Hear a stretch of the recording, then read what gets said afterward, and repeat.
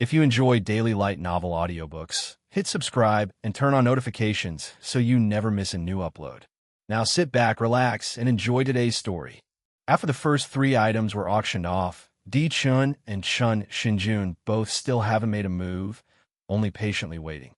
Now, for our 4th item, in the hand of the auctioneer was a wooden doll, saying, "This is a substitute doll," letting the player revive once without any negative effects.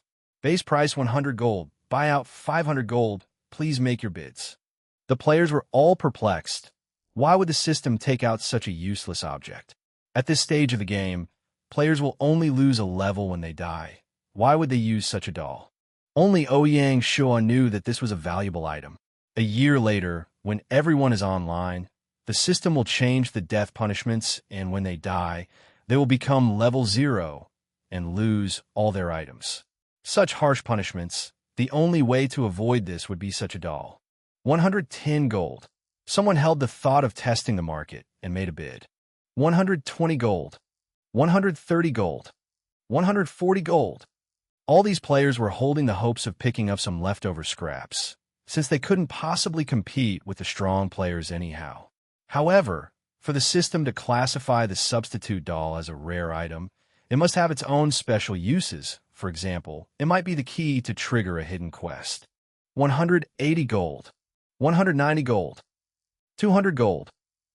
In the end, when the substitute doll reached 200 gold, very little people made bids. They were there to pick up scraps, not throw all their money in. 250 gold. Ouyang Shuo saw through all their intentions and added 50 gold, crushing their hopes. 250 gold once, twice, 250 gold 3 thrice. Congratulations, number 76, for winning the 4th item. The hammer of the auctioneer landed. The lowest priced item in the auction went to Ouyang Shuo. Bumpkin, Di Chun said condescendingly as Ouyang Shuo spent money like this. The auctioneer was very focused on her job, and she immediately started announcing the next item. This time it was another token. The 5th item is a basic soldier token, changing 100 max rank militiamen into a rank 1 armored cavalry. Starting bid 300 gold, 1500 gold buyout. Please make your bids. The crowd was in an uproar as this token could be considered to be a big help to strong powers. If it was a normal soldier token like the crossbowman cavalry that Ouyang Shuo had gotten, it would not have gotten everyone so excited. After all these people had grade 1 towns, and to equip a squad of light armor cavalry could be done. However, armor cavalry was a different case, a totally different topic. Regardless of the equipment or the good war horses, no lord was able to do so. Even Ouyang Shuo himself was searching for the Qingfu horses. 500 gold. Shapajuan made the first bid, ruling out most of the players who are here to enjoy the atmosphere. Xiongba shouted, 600 gold. 700 gold. The one that joined him was Zhanlang. Dichen did not want to be left out and shouted, 800 gold. Of the original 6 tyrants of Han-Dan, only Qin Shinjun, Feng Qiuhuang, and Feng Qingyang didn't make a move. Feng Qingyang, because he didn't have the money, while the first 2 for reasons unknown.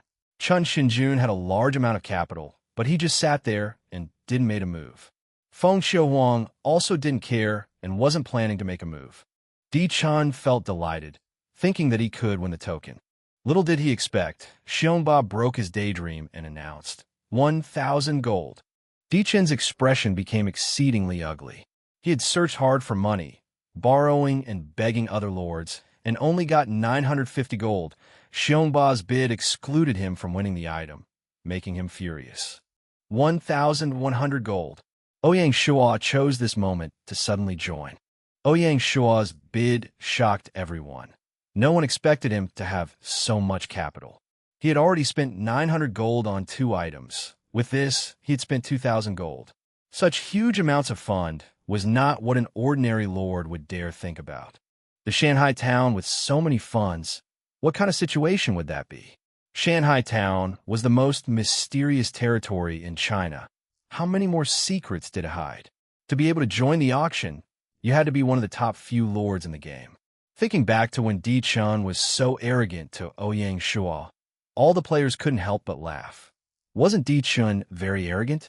Now, he can't even take out 1,000 gold and still have the face to look down on Ouyang Shuo. How funny. Di Chun felt the eyes of all the players land on him, his face turning as black as charcoal.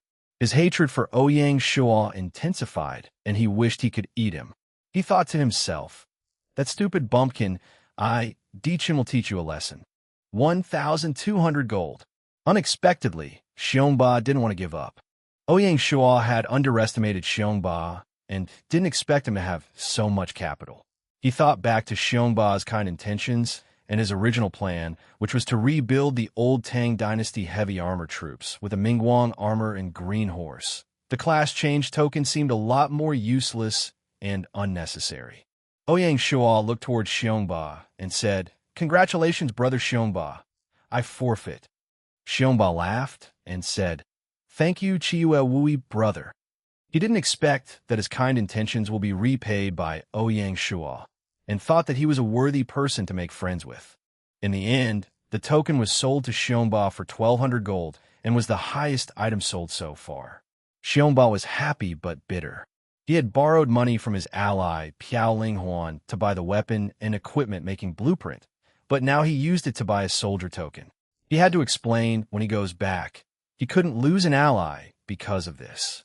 The first half of the auction ended, and the auctioneer announced a break of half an hour.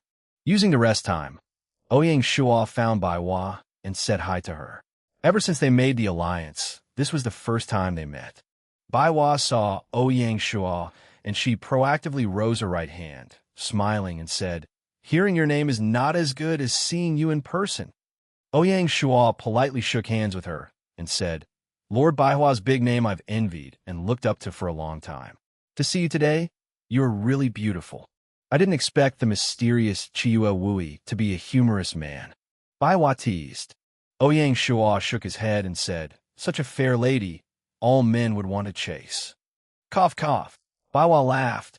Her beauty shocked Ouyang Shuo. "I haven't congratulated you for getting 2 items. Seems like you are financially strong." Same. To Baihua's strategy just now, Ouyang Shuo admired it. Baiwa was very happy with her gains this time. The only thing that she wanted most was the weapon equipment making manual, which she had no chance of getting, feeling a little regretful. She looked at her ally and joked, "Consonant's village wouldn't be able to get the weapon and equipment manual, so we must depend on Shanghai Town to help us." Ouyang Shuo nodded and casually said, "What help? As allies, I can promise that if we get the manual and reach an industrial scale, we will definitely sell it to Consonant's Town." Baiwa was delighted and sincerely said, "This little sister will thank you for that." Little did she know that developing military production and selling to allies and obtaining high profits was originally Ouyang Shuo's intention. The salt pans had a max capacity, and the mines had a day when they will be mined out. Ouyang Shuo would not wait and die. Military production was the best chance. Not only could it help the territory businesses to upgrade, it could also help increase the strength of the allies. It's like killing 2 birds with 1 stone. When the 2 of them were causally taking, 2 male players came near Ouyang Shuo and said excitedly, "Little brother is from Xuanlong Dianxue and greets brother Chiyu Wui." Ouyang Shuo realized that these 2 were people who backed Ouyang Shuo when Di Chun had provoked him. Ouyang Shuo held his hand and smiled. "Oh, it's you 2 brothers for what happened last time. I thank you heavily for it. Brother Wui is too polite. You're the flag bearer for us common players. Di Chun is only a clown." Gong Chunshur had a direct personality and did not care about Di Chun, who was standing nearby, saying loudly. Ouyang Shuo was in deep conversation with both of them. They were the leaders of the civilian players. Their knowledge weren't simple and looked very direct. However, they were scheming people. Ouyang Shuo still remembered the post that Gong Chunshur had posted when the servers were just opened. Because of time constraints, Ouyang Shuo did not have a long conversation and instead just did a simple introduction of Baiwa to them, arranging to discuss an alliance after the auction. After the break, the second half of the auction officially began. Now we will begin to auction the 6th item. The auctioneer took out a scroll and said, "This is a territory specialty scroll. After using it, chances of attracting special talents increases by 5%, Starting bid 100 gold. Buyout 500 gold. Please bid. This territory specialty scroll was what Ouyang Shuo had already gotten during the spring assault. Because the same scroll couldn't be used twice, he didn't participate in the bidding. Ouyang Shuo not needing it didn't mean that others didn't either. In the end, the scroll was won by Xuanlong Dianxue for 300 gold. After the appetizers, the auctioneer threw out a huge bomb. She held the scroll in her hand and said, "The 7th item is starting price 400 gold, buyout 2,000 gold. Please make your offers." The Iron Fudu was another name for the armor which armored cavalry wore. Such an elite armor could, in a certain degree, compete with the Tang Dynasty Mingguang armor. 600 gold. This time, it was still Sha Pejuan who started the bid. Zhang Lang didn't want to lose and shouted, 800 gold. 900 gold. Di Chun stared fiercely at Ouyang Shuo and Chen Xinjun. Sha Pejuan and Zhang Lang bidding was just a show for Di Chun to win the bid. Now the only two people who had the ability to contest would be Ouyang Shuo and Chen Xinjun. What was weird was that Chen Xinjun didn't make a move, not raising his sign even once. It seemed like he had gotten some insider news and decided to spend his money on a certain item. However, Ouyang Shuo didn't have much need for the Iron Fudu. After all, its effect was similar to that of Mingguang armor. The armory division was already having so much trouble forging the Mingguang armor and didn't have room to forge the Iron Fudu armor. However, Ouyang Shuo wouldn't allow Di Chun to get it easily. Even if he couldn't use it, he could give it to his allies. Just as Ouyang Shuo was about to bid, Feng Xiuhuang, who had been keeping quiet, shouted, 1,000 gold. Di Chun was stunned. When he came back to his senses, he furiously pointed at her. You traitor! Di Chun was so angry that he couldn't say anything. Feng Xiuhuang was emotionless and didn't care about Di Chun. The surrounding players, upon seeing that the Handan Alliance had an internal problem, smiled and waited to watch a show. Feng Xiuhuang, don't be too happy. I won't let you get away with this. Di Chun stared at her, turning to look at Sha Pejuan. Pejuan, lend me some funds. I don't believe she has more gold than the both of us. What outsiders didn't know was that in the original 6 tyrants of Handan, the one who was the most afraid of Di Chun was actually Sha Pejuan. As the representative of the Gray region, he was afraid of the political corporation's power to crush them.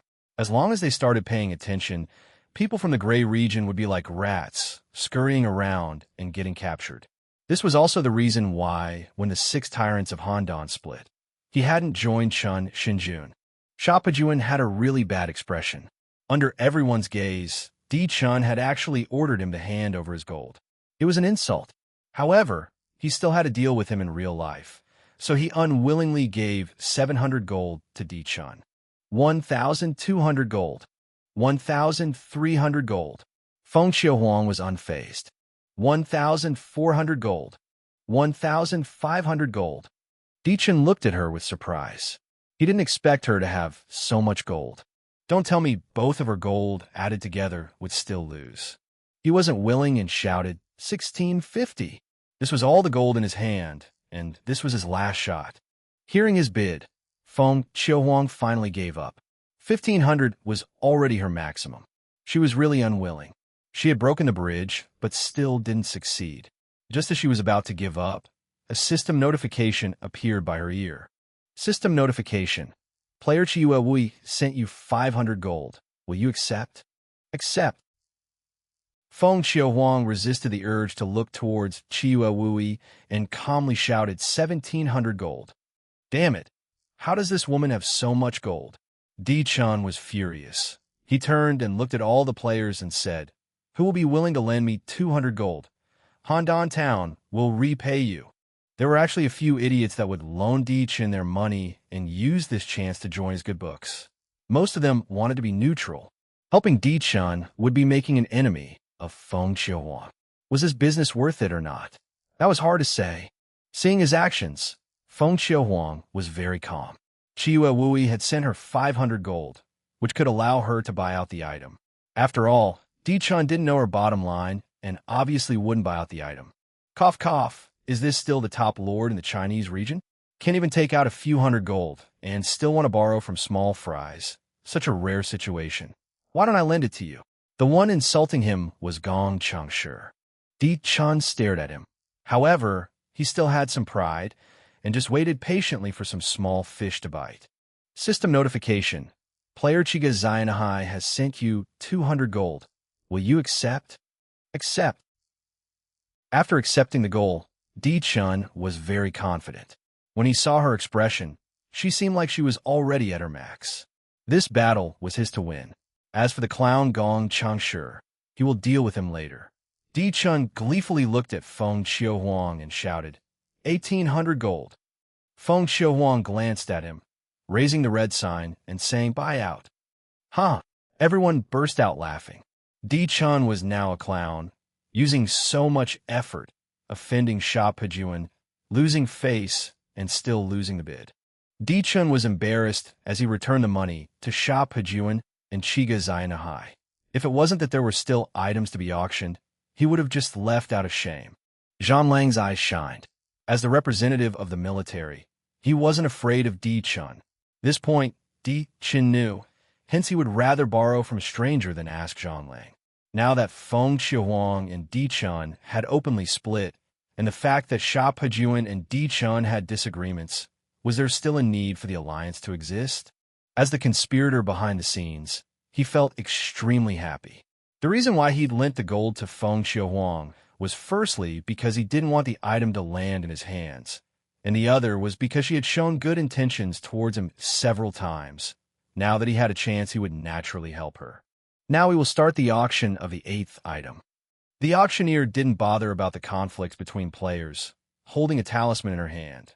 This is a spring weathering talisman, making a 20,000 Muse basic farmland into a fertile farmland. Starting price 100 gold, buyout 500 gold. Thinking about the reclaimed farmland in Qiushui town, Ouyang Shuo wasn't ready to give up, getting the token for 200 gold in the end. The 9th item was a scroll. The 9th item is the starting price 400 gold, buyout 2,000 gold. Please make an offer.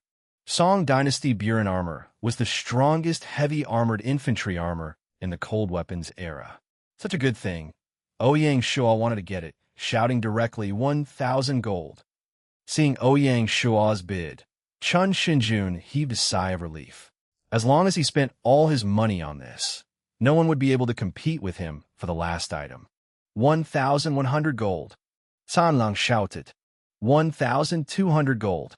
Zhang Lang froze. He didn't expect that Chiyu Wui, who had used 1,100 gold already, actually still had so much money. He was unwilling to lose and shouted his maximum amount. 1,400 gold. Ouyang Shuo glanced at Zhang Lang. He didn't expect him to have such a thick checkbook. However, he didn't want to give up and continued. 1,500 gold. Zhang Lang had no choice but to give up. Something like borrowing money like Di Chun was something the prideful Zhang Lang wouldn't do. He laughed and said, Congrats, brother Chiyu Wui. I give up. Ouyang Shuo laughed and said, Thank you, brother Zhang Lang. At this point, the auction was left with the last item. It was a scroll. The auctioneer said, The 10th item is the starting bid is 500 gold. Buyout is 3,000 gold. Please make your bids. It was at this point that Ouyang Shuo realized why Chun Shinjun hadn't acted. This was really the last item, which was different from the previous items. It not only covered the bow and crossbow, it also had all the bow and crossbow making technology from the Song Dynasty. 1,500 gold. Chun Shinjun didn't want to give any other person a chance. 1,600 gold. Ouyang Shuo reacted. Chun Shinjun frowned. Chiyu Wui's gold was like a bottomless pit. He gritted his teeth. 2,000 gold. 2,100 gold. Chun Shinjun panicked. This was not what he expected. He rolled the dice and placed his max bid. 2,500 gold. Ouyang Shuo froze. He didn't know how much money Chun Shinjun had. What if he upped the price and he bought out the item? That would be a tragic event. Chun Shinjun stared murderously at Ouyang Shuo as he slowly raised up the red sign, his face turning white. He had been the biggest loser this time, having over 2,000 gold, but going home without anything. As the curtains closed, some were happy, some were sad. The one that failed miserably was Di Chun. He held close to 1,000 gold and didn't win anything, and instead of getting himself into so much trouble and becoming the biggest joke of the auction, losing all his reputation. Another sad person was Chun Shinjun. He came confidently thinking he would win it, but unexpectedly Ouyang Shuo popped out and beat him, making him go home with nothing. The luckiest one was Feng Xiuhuang. She was about to lose to Di Chun, but at the crucial moment managed to get Ouyang Shuo's help and get the smartest was Bai Hua, avoiding all the popular items and getting the wood soul bead. The person who received the most attention was naturally Ouyang Shuo, a single person getting 5 of the 10 items. Even the most expensive weapon and armor-making manuals, he got 3, being the biggest winner. As the auction ended, what had happened was spread all over the China region. Qiyu Wui's strong financial strength defended his position as one of China's leaders. As for Di Chen's provocation to Qiyu Wui, it instantly became a joke. Suddenly, the contents of all the posts changed. This was the first time Ouyang Shuo had came out and showed his strength in public. Apart from his financial strength, his interactions with Bai Hua, Xuanlong Dinxue, and Siege Lion were paid attention to by many. What resulted from the auction wasn't only that. After the auction, Feng Xiuhuang announced she had left the Han-Dan Alliance. Their scuffle during the auction had been spread and changed many times into several different stories. Di Chun acted too highly with his status of the alliance leader. Thence, Xiuhuang leaving the alliance was something that many supported. All of a sudden, the alliance was shaken up once again, and many players speculated that it wouldn't last for long. Not letting down everyone, Zhang Lang gave the alliance a final blow. Shortly after she left, Zhang Lang announced that he was dropping out too, getting several lords from the construction industry to build the Blood Metal Alliance. The once glorified 6 tyrants of Han-Dan was once again hit, leaving behind only Di Chun and Sha Pejuan. It was the same as having died. Just as everyone thought that the Han-Dan Alliance was about to disband, Di Chun made an unexpected announcement. Wu Fu from Jingdu will join the alliance. In the territory defense, Wu Fu was ranked 10th. His strength was even above Bai Hua. With his addition, Han-Dan Alliance would continue. However, as it lost Feng Xiuhuang and Zhang Lang, 2 huge pillars, their strength wasn't as before, unable to compete with the Chunqiu Alliance. Ouyang Shuo didn't slack and instead immediately invited Siege Lion and Xuanlong Dinxue into the alliance. Under Bai Hua's suggestion, the alliance would be named the Shanghai Alliance, and the leader will be Ouyang Shuo. The alliance included Shanghai Town, Bai Hua's Consonance Town, Milan Yu's Milan Town, Xuanlong Dinxue's Xuanlong Town, and Siege Lion's Black Lion Town. Milan Yu had just upgraded to a grade 1 town and didn't have 200 gold on hand, so she couldn't join the auction, hence missing out. After knowing about what had happened, she sent a pigeon letter to congratulate him. After the establishment of the Shanghai Alliance, Ouyang Shuo promised that Shanghai Town would give them priority in the sales of the Tang dagger, infantry armor, and various bows and crossbows. As for the Mingguang armor, it wasn't on the list. Firstly, the production was complicated and Shanghai Town had to meet its own needs, so it was difficult to have extras to sell. Second was that Ouyang Shuo wanted the Mingguang armored heavy cavalry to be his special force. This wildcard was something he did not want to share, even with his allies. To act as a deterrence, Ouyang Shuo didn't hide the news about the alliance.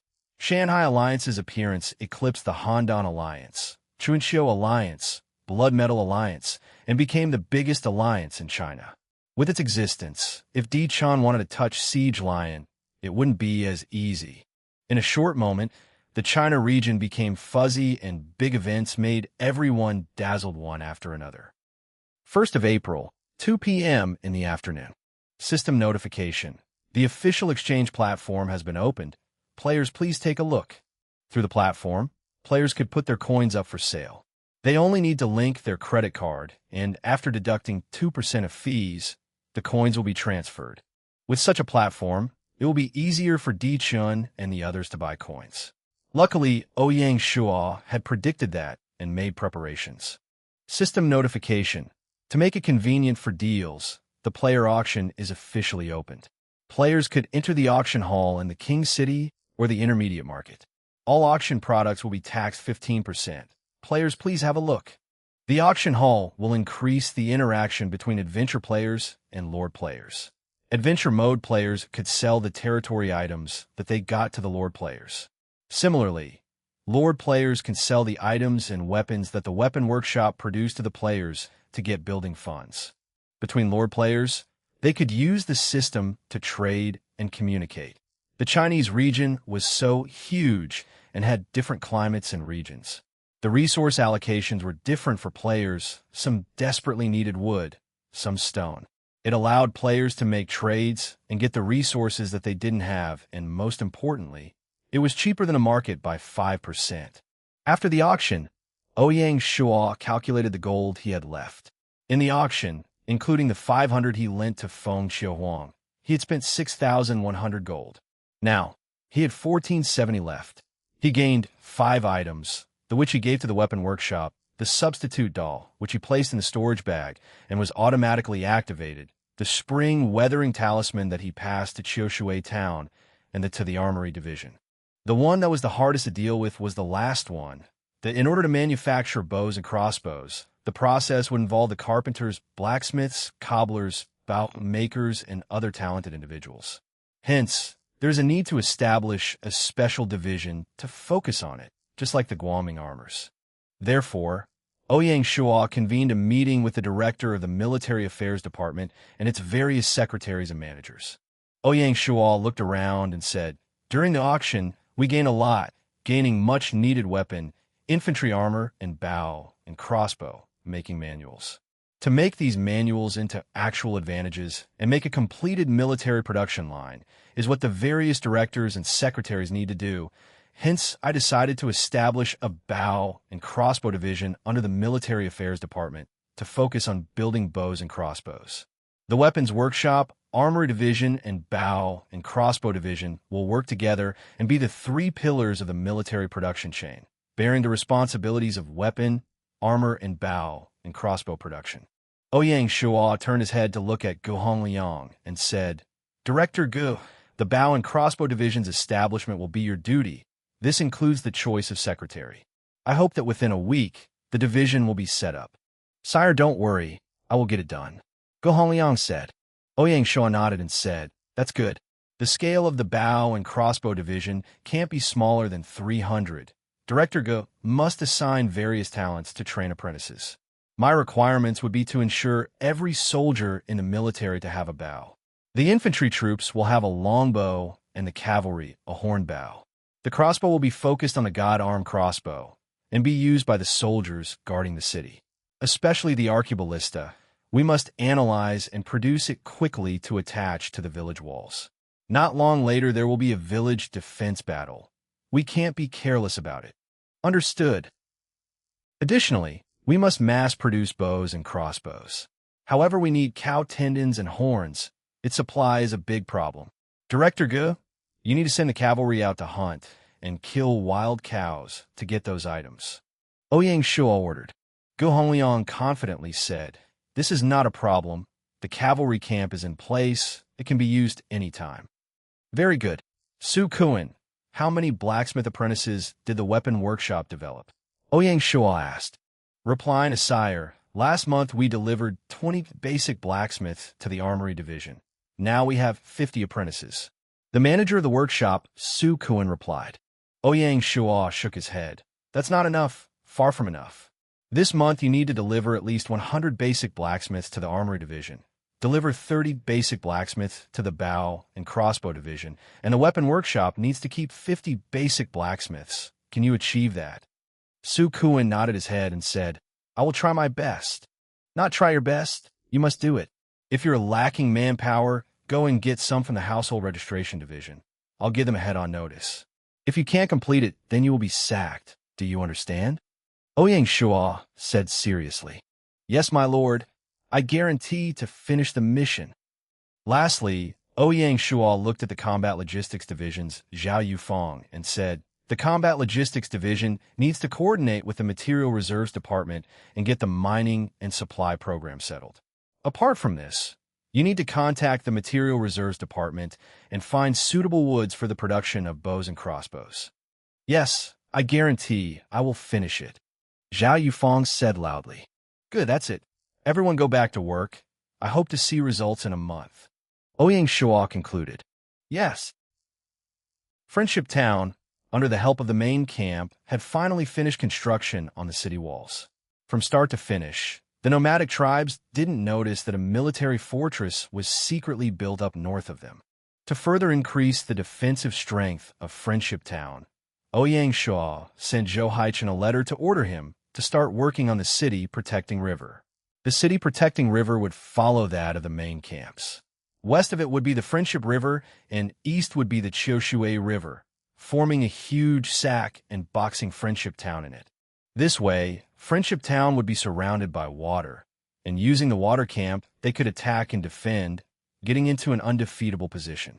Before he built Friendship Town into an impenetrable fortress, Ouyang Shuo wasn't prepared to contact the nomadic tribes. After dealing with Friendship Town, under the company of Go Hongliang and Tian Wenjing, they set out for the Suanio tribe. Li Mingliang led the 1st Cavalry Squadron to protect their safety on the way there. When they passed Qiushui Town, Ouyang Shuo took an hour-long break there to listen to Zhao Daxian report on the recent projects and situations in the town. Additionally, he took time to test and inspect the newly built Qiushui Town Cavalry Protection Squadron. The Qingming Festival was right around the corner, and as the food production base of the territory, Zhao Daxian had already begun to prepare for the festival. The planned 20,000 mues of farmland had been reclaimed, and under the effect of the weathering change token, became fertile farmland. The full 20,000 mues were used to plant rice. Apart from reclaiming farmland, Qiushui Town had also built a large-scale logging camp in the southern woods.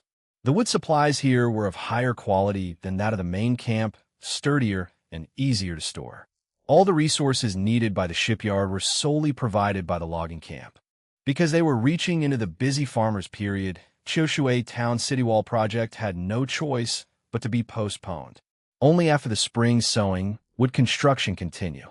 Luckily, this region was calm, and building the city walls earlier or later wouldn't make much of a difference. Between 11 a.m. and noon, after 2 hours of walking, Ouyang Shuo and his men arrived at the Suanio tribe. This time, their treatment was totally different from the cold one they had received last time. The tribe leader, Shi Xiong, personally received them outside of the stronghold. "Lord, welcome to Suanio tribe," Shi Xiong said warmly. This was the magic of food and grain. Ever since Suanio tribe started working with Shanghai Town, they were well-fed and never had to go hungry. Naturally, Shi Xiong's attitude would change, and he wouldn't dare to be arrogant towards Ouyang Shuo. However, if Shi Xiong knew that what they were getting wasn't even a third of what Langshan mining field was producing, what would his reaction be? Ouyang Shuo smiled and said, "Hello, leader. Is the shaman okay?" "Everything is okay. Please enter." Shi Xiong walked in front to lead the way as Ouyang Shuo walked side by side with him. After both sides gathered and sat down in the meeting hall, Ouyang Shuo left Tian Wenjing to discuss with Shi Xiong about further cooperation, while he got up and went towards the mountain stronghold temple to greet the shaman. The temple was built at the highest point of the mountain stronghold, having over 200 steps. Upon climbing all the way up, the shaman was standing at the mouth of the temple and welcoming Ouyang Shuo. This was a very battered elder. Her eyes looked cloudy, and she looked like she was about to die. This elder was the spiritual leader and the pride of the Suanio tribe. "Guests from afar, I welcome you," the shaman said with a hoarse voice. Ouyang Shuo did not dare to be negligent and said sincerely, "Greetings, shaman.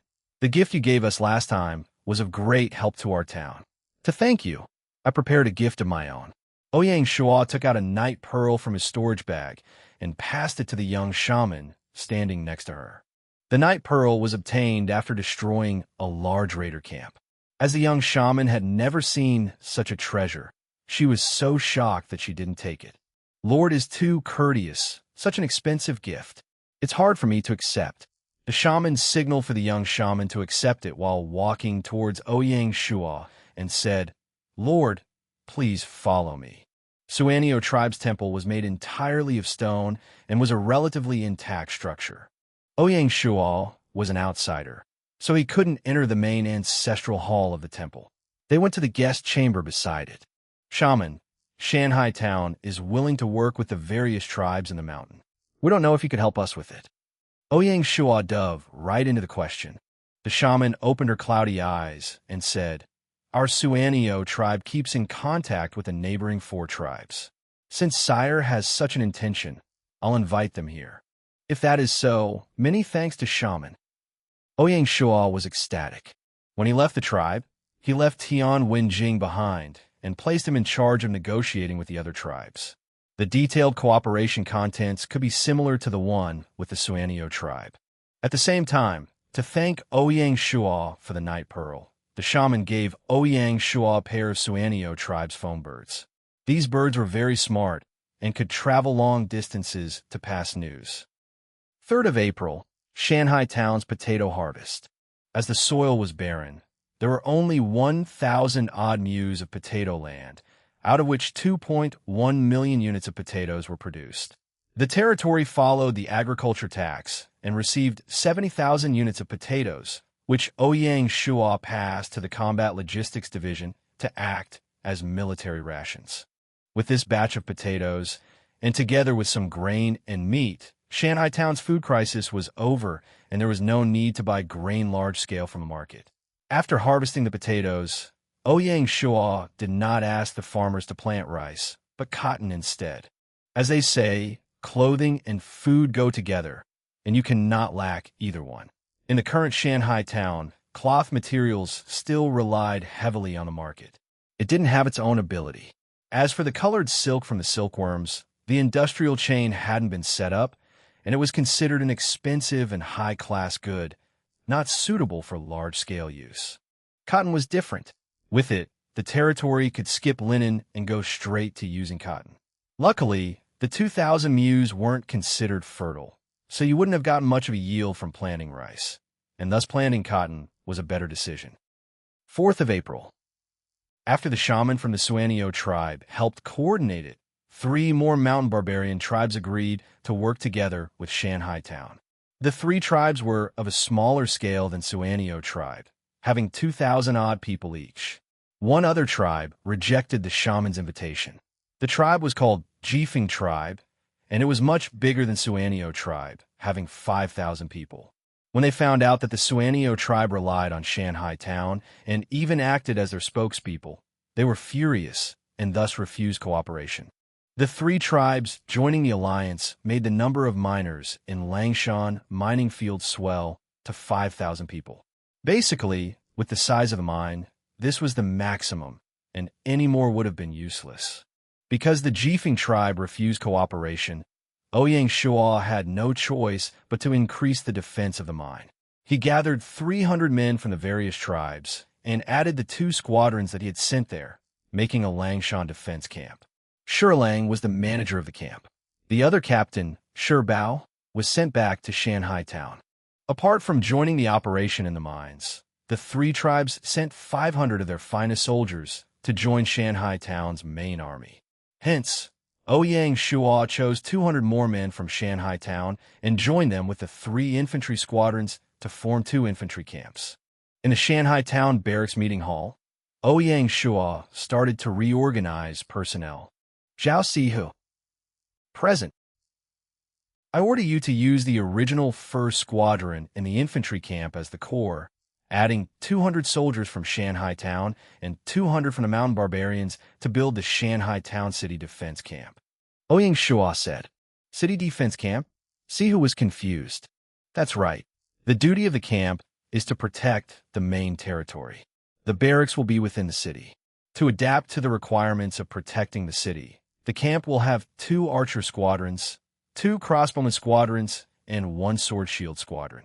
The original infantry 1st Squadron will become the sword shield squadron.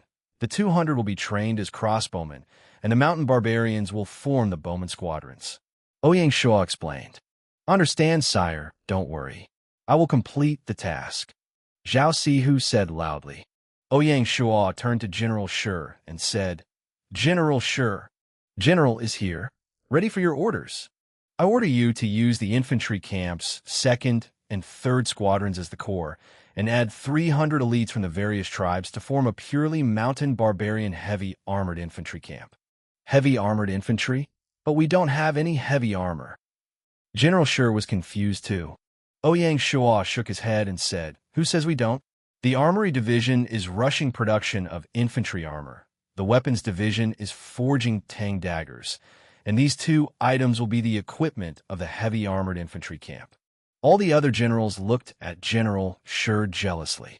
The armor was 29 kilograms, so only the mountain barbarians could carry it. The Tang knife was a forged weapon, so every soldier type could use it. No one expected the heavy armored infantry to be the first to be given it. General Shi laughed brightly. Thank you, sire, for your support. The heavy armored infantry camp will be built outside the city, and General must increase their training, especially weight training. I don't wish that when the armor is built, your soldiers aren't able to use it. That would be a joke. Ouyang Shuo continued. Sire, don't worry. I will train them well. Ouyang Shuo nodded and said, Then I'll wait and see. After you guys are formed up and become a proper camp, I will personally give the armored infantry camp its name. That was a great honor. To date, no camp in Shanghai town had its own personal designation. Hence one could see how much importance Ouyang Shuo placed on this. General Shi's blood boiled, and he shouted, I won't let sire down.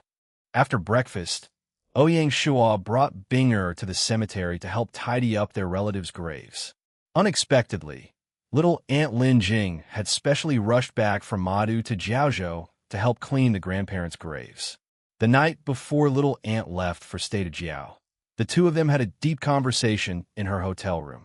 Little Shuo, are you still unwilling to tell me your in-game ID?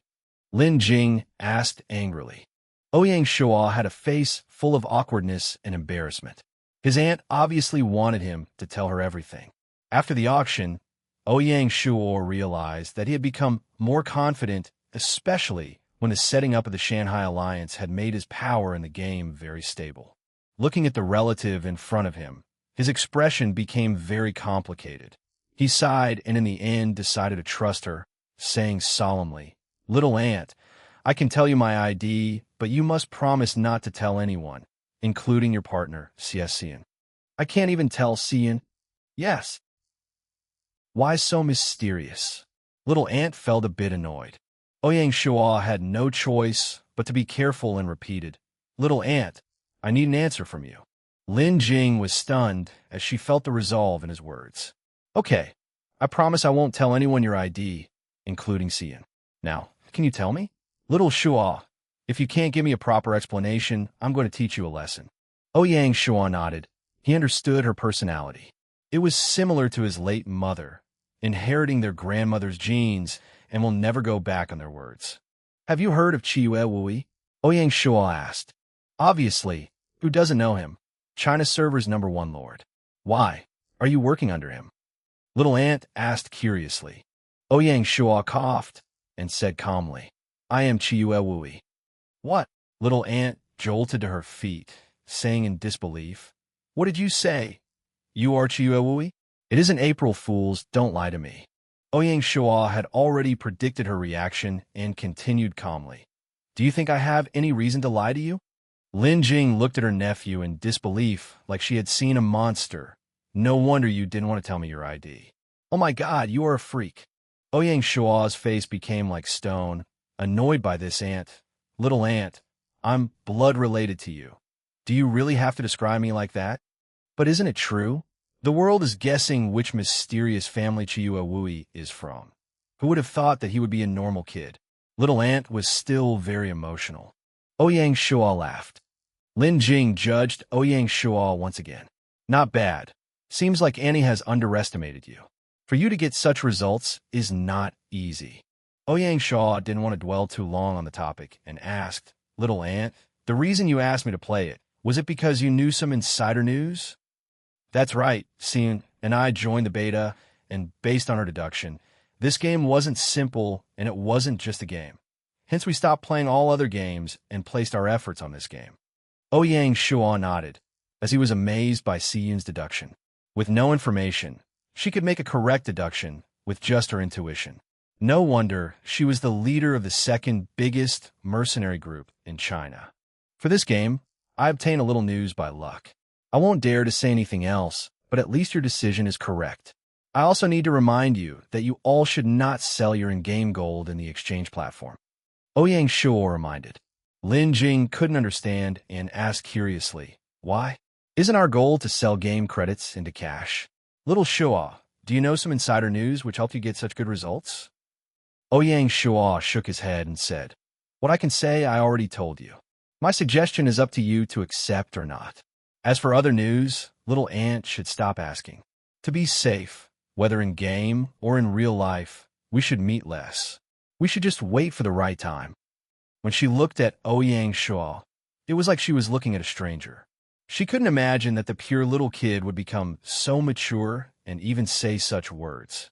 She could see a bit of Siyun in his figure. The time you speak of, when is it? Lin Jing couldn't help but ask. Ouyang Shuo shook his head and said, this I can't say, but it's going to be soon.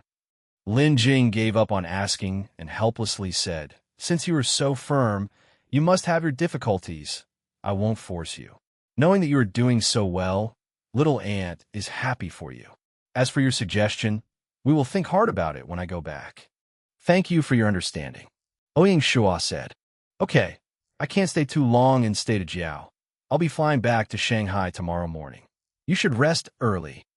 Little Ant said, okay, then little Ant, you should sleep early. Good night. Ouyang Shuo got up and said goodbye. Good night. After leaving the hotel, Ouyang Shuo didn't take a cab home, but instead chose to walk back. Anyways, the distance from the hotel back home wasn't far. Walking on the busy streets and seeing the bright and colorful lights, Ouyang Shuo was deep in thought. After showing all his cards to little Ant, he felt a lot more relaxed, like a lock had been opened within him. A person to keep such a secret to himself was really just too tiring. During this period of time, the game was bustling with news, and real life was also the same. The news that Song Won, who was following Ouyang Shuo's method to buy territories, had spread to their ally Yuan Financial Group. Yuan Ping followed this method to successfully buy a Grade 3 village. What followed next was that the news spread from 1 to 10, 10 to 100, spreading quickly amongst the middle class. All of a sudden, there was a race to buy up territories. Every day there were lucky people who became billionaires overnight, making legendary tales one after another. Out of all these people, there were naturally people who went online to brag on the forums. Just like this, news of large-scale acquisitions had pushed Earth Online to the top of the news. The public were very curious. What magic did this game have to make financial groups invest so heavily in it? A group of civilians just watched the news while a large group of them decided to join it. Those that didn't get the insider news were all rattled and tried their best to find out the truth behind the game. In a human society like China, the whole society was like a huge net. Families would be closely linked to other families, and groups will be close-knit with other groups. When someone tried hard to find out, the secret will slowly spread, spreading to small powers and increasing the acquisition craze. Such a large-scale movement finally attracted attention, and those who thought that something was wrong immediately asked the government for an explanation. Since it got to this point, the alliance government could only quicken the work for the mass migration. As for the explanation, naturally none was given. They openly announced that buying territories was the corporation's own doing and the alliance wouldn't bother. Ouyang Shuo didn't expect that he had unknowingly caused such a reaction, not knowing whether this was a bane or a boon. After he went back home, it was already 9 p.m. and Binger still wasn't asleep. She was emotional the entire day and unable to get excited. Only when she saw little Ant did she felt slightly happier. Ouyang Shuo knew that she was thinking about her parents. After coaxing her to sleep, it was already 10 p.m. After a simple wash-up, Ouyang Shuo rushed to get online. Similarly, it was the Qingming festival in the game. Early in the morning, The Military Affairs Department had represented their lord and went to clean the graves of the soldiers in the cemetery. At 3 p.m. in the afternoon, Qiushui Town's mayor Zhao Dexian sent someone to report that when the medicine farmers were out grabbing herbs, one had found a wild tea plantation. Based on his description, the leaves had white marks, probably the famous white tea from Guangxi. Ouyang Shuo was amazed. This white tea, when placed in modern society, was still very famous. This time, the basic building of the Grade 3 town, tea plantation, had been solved. This kind of tea tree would naturally grow on top of high mountains and between clouds. He didn't think about moving them and ordered Zhao Dexian to personally bring some professional tea farmers to inspect. If it was really white tea, then they would directly build the tea plantation there. On April 6th, Feng Xiuhuang had finally acquired an additional 500 gold through the currency exchange platform. Without further delay, she immediately mailed it to Ouyang Shuo, along with a letter of gratitude. Upon receiving the gold coins and the letter, Ouyang Shuo called Overing Yu and the hall manager of Four Seas Bank, Yang Yan. He kept 500 golds as the emergency funds while all of the other gold was handed to the Four Seas Bank. Ouyang Shuo looked at Ing Yu and said, "The finance department will use this fund for two things. 1. Establish bank branches in the 3 subsidiary towns, Beihai, Qiushui, and Friendship, so as to provide low-interest loans to the town residents. 2. Support and provide better policies to the shops, workshops, and handicraft industries. Encourage them to expand the scales of their businesses, hence ultimately boosting the territory's economy." Ing Yu nodded her head with a smile. "Rest assured, big brother, with this amount of funds, there will be no more restraints on the finance department anymore. There will be no need to hold back, and we can finally make something great this time. Actually, a nearly perfected economic stimulus plan has long been completed, led by the secretary of the business division, Elder Su.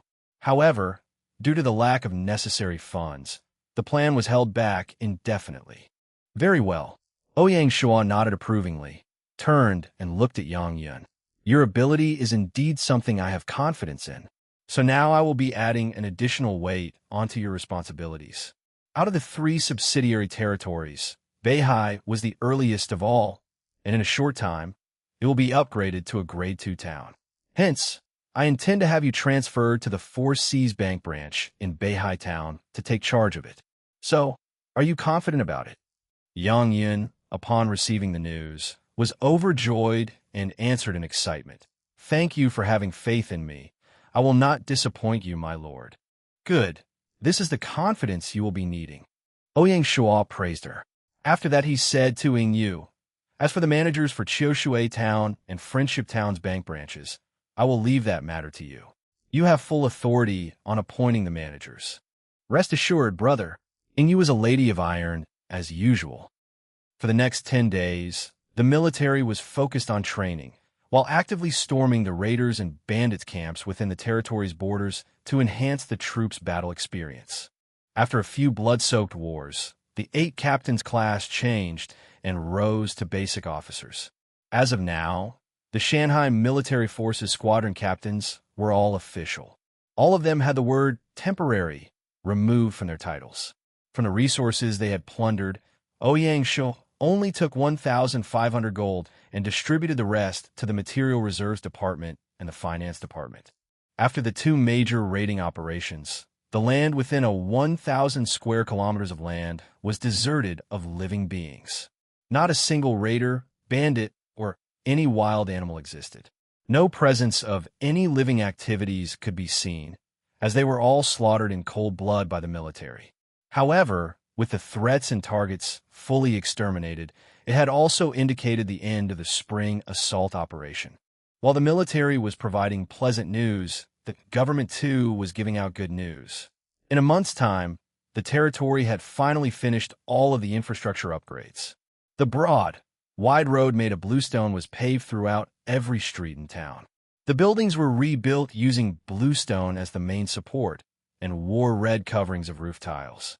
Everything in and out, including the magnificent and mighty town square, was giving off one message: Shanghai town's prosperity. Now that the advanced shipyard was upgraded, they had started right away in building Mengchong warships. Till now, there were already 2 Mengchong warships delivered to the Navy unit, and on average the shipyard could deliver 1 warship per week. A Mengchong warship's unit capacity was a squadron of Navy men. Therefore, 3 more warships were needed in order to meet the needs of the whole Navy unit. Other than that, his 3 subsidiary territories had also delivered good tidings. Beihai Territory was now officially a Grade 2 town, with a maximum population of 5,000 residents. For this, Ouyang Shuo had spent 1,000 gold on the advanced port building blueprint and had ordered the start of the Beihai Port project. As it was a massive construction project, even with Beihai Town going full thrust, it would still need at least a month's time. A port was like a dock and a ferry terminal. They were all classified as special buildings. Basic port building blueprints were priced at 10 gold. Hence, the price of an advanced port would be 1,000 gold, or twice the price of an advanced shipyard. For Qiushui Town to be upgraded to Grade 2, it would need to take another half a month. The good thing was that the wild white tea plantation in Nanfeng Mountain was transformed into a 5,000-acre tea plantation under the name of Qiushui Town. Between the end of March and early April were the times to harvest the white teas. Surely Zhao Dexian wouldn't let this opportunity slip away from his fingers. He had ordered the tea farmers to harvest them, and they had now already almost finished the harvests. It wasn't a surprise at all when the white tea was recognized as a territory special local product by the system. As Ouyang Shuo had left the tea plantation under Qiushui Town, any profits made by the sales of white tea through the grocery shop would naturally be accredited to Qiushui Town. This, in turn, would be able to stimulate and speed up Qiushui Town's economy. Zhao Dexian proved himself to be a man of sense, as he had only secured the few white tea trees of the highest grade, labeling the teas as tribute teas. Tribute teas were the best of all. They were not available for sale and would only be specifically given as tribute to the manor, in particular to Ouyang Shuo. Switching to the latest affiliate town, Friendship Town, all necessary infrastructure was built. It was now focusing on building its moat, but due to the project being massive in size, there is still a long time before completion. As of now, Friendship Town was still unable to be self-sufficient and constantly needed the main territory's support and funds. On April 15th, Langshan Mining Field sent urgent news. The Jifeng tribe has ambushed the mining site. It has destroyed a few facilities and engaged with the garrison team. The clash ended with a number of injured and casualties of more than 40 people. 2 p.m., Shanghai Town Chamber. Ouyang Shuo summoned the Military Affairs Department and the 3 majors, and an emergency meeting was held. He glanced around the chamber, solemnly saying, "I believe the news has reached all of you. Langshan Mining Field was hit. This is clearly a blunt provocation to Shanghai, and I, the Lord, will make them pay for their actions with their blood. My Lord, please give the orders. We will stab them right in their hearts and storm their tribal camps." General Shi, the tempered general, was the first to ask for a battle assignment. "That's right, my lord. The city defense unit will act as the vanguard." Zhao Sihu rose next. Only Major Lin, he said in a reluctant tone. "My lord, the cavalry unit will be your spear." Ouyang Shuo shook his head and answered Lin Yi. This time, the expedition would be close to the mountain and deep in the woods. The terrain is not favorable to the horse-mounted cavalry. Stay, guard, and protect the territory. The cavalry unit will be taking over the city defense unit's duty. We have been wiping out the raiders and bandits. The resentment between them and us can only be washed away with the last drop of blood, be it theirs or ours. I do not wish the territory to be plundered and seized by these scourges. Major Lin, a big responsibility lays upon you. Please do not let your guard down." "Yes, my lord." Clearly, Lin Yi knew it would turn out like this, but he was just trying his luck to see if the cavalry could join the expedition. Ouyang Shuo ignored the 2 war hawks, General Shi and Major Zhao. Instead, he turned to the Military Intelligence Division and said, "Did the Military Intelligence Division have any intelligence on Jifeng tribe?" Sanguzi. Oh, he now goes with the name of Song San. Song San stood up and answered, Yes, my lord. Ever since they declined to cooperate with us, the Military Intelligence Division had started gathering information regarding the Jifeng tribe. Very well, we are all ears. Ouyang Shuo praised the division for their performance. Song San started his report. Between the borders of Lianzhou and Lingnan were mostly mountain terrains, and barbaric tribes lived and spread across the area. They were divided into two, the northern tribes and southern tribes. Each was led by a leader tribe of 10,000 men. The ones we have met so far were all southern tribes. The southern tribes consisted of 40 tribes. They were slightly weaker than the northern tribes. The leader tribe was Tiango tribe, followed by 4 5,000, 10,000 strong large tribes, 10 3,000, 5,000 strong medium-sized tribes, and 25 less than 3,000 strong tribes. Therefore, as one of the 4 large tribes, it would be natural that Jifeng tribe was unwilling to listen to the Suanio tribe. Jifeng tribe has around 5,400 men, using strong wind as their tribe totem and Huan as their surname. Their leader is called Huan Tai. He became the tribe's chief not long ago, and his age is less than 30 years old. The tribe's combat force is the tribe hunters, numbering in the 800s. According to my speculation, they were the ones who hit the Langshan mining field. Ouyang Shuo was really satisfied with the Military Intelligence Division, as they were able to see the bigger picture and derive the reason behind the incident of the Langshan mining field. It was truly convincing. What is the geographical condition of the Jifeng tribe and their tribe's defense system? Gu Hongliang was naturally more concerned about these questions. Song San nodded his head and said, Jifeng tribe is located 20 kilometers east of Suanyo tribe. The tribe's location is in a valley-like terrain. It has 3 walls of mountains, with only an entrance at the west side where Jifeng tribe has built a defensive wall. Hence, we will have to take it down in order to raid the tribe. Ye Hongliang frovnid instantly. Such a terrain, easy to defend and hard to attack. It really was troublesome. He wasn't ready to give up, and he asked again, How high are the mountains? Can we grapple and climb over them? Song Sin shook his head, saying for sure, It is impossible. Although they are not as high as ours, they are still 500-600 meters tall. In addition, the mountains are filled with bushes and trees, so they are hard for one to travel across, let alone climb over them. In that case, we only have one choice left, a direct attack. As long as we take down the defensive wall, the tribe will be like turtles in jars, our play dolls. Ouyang Shuo opened his mouth suddenly. Gu Hongliang nodded his head and asked, My lord, the expedition, who will be involved in it?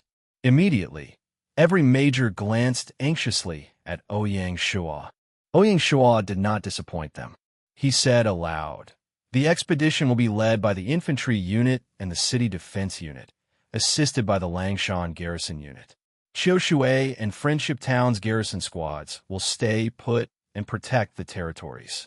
Sure, Wanshui and Zhao Sihu were filled with immense excitement, while only Lin Yi was feeling lost. As soon as the expedition army was chosen, Ouyang Shuo continued on arranging the logistics to ensure the operation goes on smoothly. Zhao Yufang. Here.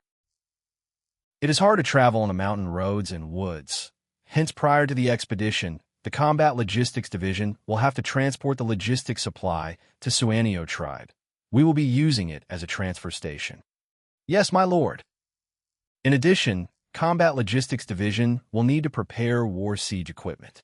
The war versus a defense wall is a formidable task. We must be fully prepared. Ouyang Shuo continued on. Understood. Rest assured, my lord. Zhao Yufang was confident. Medications must also be taken care of. The mountain jungles are filled with snakes and insects, some of them venomous. Have a word with the hospital and prepare the appropriate medications. It'd be best to talk to the chief shaman in Suanio tribe. He is an expert in this field. Ouyang Shuo really did arrange things in great detail. After the logistics, Ouyang Shuo continued with his orders. Song San. Here. The Military Intelligence Division needs to gather more information, including the road paths and its condition that we will be taking. This is the first time Shanghai will engage in a mountain jungle terrain. The intelligence must be done perfectly.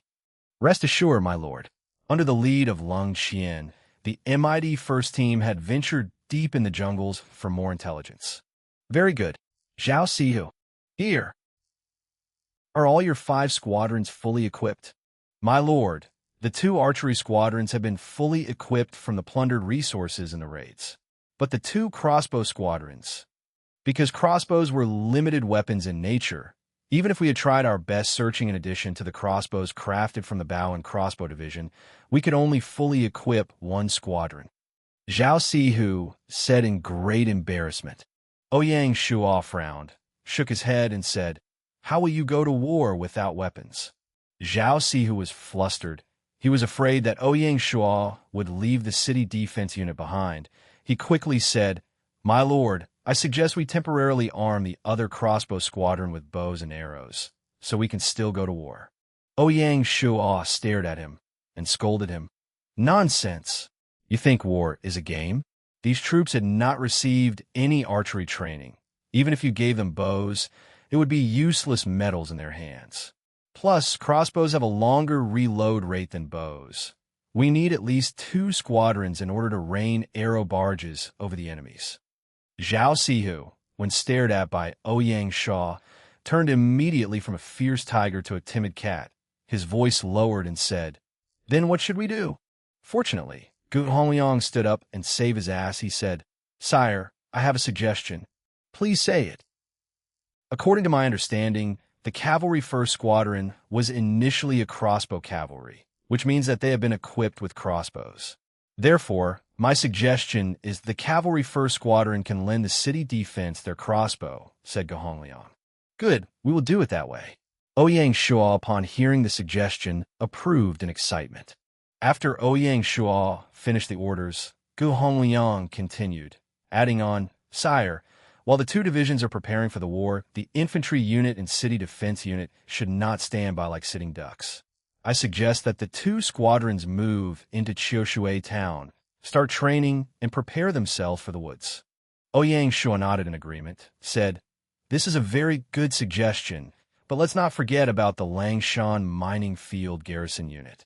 The infantry unit and city defense unit will move into the mining site. They will train and coordinate together with the garrison unit."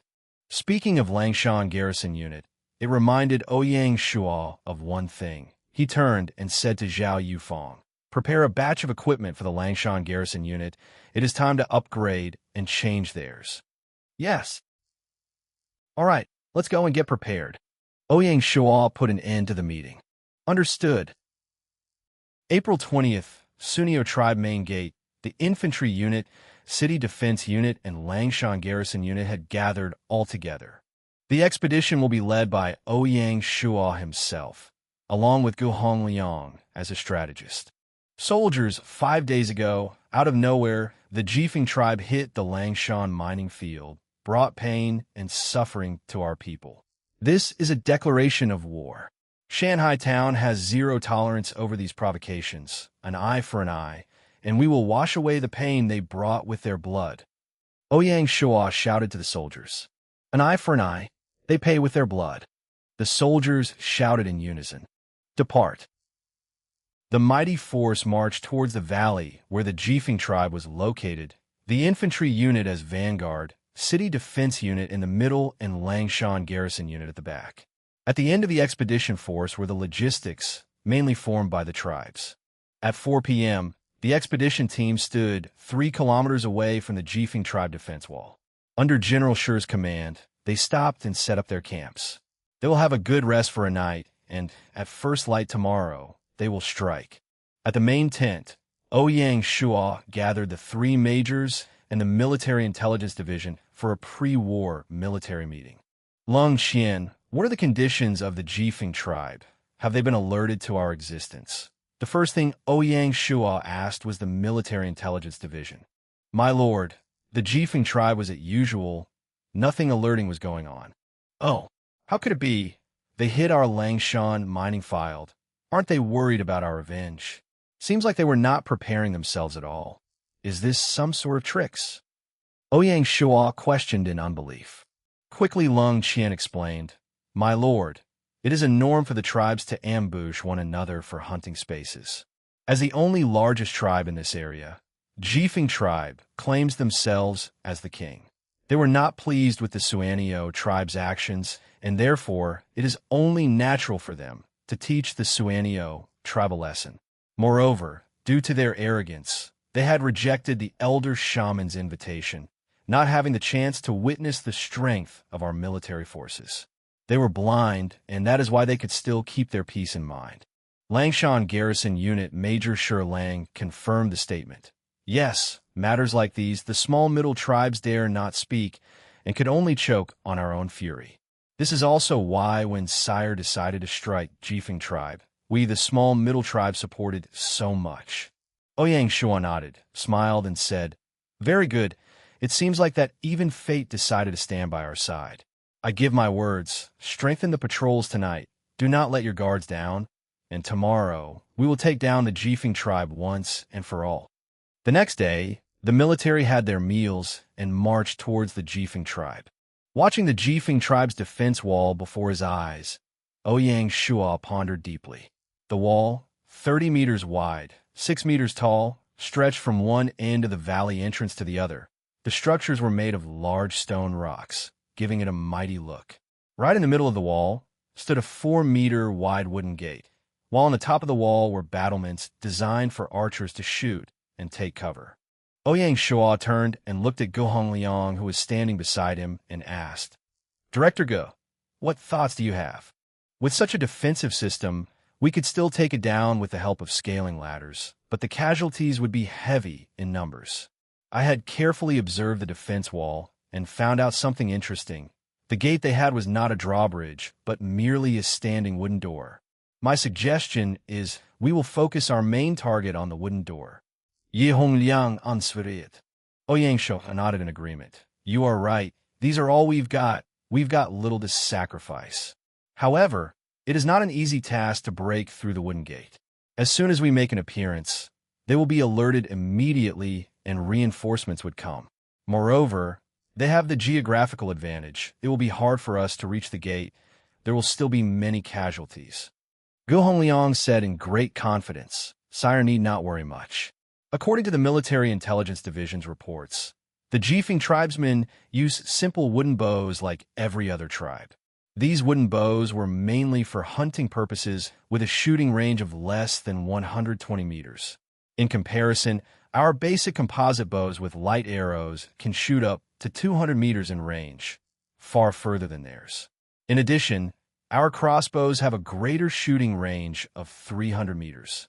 Therefore, as long as we stand 150 meters from a defense wall, out of their 120 meters bow range, we can totally suppress the tribesmen behind the wall with our crossbows.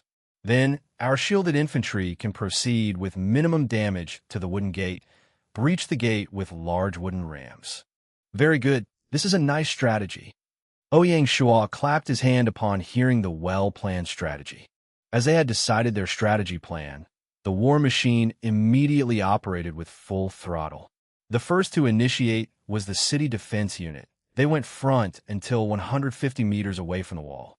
The first line of defense stood a row of experienced rank 4 veterans shield sword infantry squadron. Their task was to form a wall like an unbreakable shield and protect their fellow war archers. The second and third row were the 2 squadrons of bow archers, formed by the native tribesmen, Zhao Si, who had chosen the best out of the best. With the composite bows in their hands, they were nearly unstoppable. The last 2 rows were the Shanghai crossbow squadron. A crossbow was easy for one to grasp in nature.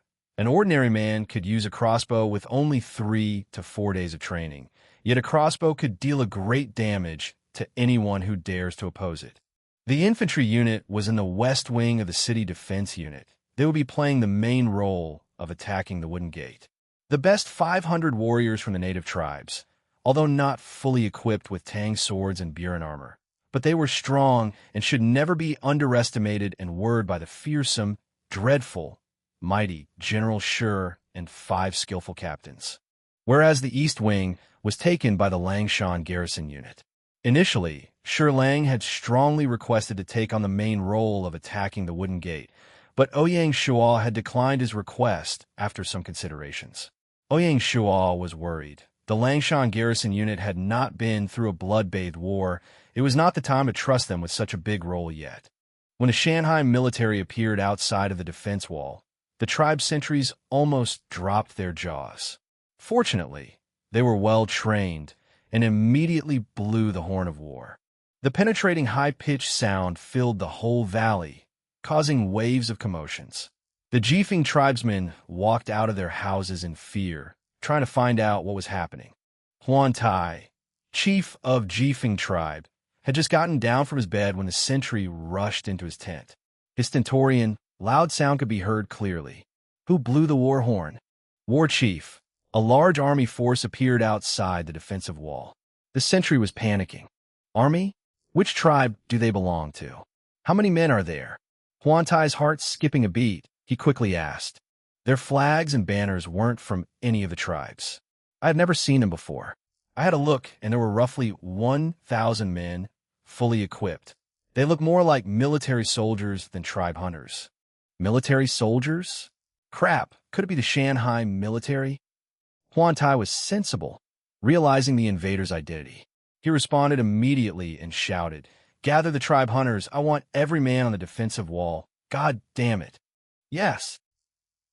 Jifeng tribe hunters consisted of 800 men, while 200 were stationed patrols on the wall, and the other 600 stayed in their warm houses. They all gathered together only when the hunt was on. Therefore, it would take more than a simple effort to gather all of them in such a short period of time. Huan Tai started to gather the hunters while comforting his tribesmen at the same time. When the gathered men hit 400 in number, Huan Tai could wait no longer. He was worried that the defensive wall could not fend off the Shanghai military. He could not sit by and watch, doing nothing.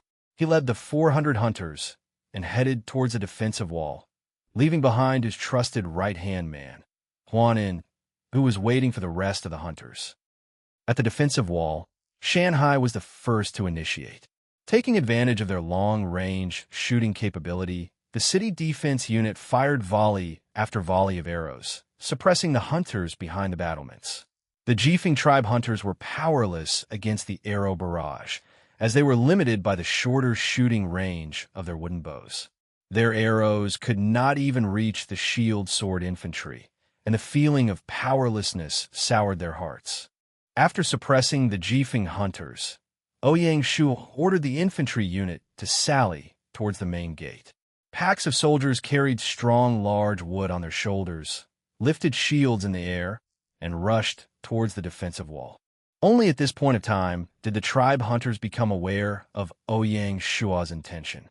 Watching the infantry unit coming closer to the defense wall, they had no choice but to endure the rain of arrows and return fire. Honestly speaking, the hunters weren't really unable to parry the attacks. After all, they were the ones with the geographical advantage. As soon as any infantry came close to the wall, they would rise and return fire, fearless and fearsome, rocks and wood rolling and falling down the defensive wall, pushing back the infantry unit again and again. Finally, Huan Tai came with his reinforcements. His arrival inspired confidence, and quickly the morale within the hunters stabilized.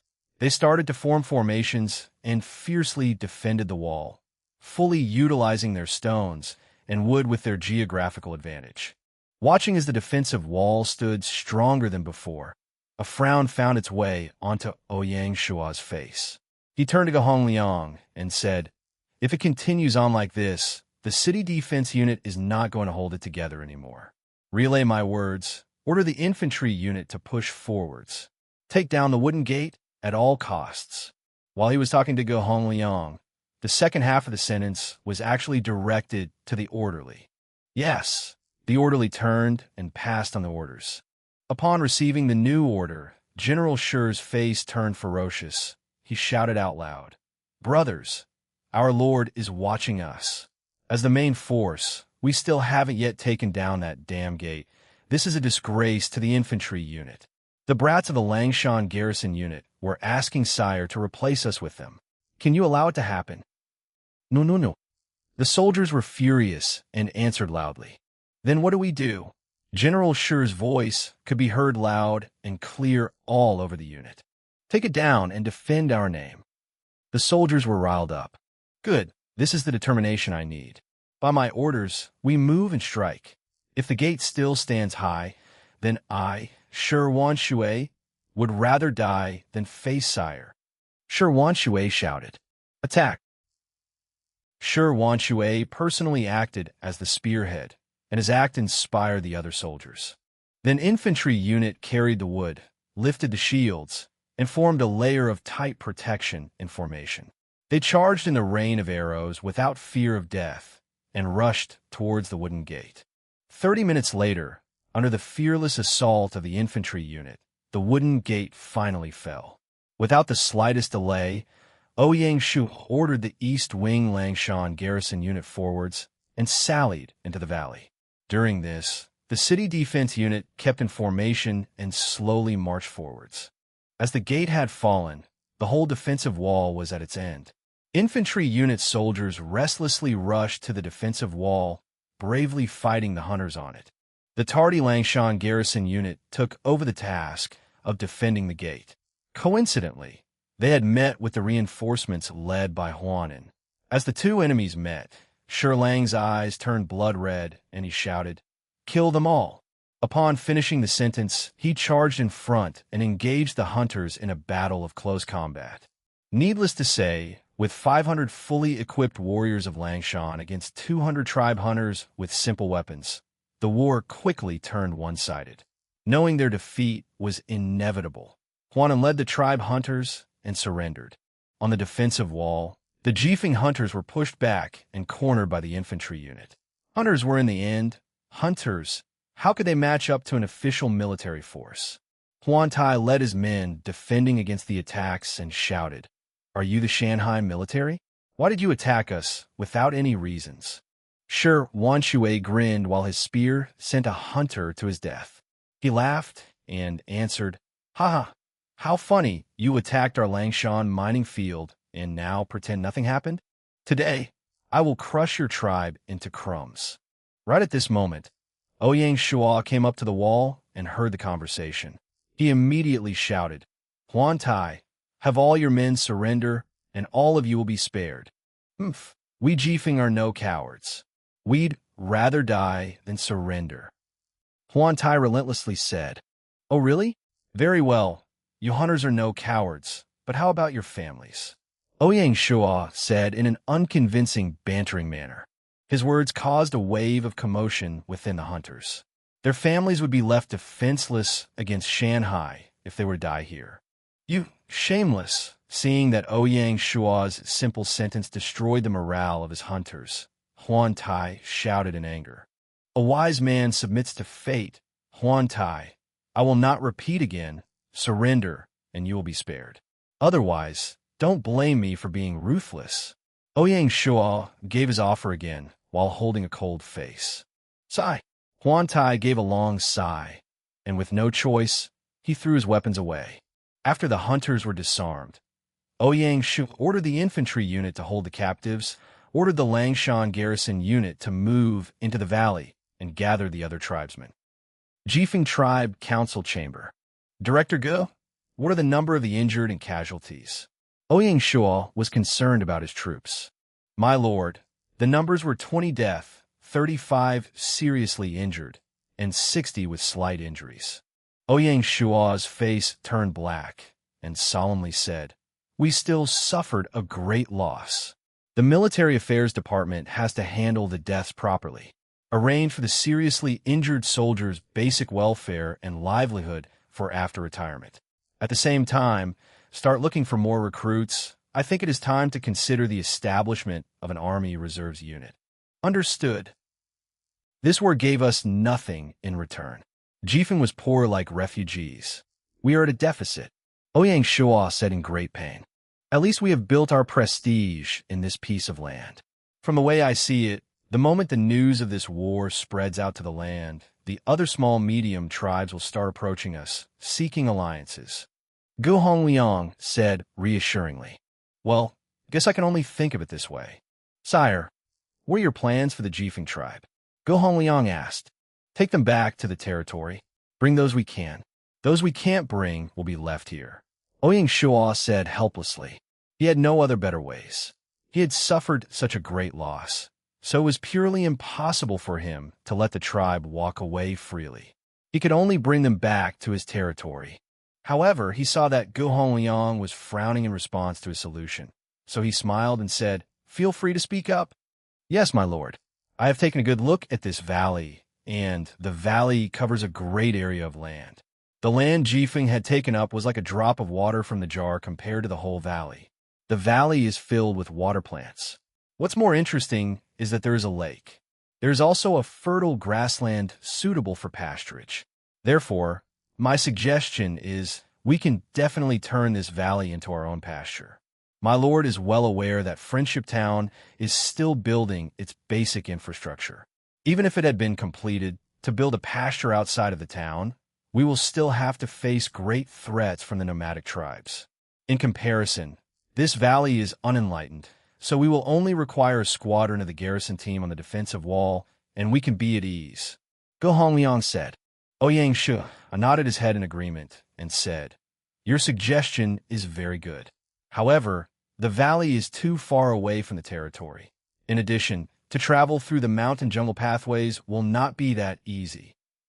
My lord, as long as we can smoothly establish a military pasture, have some men and resources, and pave a road from Suanio tribe to the valley, the results will still be worth it." Go Hongliang continued to persuade Ouyang Shuo. "All right, we will do as you planned." Ouyang Shuo had finally made his decision and continued. The Military Affairs Division must have good communication with the Transportation Division and make preparatory arrangements. After we return to the territory, perhaps it is time to make contact with the nomadic tribes. It is not good to delay further anymore. Understood. The Expeditionary Army escorted nearly 5,000 prisoners detained in the battle and returned to Shanhai Town. There was a small incident while returning from the Jifeng tribal valley. The great shaman of the tribe committed suicide in the temple upon learning the tribe had fallen under the siege. The news about the great shaman's suicide spread quickly among the tribe and caused quite some stirs. Seeing sparks of rebellion among the tribe people, Ouyang Shuo decided to stay at the valley for one more day for the purpose of calming the tribe people and the affection towards the other tribes around the valley. They held a funeral for the great shaman, and their action greatly lifted the Jifeng tribe people's hatred towards Shanhai Town. As expected by Gu Hongliang, after the news that the Jifeng tribe had fallen to Shanhai Town, within a day, the surrounding tribes, including 2 medium-scale and 6 small-scale tribes, quickly sent their emissaries to the Suanio tribe's great shaman to be the middleman between them and Shanhai Town. This was also to express their goodwill towards Shanhai Town. With the fall of the Jifeng tribe, the Suanio tribe replaced the position of Jifeng tribe in an indiscernible way, becoming the regional head. This caused the tribal leader, Shi Xiong, to be very proud, and he admired the great shaman's decision on that day. Seeing that Shi Xiong was a little bit carried away, the great shaman had no choice but to step in. The shaman warned him that the only reason that the Suanio tribe was the way it was right now was solely because of Shanhai Town, so he shouldn't get carried away and take the other tribes around the valley lightly, as it may cause these tribes to rebel against Shanhai Town. Under the reminder of his shaman, Shi Xiong managed to wake up from his own imagination. In order to express their gratitude to Shanhai Town, they sent another 2 pairs of hummingbirds to show their respect towards Shanhai Town. As for Ouyang Shuo, he was clearly satisfied with the actions of Shi Xiong. Those hummingbirds were sent to the Military Intelligence Division. He also told Song San to try his best to learn the secret technique of the Suanio tribe on how to breed and expand the numbers of the hummingbird. This was because these little things were extremely useful, as they could help in gathering information, delivering messages, and the value of these tiny creatures could easily be summed up to that of an entire battalion, if used properly. The remaining 600 hunters were all disarmed and were sent to the mining field to mine for 2 years after returning to Shanhai Town. They would be granted the identities of residents of Shanhai Town at the end of their services after 2 years. With these 600 people, the amount of miners increased up to 1,000 people, meeting the requirement to advance into an advanced mining field. With the Armory Division and Weaponry Division starting to produce armors and weapons, the demand of iron increased drastically, and these 600 captives came in handy to raise the mining speed. The hands of these 600 people were covered with the blood of Shanghai Town's army.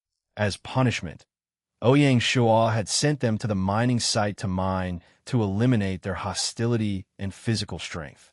He specifically ordered the person in charge of the mining excavation site to only give them 3 meals a day, an amount that was only enough for them to not starve. However, their most basic human rights, or so, were maintained, as they weren't allowed to be punished by the wardens without a reason, or they be punished heavily.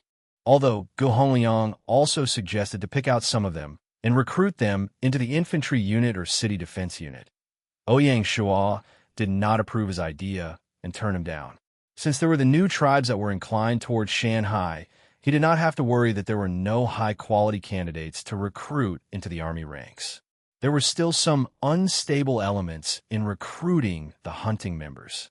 The remaining 4,000 people were arranged and sent to the northern salt pans to begin the last phase of the saltern construction. Upon completion of the northern salt pans, it had reached the maximum limit of 1,000 acres. With the increase of these 4,000 people, Beihai Town was pushed to the size of a Grade 3 town and was ready to advance its level once the other infrastructure constructions were completed. Ouyang Shuo also thought about keeping these 4,000 people in Shanghai Town in order to reach the population number of 10,000 to advance into a city, but this was not an easy task.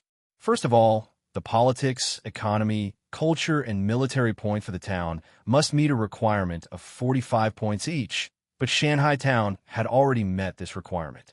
The crucial point was that to advance into a city, the town lord must hand in an application to the game system in advance. Upon meeting all requirements, the system would automatically generate a huge wave of bandits to siege the territory. Only upon successfully defending the territory would the town successfully advance to the next level. Moreover, this application to the game system was limited to a number of times. Failure in defending the territory would lead to a cooldown of half a month. Should a player apply 3 times and fail 3 times, the territory would lose its qualification of promotion permanently. Thus, one must think twice and be fully prepared before submitting an application. However, Ouyang Shuo killed his thought of advancing Shanghai Town in such a short time. He cleared his mind, as he was never a person who acted frivolously.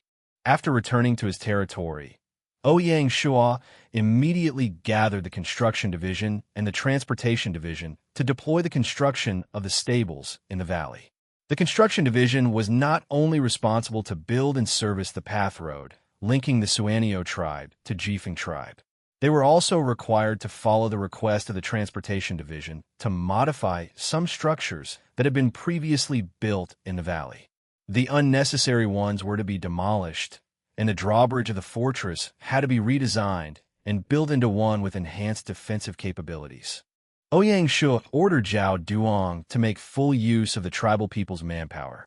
All he had to do was just provide them food, and these tribal people would be more than happy to work.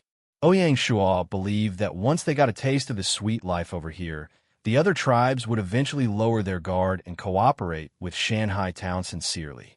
The army rested and prepared for another 3 days, and after that, Ouyang Shuo began to reorganize all the battalions. The city defense unit alone will be occupying the entire advanced military camp in the city, officially taking over the responsibility for city defense. Another advanced military camp was built somewhere 20 miles away in the west by the construction division and handed over to the infantry unit, being named as the City West Camp, located somewhere between the border of the territory and the main base, responsible for safeguarding the western region of the territory. The responsibility was heavy because there were a lot of main properties, industrial areas outside the city, mining field, factories, and settlements everywhere, saturated in the western region. The cavalry unit was instead officially moved to Friendship Town. In the north of the town, an advanced military camp was built for the cavalries, named City North Camp. The camp was like a nail struck deep in the Great Prairie, safeguarding and monitoring the nomadic tribes. Before the cavalries departed, Ouyang Shuo summoned Lin Yi to his office and had a secret discussion for the entire afternoon with the presence of Gu Hongliang. Whatever that was discussed was not known by any other people except the trio. On the eve of the 1st of May, Shanghai town welcomed several happy events. Through the recruitment hall, an advanced priest, Gu Yin, was recruited. He is said to be one of the descendants of the Gu Hong bloodline from the Eastern Jin dynasty. The priest was not only a master in Taoist classics, he was also a master apothecary, proficient in making pills. One could really see some traits of the Gu Hong, the great priest, in Gu Yin's actions. Gu Hong did not choose to have the Taoist temple built in the city, but he chose to have it built on top of a hill somewhere at the west of the city after traveling around the entire territory for more than 3 days. The scene around the hill was indeed beautiful, making it a great place. Feng Shui had always been mysterious. Ouyang Shuo did not stop him for this reason, and he deeply believed that Gu Yin choosing that location had his own reason and consideration since he was someone who is good with Feng Shui. Taoist temple belonged under the category of cultural structures. It came with the advantage in promoting the culture of the territory. Thus, Ouyang Shuo did not hope to gain income from the temple. He also ordered the construction division to follow the demands of Gu Yin in the construction of the temple. Upon completion, under the stats of Gu Yin and the unique characteristics of the temple, the cultural index of the entire territory was increased by 5 points. The temple was then named Qingyang Temple by Gu Yin, and he took in 2 miscellaneous servants and 4 orphans as apprentices. The other 2 structures in the Grade 3 town, the pawn shop and the inn, was also completed by now. However, these 2 structures were not able to operate properly now. With the presence of the 4 Seas Bank providing low-interest loans and the conditions of Shanghai town, the pawn shop is more for display only, and the residents were basically refugees from other places, and they have yet able to save up much money or any valuable items. Therefore, the finance department only hired 1 shopkeeper just to look after the pawn shop. The same goes for the inn. Shanghai town was currently a closed territory, and there's barely any outsider. Naturally, the inn had no guest at all. Therefore, there's no one who was willing to take over the inn, and with no choices left, the inn could only be temporarily managed by the finance department.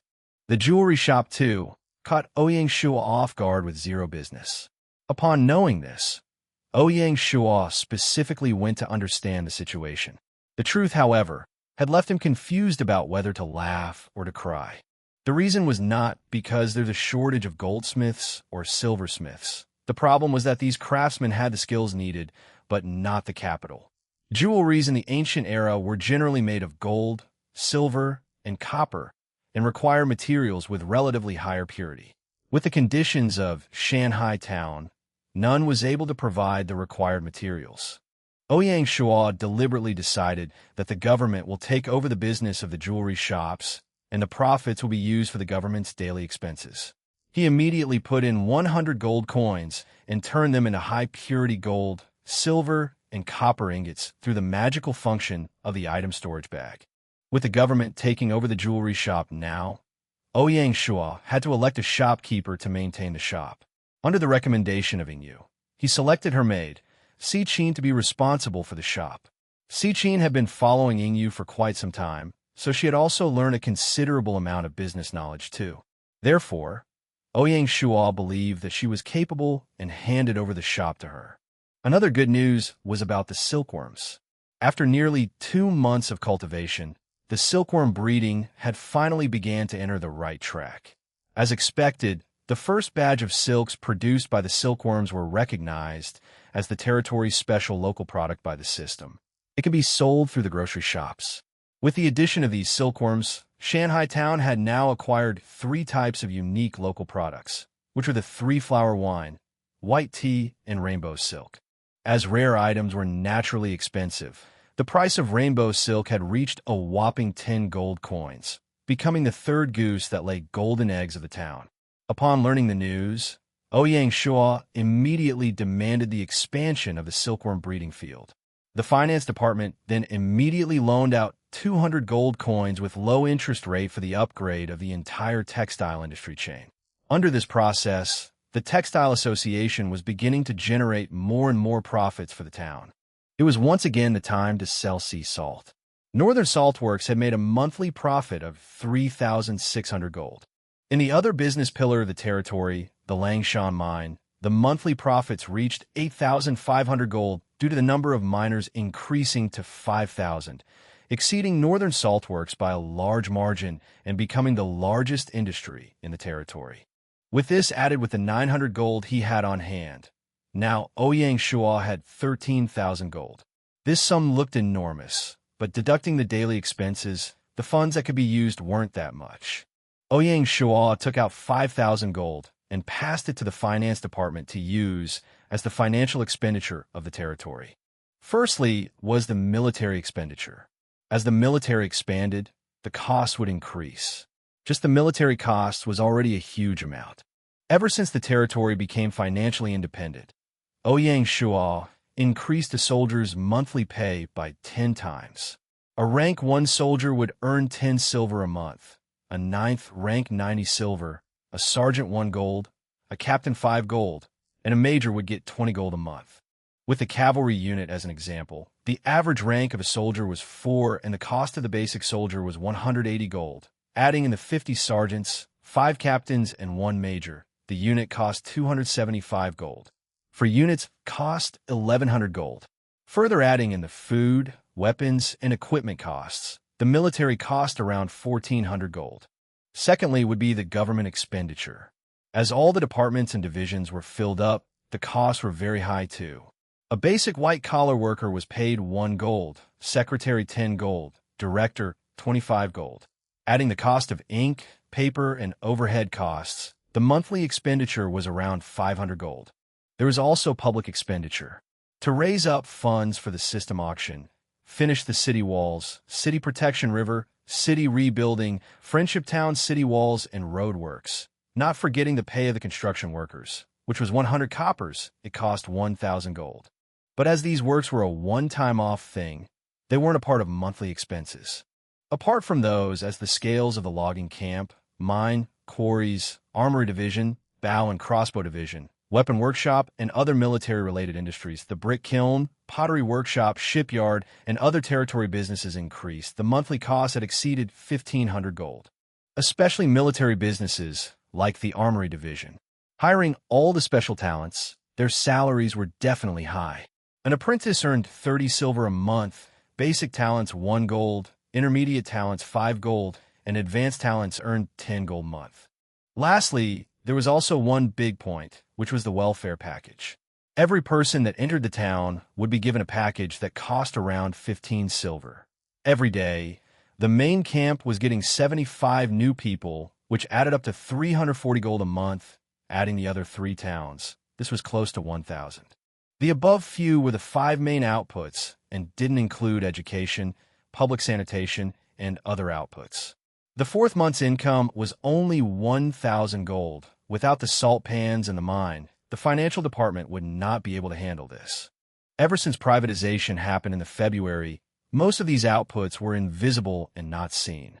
In the March, these financial problems started to show up. Only because Ouyang Shuo was busy with the auction did he cover them up. Now, in the April, the financial situation finally turned for the better, not having such a high deficit. Only then could Ouyang Shuo use the profits to cover for the negatives in the previous 2 months. One could say that only in the April was privatization finally completed. For the past 2 months, there were many plans that had not begun or started. Only with the salt pans and the mine helping out the financial situation was Ouyang Shuo able to succeed with privatization.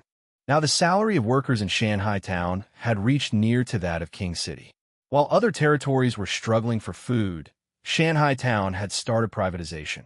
And when 80% of the populations were struggling to keep warm, people in Shanghai town were no worse off than people in King City. The reason why Ouyang Shuo did this wasn't only to make his people rich, and thus his territory would become richer. The deeper motive was to make use of their advantage to raise the spending of the residents, causing the economy to boom. As long as they had money, they would be willing to spend more on food, clothing, beer, and jewelry. All of this was related to one another. He'd put in a huge investment with the hope of getting returns in the near future. Only by making the cake bigger could he raise the tax revenue. His real motive was to be able to sustain the territory purely on taxes, without businesses and industries like the Northern Salt Works and Langshan mining field. No matter what, the golden goose would one day die off. The mine would have a day when it was empty, and the salt pans would have a day when its income would be too little. One must always think for the future, and Ouyang Shuo didn't want to be a lord that only cared about short-term monetary gains. After giving the money to the financial department, he still had 8,000 gold on hand. He was obviously not going to let this money sit around. Ouyang Shuo went to the intermediate market and spent 200 gold for advanced market blueprints, ready to upgrade it and start trade routes and businesses. Only with the trade platform could Shanghai Town start trading with allies. Ouyang Shuo opened a special tab and searched for secret manuals. Apart from the 3,000 gold for reserves, with the remaining 4,800 gold, he wanted to gather secret manuals. There were very few king rank and above secret manuals, and they didn't separate between real or fake. An average copper secret manual was 50 silver, black steel was 2 gold, silver was 10 gold, and black gold was 50 gold. The manual he had given to Songjia was a gold-level authentic secret manual. As for secret manuals above gold rank, they were very rare. They would occasionally appear, but Emperor rank secret manuals did not. As for God-level and Saint-level ones, they wouldn't appear on the market. Ouyang Shuo obviously only gathered the authentic and good secret manuals. Unexpectedly, he bumped into an Emperor-level spear secret manual. Its selling price was 1,000 gold. Ouyang Shuo bought it without hesitating and took a look at its stats. Name: Emperor rank. Routines: Dahua spear / flower war spear / 17 spear / military war spear / Lihua bamboo spear / Shawa spear. Stances: Whitesnake spit letter / swallow steals nest / green dragon lands / dragon shows its tail / eel escapes from hook / exploring the ocean / lion dives on deer / kid hugs heart / cloud piercing flame / dragon goes into the hole / wolf claws at the heart / cow sows field / etc. Ultimate: throat killing spear, Huema spear. Evaluation: Yang family spear, full name: Yang family Lihua spear, passed down from Nansong Army General Li Chuan's wife Yang Miaojin. The spear technique is heroic, both front and back is firm, attacks like needle, and returns like thread. The speed will make people unable to keep up. The throat-lock spear is something ghosts cannot block. The Huema spear is something gods and deities find hard to defend against. It was regarded as the best spear technique, as it had many stances. Ming Dynasty Qin Jiguang pointed out in his book that the spear changes so much based on the situation that no one can adapt to it. Getting this secret manual meant that Ouyang Shuo finally had his main spear cultivation method.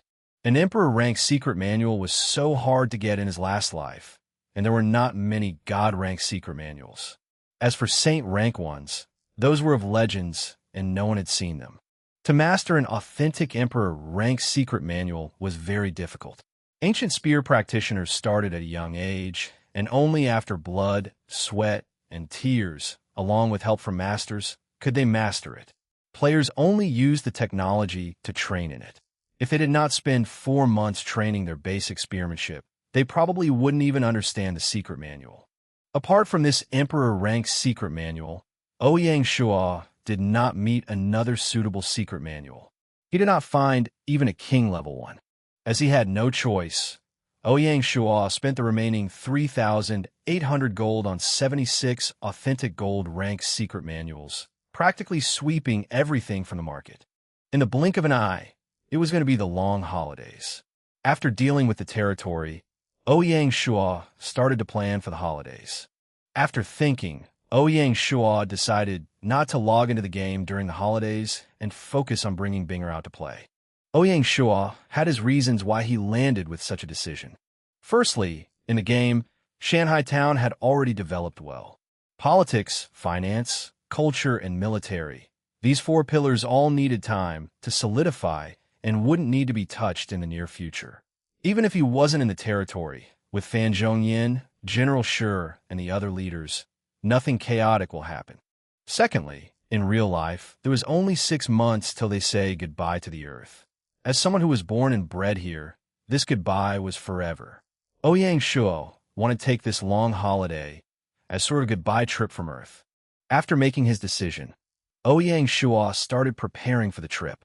In the meeting room of the Lord's Manor, Ouyang Shuo called the 4 directors for a meeting. He looked around and said, "I called you here to announce something. Is it a good news or bad news?" And you asked jokingly. "Neither." Ouyang Shuo shook his head and said, "From tomorrow onwards, I'll be locking myself up for 5 days. When I'm not here, for Shanghai Town's matters, I'll depend on you 4. Normally, when players weren't online, they were training and locking themselves up, hence this was not surprising. Thus, they needn't think of a reason to explain to the NPCs. Before I leave, I have something to explain to all of you. Sire, please tell. Firstly, the Military Affairs Department and Cavalry Unit, you can try to contact the nomadic tribes. The 2 small tribes on the east and west, we can try to crush them. The medium-sized one in the middle, we can have a cooperation with them. If it's possible, get a batch of Qingfu horses as soon as possible and grow them in the Jifeng Valley." Ouyang Shuo looked at Gohong Liang and Lin Yi. "Sire, don't worry. The Military Affairs Department's main focus has been the building of the stables at Jifeng Valley. As for how to obtain Qingfu horses, we already have an idea. For the specifics, we still need the Military Intelligence Division to find out more information." Zhu Hongliang replied. Ouyang Shuo nodded his head. "Good. Then I can't wait for the outcome." He turned around and looked at Pei Donglai, who rushed back from Beihai Town, and said, "General Pei, for the Navy unit, the Mengchong battleships have already been built and can be sent out to the ocean. You must scout and find out about the waters nearby if there are any islands. We must also be careful of pirates. Although it's very peaceful now, I don't believe that there aren't any pirates in this region." "Yes, sire, don't worry. This general just wanted to bring the small boys of the Navy unit out for a little trip to look around and feel the breeze. They haven't went out to sea before. As for the pirates, I will keep a lookout for them." Pei Donglai stood up and said, "Good. With your assurance, I don't need to worry about anything." Ouyang Shuo turned to Zhao Sihu and said, "General Zhao, for the city defense unit, I only have one goal, which is to focus on the training of soldiers and defending the city walls and river. Our soldiers are skilled in fighting beasts or invading others, but they don't know how to defend. This can't do. Don't look at the raiders and bandits as weak. If they group up or band together, we won't be able to handle them. Hence, as the city protection squad of our town, you must train hard. The soldiers must be familiar with the wall layout and must train hard. They shouldn't think that it's peacetime and start slacking." Zhao Siyu stood up and bowed, saying solemnly, "Sire, don't worry. General will increase training and ensure the safety of our camp." Ouyang Shuo nodded and turned to General Shuo. "General Shuo, as for you and the infantry unit, I don't need to worry. I only hope that Shanghai Town's armored infantry unit could form soon. Other than that, when I'm not here, you will be in charge of the military. If you face a tough problem, you must settle it carefully." "Yes, sire doesn't need to worry," General Shuo said loudly. After settling military matters, Ouyang Shuo kept the 4 directors and said, "When I'm not here, I put Fan Zhongyang in charge of the civil servants. When there is a tough problem, the 4 directors can discuss and solve it." "Yes." On the side of the finance department, as the expenses increase, we must ensure that the funds are used properly. I hope that this period of time, the department can come up with a preliminary idea to discuss with me when I return." Ouyang Shuo said to Yingyu. Yingyu nodded and said, "Don't worry, big brother. Secretary Su had discussed with me about this problem before. Since brother had brought this up, it has reached an important time. We will give you our views when you return." "That's good." Ouyang Shuo looked at Tian Wenjing and said, "On the side of the Material Reserve Department with Director Tian, I don't have much worries. Only that the negotiations with the mountain barbarians must not stop. Towards those who have signs of wanting to cooperate, We can provide them with some grain to make them trust us. Sire, don't worry. Ouyang Shuo nodded and turned to Zhu Hongliang. As for the military affairs department, apart from the stables, there are two more things. One is that the intelligence reporting of the raiders must not stop and must increase instead. Second would be the armory division and the bow and crossbow division must continue to train talented people. The future of the military industry is huge, and we need many of these talents. Understood. Ouyang Shuo turned to look at Fan Zhongyin and said, Sorry to trouble you for this period of time. Sire, don't worry. I won't let you down. With that, I have nothing to worry about. Hearing that Ouyang Shuo was going to go on holiday, Xiaoyan nagged that she wanted to tag along. Hence, Ouyang Shuo could only give up. As for where to visit, the three of them had their differences. Xiaoya wanted to go to Yunnan Lijiang and tour the scenery. Binger wanted to go to Shanghai and see her little aunt. Ouyang Shuo saw through her instantly and knew that she wanted to go there for Disneyland. As for himself, Ouyang Shuo wanted to go to Taishan. It was the symbol of the Chinese race and was a cultural paradise. Hence, before leaving the Earth, he naturally wanted to visit. This place was the first choice for this goodbye trip from the Earth. Luckily, modern society was advanced, and transportation wasn't something that could be compared to 200 years ago. These short-distance trips, the best way wasn't airplanes but trains. Sitting on the trains, one could get good views and also travel at high speeds at the same time. As they had enough time, a full 5 days of it. In the end, Ouyang Shuo decided to go from state of Jiap, Shanghai, Taishan, Lijiang state of Jiao, a fast trip around the country. Ever since he told everything to little Aunt, the two of them contacted occasionally, and it became more warm. Hearing that they were coming, little Aunt took 2 days off to bring them around. Definitely, the main part of the trip was Disneyland, and they fulfilled Binger's childhood dream. After leaving Shanghai, Ouyang Shuo and the two of them rode the Skitran and went straight to Taishan. Taishan had amazing views and was very majestic. The mountains were closely grouped, and the changes in clouds and the sky gave in a beautiful splendor. The natural Taishan represented natural wonders, and it also represented cultural sanctity. Feeling the beauty of Taishan, Ouyang Shuo felt as if his soul had been cleansed. To see the sunrise, Ouyang Shuo brought both beauties to stay in the high-class hotel at the top of the mountain. In the morning, he brought them to see the sunrise. Being woken up so early in the morning, the little brat was unwilling and looked really lost, an exceptionally cute sight. In the foggy morning and standing on the peak of Taishan, there appeared a rainbow ring, capturing the entire image of the body of the person. It was an amazing sight. Seeing such a beautiful scene, Ouyang Shuo purposely went off-route to visit Kong Zi's hometown Xufu. Out of the 3 emperors and 5 rulers, 4 had left their marks on Xufu. This was also the old capital and the hometown of Kong Zi, being termed as Dongfang, Sacred City. Leaving Xufu, they visited their last stop, Yunnan Lijiang. Feeling the sights and sounds of Lijiang, it was incomparable to the wilderness in the game. Ouyang Shuo went online again. After a trip out, Ouyang Shuo felt that he was refreshed.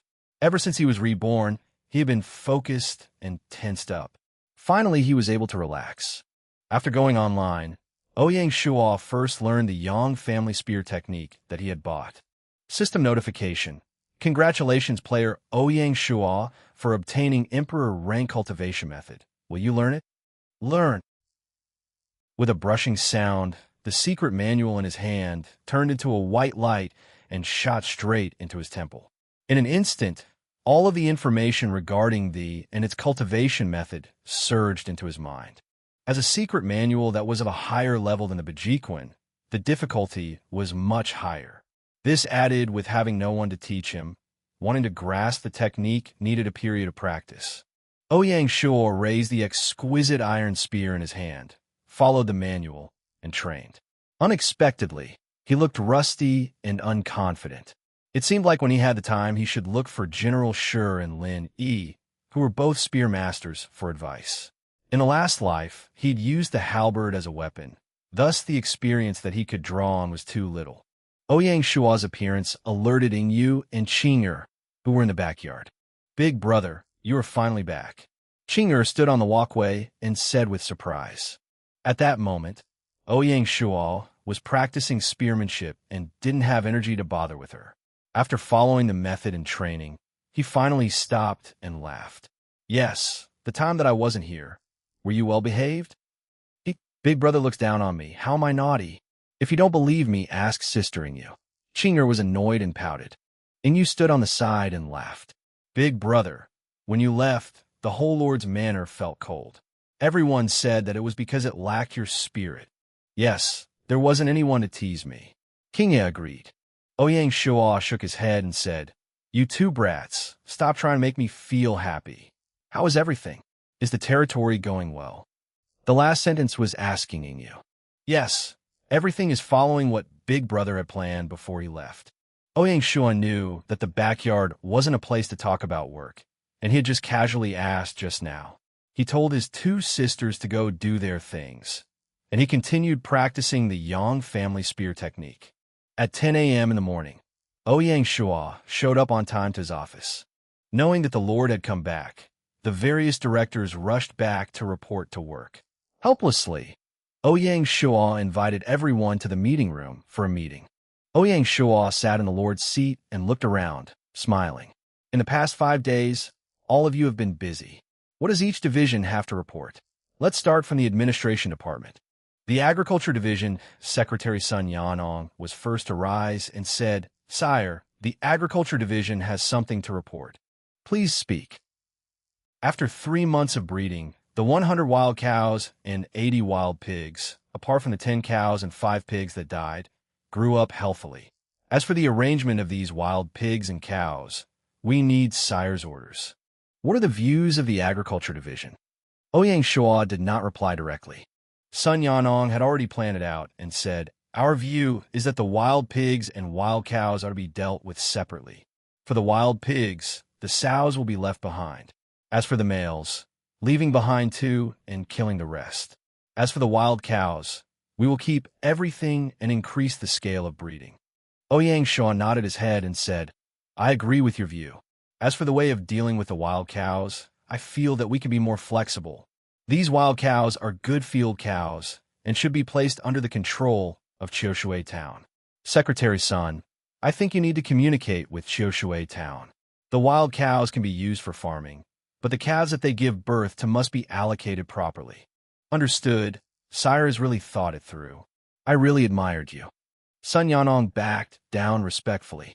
After he backed down, the Secretary of Household Registration, Du Quan, stood up and said loudly, Sire, I have something to report. Ouyang Shuo smiled. I guess, Secretary, Du has something good to report? She nodded and said, I won't hide from Sire. It is good news. Out of the new population, there appeared a supremely talented individual, and his name is Song Yin. He had worked as a procurator. Procurator? Ouyang Shuo was baffled. I think it's better for me to explain to Sire. Seeing Ouyang Shuo's confusion, Fan Zhongyan, who was from the Song Dynasty, stood up and said, During the Song Dynasty, the procurator was the one to deal out punishment and monitor the various county personnel. The procurator would visit each county and deal out punishments to county officials that delayed cases, caused the inability to catch criminals on time, or corruption. The procurator was also in charge of hard cases and wrong people, as well as accepting appeals. Hence, to become the procurator, not only must they be well versed in politics, but in accordance with the law when dealing with cases. Hearing his explanation, Ouyang Shuo realized that this guy was amazing. In modern society, he would be a combination of the Attorney General, Director of Public Security, Provincial High Court President, and a Provincial Army Division Commander, all in one. And he also had to deal straight with the authorities.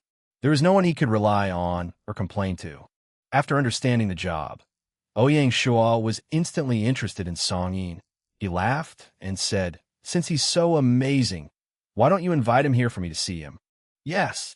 Du Qiuan turned around and walked out of the meeting hall. In less than 5 minutes, he brought a middle-aged man and walked into the room. He was 30-odd years old and wore a cotton robe. His body was well-toned, and his eyebrows were distinct, looking more like a military general than a scholar. Song Yin meets Sire. Song Yin bowed and greeted him. Mr. Song, please rise. Ouyang Shuo said and nodded, taking the chance to look at his stats. Name, Song Yin Gold. Identity, Shanghai town resident. Occupation, civil servant, Juren. Loyalty, 75. Command, 20. Force, 25. Intelligence, 55. Politics, 65. Speciality, incorruptible, raised dignity by 15%. Solve grievances, raise case solving efficiency by 15%. Evaluation, originally a procurator and has vast amounts of experience. Familiar with law and solving cases. Unbreakable and incorruptible, strong morals and determined person.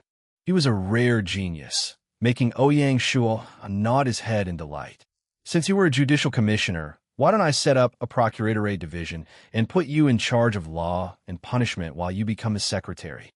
Ouyang Shuo followed the situation in Shanghai town and made a restriction on the job scope of the procuratorate division.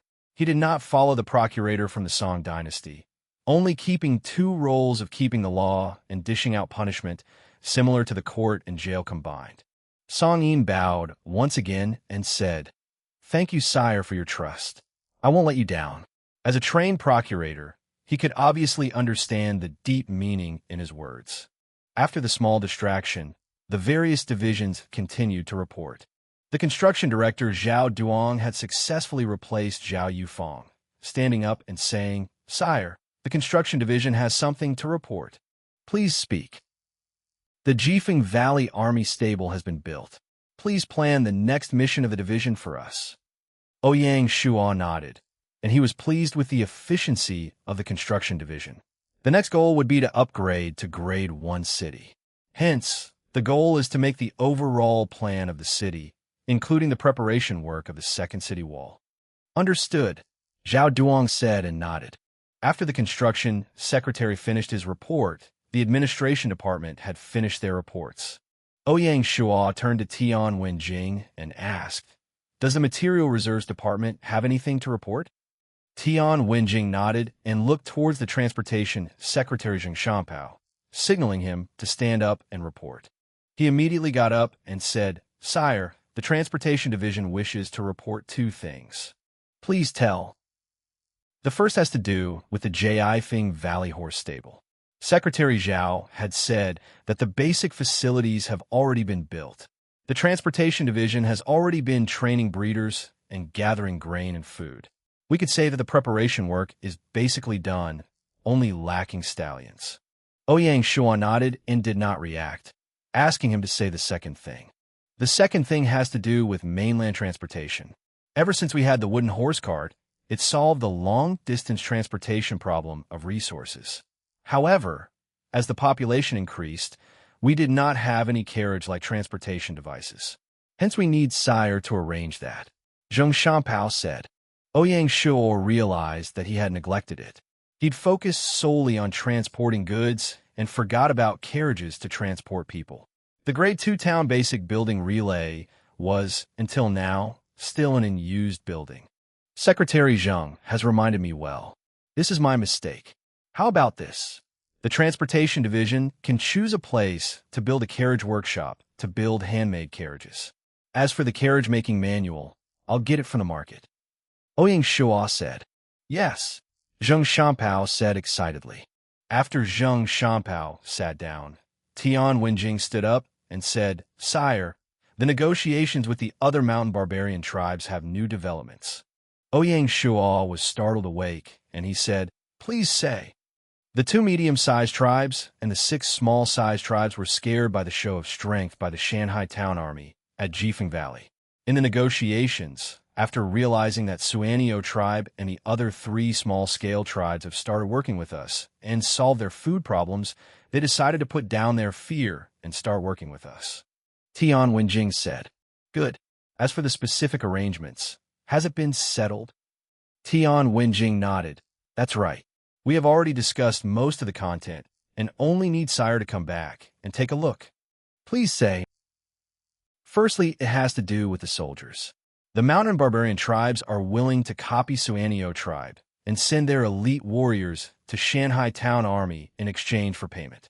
100 from the small-sized tribes and 200 from the medium-sized tribes, adding up to 1,000 people of full 2 units. Tian Wenjing said. Ouyang Shuo shook his head. 2 months ago, our cooperation with Suanio tribe was done, so because of the circumstances, we didn't have enough trust in one another, and thus used the method of exchanging soldiers for benefits and payments. This method has obvious negatives. In Shanghai Army, even though they're all soldiers, the barbarian tribe warriors' benefits won't be given to them and instead to their tribe, causing them to feel psychologically down, and it won't be beneficial to developing a sense of belonging to Shanghai Town. It would be easy to cause them to have mixed feelings towards the town, which will make them not fight for the town, and instead be fighting for the benefits and payments. The lack of honor and spirit will be a huge blow to our fighting strength. If the war goes well, we'll be okay. But if we face problems, then why would they fight to the death? The military affairs director nodded his head in agreement. Sire's meaning is that some negative seeds has appeared in the military, and the barbarians and Shanghai town-born soldiers are split into 2 circles. Tian Wenjing was a civil servant and didn't understand military affairs well, asking unconfidently, "Then how should we deal with that?" Ouyang Shuo smiled slightly. The situation now is different.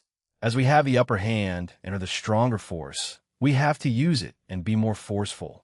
I feel that both the warriors that we choose and their families must move over to Shanghai Town and be a member of our town. Only then will they have the heart to commit to our town and protect it with their all. As compensation, we will give their tribe a one-time payment of 1 gold. We will also give them a batch of food. A medium-sized tribe will get 100,000 units, and the small-sized tribe will get 50,000 units. Sire's offer is too good. They have no reason to reject. Tian Wenjing said excitedly. As for the specific negotiation details, I'll have to trouble you. Additionally, the 700 mountain barbarian soldiers that have joined our town will follow the above plan. Ouyang Shuo added. Understood. Ouyang Shuo nodded and said, Tian Wenjing, please continue.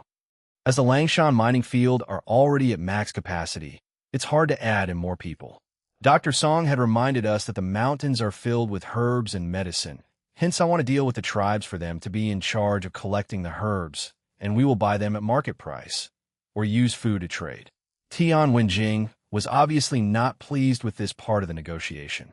Ouyang Shuo frowned. This was not what he had wanted and asked, "Did you ask the tribes if they were willing to come down and migrate to Shanghai Town?" Tian Wenjing shook his head and said bitterly, I tried to suggest it many times, but it didn't turn out well. They have a strong sense of belonging to their home, especially the older generation. They would rather die in the mountains than leave the tribe and migrate to our town. These tribes also have ancestral temples, and that's their belief and embodiment of their faith. They would never give it up. Migrating to Shanghai Town doesn't mean that they will live together with us. We can build a place for them to live where they can rule themselves. As for the temple, we can adapt. Shanghai Town accepts all faith and religion and respect others' choices. We can build a temple for them, and it will definitely be grander and more majestic than their current one. Ouyang Shuo was unwilling to give up. Tian Wenjing was amazed. Sire has thought about everything. I will negotiate with the mountain barbarian tribes based on Sire's conditions. And you can focus your energy to make sure one tribe agrees. Best if you choose one that's having the hardest time surviving. As long as one agrees, the rest will follow. When they see the change in living conditions, even if some disagree, they won't be able to stop the majority. Understood. As for the cooperation mentioned by Fang Zhongyan, there is certainly a need. Although the territory has a medicine garden, but it's still in its infancy, many herbs can't be grown there and can only be found deep in the mountains. In this aspect, the mountain barbarians are the experts. As the territory expands, the need for herbs and medicine will increase. Early planning is most important. Ouyang Shuo didn't want Fan Wenjing to be too affected and validated his negotiation results. Yes. As for manpower services, it is best if we bring them out of the mountains. This is also our final goal. However, in this process, why don't we motivate and attract the youth to be courageous and take a step out? Regardless of construction or workshops, they can find a job that pays well and let them feed their family. The youths have more drive and are more adaptive. At the same time, they can slowly change the views of the mountain barbarian tribe. Ouyang Shuo's view not only shocked Tian Wenjing. Even Fan Zhongyan and Cui Yingyu were amazed. This type of labor movement method, which only came about 200 years ago, was something which was never thought of in the minds of the olden people. Sire is a genius. We respect you. Ouyang Shuo waved his hand and laughed. After the Material Reserves Department did their report, Cui Yingyu stood up. Big brother, the Finance Department's monetary control problem that you raised before you left. The department has a solution. Yingyu said, please say. The Finance Department feels that we need to set up an auditing division. Its role is to be in charge of calculating the territory income's legality, efficiency, and reality, raising the efficiency of money use, stimulating growth, and ensuring that the economy of the territory grows healthily. Cui Yingju continued. Ouyang Shuo frowned and said, I agree with the new division. But the role of the division is financial revenue and expenditure. Putting it under the Finance Department, wouldn't it mean you are monitoring yourself? Then Big Brother's meaning is? The auditing division must work independently to maintain its sanctity and integrity. Yingyu nodded her head and said, understood. As for its secretary, does the Finance Department have a suitable choice? Our original choice for secretary was Taishin from the business division. He passed the imperial exams and just joined the business division. Based on Secretary Su's comments, he is an orthodox person who is very careful. She said, since it's like this, bring him here for me to take a look. Yingyu signaled to the Taxation Division Secretary Qianli Fei. He understood and left the meeting hall, and not long after he brought a middle-aged scholar into the hall. He had an average body, and he looked a bit thin, his face also having some retractions. Taishin greets, sire. He bowed and said, please rise. Ouyang Shuo checked his stats. Name, Taishin Silver. Identity, Shanghai Town Business Division Basic Level Worker. Occupation, Civil Servant, Juren. Loyalty, 80. Command, 20. Force, 10. Intelligence, 48. Politics, 55. Speciality, incorruptible, raised dignity by 15%. Evaluation, originally from a home office, good at taxes, morally upright and very careful. Taishan, under the recommendation of Yingyu, I'll appoint you as the secretary of the auditing division. I hope you can lead it well and audit properly. Ouyang Shuo said solemnly. Thank you, sire, for your faith. I won't let you down. Taishan also solemnly said. System notification. Congratulations, player Chiyu Wui. Taishan has been utilized. Loyalty raised by 5. After dealing with the auditing division, it was already 11:30 in the afternoon, and Ouyang Shuo announced the end of the meeting. As for the Military Affairs Department, he was prepared to have a military affairs meeting later on. At 2 p.m., Ouyang Shuo didn't stay in the Lord's Manor, but instead made a trip to Friendship Town under the company of the Director and Secretary of Military Affairs. At the Shanghai Town Ferry, the helm of the public ferry was still Old Man Zhang. Definitely, the small wooden raft that Ouyang Shuo had personally built had been retired, and it was now using an advanced fishing boat, similar to an umbrella boat. Sitting on it and looking at the reflecting water surface, Ouyang Shuo felt very blessed. At the start, he brought General Shi to Lianzhou Basin and built Shanghai Village. At that time, the village was torn, tattered, and had 0 talents. In less than 5 months, that small village that had nothing had become Shanghai Town, with close to a 30,000 population and spanned 1,000 square kilometers, becoming the unshakable leader in the Chinese server. But in order to grow larger and be a king in the future, one cannot afford to stand still, or otherwise he would be left out by time. The achievements of the Shanghai Town of today is only tiny and insignificant. At Friendship Harbor, Friendship Town head Zhou Haiqin and the cavalry unit Major Lin, he had brought a group of civil servants and was waiting to welcome Ouyang Shuo. This was the first time he was coming to Friendship Town, and they couldn't be too casual. When the umbrella boat docked, Zhou Haiqun and his group warmly welcomed. "Welcome, sire, to Friendship Town." Ouyang Shuo stepped ashore, and after waving goodbye to Old Man Zhang, he turned around and said to Zhang Haichun, "It's just a simple visit. Why did you have to bring so many people?" Zhou Haichun was stunned. He didn't know that Ouyang Shuo didn't like such atmospheres. He only wanted to make it a warm welcoming. Ouyang Shuo didn't want to make it too embarrassing for Zhou Haichun, and under the introductions by Lin Yi, he greeted each person one by one. The organizational structure of Friendship Town was similar to the main town, but also had its differences. Out of the 4 main departments, they did not have the military affairs department. The affiliated territories weren't going to be normal organizations. As such, Friendship Town only had the secondary divisions, such as the Combat Logistics Division.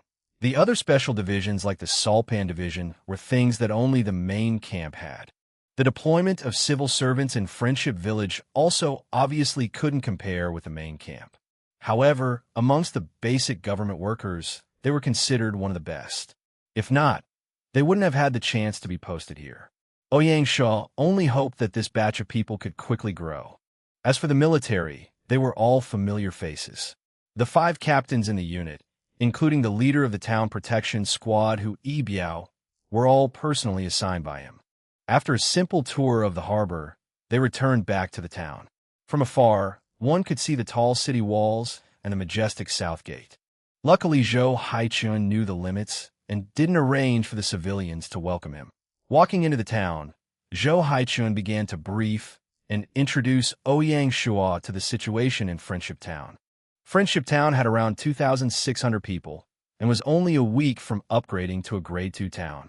Definitely, the cavalry unit that was housed outside the city wasn't included in the numbers. To defend against the nomadic tribes, the agriculture businesses were mostly facing south and next to the Qiushui and Friendship rivers. Other important industries that had to be built outside the city, like the brick kiln and pottery factory, were built in the west and east under the protection of the City Protection River. As it was situated in a plains region, Friendship Town lacked wood and stones. It basically relied on the main town and Qiushui Town for such resources. The coordinator, naturally, was the Material Reserves Department. Of course, Friendship Town wasn't without its strengths.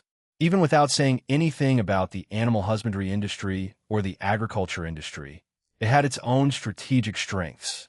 The south side was where the Friendship and Qiushui rivers met. Hence, the water resources were plentiful, the ground fertile, and the farmlands that were reclaimed were much better than Shanghai towns. This region had already reclaimed 20,000 acres of fertile land, all of which grew richly. The future Friendship Town would be the grain production base, only second to Qiushui Town. At the same time, to form Friendship Town's unique advantage and not be beaten by Beihai Town and Qiushui Town, Zhou Haichun thought hard and decided to expand and develop the forging and textile industries. These industries would be used in trading with the nomadic tribes, and thus early preparation was needed. From this, one could see Zhou Haichun's deep thoughts and careful planning. One could say that whether or not that could convince the nomadic tribes would in turn affect the status of Friendship Town. If they opened trade routes, then Friendship Town would become a trade city. If they couldn't, then Friendship Town would just become a military fortress. Hence, towards Ouyang Shuo's visit, Zhou Haichun was holding high hopes. Ever since the City Protection River project, Zhou Haichun had sent men to get in touch with the nomadic tribes and had some progress. However, what strategies to take against them was something the Lord himself had to decide. Unfortunately, Zhou Haichun didn't know that the real reason of Ouyang Shuo's visit was the Qingfu horse in the plains. It has been 2 months since the Armory Division was formed. The first set of 50 Mingguang armors had already been completed. However, as they did not have suitable war horses, they couldn't equip the cavalry unit with it. In the meeting hall of Friendship Town, Ouyang Shuo had only invited the various generals for a military affairs meeting. "Director Gu, please tell me about the progress with the green horse," Ouyang Shuo asked. The trip to Friendship Town was originally arranged by Gu Hongliang. With his personality, if there wasn't any progress, he wouldn't have invited Ouyang Shuo here. Yi Hongliang nodded. Sire, the Military Intelligence Division has obtained important intel. 5 days ago, the nomadic tribe to the west of the town got about 100 Qingfu horse stallions and were ready to expand their breeding scale. Ouyang Shuo calmed himself down and said calmly, Your meaning is? My meaning is simple. We can't miss this opportunity. Why don't we wipe out this small tribe? If we can, put the blame on the medium-sized tribe east of the town, further worsening the relationship between them and Tianqi tribe. Zhu Hongliang said calmly, Nothing that is planned would definitely cause a bloodbath. How many people does that small tribe have? And how many warriors? Ouyang Shuo asked carefully. This intelligence was obviously answered by the Military Intelligence Division. As the one in charge of collecting intel on the nomadic tribes, the Military Intelligence Team, 2 Leader Lei Xuan stood up. Sire, we have found out that their tribe covers less than 500 square kilometers and only has 800 people, including 300 soldiers. Ouyang Shuo turned to Lin Yi and asked, Do you have confidence? Lin Yi naturally knew what Ouyang Shuo was referring to. To exterminate their main force is not hard. The hard part is how to not leave any survivors. These nomads all know how to ride horses and can easily slip away. For the Qingfu horses, Ouyang Shuo was ready to slaughter. What is the view of the Military Affairs Department? Ouyang Shuo looked to Gu Hongliang. He was already prepared and said, To do it cleanly, a sneak attack is best. Additionally, to prevent people from escaping, apart from attacking, we also need to lie and wait to kill the people that try to escape. Ouyang Shuo nodded. This is a good plan. However, fighting 300 nomadic cavalry is already pushing our forces. How will we have extra strength to box them in? Sire is correct. With the only unit here, it's hard to complete the mission. The only way is to expand the number of militants. Zhu Hongliang said. Ouyang Shuo had a bit of a headache. Without upgrading to a Grade 1 city, it's not suitable to expand our army. Don't forget that the mountain barbarian tribes have 1,000 elite warriors for us to accept. Gu Hongliang seemed like he had an idea and said confidently, Sire, we have a military reorganization plan. Please take a look. Speak. My idea is like this. These 1,000 barbarians, our main camp will take 500 and make a second heavy armored infantry unit. For the remaining 500, 300 will go to Qiushui Town, adding the 2 protection squadrons to form the Qiushui Town Protection Unit. The last 200 will be sent here and get another 100 soldiers to form the Friendship Village Protection Unit. This assault, we can use one of Qiushui Town's cavalry squadrons and 2 of the main camps to join in. Ouyang Shuo was delighted. If it was like this, apart from the cavalry unit and the infantry unit, it basically didn't exceed the 10% military to population number that he had set. Good, let's do it like that. Everyone prepare quickly. Ouyang Shuo announced a change in personnel. Military Affairs Department, spread my orders. Zhang Dainiu will be the major of the Qiushui Town Protection Unit. Hu Yibiao will be the major of the Friendship Town Protection Unit. And Shihu will be the major of the 2nd Infantry Unit. Yes, Yi Hongliang exclaimed. Zhang Dainiu, the sergeant who was competing with Zhao Sihu, had finally became a major, climbing to the same spot as Zhao Sihu. Hu Yibiao was very fortunate, only being sent here for 1 month and already becoming a major, promoted faster than his seniors.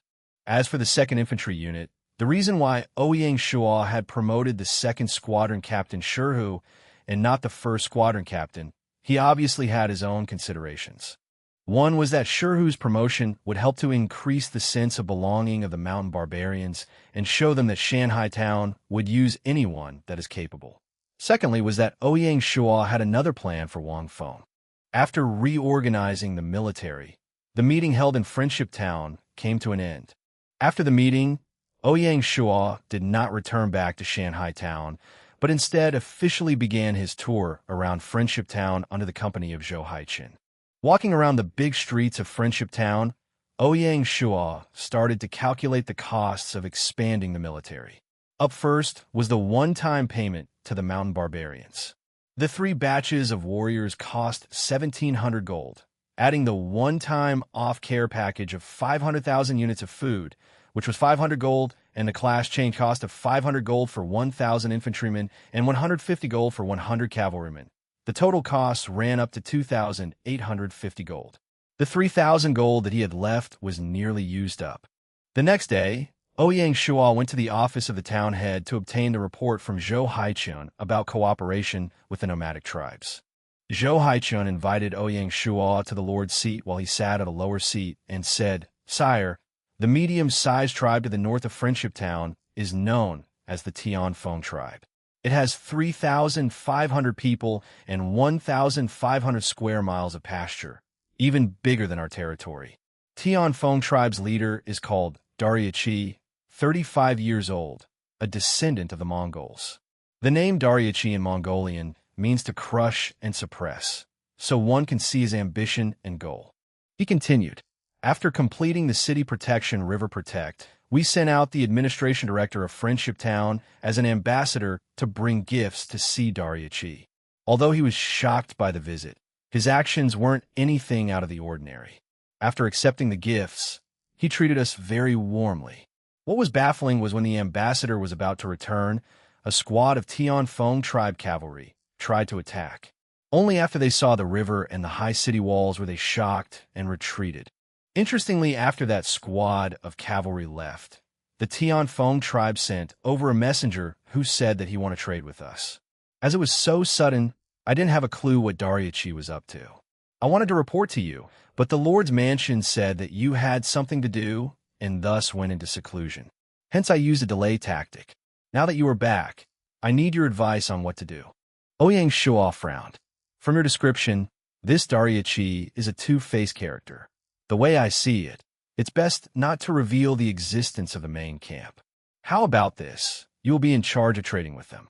We only want Qingfu horses, and as for what to trade for them, regardless of grain, salt, iron, or tea, or even three-flower wine, we could trade it with them.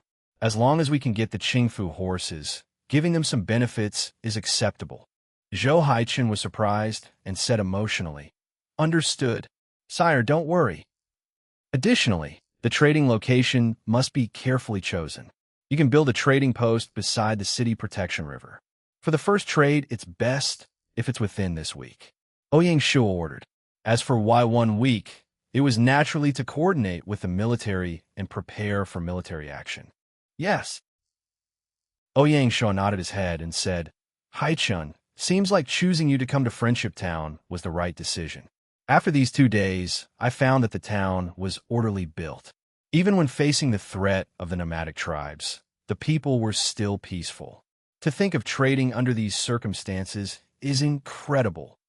Receiving such a high evaluation, Zhou Haichun was emotional and said, "All I have today is all because of your help and the chances you've given me. I don't dare to waste this opportunity, and will continue to work hard to repay Sire." "Seeing this, I'm delighted," Ouyang Shuo replied. On the 8th of May, Friendship Town did its first trade with Tianfeng tribe. Based on the price set by the Tianfeng tribe, a good quality Qingfu horse was worth 5 gold. In goods, that would be either 5,000 units of grain, or 2,500 units of salt, or 1,000 units of iron, or 500 units of three-flower wine. Hence, the trading power of the Qingfu horse was terrifying.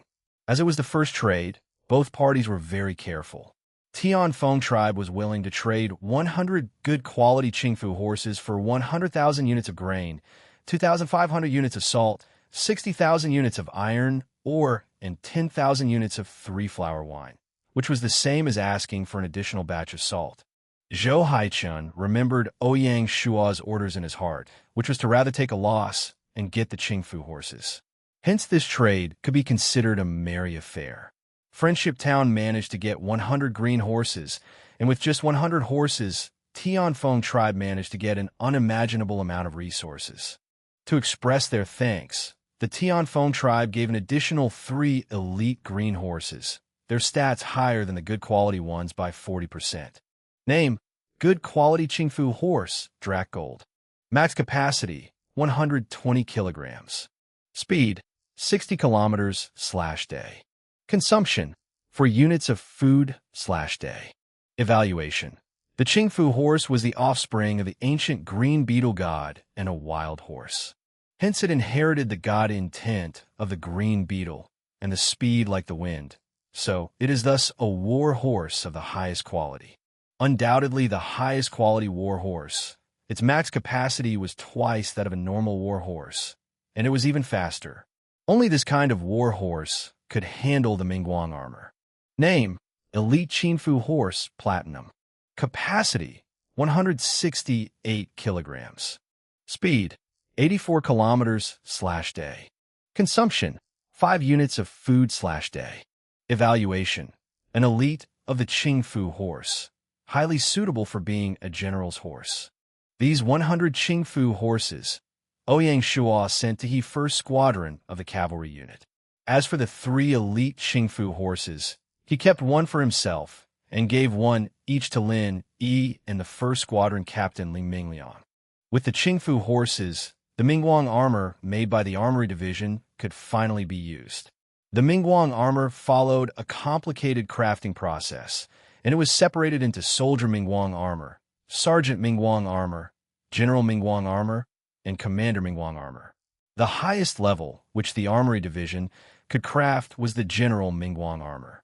Name: Soldier Mingguang armor, gold. Type: heavy armor. Weight: 36 kilograms. Defense: 55. Toughness: 50. Evaluation: at each of the front and back of the armor, there is oval metal piece known as the round guard. Under the light, it will glisten, giving the Mingguang armor its name. Name: Sergeant Mingguang armor, Drac gold. Type: heavy armor. Weight: 40 kilograms. Defense: 70. Toughness: 55. Evaluation: compared to the Soldier Mingguang armor, the Sergeant Mingguang armor's crafting process is slightly more complicated. Name: General Mingguang armor, platinum. Type: heavy armor. Weight: 45 kilograms. Defense: 85.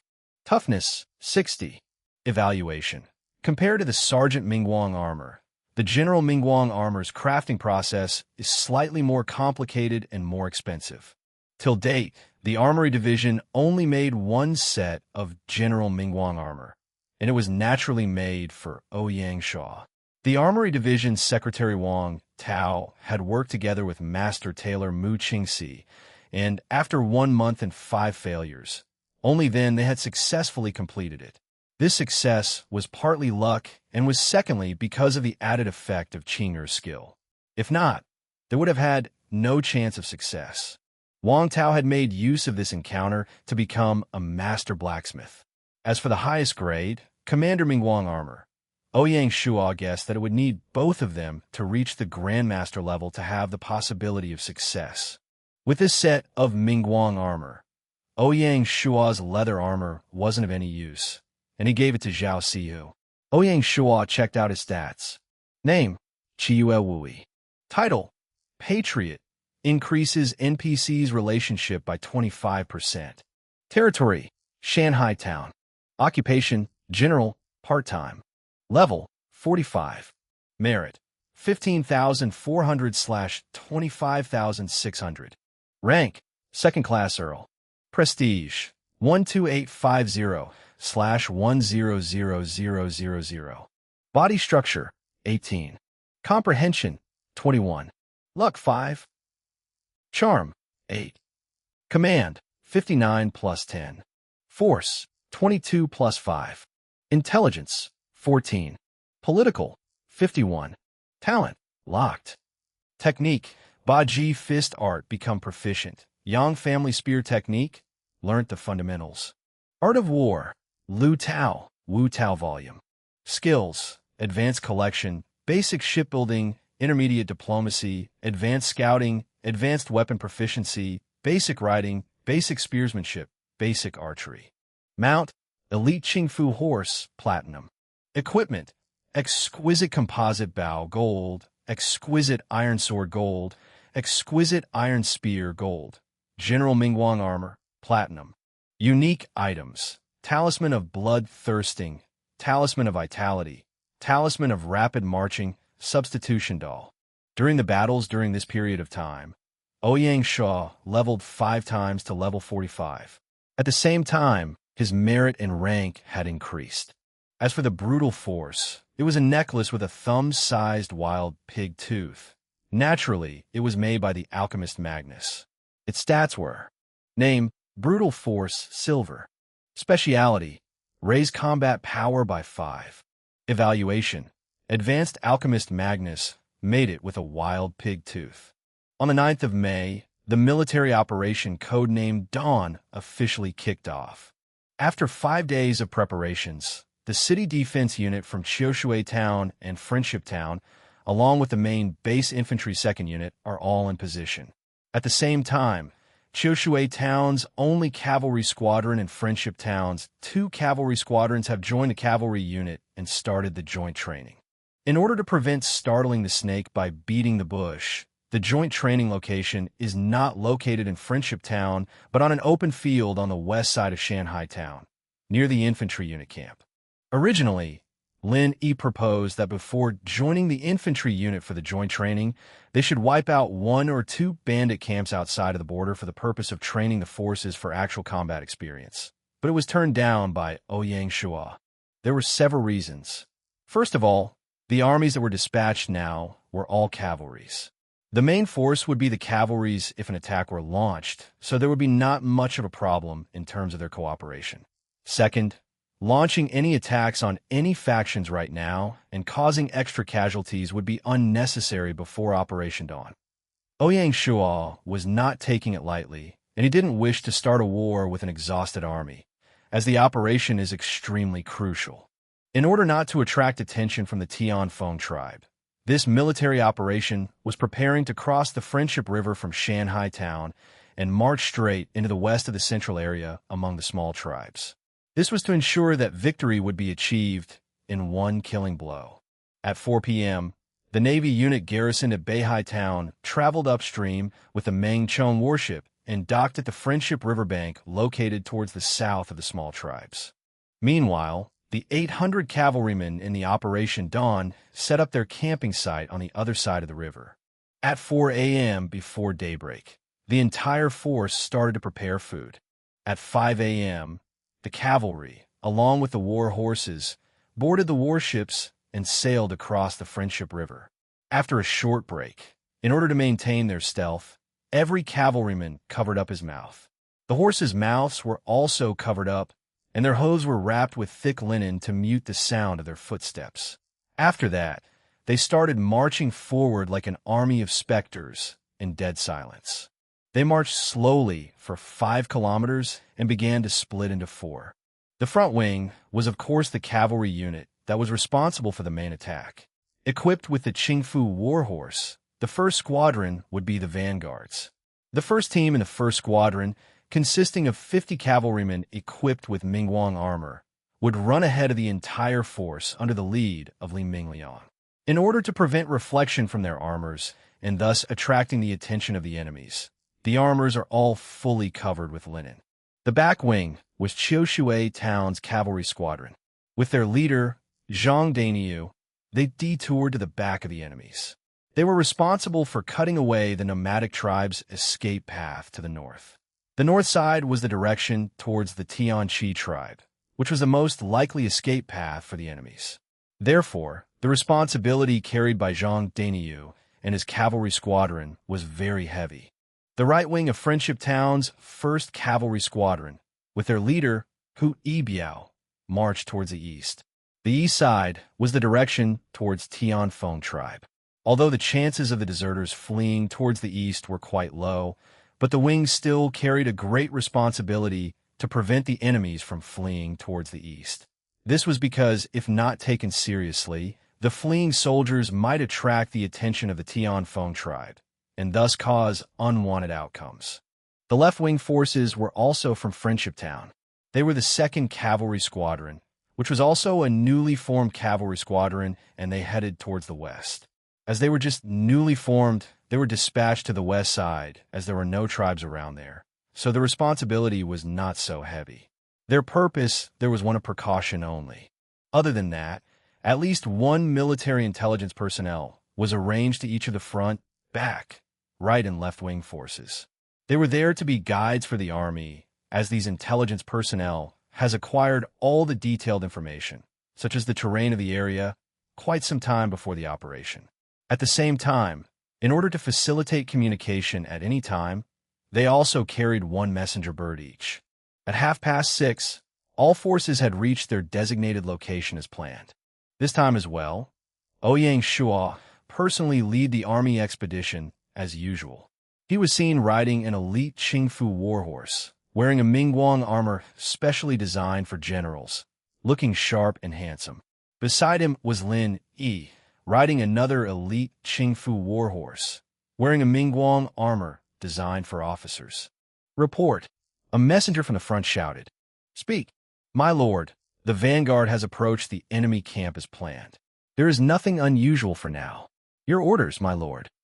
All units, move forward. Yes, my lord. 20 minutes later, the main forces met up with the vanguard. Li Mingliang rode towards Ouyang Shuo and said, Everything is according to plan, my lord. Ouyang Shuo nodded and then looked far away. These nomadic tribes, other than the large tribes, the medium to small-sized tribes generally did not have fixed settlements. It was summer right now, when it was a perfect time for herding.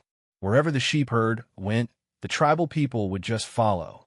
Therefore, as a temporary settlement, this nomadic tribe in front of Ouyang Shuo had no city walls like the big cities. They didn't even build a proper fence, just hundreds of tents set up around each other in a circular shape. These tents had various sizes from small to big. The deeper it went into the middle, the bigger the tents were. In the center, the biggest tents among them all must have been the tribal chief's tent. Have you found the Qingfu stallions? Asked Ouyang Shuo. This was his most concerning issue for now. Yes, my lord. They're all kept in the stable, said Li Mingliang excitedly. Is that so? Then launch the attack. Ouyang Shuo turned around, looked at Lin Yi and said to him coldly. Understood. Lin Yi bent and drew his bow, lit a specially made arrow and shot it towards the enemy camp.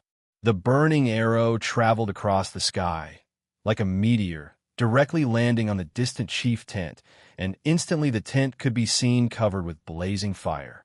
Lin Yi's fire arrow, just like a signal flare, upon seeing the arrow shot by him. The 500 cavalrymen swiftly shot their fire arrows towards the areas that they were asked to fire at according to the plan. In an instant, except for a few tents, all the other tents were lit with fire. The blazing fire skyrocketed high in the sky, and the scorching heat could be felt from afar. Many of the enemies in the tents just died to the fire while they were still in their dreams. The others who were still alert during their sleep jumped up from their beds and quickly ran outside. There were even the calm ones who unsheathed their weapons and headed outside of the tents. Seeing this, Lin Yi put his bow away, picked up his spear, charged towards the enemy camp, and shouted, Cavalry, charge! Kill them all! Raising their weapons, the cavalries followed Lin Yi and charged into the enemies. While the cavalry struck down and stampeded through the enemies, Ouyang Shuo, along with a few guards, stood at the same position, observing the entire battlefield calmly. The cavalries patrolled around the tents and slaughtered enemies running out of the tents. The scene was extremely gory and horrible. Ouyang Shuo rode on his horse and stayed at the same position because he did not participate in the slaughter. As a man from a modern age, even after going through the 5 years in the previous life, he was still unable to slaughter anyone emotionlessly, especially when the targets were just harmless, ordinary people. They said that power was poisonous. It could corrode any person and change them into a cold person with a heart as hard as steel. It was at this moment when Ouyang Shuo realized how great the differences were between adventurer-type players and lore-type players, realizing how much he had changed in this short period of time. In order to suppress the provocation of Jifeng tribe and build his power around the surrounding tribes, he did not hesitate to send his army to Jifeng Valley and launch his bloody oppression. In order to obtain the Qingfu stallion to arm his cavalry regiment, he again did not hesitate to exterminate an entire tribe. Even though this time he did not get involved in the war, his hands were still covered with blood. The blood would stay there forever, unable to be washed away, and would live with him for his entire life. The only thing that was worthy of comforting Ouyang Shuo was that he constantly reminded himself mentally that this was just a game. These people in this massacre he caused were just NPCs. This was the only reason that he could use as an excuse. That night was a nightmare. The night sky was lit up with a fire that was roaring among the tents. Shrilling screams and helpless cries could be heard far away. All of this was a tragedy this night. As the fire kept burning vigorously, Ouyang Shuo's face became more and more blurred. However, if viewed from another point of view, as the cavalry saw their lord, Ouyang Shuo, standing at the main entrance looking at them, they felt power rushing through their veins, as if his stare was something magical that could grant power to anyone. They knew that their lord was looking at them, looking at his men fighting for him. Although the tribesmen tried to organize a few counterattack, but under the fierce attack of the vanguards, their resistance was completely futile, and they were suppressed cruelly. After half an hour, some of them started to crumble and started running towards the outside of the camp. Lin then swiftly arranged the 5th Squadron to chase them down. There were also some of them who'd overestimated themselves. While they were running for their lives, they tried to capture Ouyang Shuo in order to threaten him. However, Ouyang Shuo was not the Oldham anymore.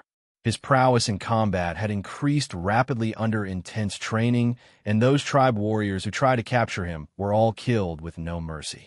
An hour later, the massacre had finally came to an end. All of the squadrons, except for the first squadrons that were responsible in wrapping things up, were sent out by Lin to cooperate with the pre-arranged scouting troops to hunt down every escaped soldier. My lord, should we disguise the entire battlefield and frame the Tianfeng tribe? Asked Lin Yi. Ouyang Shuo shook his head and said, "It is not needed. Just burn everything up and don't leave a single trace or clue here. We're not familiar with whatever these tribes are doing. Disguising the battlefield may have an opposite effect instead. The most appropriate thing to do is to just do nothing. In this way, Tianqi tribe will start to judge whomever that will gain the most benefits from this slaughter. They will think that whomever that gains from this will most probably be the ones who did it. And with this, they will think that their neighbor, Tianfeng tribe, is the mostly likely one that did this. With their capabilities, I am confident that they wouldn't figure out that we were the ones who did this.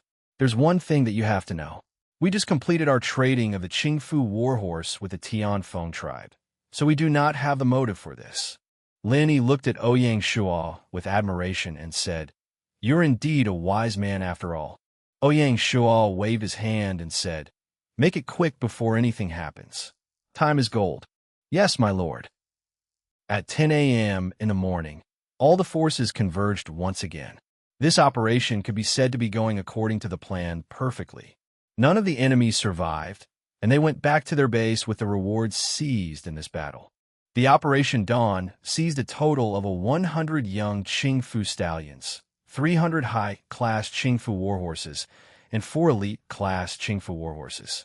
In addition, there were also more than 1,000 sheep and 3,000 pieces of sheepskins. When they got to Friendship River, the Navy and the Mengchong warships were already there, awaiting their arrival. Due to the abundant rewards, the warships had to make a dozen trips back and forth to transfer the rewards across the river. As it was just a simple mission for the Navy commander Pei Donglai did not show up. The Navy immediately returned back to Beihai Town as soon as they helped the last cavalry cross the river. In order to avoid suspicion from the Tianfeng tribe, Ouyang Shuo ordered the cavalry unit to return back to the camp immediately after they crossed the river. The same went for the warhorses seized in the battle. The warhorses couldn't be dispatched to the cavalry unit now, or would only be sheer self-exposure. Since there was not enough Mingguang armor, riding or not riding the warhorse wasn't really an issue now. The 100 Qingfu stallions were transferred by the Transportation Division to the horse breeding field in Jifeng Valley, whereas the 304 Qingfu warhorses and the thousands of sheep were kept in Shanghai Town's pastures on the west side of the town. The pasture, after a few upgrades, now occupied a land area up to 50 square kilometers. This pasture was divided into a few areas for the pigs, sheep, and now the horses. Out of convenience, the pasture was named West City Pasture by Ouyang Shuo. About Operation Dawn. As everything about the operation was executed secretly, it did not cause any chain reactions amongst the people of Shanghai town. Everything was going on as usual because of this reason. However, this massacre caused a great uproar amongst the other nomadic tribes. Shunwan Lake, Tianqi Tribe Warchief's tent. Khan, the scouts have brought news about the Tianlian tribe located in the southwest. The tribe was burnt to ashes in one night, and there were no survivors. All of their 800 people were slaughtered, said a muscular and bearded middle-aged man. He is the first member of the 3 generals in the Tianqi tribe, known as Lion of the Grassland, Lakshan. The Tianqi tribe had 30,000 tribal people, with 12,000 of them being soldiers. Among the 12,000 soldiers, 2,000 of them were the elite of the elites, and they were the elite guards for the Khan. They were placed under the lead of the second member of the 3 generals in the tribe, and also one of the Khan's most trusted generals, known as Wolf of the Grassland, Boriktina. The rest of the 10,000 soldiers were separated into 2 divisions, which was the Eastern Division and Western Division, consisting of 5,000 soldiers each. They were responsible for the defense of the eastern and western parts of the tribe. The Eastern Division was placed under the command of Lakshan, whereas the Western Division was placed under the command of the last member of the 3 generals of the tribe, known as the Black Tiger of the Grassland, Daichin. The tribe that was annihilated by Shanghai town belonged under the jurisdiction of the Western Division. Therefore, as soon as Lakshan received the news that Tianlian tribe was wiped out, he quickly reported it to his Khan, Monk, as quickly as he could. Monk was a man who was reaching his 50s and was considered to be a man of the elder age group in the savannah. His previous handsome face was now full of wrinkles, and his thick and curly hair was turning white. All of these things were indicating that this man was really getting old now. Despite all of this, no one had ever dared to be disrespectful to Monk. This was because it was not only because of his majestic aura, but also the respect deep in their hearts. Monk inherited his father's position of the Khan and took over the scepter and crown passed down to him when he was 14 years old. When he took over his father's position, a strong vassal called Gru took advantage of Monk's young age and treated him as a puppet. The tyrant used Monk's name to control the entire tribe. Monk did not show a sign of dissatisfaction, and he pretended that he knew nothing about any of this. Not only that, he also pretended that he was very fond of Gru at that time. However, without the knowledge of Gru, he secretly accumulated his own forces and cultivated his own generals. After 2 years, when Monk felt like the time had come, he assassinated Gru with a killing blow when Gru was drunk and sleeping in his tent. After killing him, Monk boldly commanded his generals and cleansed the entire tribe with the blood of Gru's faction, thus allowing himself to regain control of the tribe again. For the next 30-plus years, Monk's rule became more and more experienced and bloody. During his time, Monk was called the Bloody Butcher, and more than 5 tribes were exterminated. Up to now, the other smaller tribes were still living under his shadow. Monk's name was so feared amongst the tribes that they dared not to even voice the tiniest dissatisfaction about Monk at all. Although the other tribes all feared him and spoke of Monk in insulting and derogatory ways, to the Tianqi tribe, Monk was their supreme leader, their god, and they could even die for him. When Monk first took over the position of Khan, the tribe was only a medium-sized tribe and had only 4,000 to 5,000 people. Under his rule, the tribe got bigger and stronger. Despite the barricades of their strong rivals, Tianqi tribe managed to defeat them all and finally became the strongest tribe in the savannah. They were so strong that all of the other tribes respected him as the savannah's Khan. With that said, the throne of this old Khan that looked like he was going to die was actually made with the blood of his enemies. Lakshan was still a newborn child when Monk inherited the position of Khan. He grew up hearing all sorts of stories about Monk. Therefore, even after Lakshan became a strong man like he was now, this lion of the savannah, he dared not show even the slightest disrespect at all. At this moment, the old Khan sat up straight on his throne, showing no sign of burnout. After hearing Lakshan's report, he opened his turbid eyes slightly and said hoarsely, Tianlian tribe? If I recall correctly, they just bought 100 Qingfu stallions from us not long ago. Suddenly, Lakshan was struck with a thought about the incident and said, "Yes, my Khan. Do you mean that the Tian Lien tribe was eliminated because of these stallions? Someone grew greedy of these stallions, so they wiped out Tian Lien tribe for the stallions." Cough, cough, Lakshan. When looking at a problem, you must look at the cause of the problem in order to solve it. Tian Lien tribe is one of the smallest tribes in the savannah. They have neither precious treasures, nor do they possess an area rich of lush green in the savannah. If that's the case, what else is worthy of being coveted? Monk coughed and said, "My Khan, you are indeed the wisest man in our tribe." Lakshan said respectfully, "Are there any clues or traces of the remains of Tian Lien tribe?" asked Monk. Lakshan shook his head and said, "There's nothing but ashes left. The Qingfu stallions they bought from us, and their own horses and sheep are all gone. Judging from the heat of the remains of the tribe, the attack occurred at around 7 a.m. this morning. The enemies were all cavalry, as there wasn't any other footsteps but only the horses' footsteps. Besides, this was probably a planned attack. Most of the body remains of the tribe people were found in the burned tents. This means that most of them were killed in the fire during their sleep." Lakshan was obviously an experienced warrior. Just by taking a look at the remains, he could still figure out what happened. This man was obviously not as foolhardy as he looked. Fortunately, Ouyang Shuo did not try to disguise the battlefield. Otherwise, the flaws would have been noticed by Lakshan by now. "Any survivors?" Monk did not say anything and asked again. Lakshan shook his head and said morosely, "The enemies were as sly as a fox.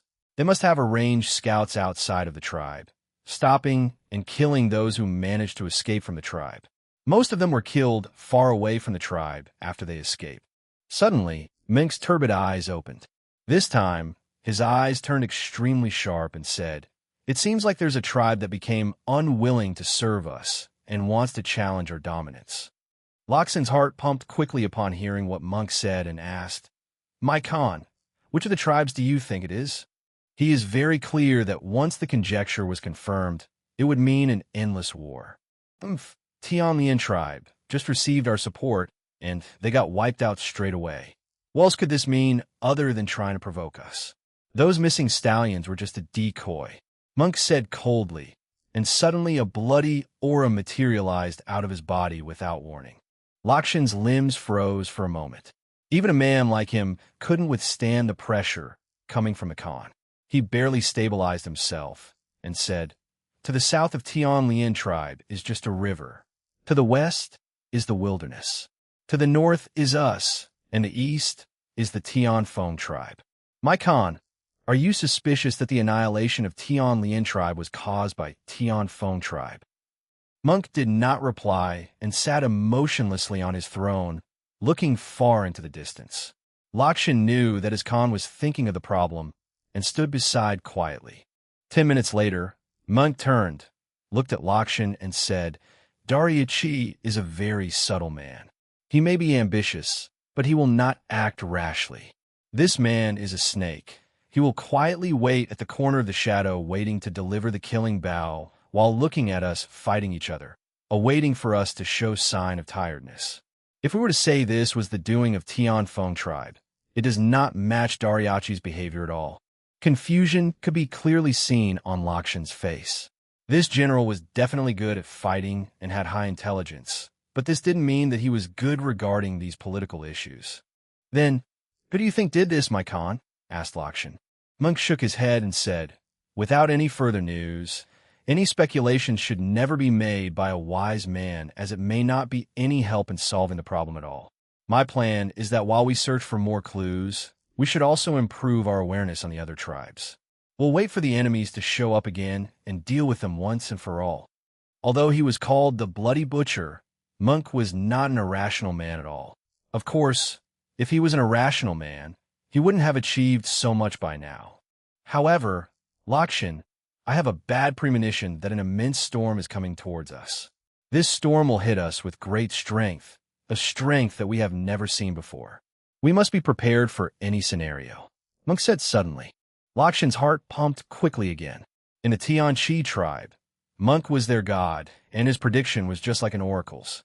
Therefore, Lakshan was easily convinced that a great storm was coming towards them.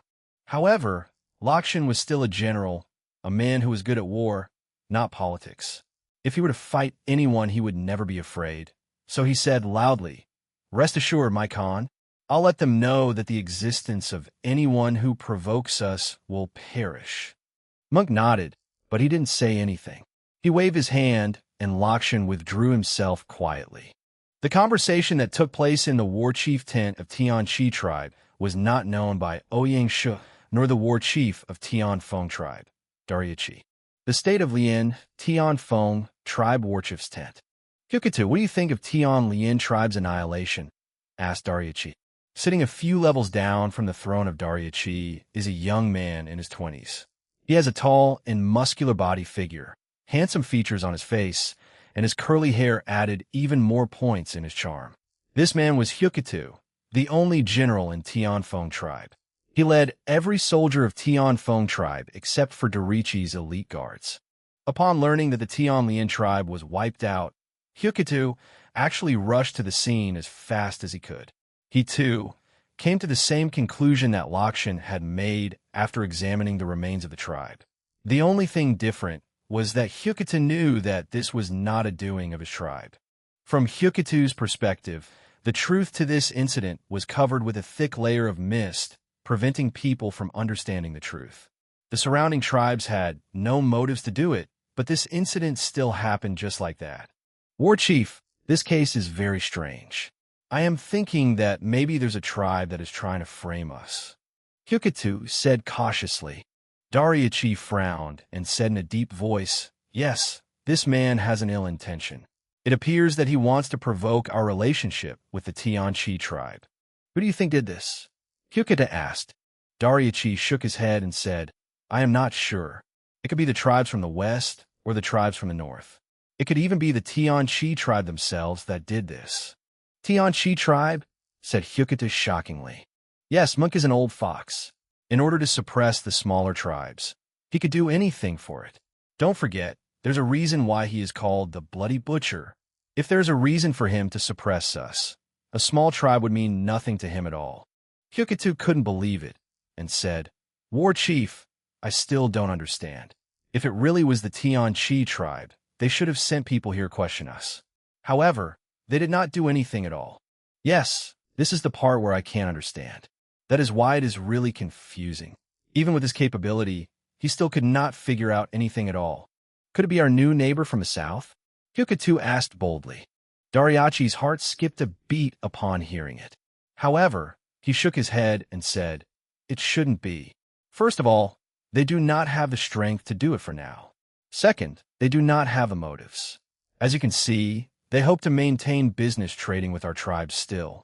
Hyukitu did not believe his statement as well, as he just simply made that statement. After hearing what his war chief said, he cleared his confusion, but the biggest mystery was still not clear yet. Anyhow, what done is done. It'll not just stop at this point. There'll be some unknown changes in the future that cannot be foreseen right now. However, no matter what the changes are, it will still come down to the comparison of strength between us and our enemies. Daryachi concluded. He said in a serious manner, "Hyukitu, order your army and tell them not to let their guard down no matter what. During this period of time, strengthen the patrol on the border. Other than that, increase the strength of our army as much as you can. You could also consider maintaining the trades with the friendship town of the south to gather as much iron ore as possible." "Understood," Hyukitu said loudly and left. After Hyukitu left the tent, Daryachi looked up to the top of his tent as if his stare could pierce through the tent and look far into the sky. He then muttered to himself, "A great storm is coming. The god of savannah. Will this be a chance for our Tianfeng tribe to rise and become the greatest tribe in the savannah?" 11th of May, Beihai Town Harbor. After 1 month of development, the construction of Beihai Harbor was officially completed. Beihai Harbor was located near the estuary. It belonged to a natural harbor with a naturally protected bay for ships to dock in. Beihai Harbor was built for military purposes. It mainly provided services to the Navy. The services included providing a docking place for the warships, supplies, shelter, equipment, and so on. Therefore, Beihai Harbor was also known as the naval base, well equipped with appropriate technology and various facilities. The Navy camp was transferred to Beihai Harbor as soon as the harbor's construction was completed. The current state of the Beihai Harbor was that it also carried the responsibility of fishing port, allowing the fishing vessels to anchor and load and unload goods. It provided shelter and resource replenishment. It also provided services like processing of the caught fish, vessel maintenance, manufacturing of fishing gears, and a resting place for the crews. The southern water of Beihai Town was the South Sea North Bay. The largest island North Bay was, of course, the Qingzhou Island. After the modification of the game system, where the island was magnified by 10 times, it now covered an area of about 350,000 square kilometers, 1.5 times Lianzhou Basin size. There were, of course, some other smaller islands other than Qingzhou Island. However, most of these islands had no inhabitants. They were mostly deserted islands, but also some of the islands had formed their own ecological systems, where resources suitable for inhabitation were abundant due to the existence of an inland lake or river. As such, these islands had become the ideal places for the pirates. Especially after the game map enlargement, those tiny islands in the reality had suddenly become suitable for inhabitants. Because of this sole reason, Ouyang Shuo had decided to order his navy to launch expeditions around these islands. This was because he dared not draw conclusions based on reality, as they may have been altered drastically in the game. Somewhere in the northwest corner of the North Bay, near the border between Vietnam and China, there was an island called Moon Island. This island covered an area of about 50 square kilometers, equivalent to the area occupied by a Grade 2 village. In reality, this island would have only been a 5 square kilometer island. The Moon Island was infested with a group of approximately 3,000 pirates, calling themselves the Black Shark. Their leader was called Blackbeard. Because of the geographical location of Moon Island, which was nearer to Vietnam, their main plundering targets were often the Vietnamese coastal villages. In the Vietnamese coastal areas, Blackbeard had become the nightmare, especially among the ranks of the lore-type players. Ever since the game was launched, the Black Shark, along with its leader, Blackbeard, had raided no less than 30 players' villages. Of course, the Black Shark knew their own limits and never tried to test their luck by provoking the system-built cities. One day, as if they'd all gone mad, the Black Shark did not proceed to raid the Vietnamese coastal villages, but instead headed to the northern Chinese coastal areas. Needless to say, the patrols had spotted them before the Black Shark could even reach Beihai Town. While preparing for the encounter, the soldiers on the Mengchong warships also launched their emergency flares upon seeing the pirate ships. This time, Blackbeard had brought 3 pirate ships with him, carrying around 300 pirates in total. He was shocked when he saw the Mengchong warships. He was even more shocked when Beihai Harbor appeared in his sight, as this kind of harbor only existed within the game system. On the other side, upon seeing the flares fired by the patrols, Pei Donglai quickly boarded the warship and led the remaining 4 Mengchong warships to the scene. Mengchong warships were designed to be long and narrow for mobility purposes in order to pierce through enemy formation fiercely. Mengchong warships' cabins and floors were all covered with cow hides to increase their fire resistances. Both sides of the warship had a few slots for the paddles. Above the deck was a 3-floor cabin, all wrapped with cow hides as well. Each layer of the cabin had places allocated for crossbows for offensive purposes. Therefore, in around 20 minutes, while Blackbeard was still hesitating, the 4 Mengchong warships and Pei Donglai had arrived and joined the patrols. Upon seeing the superior capabilities of Mengchong warships, coupled with the reversal of strength in both parties and the lack of information about the opposite party's strength, Blackbeard ordered his pirates to retreat without hesitating.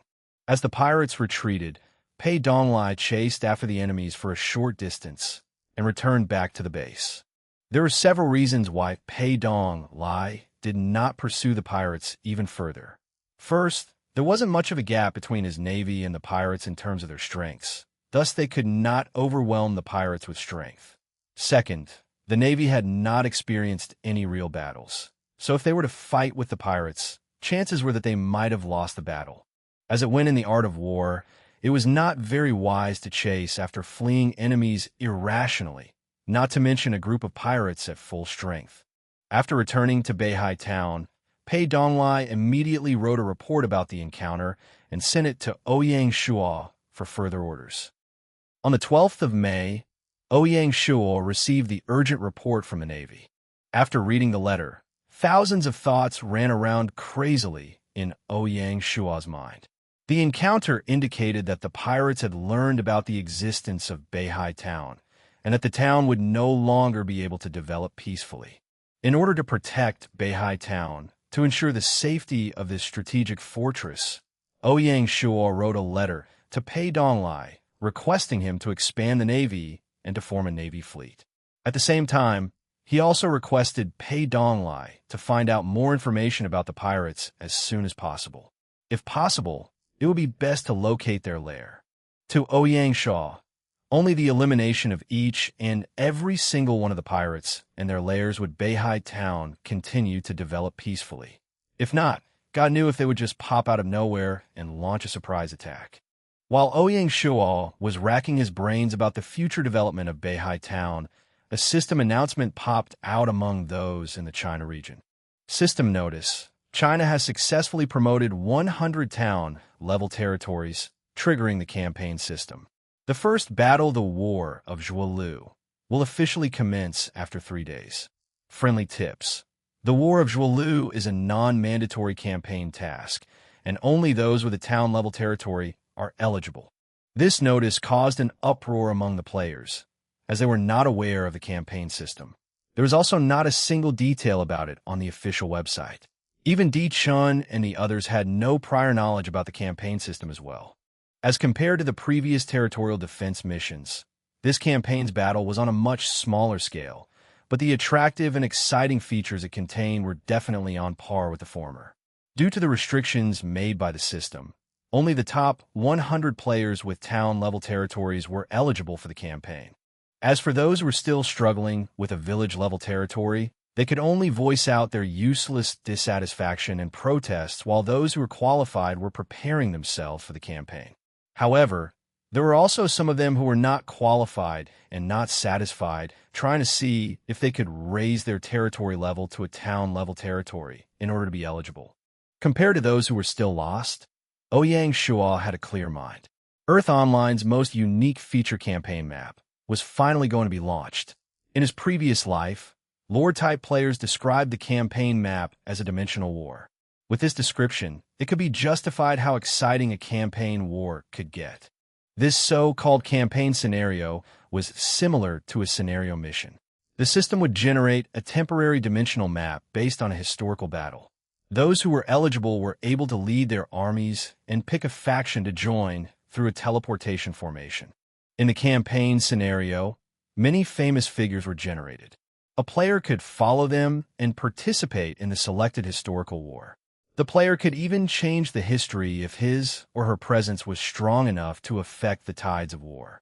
This immense feeling where a player participated in an epic scenario like this was undoubtedly very attractive. In general, there will only be at most one historical war for every dynasty. As soon as the campaign scenario of a dynasty ends, the historical figures of the dynasty will start to appear in the game, awaiting capable players to recruit them. Therefore, as the game progressed into the late game, there will be a huge amount of historical figures from different dynasties in the game to be recruited. With this, the chances of players to recruit mighty warrior figures or powerful strategist figures will be increased drastically. Another advantage of the campaign scenario was, of course, the merit points. The later the game was, the harder the requirements to raise the player's title. Using Ouyang Shuo as an example, he was now a second rank count, which was the highest title among the players for now. However, for him to promote into a first rank count, the difficulty was still very high, not to mention the title of Marquis that was one rank higher, as the required merit points were simply absurdly high. The campaign scenario provided players an opportunity to obtain more merit points. In each arc and every scenario, the The system were to rank the players' ranking based on their contribution. The higher the rank was, the better the merit points awarded to the players. For the top 10 players, they were to be awarded with some special rewards too. The most appealing part of the scenarios were not only these. For Lord-type players, famous generals and strategists were what they desired the most. In scenarios, players will have the chances to trigger quests on recruiting these famous figures. Only by completing these quests will the players be able to recruit them and bring them back to their own base. Bai Qi, the human butcher, Xiang Yu, the overlord of Western Shu, Zhao Yun, the god of martial arts, Li Jing, the military god, and other figures who were well known will all appear in these campaign scenarios one by one. Just thinking about them would make one fired up completely. At the current state of the game, everyone knew that it was very rare to get a famous figure. Even with the conditions and wealthiness of Shanghai town, other than Shi Wan Sui, who was awarded for building the village, there were only 2 king-class figures, which were Fan Zhongyan and Tian Wenjing. Based on this, the rarity of every single famous figures could be seen. After the system announcement, every Lord-type player had received the notification, including Ouyang Shuo, of course. System notification. In order to ease the opening of the campaign scenario, the system will set up a teleportation formation at your territory. No cost will be charged. Please choose the location for the portal to be set up wisely. Just a reminder, this teleportation formation will be permanent. It can also be used for traveling within the territory. Please think twice before confirming the location. A blue light flashed across the screen, and a holographic map of Shanghai town appeared in front of Ouyang Shuo. The choosing of the teleportation formation should be very particular. First of all, the portal could not be built indoors. Therefore, it should be built at an open space. Other than that, for convenience purposes, the space allocated should be very spacious to prevent people crowding at one place. However, the portal cannot be built outside of the town, as the portal can be destroyed. If it was placed outside of the town, it would be very vulnerable to enemies' attack, and reinforcement will not be able to teleport here if the portal is destroyed. Finally, Ouyang Shuo decided to place the portal at the east side of the town square, as the place wasted only wide. It was also very close to the military area. Therefore, the safety of the portal will be ensured. System notification. Location for teleportation formation is confirmed. The portal is now being generated. System notification. Teleportation formation is generated. Player can now view it at own will. Walking out of the town hall, Ouyang Shuo could see a gigantic teleportation formation standing at the east side of the town square. The entire teleportation formation was in the shape of a disc, around 10 meters in diameter. It was made with a material that looked neither like rocks nor jade, and it appears to be very simple.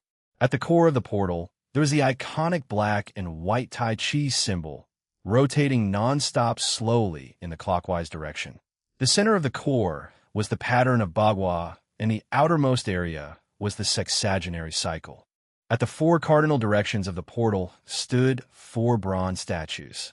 They were the azure dragon of the east, the white tiger of the west, the vermilion bird of the south, and the black tortoise of the north, the 4 celestial guardians. Using the 4 celestial guardian statues, a surrounding barrier was formed around the portal, blocking those who have no permission to enter the portal. Ouyang Shuo walked towards the portal and placed his right hand on the barrier to adjust the settings of the portal. System notification. Please select which player to be authorized for using the portal. As there was only one player in the entire Shanghai town, Ouyang Shuo set the portal authorization to only himself. System notification. Please select the mode of territory teleportation. You may choose one from the following 3.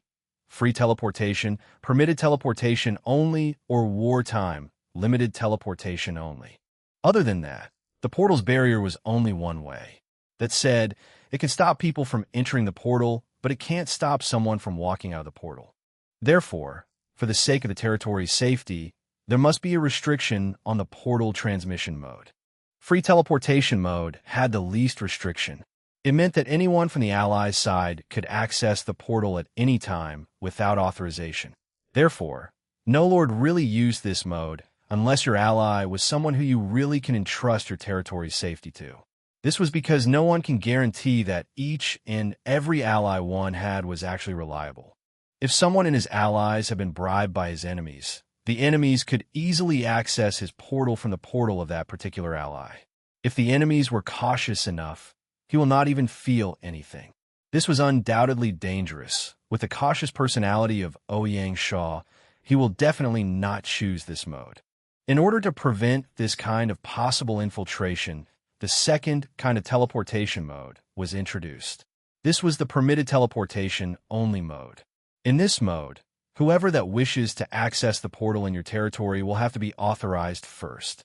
While they're waiting to be authorized, the owner of the portal could see who is asking for the authorization and the time they wish to access it. With these information, as long as the owner has some precaution measures, the enemies will be unable to cause any troubles easily. Of course, if you're even more of a cautious character, you can also pick the third mode, wartime limited teleportation only.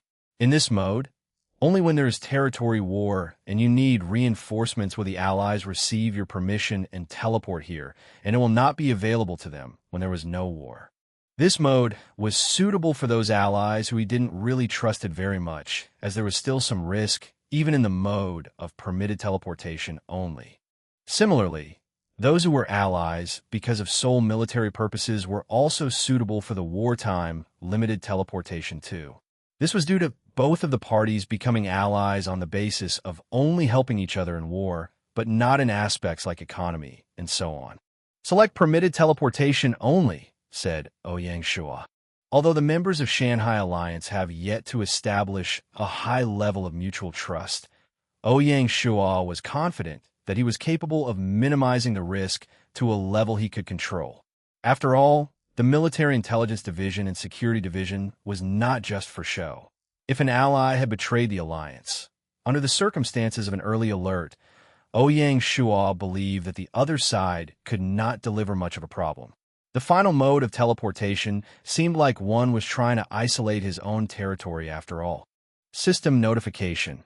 Would you like to open the teleportation formation? No matter which it was, the three mentioned modes of teleportation had a prerequisite, which was the teleportation among the allies. If one did not form an alliance with another, a player will never be able to teleport around each other's territory. However, if a friend or an officer he wished to recruit was need to be teleported over into his base, what should he do? At this aspect, the system was still very user-friendly. Other than the three aforementioned modes, it had also designed a special teleportation mode. This so-called name-adding special mode was that every lord had a list of permitted people in using the portal. All the lord needed to do was just add in the name of the person he wants to authorize, and the people will then be able to teleport to his base through any teleportation formation.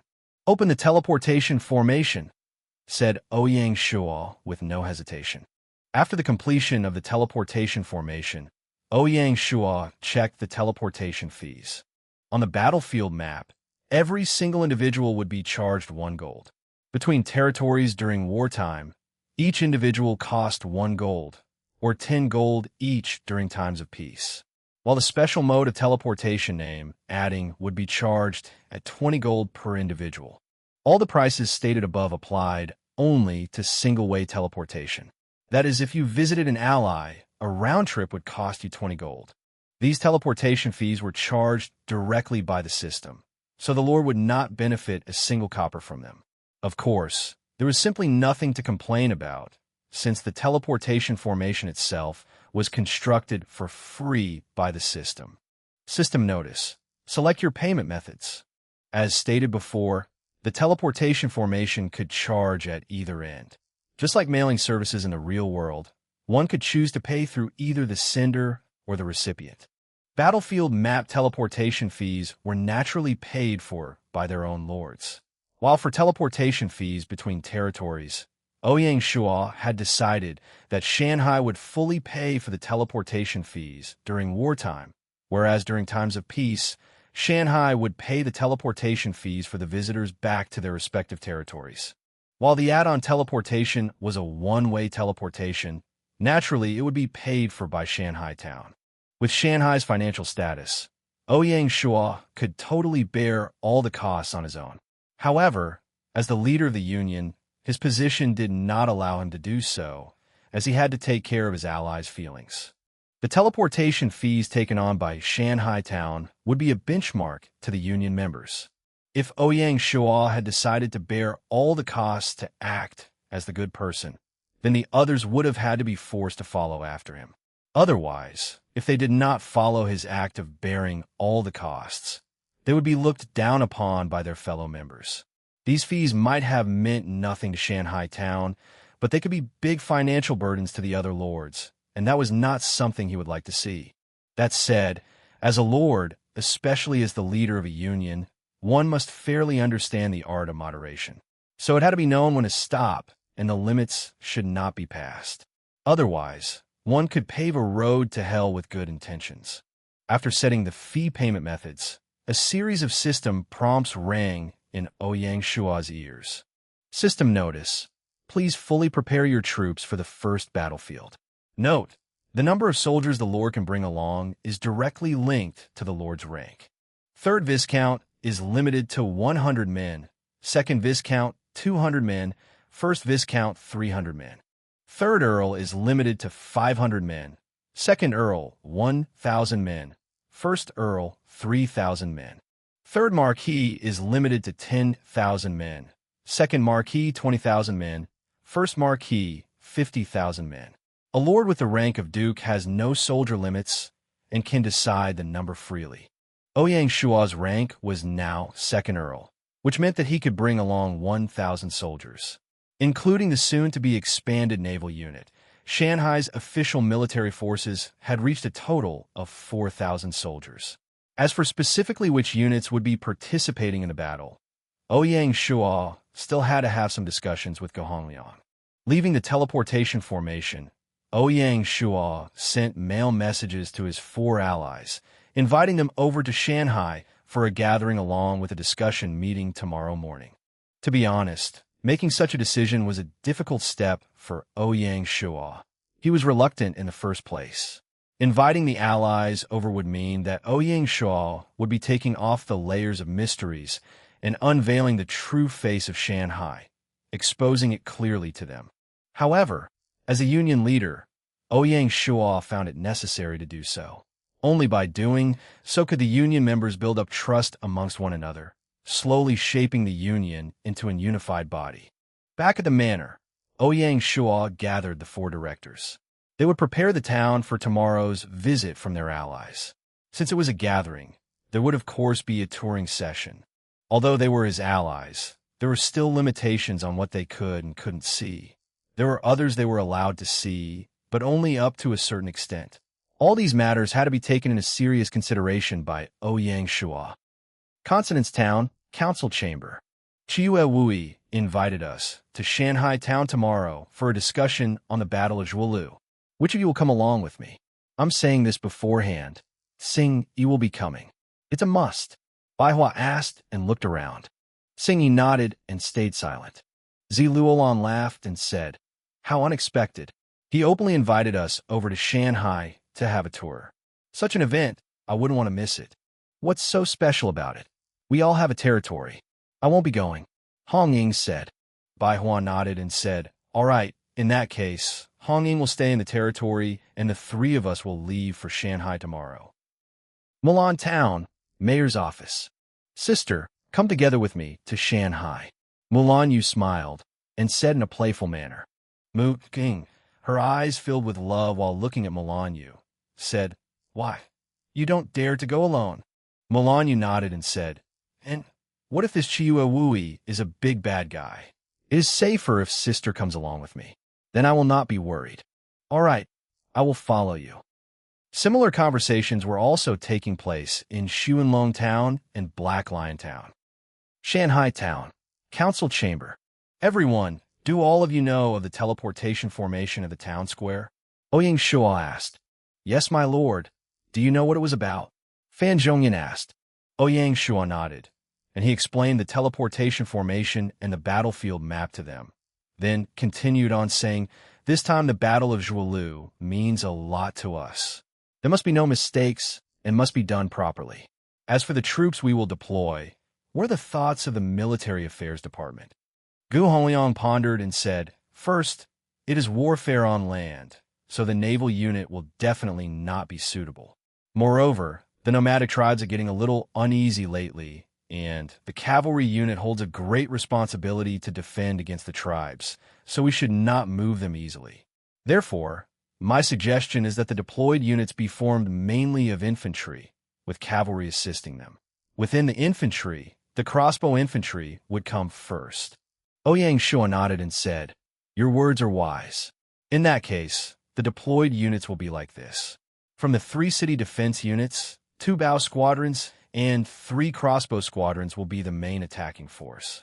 From the infantry unit, 3 infantry squadrons with one of the squadrons equipped with the Buren armor will act as the defense force. Lastly, from the cavalry unit, 2 cavalry squadrons will support them with coordinated actions. In addition, get an intelligence team from Military Intelligence Division to follow the expedition team.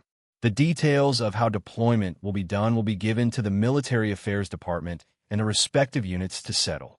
"Understood," Gu Hongliang answered and questioned afterwards, "My lord, what about the general and officers?" As for which officers to select, it was a sensitive issue. With Gu Hongliang's status, he didn't dare to make the decisions himself. Not to mention Ouyang Shuo, even just Lin Yi and Pei Donglai, the 2 intermediate officers, were both comparable to Gu Hongliang in terms of status. Ouyang Shuo pondered before answering the question. "The expedition will be led by me personally, with Director Gu as the strategist. As for the infantry, General Shi will be the main commander, while Zhao Sihu will act as his assistant. The cavalry will be led by Lin Yi alone. The Military Intelligence Division team will be led by Song San himself. Since the time flow rates of the battlefield map and the main world map were different, Ouyang Shuo did not leave any officers back to stay and guard the territory." Gu Hongliang nodded and said nothing. After the meeting, Military Affairs will have to gather the troops as fast as possible and conduct a joint training. Furthermore, the Combat Logistics Division, Armory Division, and Bow and Crossbow Division will have to fully prepare the logistics of the troops. Ouyang Shuo continued his orders. "Understood. Ye Hongliang ansvaret." After finishing discussions regarding the expedition, Ouyang Shuo then said, "Tomorrow morning, there will be guests visiting Shanghai town. These guests are our allies. Big brother, how do you plan to welcome them?" Ingyu asked. "I have planned tomorrow's schedule this way. We will make a small welcome ceremony at the teleportation formation, followed by an official alliance ceremony. Then we will give them a tour around Shanghai town, and the area will only be limited to the town. Lastly, there will be a discussion meeting regarding the Battle of Zhuolu in the council chamber." Ouyang Shuo thus explained his plan. The 4 directors' faces sank instantly. The schedule Ouyang Shuo had planned wasn't simple at all. The task is hard and we're pressed for time, so I will briefly divide the work. The welcome ceremony, we need not prepare for this, just follow me and give them a welcome. The venue for the alliance ceremony shall be selected by Mr. Shi Wan with the help of the Material Reserves Department. The only condition I ask for is a solemn and official atmosphere. As for the tour, other than the military restricted area, the other places need not to be restricted. We will open them to our allies. Lastly, the discussion meeting will be prepared by the Military Affairs Department." Ouyang Shuo said with a smiling face. "Understood." Those whose names were mentioned all answered. Seizing this opportunity, the Military Affairs Department will make a simple military parade. It will be done by the 1,000 soldiers that will participate in the Battle of Zhuolu. We will take this chance to show our allies our military weapons and equipment. The Finance Department should prepare yourselves, as you might be dealing with our allies and trading weapons and equipment. Ouyang Shuo suddenly remembered. Why didn't he take this opportunity to start the arms trading industry of Shanghai town? Gu Hongliang answered yes immediately. However, Ingyu was hesitant. As the descendant of a business family, she wasn't familiar with the prices of weaponry, so she asked Ouyang Shuo directly, "Does Big Brother have any prices in mind?" Ouyang Shuo nodded and said, "For armors, Mingguang armor is not for sale. Leave that alone. A set of Buren armor will be sold at a price of 25 gold. As for weapons, A tang sword will be priced at 5 gold, longbows or hornbows at 10 gold, while a god-arm crossbow will be priced at 15 gold. Ouyang Shuo gave the prices not from a cost-profit point of view, but rather according to the supply-demand relationship in the market. With Ouyang Shuo giving the numbers, and you had a benchmark to follow. She smiled and said, "All right, Big Brother can be at ease and let the finance department handle it. We will see it done." Ouyang Shuo nodded and said, "One more thing, the finance department will have to deliver the gold from Langshan mining field to me. Raise a sum of gold. I am running out of funds." "Understood." Inge nodded. May 13th, 9 a.m., Shanghai Town Teleportation Formation. Ouyang Shuo led the 4 directors of Shanghai and waited beside the teleportation formation, preparing to welcome their allies' arrival. The first guests to arrive were Mulan Yu and Mu Ging from Mulan Town, which was nearest from Shanghai Town. This was the first time Ouyang Shuo saw Mulan Yu. At the age of 18 or 19, she was dressed in a light blue skirt, her black hair touching her shoulder, tied with an ocean blue silk cloth. Her eyes shined brightly, filled with a smile of purity. Her blushing red cheek gave a cute feeling. She looked like a butterfly in pure, innocent snow. Ouyang Shuo couldn't imagine that such a cute little girl in front of him would be one of the 3 overlords of Lianzhou in his past life. In the past life, rumors said that Mulan Yu was a cold female lord. She seldom interacted with players. Ouyang Shuo had no idea what had happened to her that caused her personality to change so drastically. Behind her stood a female general, valiant, imposing, equipped with military armor, held a spear in her hands. An aura of a heroine spirit came gushing out from her. Needless to say, she got to be the legendary female general of Yang family, Mu Guing. When the 2 walked out from the teleportation formation, Ouyang Shuo welcomed them warmly and said, "Welcome to Shanghai Town. I suppose the 2 of you must be Mulan Lord, Mulan Yu, and General Mu Guing? Ah, how did you recognize us? I haven't introduced myself yet." Mulan Yu was surprised. Ouyang Shuo looked at Mu Ging behind Mulan Yu and said, "I might not know the others, but I can definitely recognize the legendary heroine General Mu Ging." "So you had gotten the clue from Sister Mu. No wonder," Mulan Yu said in a silly tone. Ouyang Shuo nodded and introduced the directors to the 2. Right at this moment, another 3 lades came out from the teleportation formation. Walking in the foremost front was a lady, aged 27 or 28. She wore a white palace dress, simple yet elegant. She had black hair as dark as ink yet smooth as jade, curled into a bun with a few simple ornaments, embellishing her appearance further. She had perfect facial features with peach-white skin. Her aqua-colored iris, crystal clear and yet bright, but deep in it lurked a slight stream of coldness, as if her eyes can see through everything. She had perfect shoulders, a slim waist, sharp eyebrows, and white skin.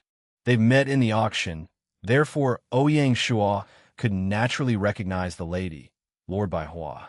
Behind and left of Baihua stood a lady, aged 25 or 26.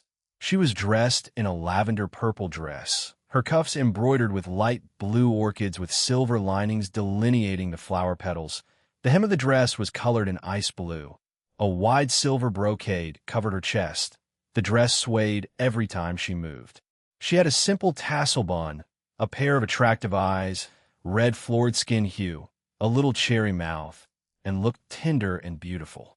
Her black hair flowed down the sides of her cheeks, dangling in the winds while her eyes shined with cleverness and artfulness.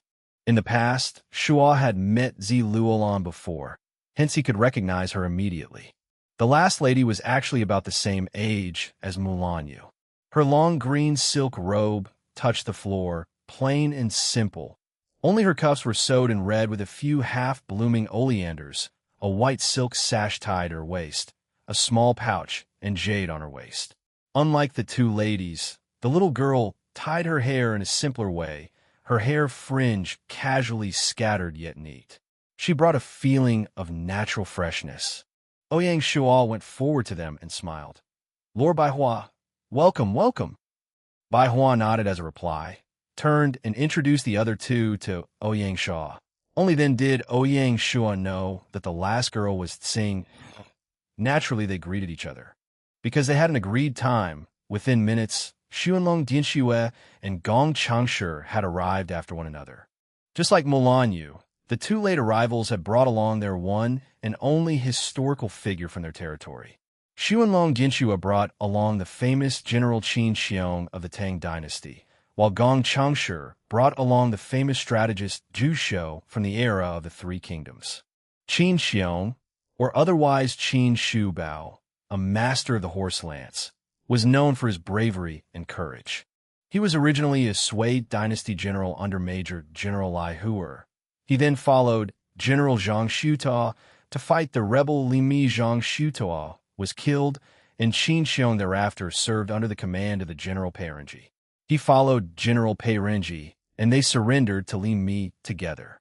After Li Mi's defeat, he served under Sui General Wang Shichong. But Wang Shichong was suspicious and often believed in defamations, and in the end, Qin Xiong and another general, Cheng Yaojin, surrendered to the Tang Dynasty, and they served under the Prince of Qin, Li Shimin. He fought countless battles for Li Shimin. He fought in the front line every time and was able to destroy and finish his enemies. But during his old age, he was often ill. He died in year 638 and was listed as one of the 24 great contributors to Tang at Lingyan Pavilion. Qin Xiong could be counted as the same era with that of Shi Wanxue. But Shi Wanxue was dead when Qin Xiong was still at a young age. Therefore, the two have never met before. Zhu Shou was late Eastern Han Dynasty warlord Yuan Shao's advisor and strategist. He was an attendant officer of Ji Province, was nominated as Maokai I, and was the clerk of 2 counties in Ji Province. He was young, but ambitious and a master of tactical strategies. Under the governor Han Fu, he was promoted to cavalry commandant. After warlord Yuan Shao took over Ji Province, he recruited Zhu Shou as his advisor. Often Zhu Shou would propose plans and strategies, but Yuan Shao refused to listen. During the Battle of Guandu, Yuan Shao was defeated and Zhu Shou was captured by warlord Cao Cao. He refused to surrender and hence was executed by Cao Cao. Seeing Qin Xiong and Zhu Shou, Ouyang Shuo was envious. These two talents were really needed by Shanghai. General Qin Xiong, a master in horse lance, he was the best candidate for the position of heavy cavalry instructor. The Tang Dynasty Mingguang cavalry was equipped with the fearsome lance as a primary weapon. A tip of a lance can easily penetrate through their targets. A lance of high quality would carry the same property as a good sword. Ordinary chainmail, iron armor, Mingguang armor, they would all be pierced through by a lance like a piece of paper. The lance was long and heavy. It was not easy for one to master it. Even in history, generals who wielded a lance were only a few from the Tang Dynasty, such as Qin Xiong, Cheng Yaojin, Yu Qigong, and Li Tsunxiao. Zhu Shou was also a strategist Shanghai was lacking of. In comparison, Zhu Shou was way beyond the scales of Gohongliang. With the forces of Shanghai growing rapidly, they will face various challenges. A professional strategist advisor like Zhu Shou meant a lot to Shanghai. When the crowd have all arrived, there was no reason to stay at the town square anymore. Hence, Ouyang Shuo brought them into the manor. Council chamber. After everyone took a seat in the chamber, Ouyang Shuo smiled and said, "First off, I would like to welcome everyone to Shanghai Town. Today is the first meeting the Shanghai Alliance gathers together. Such a rare opportunity. In order to express our goodwill, we will have a simple alliance ceremony. Shall we?" Brother Wu had thought it through. Indeed, we should have an alliance ceremony. Didn't the ancient lords have the ceremony with the rituals, prayers, and things like that? Xuanlong Dianxue was the first to agree. Bai Hua and Gong Changshi nodded in agreement. When Mulan Yu heard that a ceremony will be held, fun was the only thing she cared about, and so, of course, she wouldn't decline. Seeing that everyone had agreed, Ouyang Shuo stood up and walked out to the back mountains. At the back mountains, the Tunyan beasts saw the crowd coming. However, they ignored them and continued their own sun bath. It was shocking for the lords to see the Nyan beasts before their eyes. All of them had participated in the festival event in New Year's Eve. Of course, they knew what creatures the two beasts were. Ah, aren't they the Yin beast that feeds on humans? Brother Wui, how did they appear here? Mulan Yu couldn't hide her words. She asked in pure innocence. Since Ouyang Shuo had chosen the ceremony to take place at the back mountains, he had never thought of hiding the beast from his allies. He laughed and explained, "Be at ease, they will hurt no one. During the event, I was fortunate to have a contract scroll and was able to tame the beasts, and now, these two Nian beasts are the guardians of Shanghai town, not beasts of destruction, but instead beasts of auspiciousness." Their doubts were lifted by the explanation, but the way they looked at Ouyang Shuo became more elusive. Just from the tip of the iceberg, one can clearly see the depths of Shanghai town. In the ancient times, an alliance ceremony had several steps. Before the ceremony, a square hole had been digged at the mountaintop, and inside was a bison. The bison's left ear and the blood would be contained in two separate containers. Then, Tian Wenjiang proceeded to use the blood as ink to write the alliance covenant. Fan Zhongyan will then hold the blood container and read out the covenant. If there were no objections from the allies, the covenant will be read again, facing north, dedicated to the gods. After that, Ouyang Shuo will then take the bison's left ear container and wipe the blood on his mouth, followed by his allies. Lastly, the bison would be killed and buried along with the covenant in the square hole. That then marks the end of the ceremony. During the ceremony, the two female lords, Bai Hua and Mulan Yu, were reluctant to wipe the blood on their mouth, hence they had only wiped it below their jaws. The male lords were kind and could understand their acts, so they did not force them. However, Gong Chengshi was a true man. He had drank a mouthful of blood instead of just wiping it. Makai Yi Mao Cai, outstanding civil service candidate. After the ceremony, it was already 10 a.m. The military parade was ready. 1,000 soldiers were gathered and lined up in the town square, waiting for their officers. Ouyang Shuo invited the lords to follow him up to the viewing platform. The platform was divided into two sections. The front section sat the 5 lords, while the back section sat their officers. In the middle was Ouyang Shuo. To his left were Bai Hua and Mulan Yu. On his right was Xuanlong Dianxue and Gong Chengshi. What you are about to witness is the expeditionary team that will be deployed to the Battle of Zhou.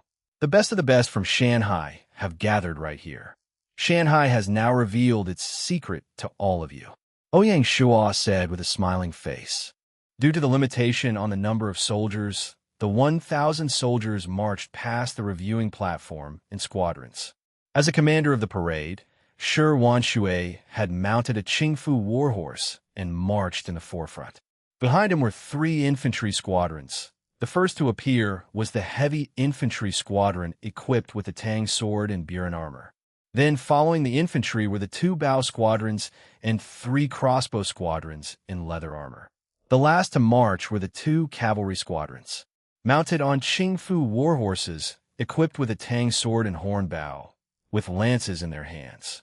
The first 50 cavalry were instead equipped with Mingguang armor. As they watched the soldiers march past the viewing platform and step, different thoughts lurked in their minds. Bai Hua's attention was drawn to the emperor-level historical figure, Shi Wanshui. Before this, she had met with Fan Zhongyang and Tian Wenjing, the 2 king-level historical figures. She'd thought that they were the rewards from Ouyang Shuo's summoning talisman when he acquired the village creation token. But who knew that there was again another one hiding in the military? Her completion rate during the village creation quests was considered high, and yet she was only rewarded with a silver-level village creation token and a king-level summoning talisman. If this is the case, it seems like the gold-level token must have been acquired by him. Xuanlong Dianxue was eyeing the cavalry enviously. Having Qin Xiong as his territory general, it was natural for him to wish for a similar thing that Ouyang Shuo wished for, a fully equipped elite cavalry unit. Unfortunately, whether be it war horses, weapons, or armors, he still couldn't acquire any one of them as of now. Who knew Shanghai had already gathered and equipped them all? What a freak! Qin Xiong, who was seated behind Xuanlong Dianxue, watched the cavalry closely. the lance, the armor, the war horse, the cavalry. He was in a trance, and his mind faded back to the good old days when he'd fought like a dragon in the battlefield. As for Gong Chengshi, he had his eyes on the heavy infantry. Nearby his territory, too, there existed a bunch of barbaric tribes. Hence, he could instantly identify that the infantry was of barbarian origin. Heavy armors like those might be a burden to ordinary infantry, but to the barbaric warriors, they were just pleasant. Heavy armors and barbaric warriors were a match made in heaven. While Molanyu, the little girl, was just here for fun, her general mood gain sights focused when she saw the Qingfu warhorses. She recognized the warhorses, broncos from the center of Lianzhou Basin, raised by the nomadic tribes. She was puzzled and curious. How did Shanghai get their hands on the horses? The military parade showed Shanghai's strength to its allies, and at the same time consolidated Ouyang Shuo's position as the leader of the alliance. In addition, it had shown the best weapons and equipment with the military parade, and so the future arms dealer slowly showed its teeth, waiting for its allies to jump for the bait. The military parade ended, and his allies stared at him as if they would consume him on the spot. Ouyang Shuo acted normal, smiled, and said, "So, how is it? Since we still have some time, I will give all of you a tour around the town." Gong Chengshi was a straightforward man. He was the first to ask, "Brother Wui, the tour, it is a must." But that is not the main point. What's more important is the weapons and equipment in the military parade. Are they for sale? Ouyang Shuo nodded and moments later shook his head. What? Gong Chengshi didn't understand. For sale, yet not for sale. Before this, I have made my promise. All of you will be in the priority list. However, there is one condition. That is, only after Shanghai has fully equipped its own military forces will we then consider selling the weapons and equipment. All of you saw it clearly. Even the 1,000 soldiers I have now had not yet been fully equipped. I have no extra weapons and equipment to sell as of now. Ouyang Shuo did not lie to them. Although it is still not for sale, but Brother Wui must have a price in mind. Why don't you tell us, so we can prepare the funds earlier? Bai Hua asked. The other lords were concerned about the issue too. I knew you would ask. Ouyang Shuo then made a gesture to Yingyu behind him. Yingyu smiled and said, about the prices and the orders, why don't the lord arrange a man to talk to us, the finance department? Such sordid affairs need not involve the lords yourselves. One who was a lord was a cunning fox. Instantly, they understood the meaning behind the words of Yingyu. Today's meeting was aimed to pull the allies closer together. It was not a good time for the lords to negotiate deals. It was better to leave the matter to their subordinates. Later on, the crowd dispersed into two. The first group consisted of Zi Luolan, Mu Ging, Qin Xiong, and Zhu Shou. Led by Yingyu, they would enter the manor into the office of the finance department for the arms trading discussions. Ouyang Shuo would lead the others on a tour around the town, with Fan Zhongyan and Tian Wenjing tagging along. They'd been to the back mountain, and the manor was quite the same for everyone, so those two had nothing to tour about. So Ouyang Shuo first brought them to the cultural area to the west of the manor, leading them to tour the two hidden class buildings, Mazu Temple and Recruitment Hall, along with Lianzhou College. The mysterious Mazu Temple, Recruitment Hall's incredible features, and Lianzhou College's teaching structure all had strong impacts on the lords. In this small town of Shanghai, how many more surprises were there left to be explored, and how many secrets were hidden from the outside world? The one the lords were most interested in was the operating structure of Lianzhou College. After all, Mazu Temple and Recruitment Hall belonged to hidden class buildings, so not things envy could get them. With Lianzhou College, however, they would be able to learn from it. Ouyang Shuo did not hide it from them. He taught them his experiences in building the college. First, an institution which belonged to a grade 3 township building wouldn't able to be hidden for long. Telling his allies earlier could help them strengthen their territories. Second, without attractive territory properties like Shanghai's, they wouldn't be able to attract enough Jiren or Jinshi as teachers in the institution. It was simply impossible for the other lords to catch up to his Lianzhou College. As for the Southeast Military District, without Ouyang Shuo saying anything, The other lords consciously avoided the area. They did not recklessly ask to tour the military district. Therefore, Ouyang Shuo brought them over to the Northwest Commercial District. Here, the workshops were all busy operating, and the streets were booming with energy. Lastly, Ouyang Shuo brought them up to the North City Wall, standing on the high wall watching the beautiful scene of Shanghai town. The strong and mighty city wall had enough of an impact on the lords.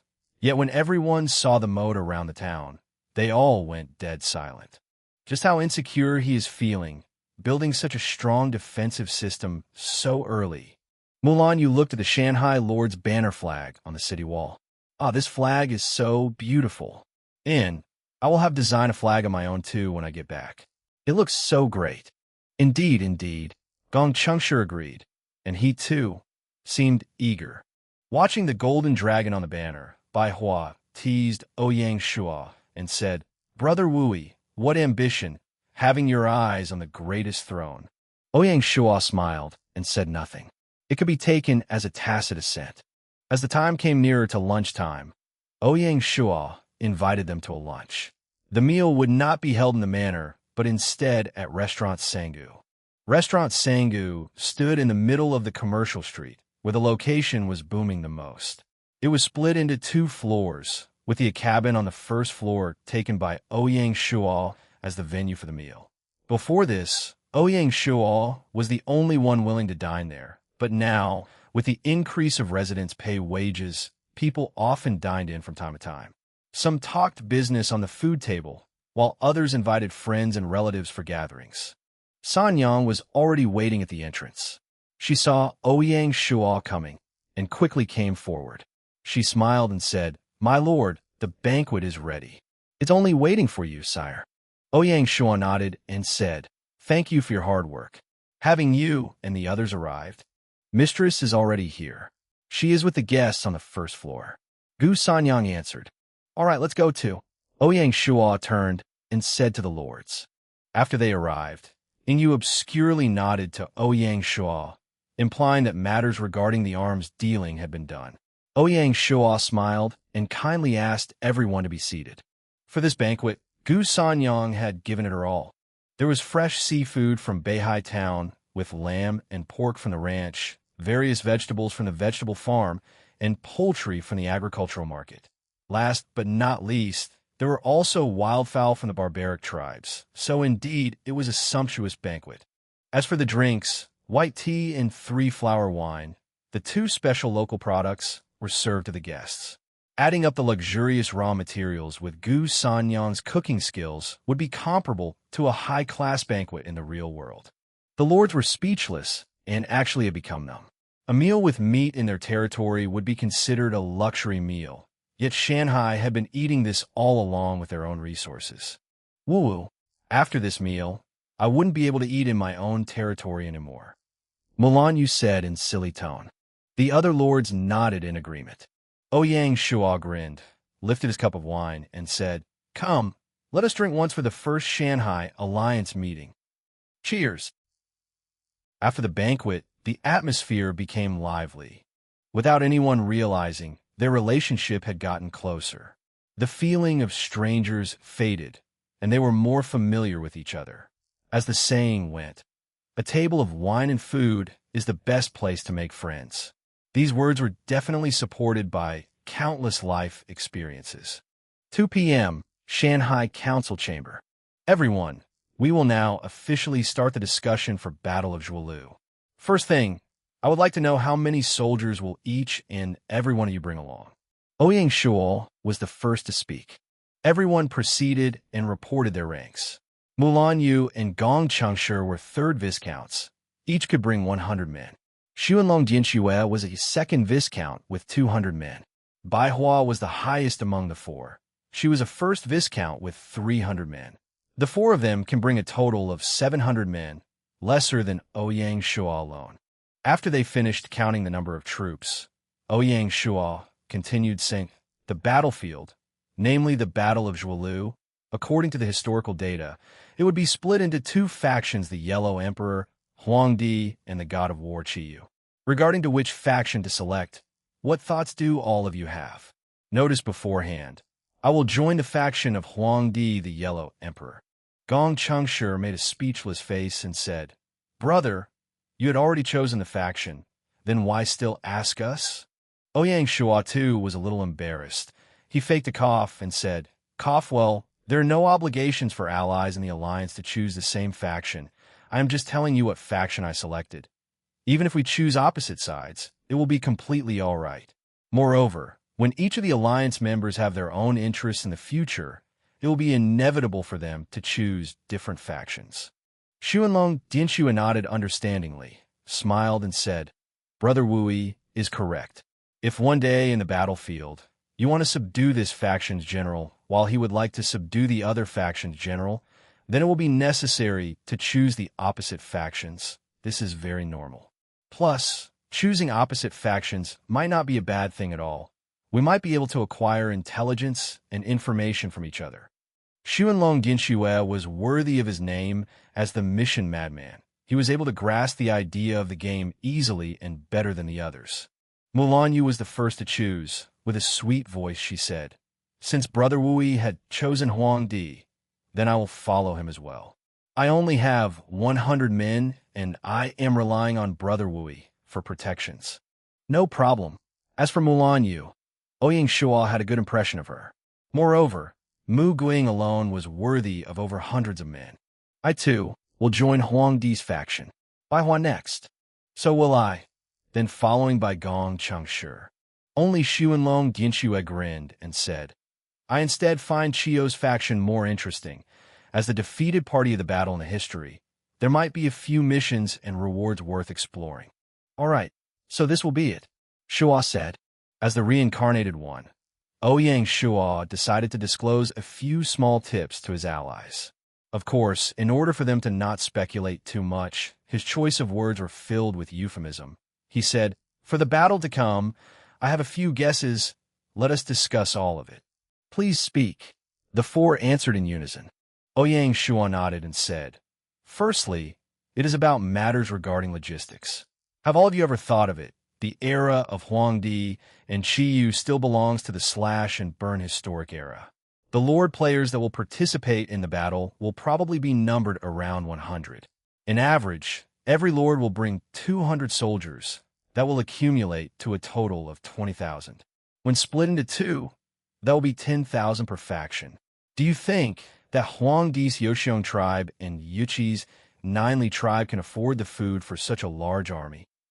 Xuanlong Dianxue shook his head and said, Definitely not. It will only be good enough for them to feed their own mouths. They wouldn't have enough foods for us. Brother Wui's meaning is the expeditionary team will have to bring our own food, but it will be a problem to transport such an amount of food. We only have a limited amount of space. We can't save some for the logistics squad. Otherwise, how can we go to war? One would rather do nothing at all. Bai Hua suddenly thought of Shanghai's military parade this morning. Shanghai had prepared a full 1,000 of soldiers, yet there weren't any sign of the logistics squad at all. Her heart was cleared of doubts. She smiled and said, Brother Wui has a way to solve it? Ouyang Shuo looked at her with praiseful eyes and said, That is right. While I was in the market, I saw a special item named military grain pills. Out of curiosity, I acquired one and took a look at it. It was actually a kind of food, small and round in shape. One small military grain pill can sustain the energy needed by one soldier for a day. What's the selling price? Xuanlong Dianxue eagerly asked. Of course, it would not be cheap for such a magical thing. A military grain pill is priced at 1 silver. A soldier normally will require 2 units of foods, equivalent to 20 copper, while the military grain pill is 5 times the price of the former. That will still be worth it, at least much better than a squad of logistics following behind. Hi hey, but Brother Wui, you will be awful as you have so many men, the amount of pills needed would not be little. Xuanlong Dianxue gloated at Shuo. Ouyang Shuo smiled and said nothing. How could Xuanlong Dianxue know? For Shanghai's financial situation, what burden would he have to attain the pills? 1,000 soldiers plus war horses would only cost him 15 gold. Even if the war raged endlessly for a month, that would only be 400-500 gold. Comparing it to the rewards he could plunder from the battlefield, it would be totally worth investing in the pills. Other than military grain pills, there was another one, the military tent. The military tent is detachable and foldable. It could accommodate 5 soldiers at once. Of course, what is good is not cheap. A military tent like this sells at a price of 1 gold. Ouyang Shuo continued his little tips. All right, with these 2 god-level items, logistics will not be of concern anymore. Gong Chengshi said in great excitement. Even Bai Hua looked excited. Her beautiful eyes stared at Ouyang Shuo, trying her best to see through this man. She really couldn't understand. How could Chua Wui understand the game so well? Was it only because he was attentive to details? Or was it because he was really gifted with gaming talents that he could spot those that others can't? Taking the military grain pills and military tents as example, the system had been publicly selling in the market, yet no one knew how to utilize their values. Ouyang Shuo nodded and continued on. In truth, there are more special things than you can imagine in the market. You can explore them when you have the free time to. There might be 1 or 2 surprises waiting for you. Small things like signal flares, I don't have to remind all of you, right? All I can think of was mentioned above. As for strategy and tactical planning, I would like to listen to Mr. Gongyu's opinion. Ouyang Shuo smiled and said while he looked at Zhu Shou, a.k.a. Gongyu, who was standing behind Gong Chengshi. Of those who were present, Zhu Shou was the best in strategy and tactics. Yesterday, Ouyang Shuo was planning to have Gu Hongliang to plan the tactical arrangements. But when Gong Chengshi arrived with the famous strategist of the 3 kingdoms, Zhu Shou, Ouyang Shuo immediately canceled his plan. He did not want to display Gu Hongliang's slight skill before the expert Zhu Shou. Bai Hua, Xuanlong Dianxue, and Mulan were not idiots too. The 3 agreed on Ouyang Shuo's decision, and they looked at Zhu Shou together. Even while being stared at by so many, Zhu Shou wasn't nervous at all. He stood up calmly, bowed and greeted everyone. He then said, I am grateful for the opportunity given. I will then proceed with my opinion. Please, Mr. Ouyang Shuo sincerely said. According to historical records, the Battle of Zhoulu was a protracted war. It lasted 3 years with 9 battles. During this period, small-scale, tentative battles could happen anytime. Therefore, in order to survive and benefit the most from it, we have to expect not only the final war, but also small-scale battles. Therefore, I suggest we choose units of high mobility and strong combat capability. In addition to the help of the military grain pills and military tents, we will have a head start in the battle. Zhu Shou said. Pack, Ouyang Shuo was the first to clap his hands, and the others followed. Ouyang Shuo smiled and said, Mr. Zhu, you are indeed extraordinary. It was already 4 p.m. when the discussion meeting was finished. As of now, Shanghai Alliance's first ally meeting had officially ended. Before leaving, Ouyang Shuo sent everyone a little gift. Qin Xiong was given a jug of 3-flower wine. Zhu Shou was given the tea leaves of the special white tea. Gong Chengshi and Xuanlong Dianxue were each given a tang sword of high quality. As for the 3 Bai Hua sisters and Mulan Yu, they were given rainbow silk cloth of top quality, suitable as materials for women's clothings. Lastly, after some serious considerations, Ouyang Shuo had gifted Mu King a dark gold level horn bow. It was the product of the bow and crossbow division's hard work, the one and only horn bow that was made. The only reason for Ouyang Shuo to give out such valuable gift was because he took into consideration that Mulan Town and Shanghai Town were both located in Lianzhou Basin. There existed plenty of opportunities to cooperate in the future. Showing his goodwill to the other party now was necessary. Who knew?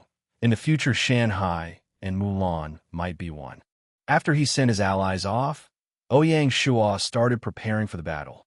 For the first half of the month of May, Langshan Mining Field had fully delivered a total of 4,000 gold to the territory, which from the 4,000 gold, 500 gold were needed for the Beihai Navy to form the 2nd Navy unit. Walking into the advanced market, Ouyang Shuo started his shopping spree. His storage bag had been upgraded twice and now had a capacity of 100 cubic meters. If he alone used the storage bag, it would be more than enough. But if he was to bring the military goods along, then 100 cubic meters would be insufficient. Having no choice, Ouyang Shuo grit his teeth and spent 1,000 gold purchasing a large space stone, upgrading his storage bag into a capacity of 1,000 cubic meters, which was sufficient enough. As for the higher-grade giant space stone, it wasn't sold in the market. Even if it was, with Ouyang Shuo's financial status at the moment, he couldn't afford the giant space stone, which cost at least 50,000 gold. The storage bag itself challenged the ancient nature order of physics. It could be counted as a bugged item and was at the same level as the god-level items. Hence, in order to upgrade it, one would naturally have to pay a huge price. After Ouyang Shuo finished expanding the space of his storage bag, he started purchasing military goods. He first spent 210 gold on 210 ordinary military tents. Since it was inappropriate for Ouyang Shuo to ask the officers to stay in the same tents as the soldiers, he had bought 10 more tents for his officers. Then he spent another 50 gold on a fine military tent, storing it in his storage bag. The fine tent would be used as command post. This was followed by military grain pills. With 500 gold, Ouyang Shuo bought 50,000 military grain pills, enough to sustain 1,000 men for a month. Plus, these pills could be stored in his storage bag. They had no such things as an expiration date, so even if they couldn't finish them, they could still use it next time. The military grain pill had a diameter of 2 centimeters, so 50,000 pills took up only a small little corner of his storage bag. After leaving the barracks, Ouyang Shuo made his way to the woodwork shop. The woodwork shop had changed a lot since the last time Ouyang Shuo had come. It had expanded to 4 or 5 times larger than it was before and had been divided into 2 sections. The front section was purposed to accommodate the guests and visitors, while the back section was a large space of the workshop.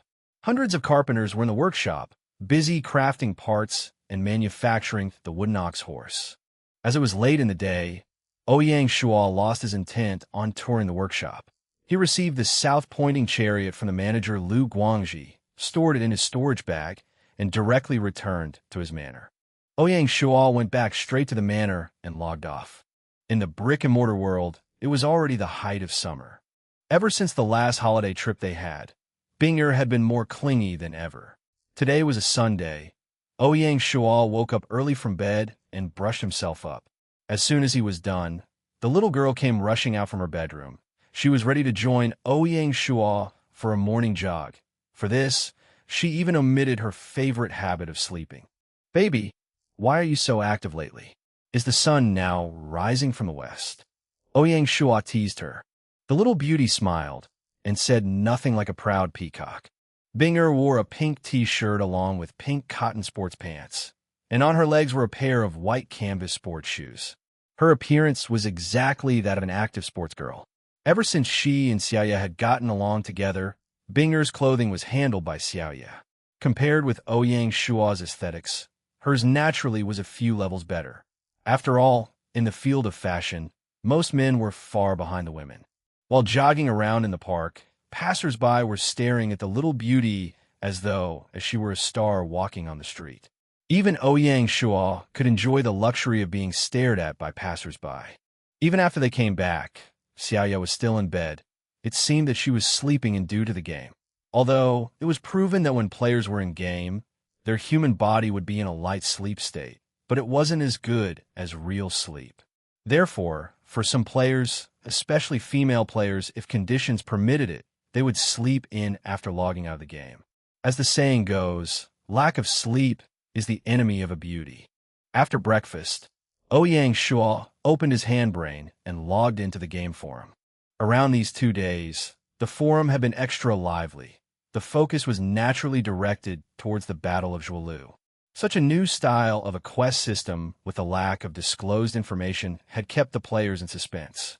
However, most of the players weren't qualified for the battle and could only discuss about it in the forum. Although, there were adventure players who had the same whimsical ideas to join the lore players in their territories and indirectly achieve the goal of participating in the Battle of Zhuolu. Unfortunately for them, most of the qualified lore players were the best of the best, and they didn't have a lack in talents. Furthermore, due to the limitations implied on the title, Most of them could only bring 100 to 200 men along with them, and there were no available spaces for the adventurers anymore. Ouyang Shuo was still worried that after knowing his identity, his little Aunt Ling Jing would approach him and ask him to bring her mercenary group along. If that were the case, then there existed a risk of getting exposed too early. Yet, truth had proven to Ouyang Shuo that his worries were merely in his imagination. Ling Jing, although different from others in terms of sexual orientation, was particularly good at conducting herself in society. She kept her promise out of love for her nephew and had never spoken a word to her partner Xie about Ouyang Shuo's identity. In the game forum, other than the Battle of Zhuolu, there were still some other hot topics. The territory buying incident caused by Song. One was still in a frenzy even after 2 months, and it was actually getting bigger. Even after the government had released its notice, it still wasn't enough to quell the public's doubts. Ever since the incident, the smart ones among the civilian lord players had declined and rejected the corporate people's offers. Some of them were waiting to sell only for a better price, while some decided to wait until things had been clear before making any decisions. The number of territory lands was limited in nature. The existing territory land in the whole China server would not exceed 10,000 in number. While being one of the only 2 strongest within the federal government, China had way more than 10,000 top corporate people, and even individuals worth 100 million numbered more than 10,000. With such a situation at the moment, the wolves had little meat to share. With a low supply and high demand market, it would be natural for the prices to shoot up high. The wolves had to increase their bidding prices higher and higher in order to acquire territory lands. Song had spent 100 million on a grade 3 village, and Song Jia still thought it was a waste of credits.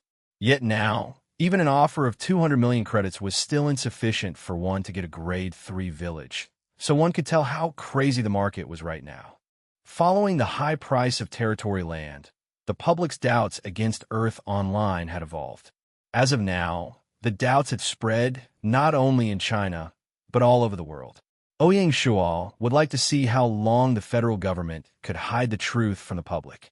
For Ouyang Shuo, it was natural for him to wish for the federal government to disclose the truth. As a direct result, the public would stop changing in-game golds into real-world credits, and this would in turn cut off gold funding sources from players like Di Chun and the like. However, no matter how much he wished for it, Ouyang Shuo wasn't going to do it himself. Acts like posting the truth onto the game forum would be the same as looking for a death wish. In this modern era, Skynet was capable of overlooking everything, everywhere. Ouyang Shuo wasn't equipped with the necessary hacking skills to release the truth while bypassing or avoiding the Skynet. No matter who or what was it, those who dared to expose the most confidential intelligence of the Alliance would be faced with harsh repression. The Alliance might not be able to overwhelm the public's will, but there were multiple ways one could imagine for an individual to be squelched. In this modern era, the democratic system had been perfected. Suggestions like the ones Ouyang Shuo gave to Song were derived interpretations based on the player's understanding of the game rules, combined with real-world business regulations. Such acts, even detected by Skynet, would be considered legitimate, and Ouyang Shuo would be protected from Skynet by his civil rights. But if one had disclosed confidential information intentionally, and hence caused social chaos, then the Alliance would have enough reason to arrest you immediately under the charge of leaking the Alliance's confidential secrets. That said, before finding the perfect timing, Ouyang Shuo would not put himself in danger easily. It was already 11 a.m. when Ouyang Shuo logged out of the forum. It was then Xiaoya was finally awake. Binger teased Xiaoya just as she would tease Ouyang Shuo when he had slept in. The little girl lifted her fleshy small hand, lightly scraped her fleshy face, laughed, and teased son Xiaoya. Shame, shame. Big sister is a lazy pig. Binger had already finished her homework. Big sister only woke up now. Son Xiaoya wasn't like Ouyang Shuo, so she felt embarrassed.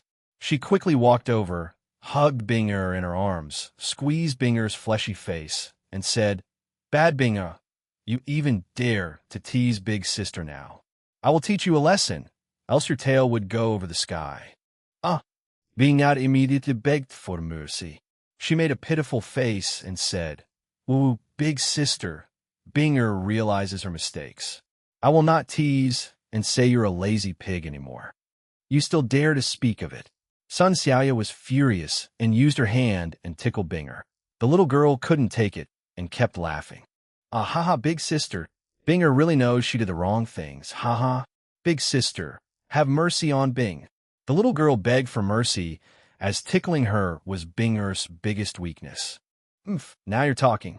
Xiaoya had finally let her off and went into the toilet like a winner at life. Ouyang Shuo was really enjoying the show while making himself comfortable on the sofa. Binger turned her head to Ouyang Shuo and saw her brother's gloating face. She rushed into his arms and said, "Big brother bad, you don't even come and save you cute little sister."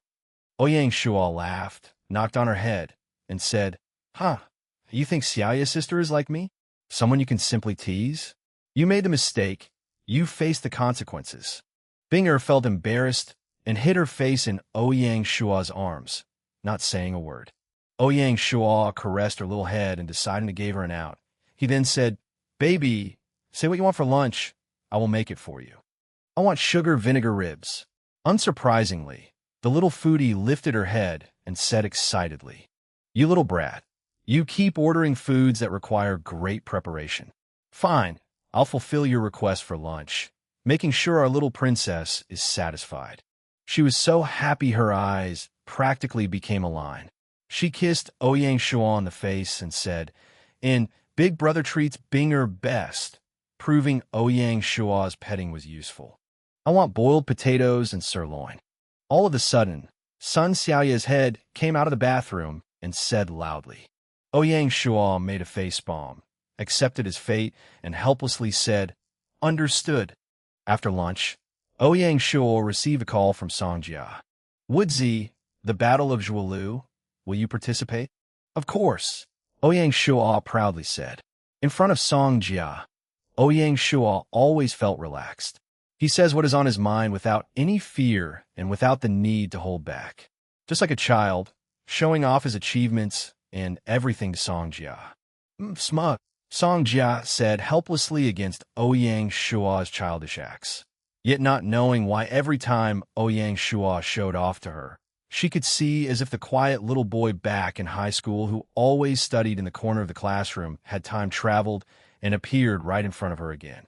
She felt a pleasant and gracious feeling lurking in her heart. "Your brother's Tianshuang village. Has it been upgraded to grade 1 town yet?" Songjia shook her head and said low-spiritedly, "Not yet. When we acquired Tianshuang village, it had just been upgraded to a grade 3 village. In addition, it was created by a bronze-level token. The territory properties were very bad. My brother has been trying hard lately, but the requirements were still not met. It is sad that we can't make it for the battlefield mission."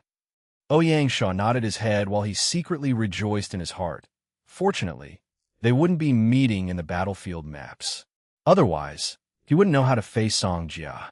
He wouldn't know whether to reveal his identity or continue hiding it. If he approached her, his real-world identity would be exposed. Ouyang Shuo wasn't too worried if only Songjia knew of his identity.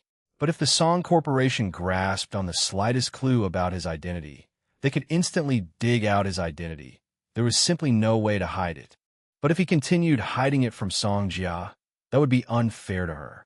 If they weren't in the same map, not having the possibilities of meeting each other, then that would be fine. But what if they were on the same map, facing the possibilities to meet each other? To continue hiding his identity from Songjia would be a little too overboard. Fortunately, fate had it all decided, and Ouyang Shuo didn't have faced with such dilemma. "It's all right. There will be plenty of opportunities like these in the future." Ouyang Shuo comforted her. Songjia nodded. She wasn't really feeling sad or anything. After all, her interest lies within the adventurer path rather than the kingdom buildings.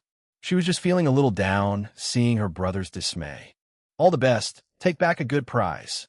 Songjia smiled and said, "Of course I will." Ouyang Shuo continued on his childish act. Songjia made a facepalm, and with a sweet voice she said, "I can't stand your thick face anymore. You can make a wall from it already." Ouyang Shuo made a face pretending he was hurt and said, "Ey, So you don't trust my strength? So hurting. Life so lonely like snows. All right, all right. I know you're powerful. My mom's calling me already. Talk to you next time. Bye-bye. Song Jia said, and ending the conversation. Bye-bye. Kunming City, Shengshi Garden.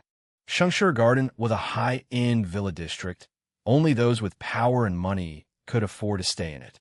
The whole area was like a landscape garden covered in green with beautiful flowers while the villas were scattered around in the man-made paradise. In the southwest corner of the garden, in one particular villa stayed 4 single ladies. The 4 beauties each had their own styles and auras. Even in such a high-end area filled with extraordinary people, they could still stand out among the crowds.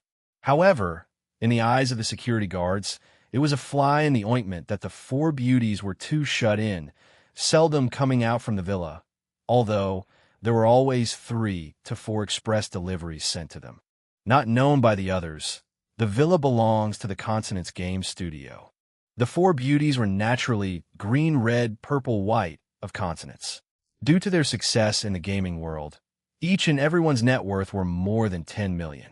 For example, their big sister Baihua had already broke through to the 100 million category. Of course, they could afford such a high-end villa. Much like Sun Xiaoya, the 4 beauties took a nap after logging out of game. It was already 11 a.m. when they all woke up. Their home robot had already finished making their brunch, waiting to serve the 4 mistresses.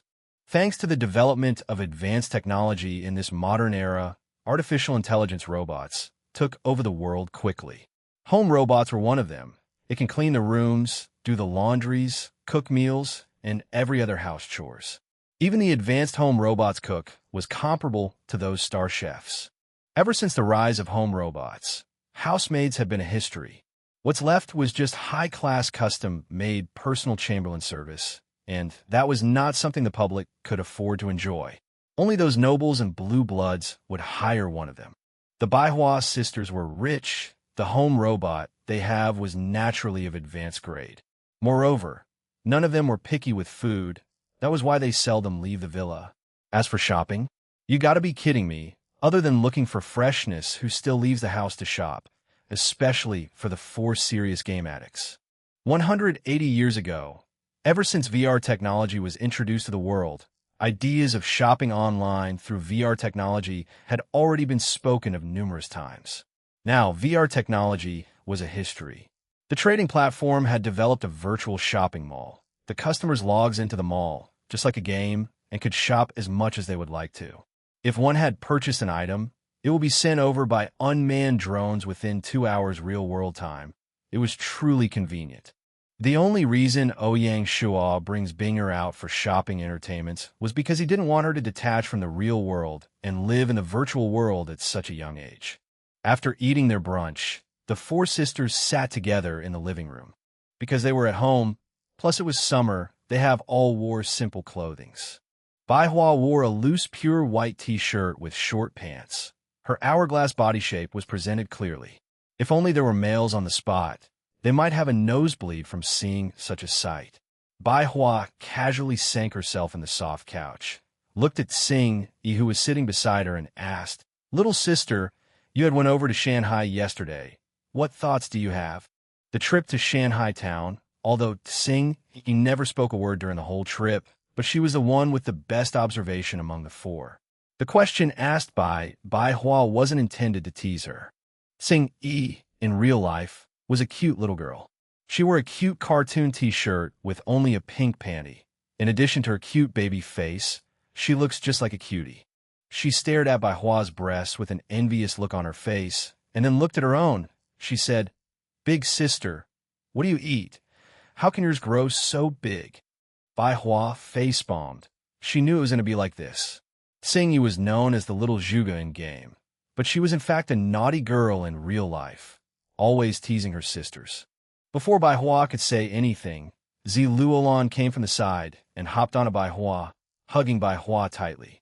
She lifted her hands and swiftly molested Baihua's breasts, and she said with an evil tone, "Hi, hey, little sister, don't be jealous. This is all natural. Nothing jealousy can change about. You are still young.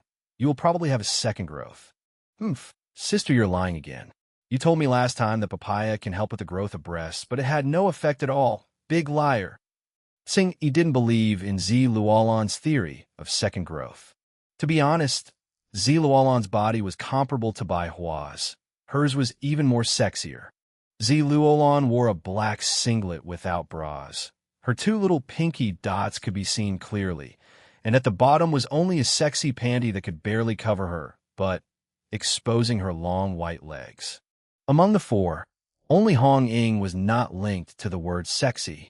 Short hair, military green t-shirt, and a short jeans, a military lover's outfit. In addition to her airport flat body, she could be mistaken as a boy from afar. Bai Hua pushed Zi Luolan's hands aside. She was helpless towards the female hooligan. She turned and looked at Xing Yi, smiled, and said, "Little sister, you don't have a boyfriend anyway. Why are you always concerned about your breast size? Moreover, for a cutie pie like you, you will always be welcomed everywhere." Indeed, what's the use of a big breast? It's only a burden. Hong Ying agreed from the side.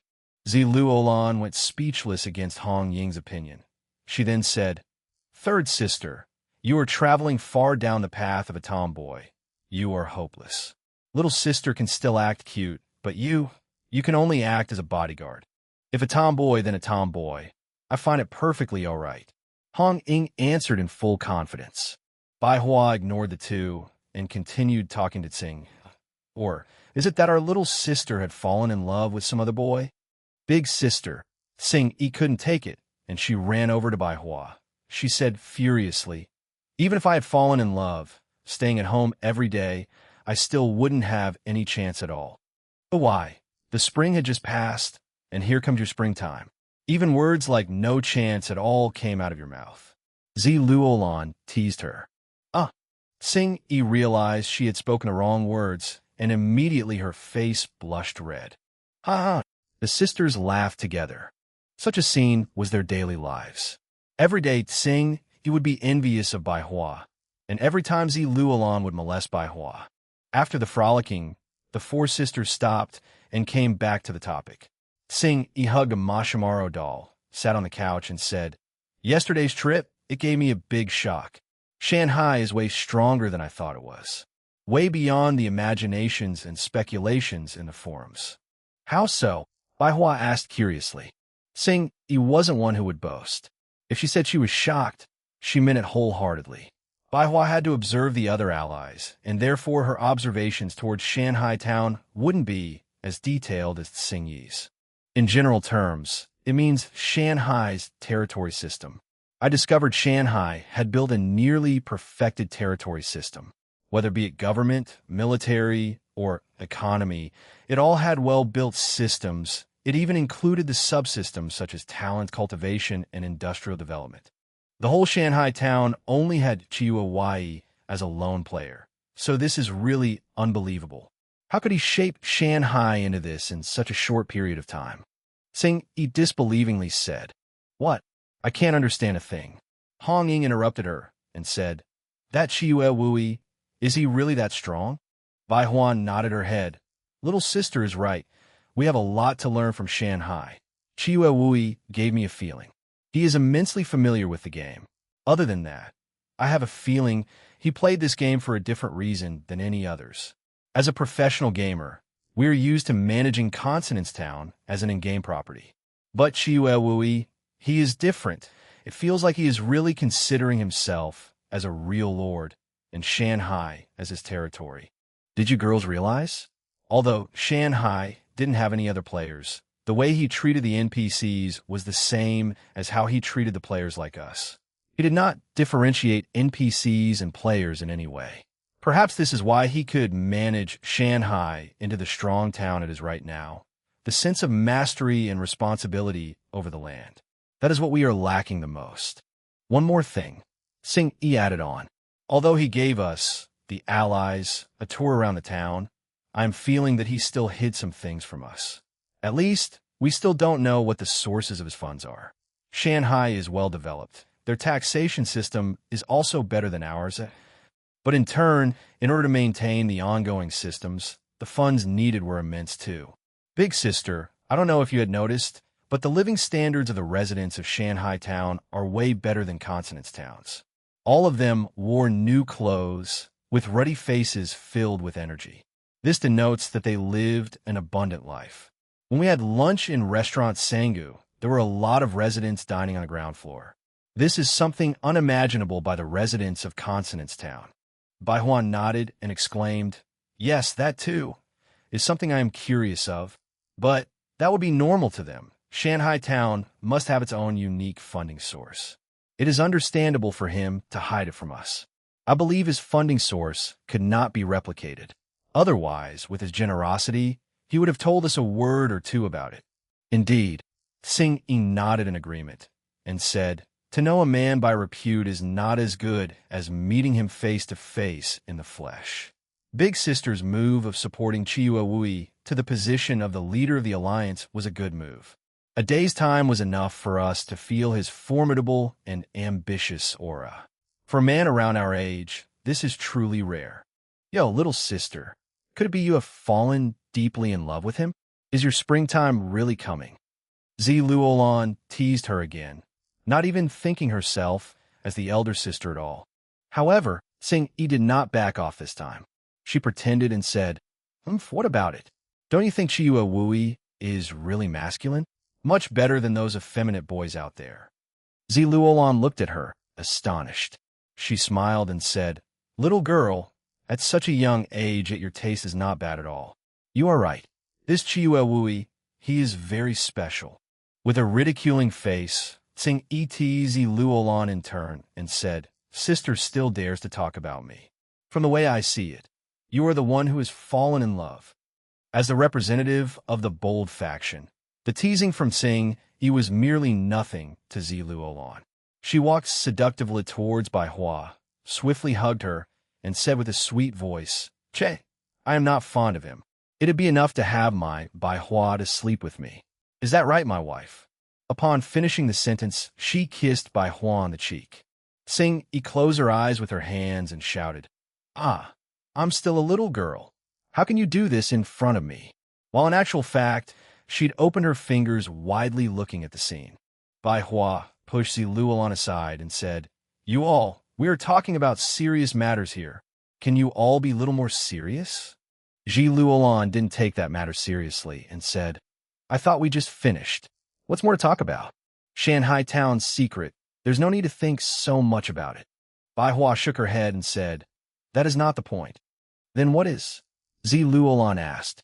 "The point is, from what we can see, Chiyu Wui obviously knows of the game better than any one of us. The thoughts and feelings he invested were also much greater than ours. Why didn't you all think of why he's doing it? What's his purpose of playing this game?" Bai Hua blurted a few questions. "Why do you have so many questions? He's probably just one of those game experiencers." Hong Ying said suddenly. The so-called game experiencers were those who immersed themselves fully in the game, claiming themselves as the aboriginals, experiencing the game in a different way than normal players did. Ever since the game's reality became 80% as real as the real world, players of this kind had increased greatly. For the military lovers, they would choose a military background game. For those who loved ancient knights and heroes, they would choose a martial arts/medieval background game. If you were a playboy and was unable to practice it in real world, there would also be such games that could fulfill your desires. In short, as long as one didn't do any crime, you could do whatever you wanted in the game. Some hardcore game experiencers immersed themselves into the game world to a point that they couldn't differentiate the real and virtual worlds anymore. As a result, they would hibernate their real body and live in the gaming world for eternity. Bai Hua shook her head and denied the possibility. She said, "No, it can't be. According to my intuition, Chiyu Wui is not one of those players. He was sober with a well-directed purpose. It's just that he had a different goal than us." Zi Luolan frowned and said uncertainly, "Or is that the game really has some dark, secret, and untold truth behind it? The territory buying frenzy incident lately, I am sure all of you know about it. It seems like it is getting more and more serious and on a bigger scale now. Just 2 days ago, there was one corporate who contacted me, wanting to purchase our territory. Girls, guess how much they were offering? How much? Sing Yi asked curiously. Luolong glanced at Bai Hua and said, 500 million. Oh God, so much. Why didn't you tell us before? Second sister. All the other previous games we had played, adding them up wouldn't even be able to exceed that amount. Hong Ying was shocked. Luolong looked at Bai Hua and said, I've mentioned it to Big Sister before, but she declined. Why? Hong Ying asked Bai Hua. Bai Hua shook her head and said, Silly girl, there are no free lunches in life. These corporations were crazily buying territories. It was just too unusual. There must have been some reason behind it. They're not dumb, but instead they were cunning like foxes. For them to offer 500 million for a territory, there will be immense benefits to them in the deal. Think about it. All those games we've played, there were some with the same settings of territory/kingdom building. But even then, these corporations did not purchase the territories, but rather had us promoting their brands or selling their products in a shop or something like that. Therefore, at times like this, we have to be firm and calm. We must not be blinded by the profits now and miss the greatest opportunities. Anyhow, we are not lacking of money. With our savings, we couldn't even deplete them in our whole life. So why the hurry in selling off Consonance Town? Upon hearing Bai Hua's explanation, Hong Ying and Sing Yi nodded in agreement, fully supporting her decision. What could be really going on? Sing Yi muttered to herself. Bai Hua shook her head and said, No one knows yet. Maybe only those top corporates might know a thing or two. But with the doubts of public in an uproar on the internet now, the Alliance government wouldn't last long before it stands out and makes a statement answering the public's call. It is true. I see it that way too. Hence, all we need to do now is to wait calmly. Managing Consonance Town nicely is the only thing we need to be concerned of, Luolong added. And the sisters nodded together. Seeing that the atmosphere was winding down, Bai Hua ended the conversation. The sisters got up and went to their own matters. At this time, Bai Hua would usually surf on the forums, getting new information and updates. Luolong would start a shopping spree in the virtual mall, and even 2 closets couldn't fit all her clothes. As for Hong Ying, she would go to the gym without fail. Sing Yi liked to watch anime, and sometimes she would pull along her sisters to join her. 5th month, 15th day, 9 a.m., system notification announced right on time. System notification, 3,000 years BC, to obtain the middle region that was suitable for animal husbandry and agriculture. The Yellow Emperor tribe joined the Fire Emperor tribe to wage a war against the Qiyu tribe from the south in a big battle at the Zhuolu region. The battle ended in the Qiyu tribe losing and being wiped out. First epic war battle of Zhuolu officially activated. At the Shanghai Town teleportation formation, 1,000 of Shanghai Town's most elite soldiers were fully armed and ready. Upon hearing the system notification resound, Ouyang Shuo shouted loudly, Let's go. At the same time, a series of notifications entered his ear. System notification. Checking if player Chiyu Wui satisfies all requirements to join the war. System notification. Player Chiyu Wui's base is a grade 3 town. Satisfies requirements. System notification. Checking player Chiyu Wui's rank to determine number of battle slots. System notification. Player Chiyu Wui is a 2nd class Earl, given 1,000 battle slots. System notification. Player Chiyu Wui, please confirm the number of people joining the battle. 1,000. Ouyang Shuo said calmly. System notification. Epic war will be split between Yellow Emperor camp and Qiyu camp. Player, please choose your camp. Special tip. If player chooses the losing camp from the war and change history, he will obtain great rewards. Please choose wisely. If it wasn't that Ouyang Shuo had something he definitely needed to get from the Yellow Emperor camp, he would have chosen Qiyu camp. He knew the prize and reward for changing history. I choose the Yellow Emperor camp. System notification. Camp chosen. System notification. Congratulations to player Chiyu Wui for starting teleportation. Commencing teleportation for 1,000 people, deducting 1,000 gold as transportation cost. System notification. Teleportation begin. The teleportation formation could at most transport 200 people at once. The 1,000-man force will be transported in 5 batches. Ouyang Shuo was in the first batch, and accompanying him was Zhu Hongliang and 2 infantry squadrons. After the teleportation formation was activated, the Tai Chi diagram in the middle started turning, and the 8 trigrams started to shine brightly, appearing very mysterious. With a schwa, a white light shone, and after a short distortion of the area, Ouyang Shuo and his group appeared in a strange, barren world. System notification. Welcome player Chiyue Wui into the war map. This is a special map. Pigeon letters are banned and global channel chat is prohibited. System notification. The war map and main map time difference is 10:1. 10 days in the war map is 1 day in the main world map. Please don't worry about your territory in the main map. System notification. Welcome player Chiyue Wui to the Yellow Emperor's camp, Yellow Emperor City. Ouyang Shuo opened his eyes and looked at his surroundings. They were in a spacious region, similar to that of a square. On it, constant white light shone to show a new force being transported over. The space wasn't large, and as the number of people transported became higher, it appeared to be a bit cramped. Ouyang Shuo waited for the remaining people to teleport over and meet with them while judging and analyzing the Yellow Emperor City. The Yellow Emperor City was more of a mountain stronghold than a city. During that era, they didn't build houses on trees, but instead started building huts. The more advanced ones were using yellow mud to make walls and using twigs and straw to make the roof. When all 1,000 had successfully transported over, Ouyang Shuo ordered General Shi to form up the forces. At this time, an NPC wearing black linen and a beast skin around his waist was standing in front of the square. He was standing on a tall platform and said warmly, "Weird people gifted by the gods, welcome to Yellow Emperor City and help us beat the evil Chiyu tribe. I am the city receptionist Gong Sunlai. Now, may I have each lord to register here with me? After that, please bring your forces to set up camp outside of the city." Ouyang Shuo was stunned. This was the same as chasing them away. How warm.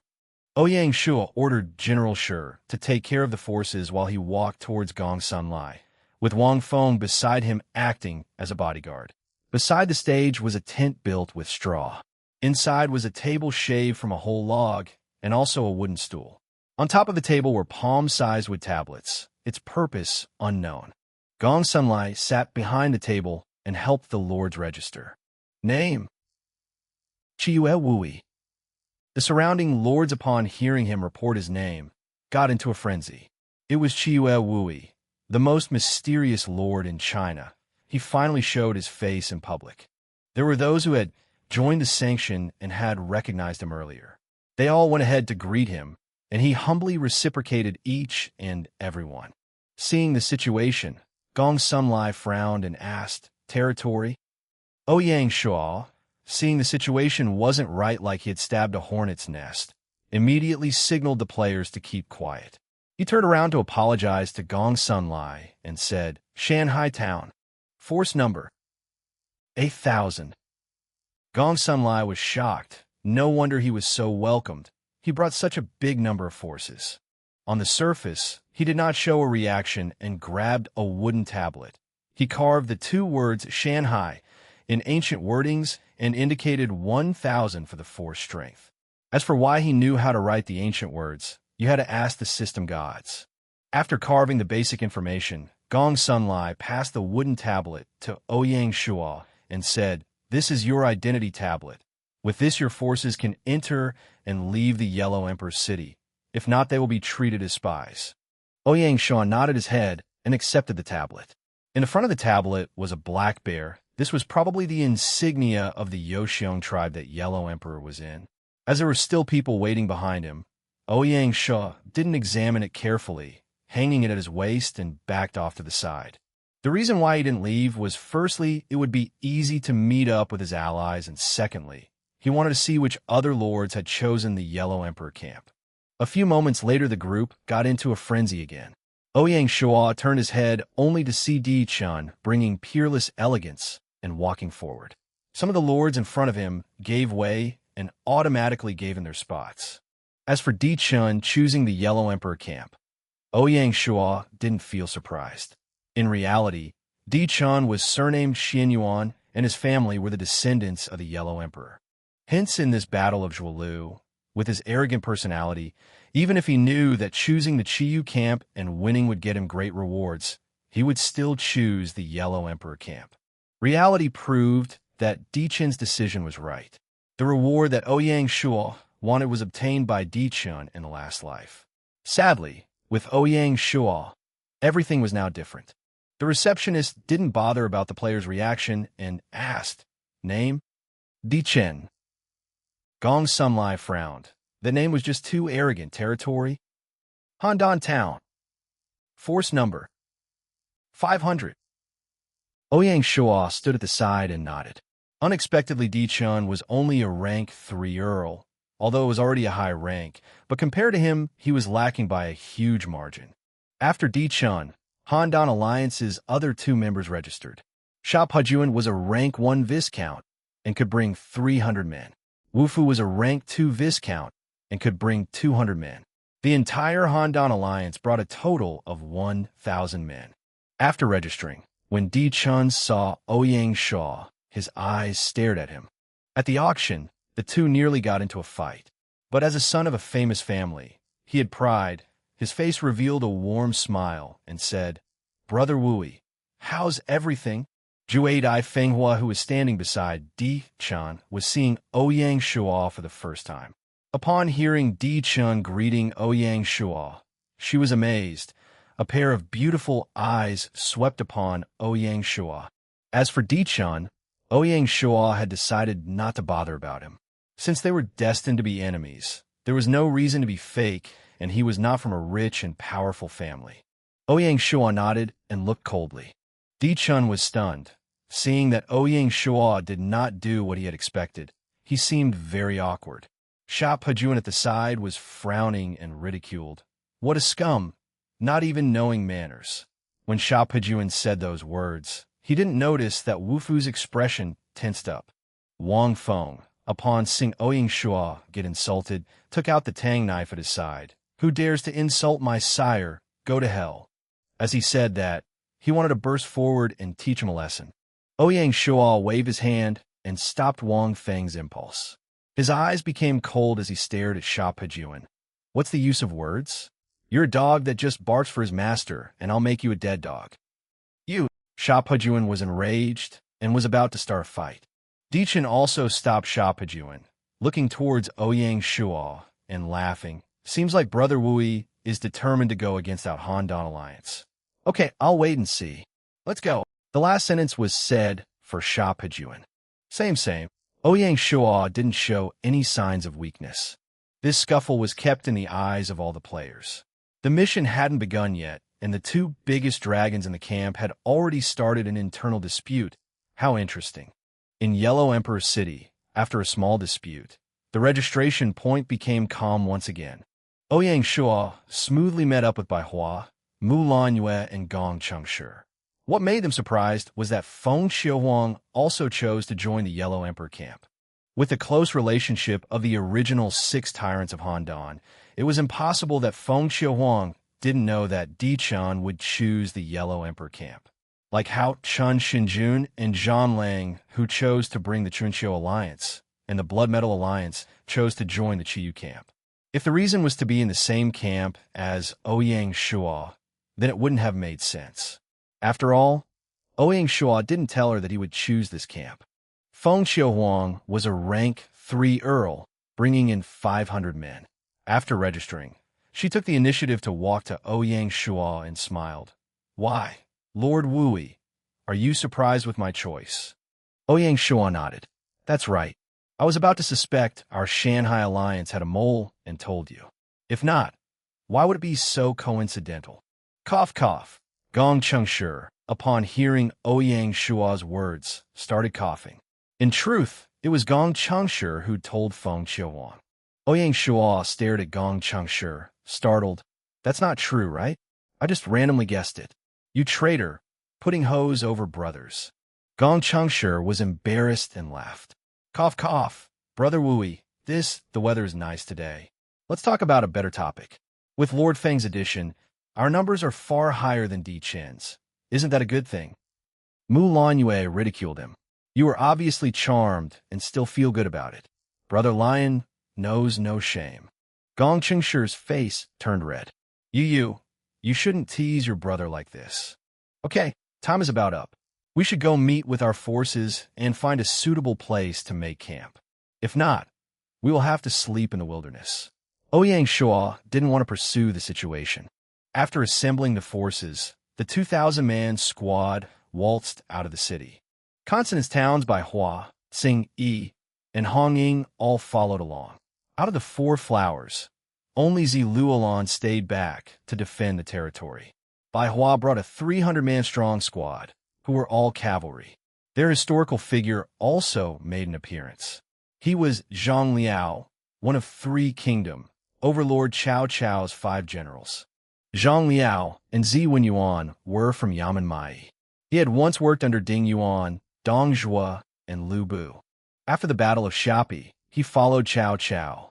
Under his charge, he gained many military rewards and accolades. He got out of the White Horse Trap together with Guan Yu, invaded Donghai, attacked Yuanshang in Yi City, and led the killing of Wu Wan in White Wolf Mountain and many others. After the Battle of Ruxu, Cao Cao appointed Zhang Liao, Li Dian, and Lejing. Zhang Liao had defended against Sun Wu's attack, and in the 20-year Battle of Xiaolu, used 7,000 warriors to defeat an army of 100,000. That battle shocked Jiangdong and caused Zhang Liao's reputation to soar, becoming one of the generals remembered in history. When Qiao Run came to power, he asked Zhang Liao to continue defending Sun Quan. In Huang Chu's 2nd year, he got an illness. While he was down with a serious illness, Sun Quan was very anxious for him. The 3rd year, he defeated Lu Fan while carrying the illness. The same year, he died in Jiangdong, living for 54 years. On the side of Fallen Phoenix Town, apart from Feng Xiuhuang, the core players included Qingwan. Their 500-strong force, apart from their 300 sword shield soldiers, included 200 archers. The general was a basic rank General Diqiu. As for Mu Lanyue and Gong Changshi brought 100 sword shield soldiers. Mu Lanyue's side was 100 archers led by Mu Guiying. Hence, the 2,000-strong force had 500 cavalry, 50 heavy armored cavalry, 1,500 infantry, out of which 100 were heavy armored infantry, 600 sword shield soldiers, 500 archers, and 300 crossbowmen. As the ones leading this force apart from General Shi, Mu Ging, and Zhang Liao, there was still the strategist Just Ho. Out of the 5 territories, only Fallen Phoenix Town had no historical general and no strategist. The reason was that for people like Feng Xiuhuang, who had directly gotten the Silver Village token without doing the mission, they obtained strength, but at the same time lost the chance to get the summoning talisman. Hence, her town till date still hadn't got a historical figure. In the village building mission, players who got the Copper Village token could obtain 1 gold rank special talent. Those that got an Iron Village token had a 1% chance of getting a King rank summoning talisman. As for those who got the Silver Village token, they had a 100% chance of getting a King rank summoning talisman. Out of the 10,000 village building quest participants, 1,000 failed, 7,200 got the Copper Village token, 1,800 got the Iron rank token, and only 5 got the Silver token. Hence, only 20 people obtained a gold rank summoning talisman from the village building quest.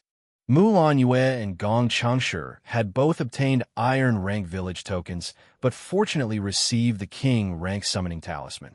As for Bai Hua and Xuanlong Dianxue, they both obtained Silver rank village tokens.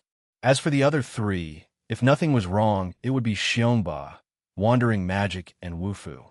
In the last territory defense, the top 12 in the Chinese region apart from Shanghai Town, which use a gold village building token, the other 11 had used silver. This was the 11 that everyone had knowledge of. As for whether others had gotten a Silver Village token from other methods, no one had any news. Just as he walked out of the city gate, a system notification sounded out. Battle notice. The Battle of Zhuolu.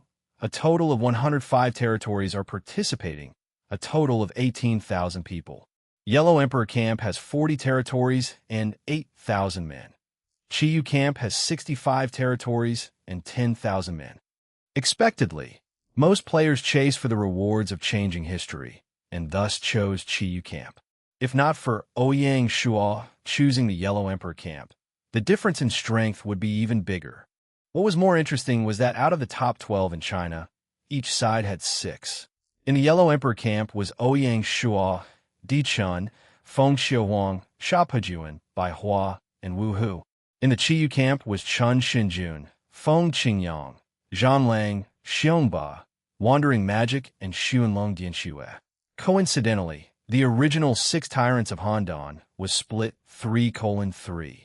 On first glance, it seemed like both sides were tied. However, in the Yellow Emperor camp, it was already split into the Shanhai Alliance and Handan Alliance. On the other side, there was still a chance of the alliances cooperating with one another. So be it numbers or strength, the Yellow Emperor camp was at a disadvantage. Battle notification. The Yellow Emperor camp, because of lesser numbers to make it fair, has obtained a 10% defense increase buff. This notification made many players from the Yellow Emperor camp heave a sigh in relief. This was the system's balancing method. Only when both sides were equal in power could fight start. If the difference was too huge, what kind of war will there be? If that happened, it might cause future wars to be one-sided, and that was not what the system wanted to happen. Under normal circumstances, the compensation by the system would be based on the difference in strength. This compensation could be an increase in defense or an increase in combat power or movement speed. Apart from that, if the power difference was too huge, a case of nerfing might occur. For example, lowering the defense, combat power, or movement speed of the stronger side. Battle notification. Following the rules of battle, the highest ranked player will be given the title of representative. He has the power to see the camp leader and listen in on military meetings. If the ranks of the players are the same, it will be decided by merit points. Battle notification. Based on rank and merit points, the Yellow Emperor camp representative is Qiyu Wui, rank 2 Earl. The representative of Qiyu camp is Chun Shunjun, rank 3 Earl. The moment the notification was out, the players were in an uproar. The title of representative, although it didn't give the player the power to lead the camp, gave the 2 privileges that all players yearn for. To directly meet the leader of the camp, the representative could meet core people in the camp and make it easier to activate historical people's hiring quests. Apart from that, to be able to hang around with the leader of the camp and even give opinions on strategies. The benefits would depend on how the player grasped and used it. It wasn't something that words could describe. Listening in on the military meeting, the representative would have already got into the core of the camp and could learn the tactics and plans of the battle departments. This intel would be of crucial use for the user and his allies in future battle planning. And if the chance permitted, the player could even give his opinion in the meeting and get even more opportunities and benefits. One could say that these 2 permissions and powers had encapsulated the most core benefits of the war system. How could it not make players jealous? Any player with a brain would understand that the representative player would, if nothing went wrong, become a leader amongst all players, and following him would be a good decision. Like they say, there will always be some people who are happy and some that are sad.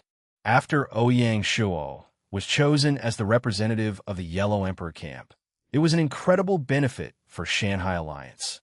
On the other hand, the Handan Alliance, which had Di Qian at the helm, the difference in feeling and mood was like night and day. The 2 alliances who were originally around the same strength had instantly been swung in Ouyang Shuo's favor. At the registration point, a few of the players, upon seeing Feng Qiuhuang join Shanhai Alliance's camp, had tried to contact Ouyang Shuo in hopes that they could join too. The moment the battle notification was released, those lords that had not dispersed became more anxious. They did not care or bother about whether Ouyang Shuo would agree or not, and brought their forces and tail behind Ouyang Shuo's. As for these players, Ouyang Shuo did not want to reject them outright. To win this battle, only relying on the strength of the Shanhai Alliance was impossible. If he could unite all the players in the camp to his side, it would undoubtedly increase their chances of winning. Definitely, things would not possibly go as smoothly as he thought. Firstly, with Di Chun leading the Handan Alliance, they would definitely reject cooperating with Ouyang Shuo.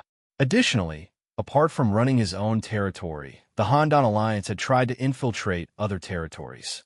Thus, in the Yellow Emperor camp, there will be some supporters or people who would ally with him for benefits and won't easily join Ouyang Shuo's side. Secondly, in normal circumstances, Lord Game Mode players are usually more arrogant.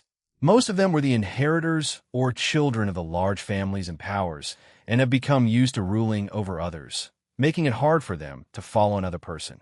If not, they were the top-class adventure game mode players who had already reached the peak in that game mode, and thus decided to change to Lord Game Mode. Thus, they also had no reason or desire to go under and listen to another player. Hence, for all the players in the camp to unite was a near impossible thing. Ouyang Shuo also did not hold such hopes in his plan. As long as he was able to make a 5,000-man force, then it would have counted as a success. So, as for the players who proactively showed good intentions, Ouyang Shuo did not reject them. Of course, without understanding their true intentions, he also won't accept them into his camp. He indicated that after finding a suitable location to build a camp and after settling down, he will then talk about cooperation. With that, a group of players waltzed out of Yellow Emperor City. Such a wild sight was something the players were seeing for the first time as they looked on in awe. Now was the summer season, the most vibrant and energetic season of the year. Looking at the vast and endless plains, wild grass grew and trees took root. The nameless wild grass grew until it could cover a grown man's knees. As the summer breeze blew across, within the tall grasses, hundreds of beast roars could be heard, seeming really dangerous. Seeing this kind of spectacle, Ouyang Shuo naturally would not dare to go too far. He ordered Lin Yi to lead a cavalry squadron along with the spies from the Military Intelligence Division and look for a suitable camping spot near the Yellow Emperor City. In ancient wars and battles, the place where a camp is set up was done with a lot of knowledge and research, and it couldn't be done carelessly. Stated that any army would look for the highlands and avoid low areas, look for places with a lot of sunlight, and avoid dark and damp areas.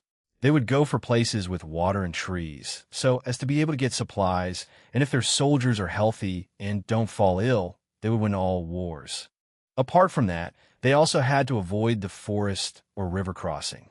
Taking into account that Chiyu camp was attacking from southeast to northwest, the best position will be the west of Yellow Emperor City. Like this, he could avoid being cannon fodder in an upfront confrontation and could act as a flank and quickly enter the battlefield. An hour later, Lin Yi and his group returned. Lin Yi quickly got off his horse and said, reporting to Sire, "We found a mountain slope at the west of Yellow Emperor City. The south side of the slope, about 5 kilometers away, has a large river. It's very near to the slope, and that makes getting water easy. I think that it's a good spot to set up camp." Ouyang Shuo nodded his head with delight and smiled. "Good, everyone move out." The force started to get busy after they rushed to the camp. Firstly, they had to burn and cut all the annoying wild grass to make a large enough empty space. Secondly, they had to go to the woods nearby to chop down some trees for wood to build the camp.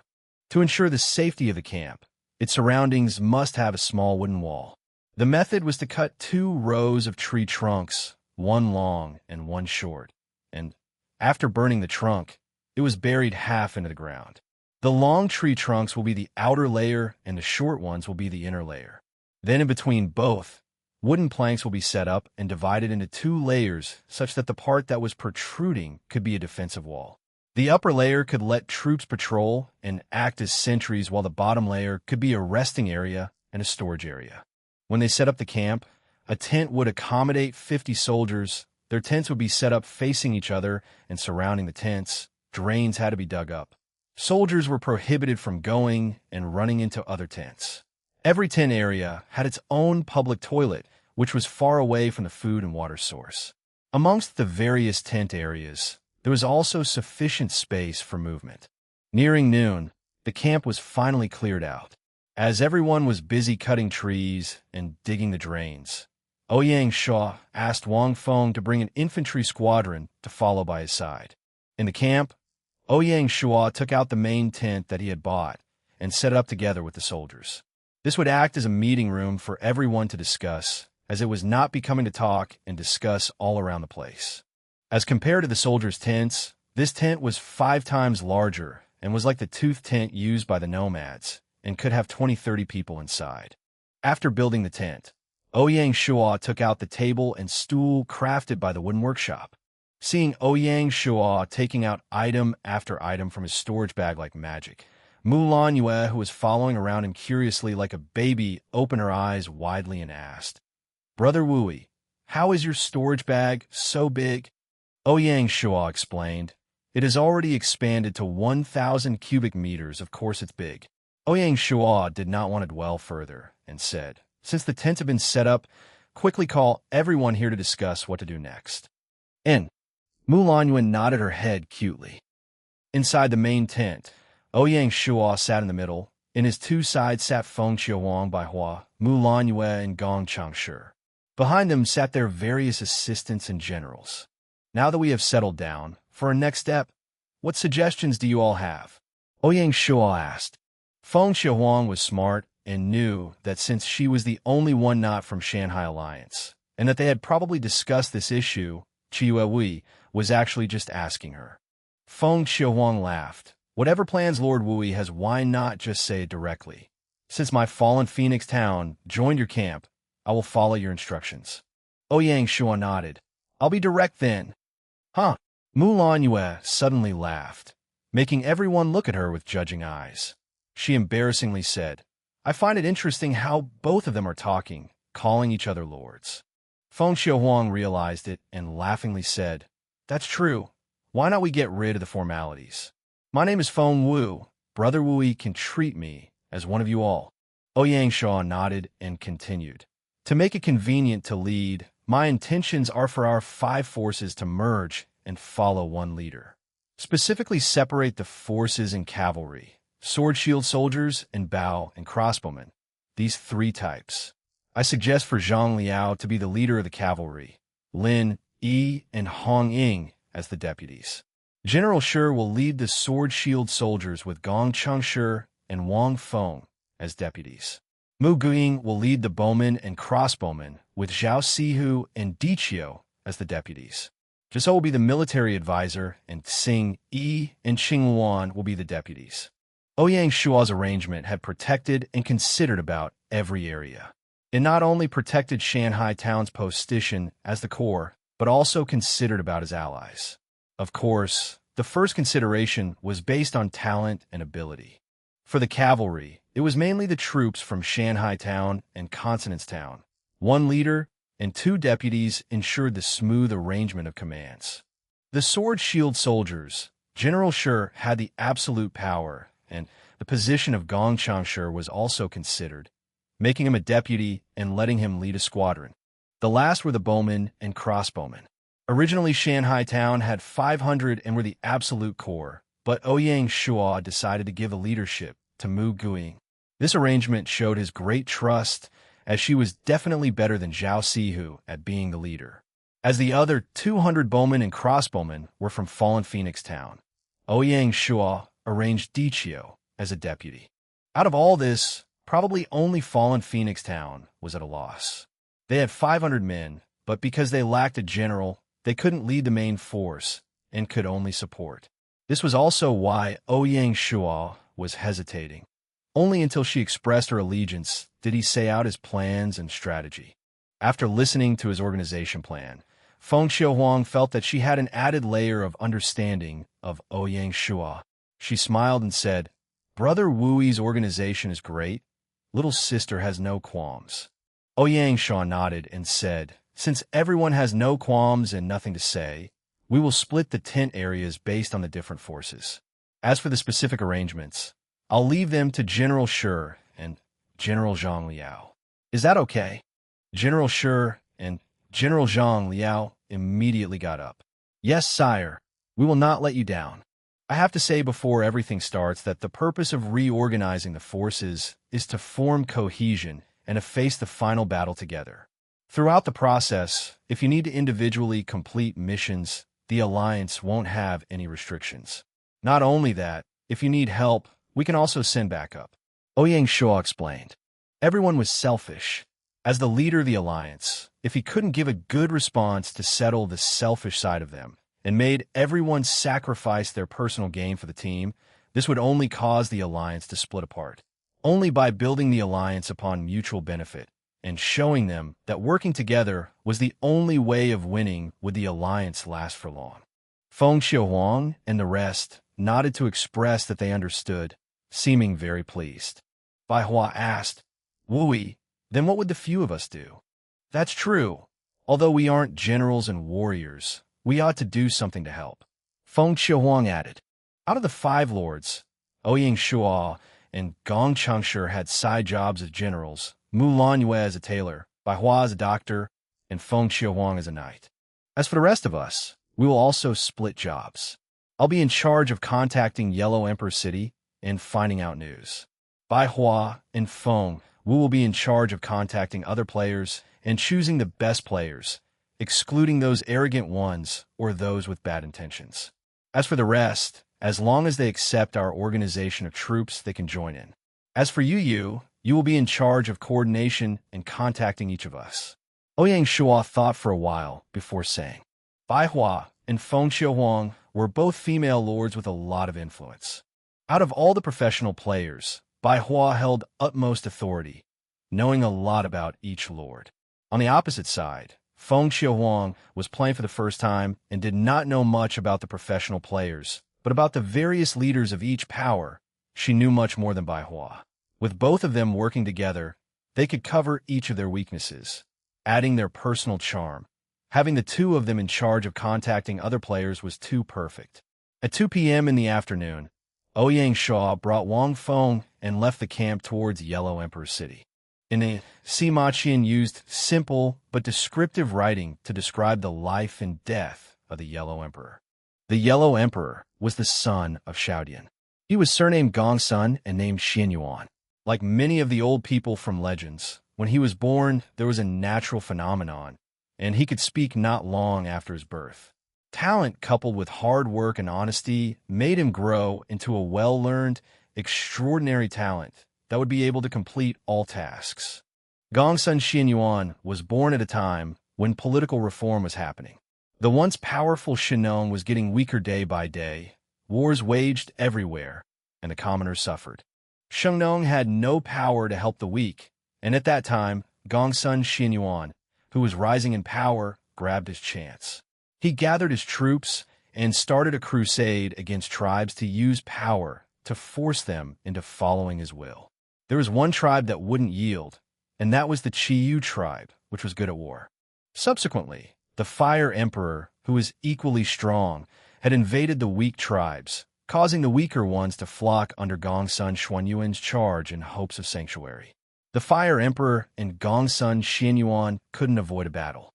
Gongsun Xianyuan used a series of methods to increase his power and strength, like cultivating morals, organizing the military, studying the weather, growing grain, rearing a group of beasts like the Pishio tigers, and preparing for the battle with the Fire Emperor. The battle, which was known as the Battle of Banquan, broke out, and after several intense battles, Gongsun Xianyuan defeated the Fire Emperor. At that point, he had become the leader of all the tribes and started giving them orders. After the Fire Emperor yielded, the Yellow Emperor ordered him to send personnel to different areas.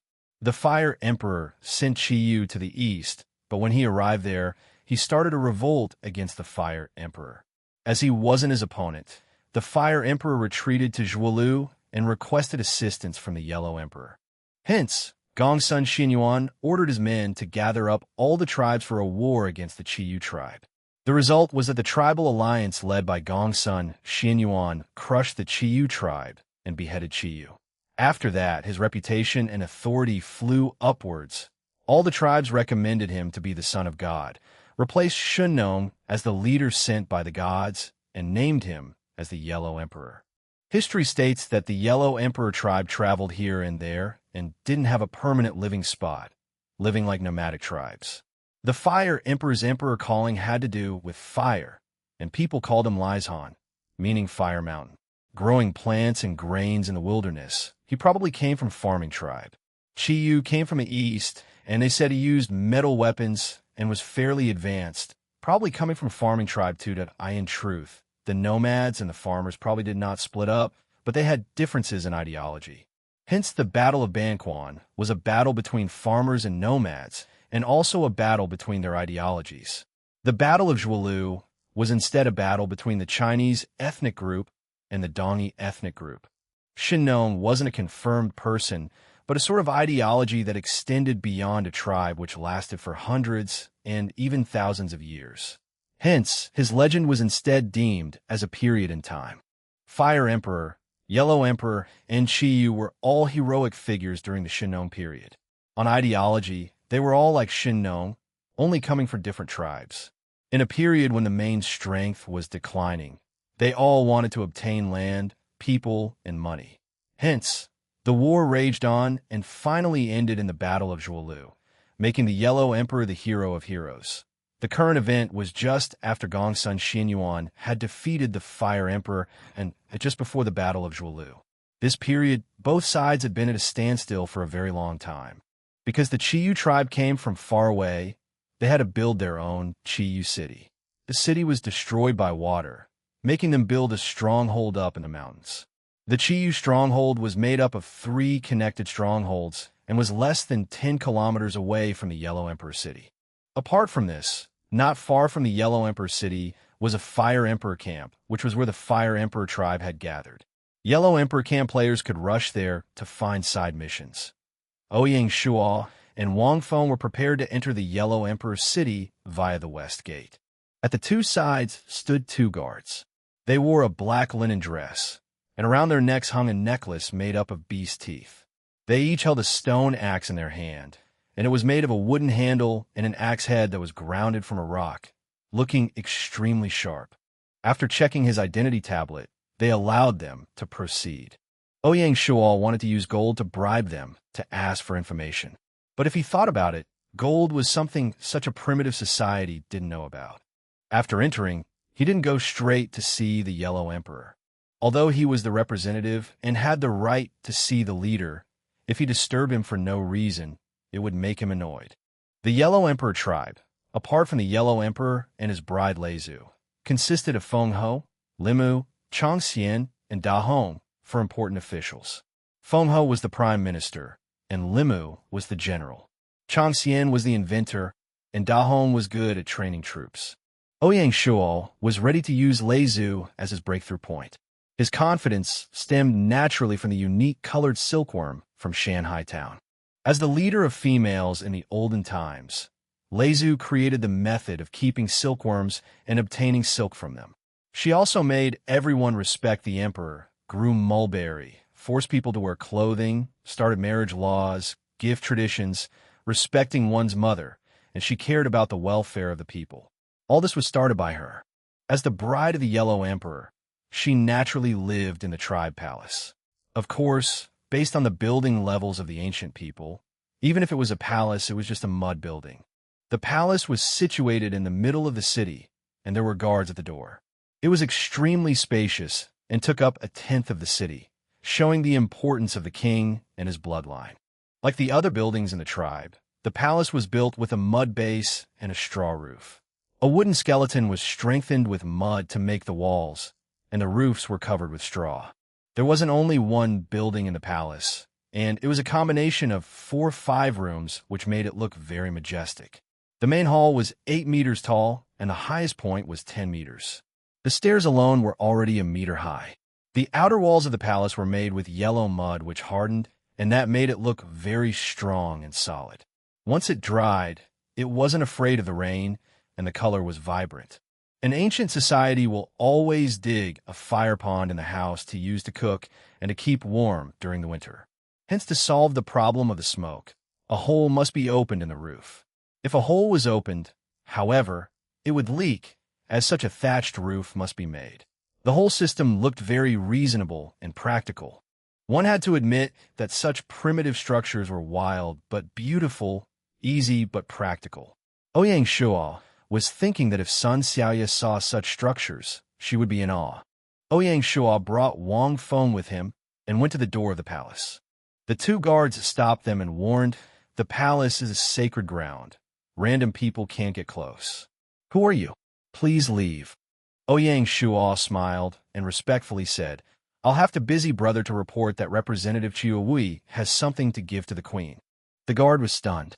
Ever since he was named as the representative of the Yellow Emperor camp, all the NPCs in the camp automatically learnt of his existence.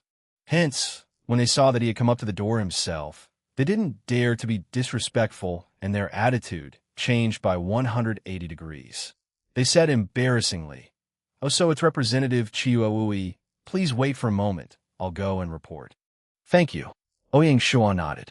After 10 minutes, the guard returned and said, Her Majesty invites the two of you to enter. Ouyang Shuo and Wang Feng followed behind the guard and walked into the palace. Along the way, he looked at the design of the palace. It was simple and practical, a typical wild style. The guard brought them to a side hall and said, You guys can enter yourselves. Her Majesty is waiting for you inside. Thank you for your help. Ouyang Shuo expressed his thanks once again. Walking in the side hall, Ouyang Shuo saw a young and beautiful woman sitting on the main seat. Her features were distinct, and her nose had a high bridge. Her long hair was let down without any jewelry on it, seeming very natural and warm.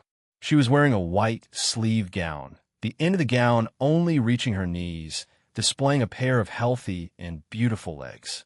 On her shoulder hung a yellow shawl and was tied around her waist. On her forehead was a gemstone that was tied by a chain, making her look honorable. Apart from that, a swallow-shaped jade hung around her neck. This was definitely Her Majesty Leizu. In the sides of the hall sat 3 young women and 1 cute little girl. Their dresses were similar to Leizu, only lacking the jewelry on her forehead. One of the girls looked ugly, and Ouyang Shuo guessed that she should be the Yellow Emperor's 4th concubine Momo. With that conjecture, the other 2 women should be Nuji and Tongyu.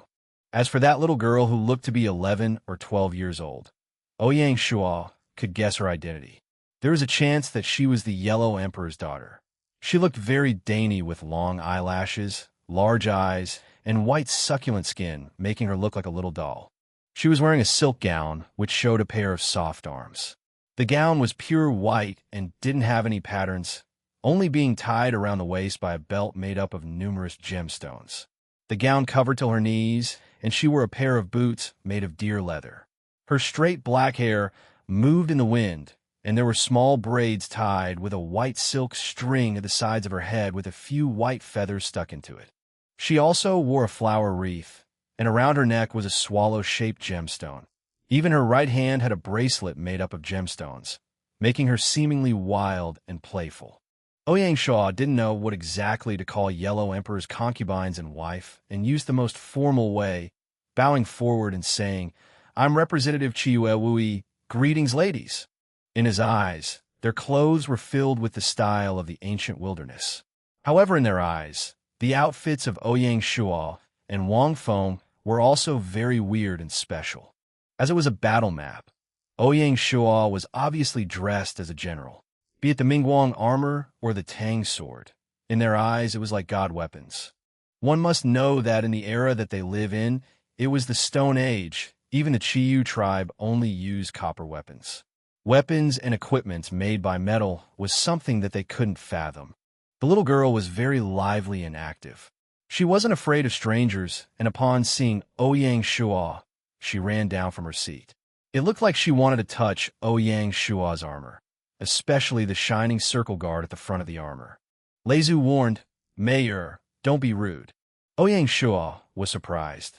This young girl was the Yellow Emperor's daughter Xianyuan Mei, the girl which legends say were super ugly, but she looked totally different from what they described. Such a cute girl.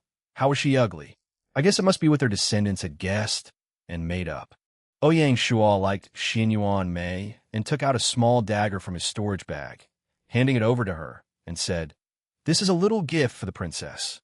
After being warned by her mom, although she really liked the dagger, she didn't dare to accept it. She looked at it sadly with her big eyes while turning back and looking at Leizu. Since it's a gift, accept it. Thank you, mother. Xianyuan Mei giggled and accepted the dagger, thanking Ouyang Shuo. Thank you, visitor from afar, I really like your gift. Ouyang Shuo nodded and said, It's good that little princess likes it. After Xianyuan may return to her seat, Ouyang Shuo said, "Respected queen, I have a gift for you. I hope you allow it." She nodded. After the little situation with Xianyuan Mei, her impression towards Ouyang Shuo was very good, and she also became very warm. What gift?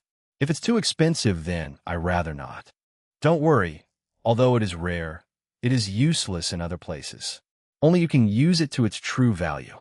Ouyang Shuo explained. Oh, there's such a thing. Lei Zhu's interest was piqued. Ouyang Shuo nodded and told Wang Feng to bring up the gift that he prepared. It was held in an exquisitely crafted wooden box, and inside were 30 colored silkworms and some unhatched eggs. The reason he brought the eggs was because he was afraid something would happen to the silkworms during the teleportation. Lei Zhu signaled the maidservant to get the box and place it on the table. Upon opening it and seeing the slowly crawling colored silkworms, she was both shocked and surprised. Is this a type of silkworm? That's right. Ouyang Shuo nodded. It's a very rare type of colored silkworm. Not only are the colors on their body different, but the silk that they spit out are also colored. She smiled. Very good. I really like this gift. Ouyang Shuo's preparation was far more well done than what she expected. He took out the 7 colored silk from his storage bag and said respectfully, "This was made from the silk for you to admire. If you don't mind, please accept it." The reason he took out the silk was to prove that he didn't lie and that the colored silk was true, and secondly, was to give those as gifts to the other 3 concubines. When giving gifts, the worst thing is bad preparation and missing out on people. If that is the case, one might enrage people, and that was a mistake that Ouyang Shuo naturally wouldn't make. If one of the concubines didn't receive a gift and hated Ouyang Shuo because of it and fanned some flames in front of the Yellow Emperor, then all his hard work would go to waste. As they say, everyone has a spot for admiring and understanding beauty. Seeing the silk, all the ladies were unexpectedly touched. Their expressions became more warm and wasn't as expressionless as when he had just entered. Ouyang Shuo was delighted as he knew that his plan had worked. As the main wife, Lei Zhu was obviously very smart, and Ouyang Shuo's little antics didn't escape her eye. She was very impressed by his planning and smiled. "For letting me keep such a gift, I will give you one in return. What do you want?" Ouyang was stunned. Before he came, he did not expect such a situation. The reason he gave the gifts was to make her like him and increase the good feelings that the Yellow Emperor has on him and make it more convenient and easy for him to do things. He didn't expect there to be a reward. Ouyang Shuo said sincerely, "It's just a small gift with my thoughts, as long as you like it. It's okay. I don't need a gift in return." Lei Zhu shook her head. No. The colored silkworms are of great help to the tribe, and it could be said to be an epoch-making contribution, making the colors of our silk more vibrant and exciting. Such a contribution has to be rewarded. Why don't I give you a manual to grow the silkworms to complement it? Lei Zhu took out a book made of leather and asked the maidservant to pass it to Ouyang Shuo. He took it, had a look, and was amazed, saying, "Thank you, Queen, for your gift." Lei Zhu's Sericulture Handbook, after using, raised silk production by 20%. After receiving the reward, Ouyang Shuo was very smart and knew that he should not stay any longer. "Queen, it's already late, and I have to rush back to the camp outside the city. Please allow me to leave first." She nodded. "Since it's like this, I won't keep you for any longer." "Yes," Ouyang Shuo said, and with Wang Feng, they slowly left the side hall under the lead of the maidservant and walked out of the palace. It was already 4 p.m. when Ouyang Shuo came out of the tribe palace. As he was thinking about the progress of the camp, Ouyang Shuo did not stay in Yellow Emperor City. When he went back to the camp had already undergone a big change. With the combined efforts of 2,000 men, the wooden wall of the camp had been completed. On top of the wall, there were soldiers patrolling and making rounds. At the 4 corners of the camp were arrow towers. Apart from that, at the main gate of the camp, which was at the east gate, were 2 arrow towers. At the front, there were 2 rows of horses. When the camp guards saw Ouyang Shuo, they bowed. Seeing that, Ouyang Shuo smiled and replied in kind, making the soldiers feel a little warm inside. Walking into the camp, Tents one after another were placed neatly in rows, separated into different camp areas. Between each area, the drains were already dug. Ouyang Shuo passed his horse to Wang Feng and walked alone into the central big tent. In the big tent sat 20-odd players, seeming a little cramped. Seeing Ouyang Shuo walk in, they all stood up to greet him. Ouyang Shuo smiled, nodded, and replied to each and every one of them. He also didn't forget to greet Bai Hua and Feng Qiuhuang. Bai Hua helped get Ouyang Shuo out of the situation and smiled. Wui, let me introduce you to the 20 players. They were chosen by Feng Wu and me. They agreed that in the final battle, their troops will be led by us. Ouyang Shuo was stunned and immediately understood Bai Hua's words. These players still had their qualms and weren't like Feng Qiuhuang, who was willing to openly cooperate with the Shanghai Alliance. These people only wanted to borrow his status as the representative to obtain the initiative in battle. Only in the final battle would they follow his orders. Before that, everyone would do their own thing, and even their camps wouldn't be all in the same place. Ouyang Shuo kept silent, as it seemed like his prior estimation was too positive. China had a saying that in China, 1/4 were dragons while the rest were bugs. Although these words were insulting, they also reflected that Chinese people wanted to be heroes and fought for their own benefits. From this, one could see that only the alliance members were trustworthy. After this battle, a meeting should be called to accept fallen Phoenix Town into Shanghai Town. Since her attitude was so resolute, Ouyang Shuo had no reason to refuse such a strong ally. After understanding their motives, Ouyang Shuo treated them impatiently and said, "Welcome to the Shanghai Alliance. As for the details, we will discuss them next time." Ouyang Shuo's change in attitude was felt by all the people. Some of them looked embarrassed, and some acted like they didn't care, so there were various reactions. Luckily, it was already late, so after seeing Ouyang Shuo, they all said goodbye and left. After sending off all these players, Ouyang Shuo returned back to the tent, gathered the 4 in the alliance, and easily opened a meeting. Everyone reported and discussed the matters that they had on hand. Feng Qiuhuang did a summary of the 20 players and said, "Each of those players has 200-strong forces, and their overall force is 3,500 men, mainly sword shield soldiers and bowmen. The specific numbers I have just calculated. 2,300 sword shield soldiers, 700 bowmen, and 500 cavalry. Adding in our own original force, we now have 3,000 sword shield soldiers, 1,500 bowmen and crossbowmen, and 1,000 cavalry for a total of 5,500 people, taking up the majority of Yellow Emperor's camp forces." Ouyang Shuo nodded. He didn't feel any delight and laughed bitterly. Such a small number of forces split into 20 hands. When the time comes, whether we can form a collective power is a huge question mark. These people might agree now, but once changes happen in the battlefield, they might change and desert us. The way I see it, the 2,000 of us must form a collective power. As for the players that have thrown themselves to us, we must evaluate them and allow only those that are reliable to join our forces. Feng Qiuhuang and Bai Hua nodded together and said, "No problem. Leave this to the both of us." Towards the 2 of them, Ouyang Shuo had the utmost confidence, continuing, "Out of all these players, do any of them have any generals or strategist-type historical figures?" The reason Ouyang Shuo asked that was because he had his own reasoning. The Chinese region had 20 king rank or higher summoning talismans, and based on the estimate rate, half would summon generals or strategists. Splitting into each camp, they would have 5-6. Shanghai Alliance had 3 spots, and deducting Wufu, there would be 1 or 2 left. Feng Qiuhuang nodded. "Wow, it was really guessed by you. Qingyan Town has a historical General Chen Tang." Ouyang Shuo started to recall details regarding Chen Tang. For the past half a year, he had been reading up and replenishing his historical knowledge. As for the famous generals in each dynasty, he had a good understanding. Chen Tang was the famous general of the Western Han. During the Han Yuan Emperor reign, he was the vice-captain of the Western region.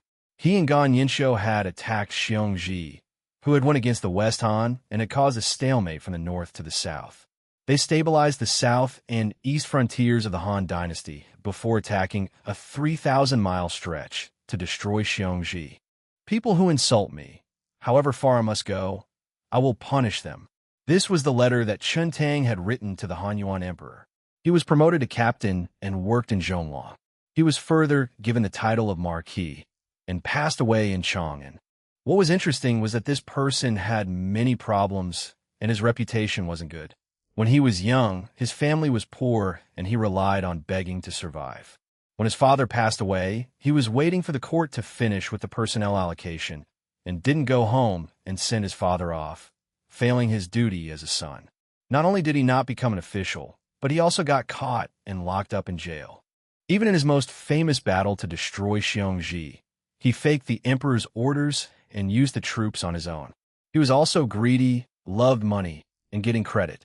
He wasn't good at being an official and giving commands, so this was insulting to many people. Hence, his later years were sad and tough. However, the negatives couldn't wipe out all the positives, and no matter what, his military affairs were still out of the ordinary. His experience was vast, so he could be considered a great leader. If there's a chance, we can make contact with Qingyun Town, Ouyang Shuo said. Feng Qinyang nodded her head to show that she understood his meaning. Ouyang Shuo looked at Gong Chengshi and asked, "Do you have any news about Di Chen?" Ouyang Shuo had specially ordered Gong Chengshi to pay attention to Di Chen before he had left for Yellow Emperor City. Gong Chengshi shook his head and said helplessly, "So far we only know that they have set up camp on the east side of the city. As for how many people joined his camp, we do not know at the moment. As we can't use pigeon letters, even if someone wants to reveal news, it will be difficult to spread." Ouyang Shuo nodded. It seemed that Di Chun has some capable people by his side, knowing to avoid the north and south sides of the city, and choosing the east side, which was directly opposite to them. They also did a good job keeping it secret and not leaving any signs. Ouyang Shuo said, "Seems like we still need to send out the Military Intelligence Division to explore. Without knowing what they are up to, I can't be at ease. On the other hand, we must also patrol our camp well and not let any of their people infiltrate it." "That's right." Gong Chengshi agreed and nodded. "The camp has already been built, and starting from tomorrow, we will split up and act. From the news that I've got today, the final battle doesn't seem to start anytime soon. Making use of this time, you could do some side quests. Maybe there will be shocking rewards." "Has Brother Wui already gotten some quest rewards?" Baihua asked curiously. Baihua was undoubtedly the player with the most acute senses, and Ouyang Shuo nodded. "Yes, a small gift. Yeah, we were busy in the camp, and Brother Wui went to complete a quest. How biased." Mulan Yu pouted. Cough, cough. Ouyang Shuo was speechless towards her innocence. "The main motive of me entering the game was to build a good relationship with the NPCs. As for the reward, it was an unexpected surprise." Mulan Yue had just said this casually and didn't mean much. "Brother Wui, can you bring me tomorrow? It's so boring staying in the camp." "Sure." Ouyang Shuo agreed without much hesitation. "Yeah." Mulan Yue was happy like a victorious little fox. Ouyang Shuo gave a forced smile and shook his head. After that meeting, everyone went back to their own tents and prepared to go offline. The next day, after Ouyang Shuo went online, he started to train using the Yang family spearmanship technique and the Bajiquan. "Wow, Brother Wui is so handsome." Mulan Yue suddenly walked over and purposely acted in awe and said. Ouyang Shuo didn't bother about her and continued practicing on his own. Not long later, Feng Qiuhuang, Bai Hua, and the others got online and surrounded him curiously. He could only helplessly stop practicing and ended his training early. Brother Wui's spear technique is simply superb. Its cultivation rank must be high, right? Feng Qiuhuang tried to probe. Ouyang Shuo did not try to hide anything and said generously, "That's right, it's the Emperor rank cultivation technique Yang family spear. I got it luckily on the market a while ago." He turned his head to look at Mu Ging, and he laughed. This spear technique has the same origin as General Mu. Mu Ging appeared out of sorts. It had probably touched an old, sad memory. She kept quiet and did not reply. "Sister." Mulan Yue walked over to Mu Ging, seemingly worried. Mu Guiying jolted to her senses and regained her composure. She rubbed Mu Lanyue's head and laughed. I'm fine. Seeing that the atmosphere was getting a bit down, Gong Chengshi jumped out and hollered, Aren't we going to do missions in the city today? Any beauty willing to form a team with me? Bai Hua and her sisters shook their heads with a tacit understanding. Why? My heart is going to break. Gong Chengshi said with much exaggeration.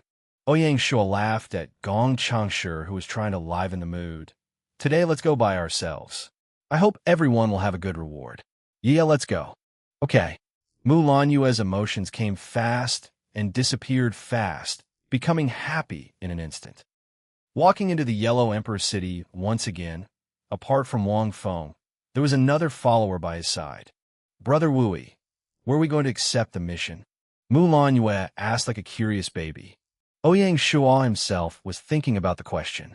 Out of all the important members of the Yellow Emperor camp, he didn't have anything on hand that they would please them. Just suddenly appearing would be difficult to achieve anything. Yeah. Ouyang laughed and called for Mu Lanyue like an old fox. Yes. Do you want to go take a look at the palace? The old fox took out a treat. Great, it's going to be fun. The little fox took the bait. Let's go. In front of the palace doors was the guard from yesterday. Upon seeing Ouyang Shuo, he asked, Do you want to see Her Majesty again? I'll report. Ouyang Shuo shook his head and smiled. No, we came today to see the Yellow Emperor. The guard froze for a while and said, Sure, please wait a while. After the guard left, Mu Lanyue looked at Ouyang Shuo with worship. Brother Wui, you are so amazing. Even the guard of the palace treats you so respectfully. It was because I came yesterday, so he recognized me. Ouyang Shuo said helplessly. The guard came back quickly and said, The king will see you now. Ouyang Shuo nodded and followed the guard into the palace once again. On the way, Mu Lanyue looked around and seemed really interested in the wild Era Palace. As this was a normal thing, Ouyang Shuo did not stop her. This time, the Yellow Emperor chose to meet Ouyang Shuo in the main hall, which was several times bigger and grander than the side hall. On the floor were dark gray rocks, and its surface had flower patterns. Walking into the main hall, there were 4 steps. At the 2 sides stood 2 guards with long spears. In front of the steps was an oval-shaped wooden door, similarly with flower patterns, and showed the construction knowledge of the ancestors. Across the oval door was the main hall. There were 3 small tables on the side which were very low. Ouyang Shuo guessed that one needed to sit cross-legged. It already had the courtesy of the business era. In front of the 2 main halls were 2 steps, and on top was the throne of the Yellow Emperor. Behind it was a picture which looked grand and mysterious and filled with wild energy. Seeing such a situation, even the energetic Mu Lanyue quieted down. The emperor sat on the throne. He was wearing a black robe and a tiger skin belt strapped around his waist. On his back hung a black cape, and there was a wolf-tooth necklace around his neck, the middle of which was a black stone. Apart from that, there was no other jewelry. He had bronze skin, a high, wide face, thick eyebrows, big eyes. His face lines were extremely tough, thick beard, loose hair, and was full of male masculinity. Representative Chiue Wui, Mu Lanyue, greets His Majesty. Ouyang Shuo and Mu Lanyue bowed down. As for Wang Feng, he was stopped by the guards outside of the main hall. No need. The Yellow Emperor used a voice filled with charisma and said, Yesterday, my wife told me about you, and today you came to see me. Do you have anything to report? Sire, as the representative, I should tell you about the status of the player troops. Hence I came here to report to Sire. Ouyang Shuo said. Even he felt that his words were full of lies. The Yellow Emperor nodded happily. Not bad. It's not every day that there's someone who is so smart. The player force has 8,000 people, and I can move 2,000 anytime. In the final battle, I can move 5,000, and the remaining 3,000 aren't ruled by me. The troops are mainly sword-shield soldiers. They're also archers and cavalry. When Ouyang Shuo reported, he didn't forget to leave some bait. How's your battle strength? I won't dare to say for others, but my 2,000 men are strong warriors and are ready to fight for Sire. This kind of sucking up made Ouyang Shuo embarrassed. Even Mu Lanyue at the side couldn't help but snicker. Although it was sucking up, but everyone liked to hear it. Good. Since it's like that, I have 2 missions for you. Are you willing to accept? I'm willing to risk my life for sure. Ouyang Shuo hollered in delight. Mu Lanyue's mouth was agape. She didn't dare believe. This, you got a mission by doing this? Ouyang Shuo didn't care about her and checked the system notification. System notification. Congratulations, player Chiyu Wui, for activating D-rank side quest. Sending a letter. Mission background. The main battle is upon us. The Yellow Emperor has started to gather the various tribes. Mission requirement. Rush to the Fire Emperor camp and tell him to get his troops to gather in Yellow Emperor City. Mission rewards. 200 merit. 400 war contribution points. System notification. Congratulations, player Chiyu Wui, for activating B-rank side quest. Investigation can be shared. Mission background. The Yellow Emperor wants to understand the situation in Chiyu camp. Mission requirement. Make your way to Chiyu's stronghold and investigate his military situation. Mission rewards. 400 merit points. 1,600 war contribution points. Before waiting for Ouyang Shuo to recover, a string of battle notifications sounded. Battle notification. Player Chiyu Wui has activated a side quest, officially activating the battle contribution leaderboard. Players, please take a look. Reminder. There are 3 ways to obtain battle contribution points. First is to complete side quests, second is to kill enemies, and third is overall performance. Battle report. Battlefield killing contribution points will be calculated as follows. Kill a normal soldier from the enemy camp. Reward 10 contribution points. Kill a normal officer. Reward 100 contribution points. Kill an important general from the enemy camp. Reward 1,000 contribution points. Kill enemy camp leader. Reward 20,000 contribution points. Battle report. Overall contribution calculation is as follows. After the battle, based on their overall performance, the contribution to the style, and the help to the camp, calculation would be done and an extra contribution point will be tabulated. Battle report. After the battle, contribution points will be converted to merit points in a 10-to-1 ratio. Apart from that, based on a leaderboard, the first will be rewarded 4,000 merit points, the second 3,000, the third 2,000, the fourth to 10th deducting 200 for every spot, from 11th to 20th 500 points, 21st 30th 400 points, 31 SD 40th 300 points, 41st 50th 200 points, 51 SD 100th 100 points. No rewards for anyone after the 100th position. This kind of reward system was a typical pyramid with those at the top getting better rewards, and the difference widens as the positions drop, forcing players to try their best. Under such a system, the huge disparity in rewards would further increase the differences in strength between the lords, causing the big winners to be able to increase their ranks faster than the others. Thence, they could bring more soldiers into the battlefield the next time. This type of system was a negative cycle for weak players. Alternatively, for the strong players, it was a positive cycle. It was the typical jungle where the strong survive and the weak are eliminated. After the battle reports, Ouyang Shuo heard more system notifications. System notification. Congratulations, player Chiyu Wui, for activating battle contribution leaderboard. Rewarded 500 contribution points. While that was a pleasant surprise. However, 500 contribution points was only 50 points. To his current rank, it was just a minute amount. In the first battle, the number of troops were limited, hence to obtain contribution points through battle was also limited unless you killed their general or their leader. To get great rewards, one had to rely on the rewards from the leaderboards. If one could get into the top 3, the rewards were fabulous. Talking about that, in the future wars, there will be hundreds of thousands of soldiers, so obtaining contribution points from killing enemies will become a viable option. It might even exceed the reward from the leaderboards. Ouyang Shuo opened the battle contribution leaderboard only to see himself alone and lonely with 500 points. Behind him were just a string of blank spaces waiting to be filled up. The activation of the battle contribution leaderboard signaled the start of the Battle of Zhuolu.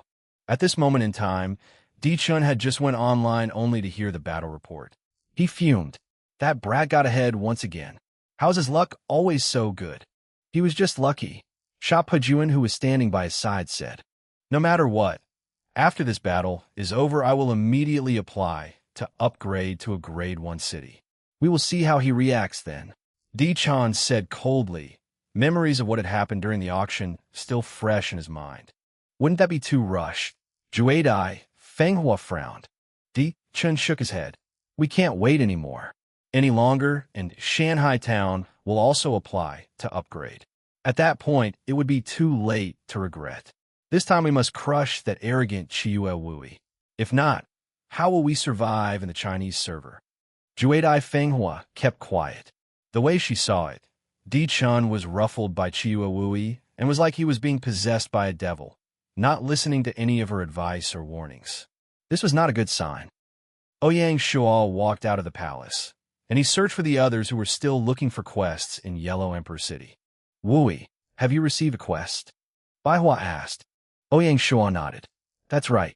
I got 2 quests which are to deliver a letter to the Fire Emperor tribe, as well as to investigate the Chiyu tribe. The B-rank branch quest, investigation, can be shared, so we can complete it together. That's great. We walked around the village, but couldn't get anything. Baihua laughed. Ouyang Shuo opened the quest menu and activated the sharing of the quest. System notification. Please select players to share the B-branch quest, investigation. Reminder. You cannot share with more than 5 people. Baihua, Feng Qin Wang, Mulan Yue, and Gong Changshi. System notification. Shared to 4 people. After completing the mission, the person who started the quest will get 50% of the rewards while the rest will get 25% each. This was the benefit of the quest sharing. Although his rewards were cut in half, adding the team rewards, the rewards became more instead. If the completion rate of the mission was high enough, there would be additional bonuses. This investigation quest will be led by Hong Ying and Gong Changshi. I will arrange a scouting team and a cavalry team to help. Ouyang Shuo said. You won't go take a look yourself? Gong Changshi asked doubtfully. Ouyang Shuo shook his head. No. With you and Hong Ying, I'll have no worries. I also need to go deliver a letter to the Fire Emperor. Okay. After discussing who would lead the mission, Ouyang Shuo left Baihua and Feng Qiuhuang to continue to look for more missions in Yellow Emperor City, while he brought Gong Changshi and Mulan Yue back to the camp. After returning to camp, Ouyang Shuo explained simply to the Secretary of Military Intelligence Song San and the captain of the 2nd Cavalry Squadron Sun Tingjiao, telling them to work together with Hong Ying and Gong Changshi to complete the mission. As for Ouyang Shuo himself, he brought Mulan Yue and the 1st Cavalry Squadron towards the Fire Emperor tribe. The Fire Emperor tribe was located west of Taixing Mountain, which was 10 kilometers away from Yellow Emperor City. Between the 2 cities were no roads and was full of wild grass, making it very hard to travel. It took him 4.5 hours to get to the Fire Emperor camp. Luckily, on the way there, they didn't meet any spies or troops from the Chiyu tribe. The Fire Emperor's building style was similar to the Yellow Emperor's. Ouyang Shuo reached the city door only to be stopped by the guards who warned. Who are you? State your name. Ouyang Shuo shouted. I am the representative Chiyu Wui and am here under the orders of the Yellow Emperor to deliver a letter to the Fire Emperor. The guard didn't relax and said, Do you have any proof? Ouyang Shuo got off the horse and passed his wooden tablet over. The guard took the tablet, and after taking a glance, not knowing how he recognized if it were real or fake, said, The tablet is real. You can enter. However, the troops you brought in can only wait outside the city. Ouyang Shuo nodded to show that he understood. This was already a usual practice, and thus he was not surprised by it. He turned around and told the 1st Squadron Captain Li Mingliang, Captain Li, find a safe place to set up camp. Based on the time it took us to get here, I don't think we can get back in time, and we'll have to spend the night here. Roger that. Ouyang Shuo brought Mulan Yue and Wang Feng, and followed behind the guard into the Fire Emperor camp. As this was a letter from the Yellow Emperor, the guard didn't dare to be careless and led them directly to his palace to meet him directly. Compared to the Yellow Emperor City Palace, the Fire Emperor's palace was more pure. The Fire Emperor tribe was a very big tribe in Shinnong, even when it weakened, losing to both the Yellow Emperor tribe and the Chiyu tribe. such a palace that was built a long time ago. However, wasn't something that the Yellow Emperor tribe could compare against. After receiving the guard's report, the Fire Emperor was waiting in the main hall to meet the messenger Ouyang Shuo.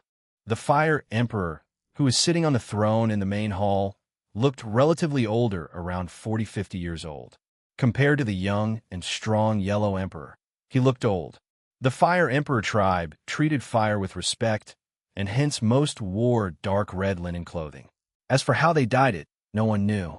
Compared to the Yellow Emperor, the Fire Emperor was very handsome, and it was easy to imagine what he looked like when he was young. His hair was neatly combed, and he was cleanly shaven. It was apparent that compared to the Yellow Emperor, the Fire Emperor paid more attention to his image. On his forehead hung a chain with a long jade stone. Although one could see his white hair, and even his mustache had turned white, he looked very energetic, especially his eyes, which were brimming with energy. The once king-level figure was still trying his best to keep his dignity and protect his tribe. On the left side of the main hall sat a 30-odd-year-old woman. She wore a black linen dress, and her long hair extended beyond her shoulders. On her chest hung white jewelry made of an unknown material, on top of which was also a huge jade tablet. What was most obvious was the paint on her face. It was mostly black, with white to complete it at her temple and jaw areas. The painting on her temple was like an arrowhead, and it faced downwards, splitting into 3 parts. The one at her jaw was like a ribbon. The middle was 5 circles for black ones on the top and bottom, and a red one in the middle, looking very mysterious. Ouyang Shuo guessed that this woman was the witch of the tribe, her position only lower than that of the Fire Emperor. Representative Chiyu Wui, Mulan Yue, greets the Fire Emperor. Ouyang Shuo and Mulan Yue bowed. No need. Yellow Emperor sent you here for what reason? The Fire Emperor said warmly and politely. Ouyang Shuo took out the letter and said politely, "The battle is coming, and Yellow Emperor requests for Fire Emperor to assemble the troops and gather with the main force in Yellow Emperor City." This was the letter he penned personally. Ouyang Shuo passed the letter to one of the servants at the side. The Fire Emperor took it from the servant and opened it. After keeping silent for a while, he said, "I understand his intention. I will gather my troops tomorrow and meet in Yellow Emperor City. You can follow us back. Thank you, Your Majesty." In Ouyang Shuo and Mulan Yue's ears sounded the mission completion notification. Congratulations, player Chiyu Wui, for completing the D-ranked branch quest. Sending a letter. Rewarded 200 merit points for 100 battle contribution points. Because this mission was accepted by both Ouyang Shuo and Mulan Yue, it wasn't counted as shared mission. Hence, both of them got the same rewards. With this, Mulan Yue became the second player to enter the leaderboard, making her laugh in glee. Just at that moment, behind a main hall, ran out a 7-8-year-old girl who was smaller than Yellow Emperor tribe Xianyuan Mei, but even prettier. She had a pair of captivating eyes and exquisite facial features, looking like a well-behaved girl. She wore a flower wreath on top of her head and wore a pair of red shoes, making her look very beautiful. "Niwa, did you not see that father is meeting guests?" When Fire Emperor saw the girl, he acted like he was angry. She was totally not afraid of the Fire Emperor and ran in front of him and sat on his leg, grabbing his beard and said, "Father, you didn't play with me." Towards his daughter, the Fire Emperor doted on her, saying helplessly, "Father is very busy.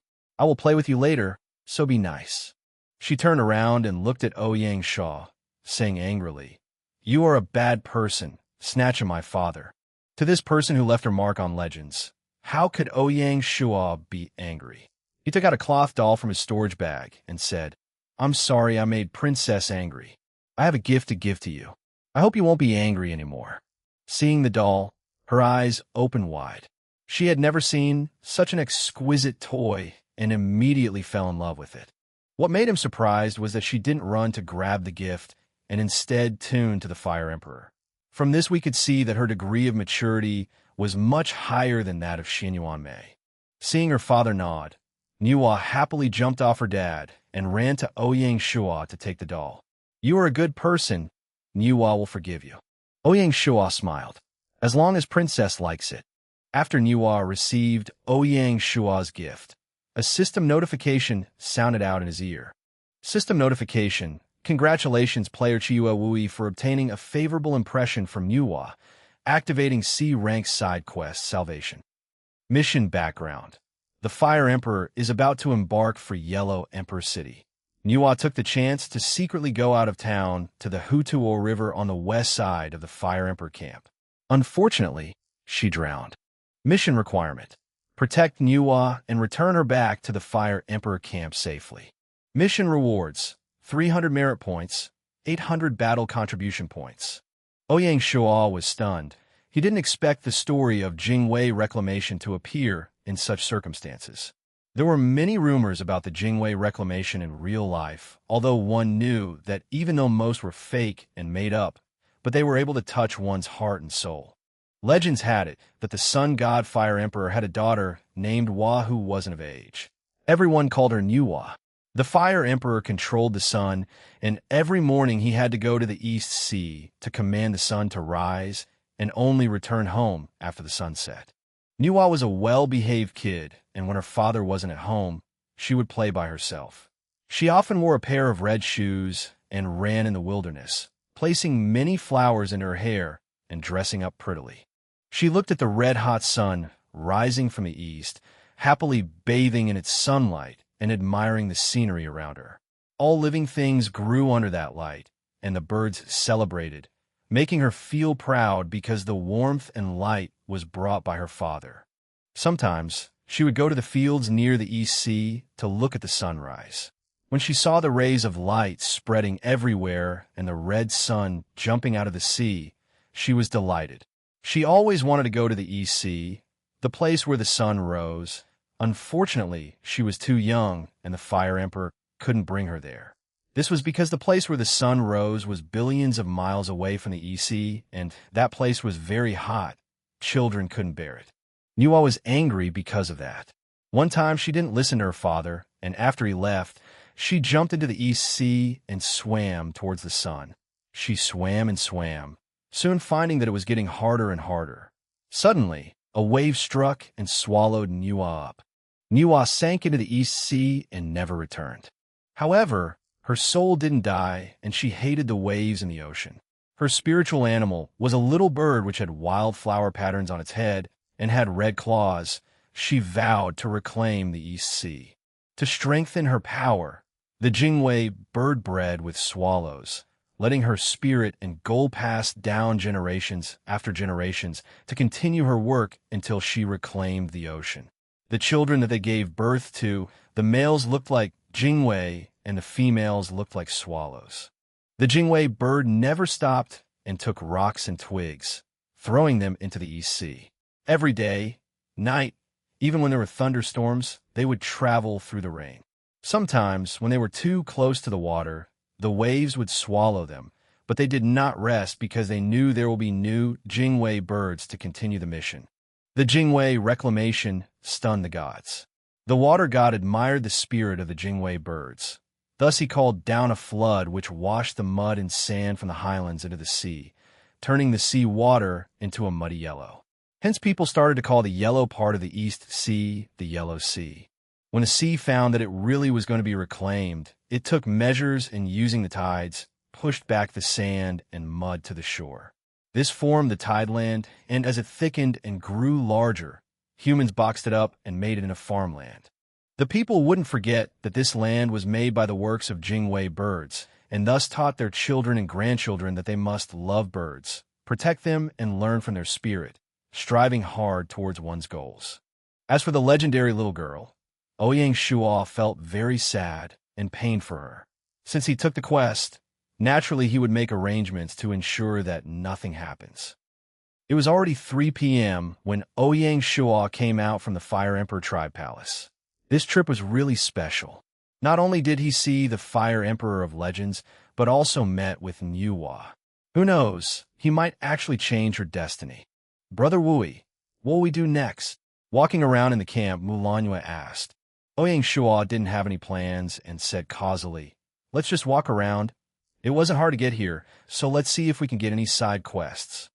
And, unfortunately, Ouyang Shuo had used up all of his good fortune, as until 5 p.m., they didn't find any quests. They had no choice but to leave the Fire Emperor camp and go to the campsite outside the city. At this point in time, Li Mingliang had already brought the cavalry squadron and built the temporary camp. As it was only for a night, naturally it wasn't as well planned as the camp outside the Yellow Emperor's city. It even forced Mu Lanyue to share the same tent with Ouyang Shuo. Luckily, players did not need to actually sleep in the game and could go offline and rest. As the time ratio between the battle map and main map was 10-1, and the ratio of the real map to real time was 1-1, this resulted in the time when players get offline not being the morning of the next day. For example, 2 days have passed in the battle map, but it had only been 4 hours in reality. This meant that it was 1 a.m. in the morning when Ouyang Shuo woke up in the game cabin. In reality, he could only rest for an hour before going online again, as it would be the next day in the battle map. In the last life, many players didn't pay attention to the speed of time and wasted 8-9 hours in the real world before going back online, only finding out that 3-4 days had passed. To maintain such a battle map with such a time-speed difference, it took up a lot of capacity and running power. Hence, it wasn't suitable to use on the main map. Even this battle map would be shut down the moment the quest ended. He was a little hungry, so he went to the kitchen to cook up a bowl of noodles. With his culinary skills, even simple noodles was well made and delicious. At this time, Sun Xiaoye suddenly walked out from her room, scaring Ouyang Shuo. "Why are you awake at this time?" Ouyang Shuo asked. Sun Xiaoye, who had just got out of the game cabin, was still a little blur, going to the toilet. "Wow, it's so fragrant. You are making me hungry." Ouyang Shuo shook his head at this food monster. "You go to the toilet first. I'll cook another bowl for you." "Thanks," Sun Xiaoye said in glee. After it was cooked, Sun Xiaoye ate and asked at the same time, "Why are you up at this time?" "The Battle of Zhuolu. Have you heard about it?" "Of course, such a big news. Who wouldn't know?" "You join." Ouyang Shuo nodded, yes. "The time speed in the battle map and main map is different, so I must go online soon." Sun Xiaoye didn't give up the chance to tease him and asked curiously, "Not bad, having the power to join the Battle of Zhuolu. There's only 100 lords in China that can join, right? Tell me the truth. What's your name in the game?" Ouyang Shuo shook his head. He wasn't dumb, so why would he tell her? "It's fine if you don't tell me," Sun Xiaoye grumbled, but her mood changed quickly and asked, "Is the battle map fun? The wilds. Have you seen Fire Emperor or the Yellow Emperor?" Ouyang Shuo nodded and said, "Yes, not only them, but also Leizu and Yuhua. Their scenery and architecture are really amazing." Sun Xiaoye's face showed a lot of envy and jealousy. After supper, it was just the right time to go back online. In the tent, Mu Lanyue was still sleeping. He had reminded her before, so he naturally did not worry that she will miss the time. Walking out of the tent, the Fire Emperor camp, not far away, had started gathering the troops. The Fire Emperor had moved 30,000 troops with warriors as the main unit using weapons made out of stone. There were many different types like axes and spears. These weapons were ancient, but their killing ability were still very strong. Apart from that, there was a small group of archers using the most basic wooden bow. Li Mingliang walked up and said, "Sire, the Fire Emperor sent someone to tell us that they are leaving at 9 a.m. and told us to get ready."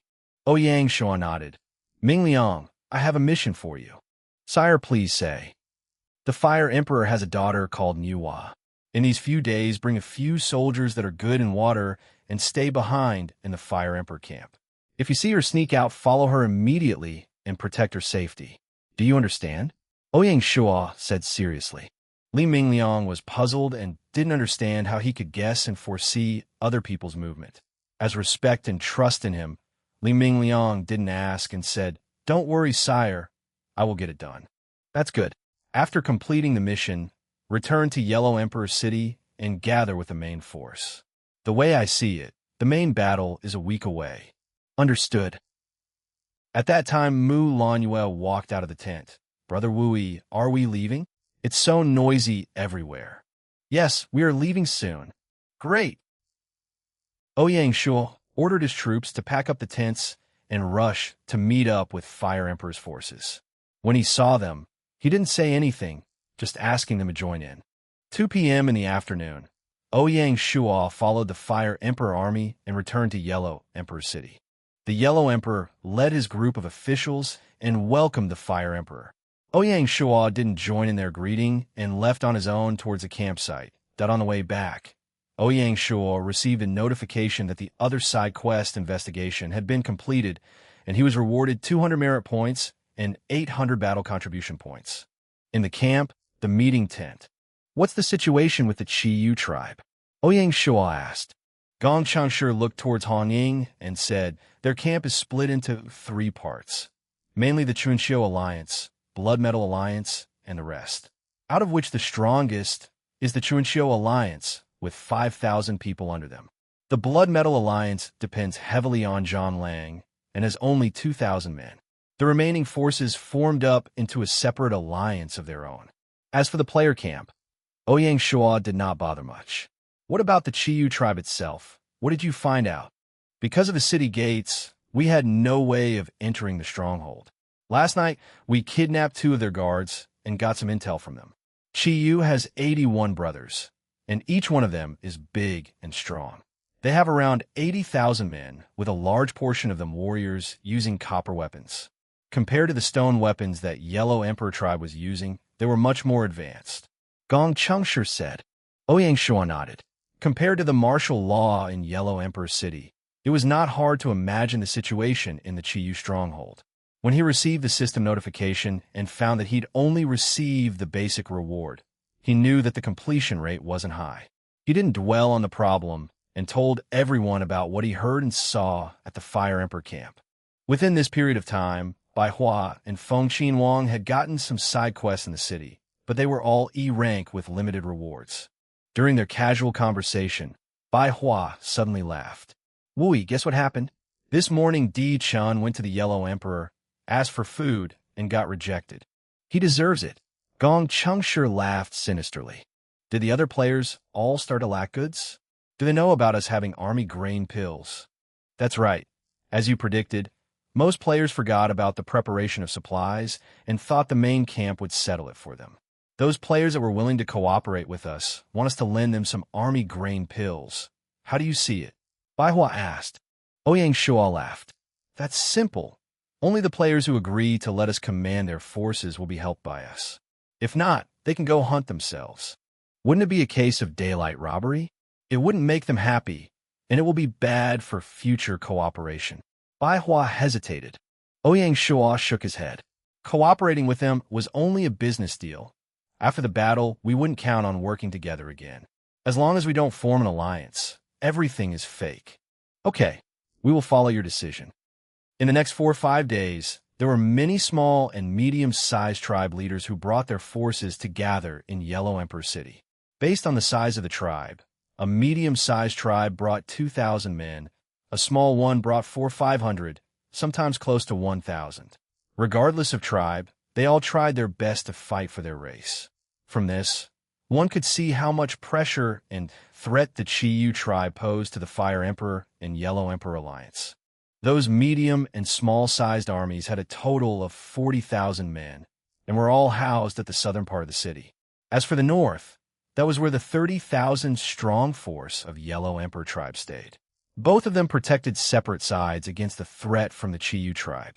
At this period of time, Di Chun and his group were busy hunting and gathering food, not having time or energy to look for any missions. Only Ouyang Shuo's group benefited and found quest after quest, especially after the medium and small-sized tribes arrived, giving them a large number of quests. Ouyang Shuo arranged everyone to split up and make good use of the opportunity. As for the Qiyu camp, they too had food shortages, and theirs was even worse. On this side, it was a city that was built for a long time, and they had some food stored up, giving players the chance to exchange for some. However, over at their side, the stronghold was just formed and little food was gathered, so the players were all on their own.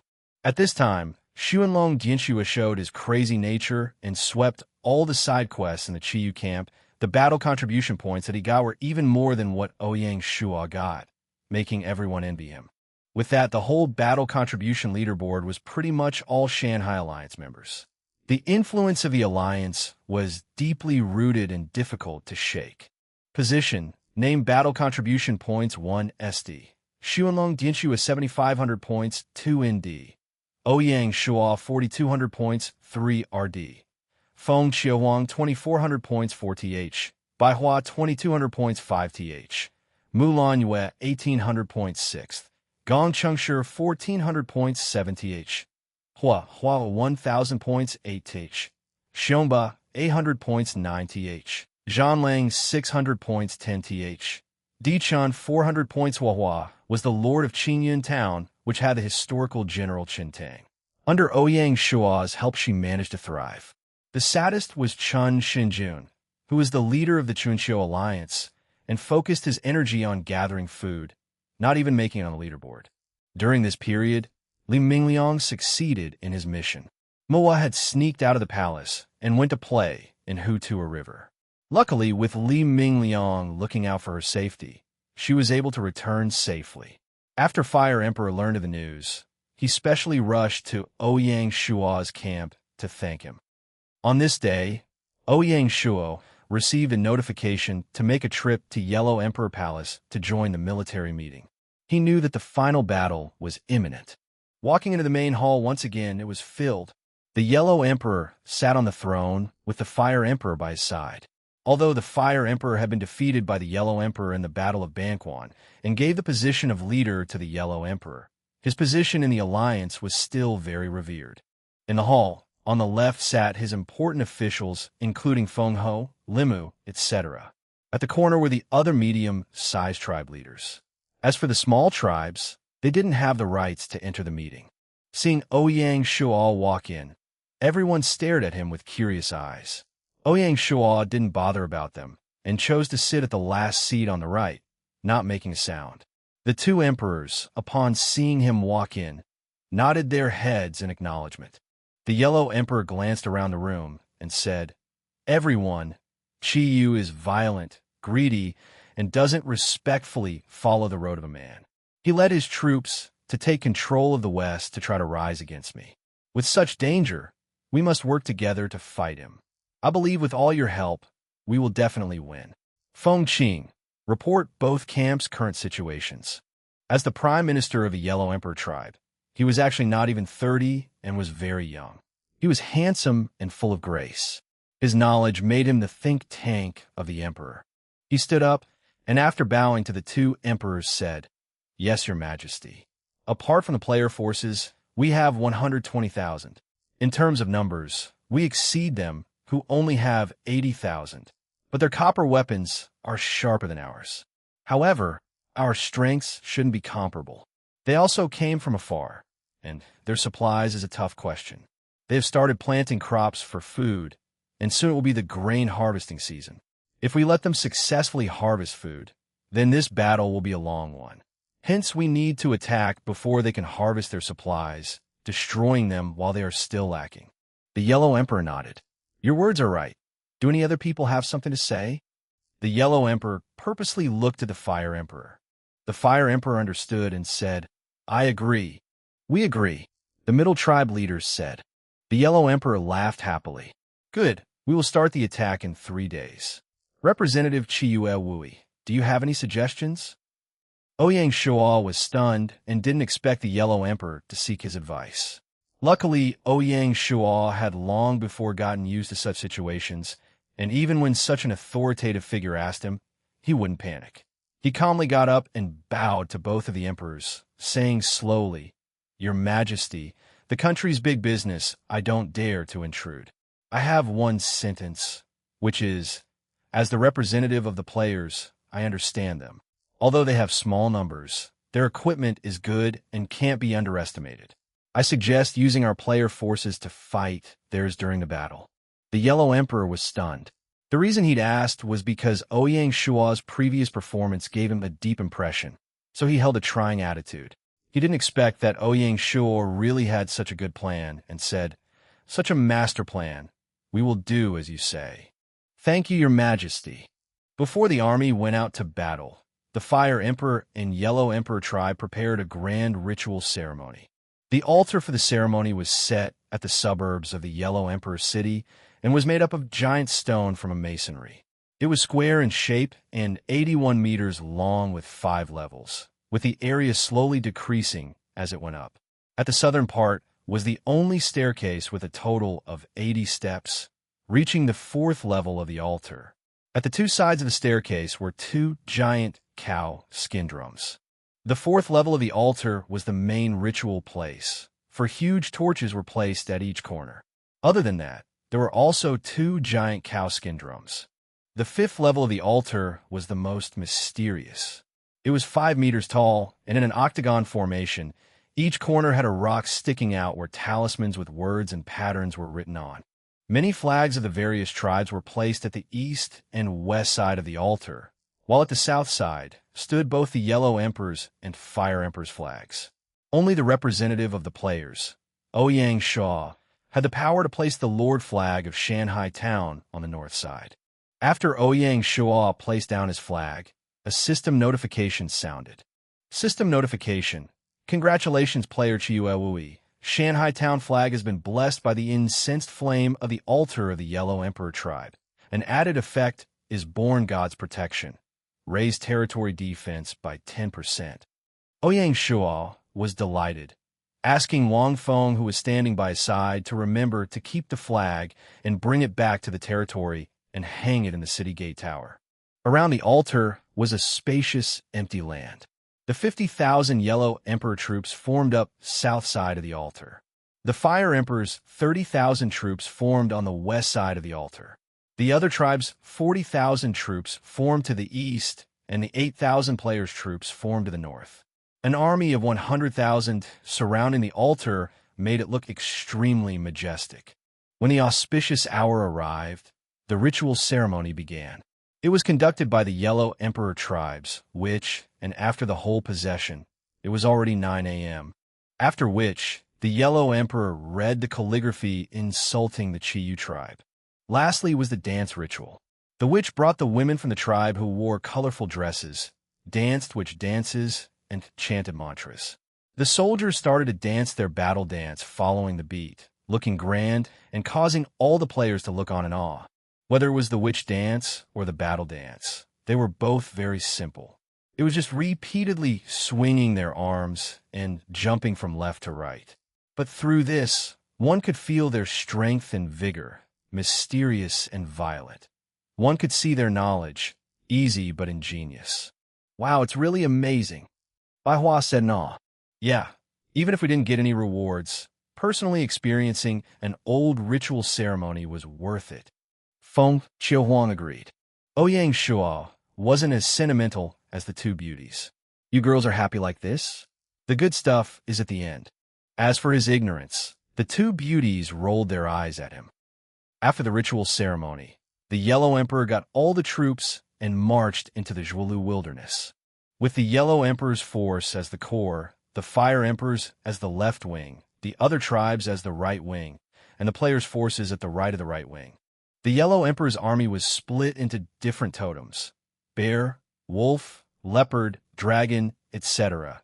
Driving beasts to the battle was their secret weapon.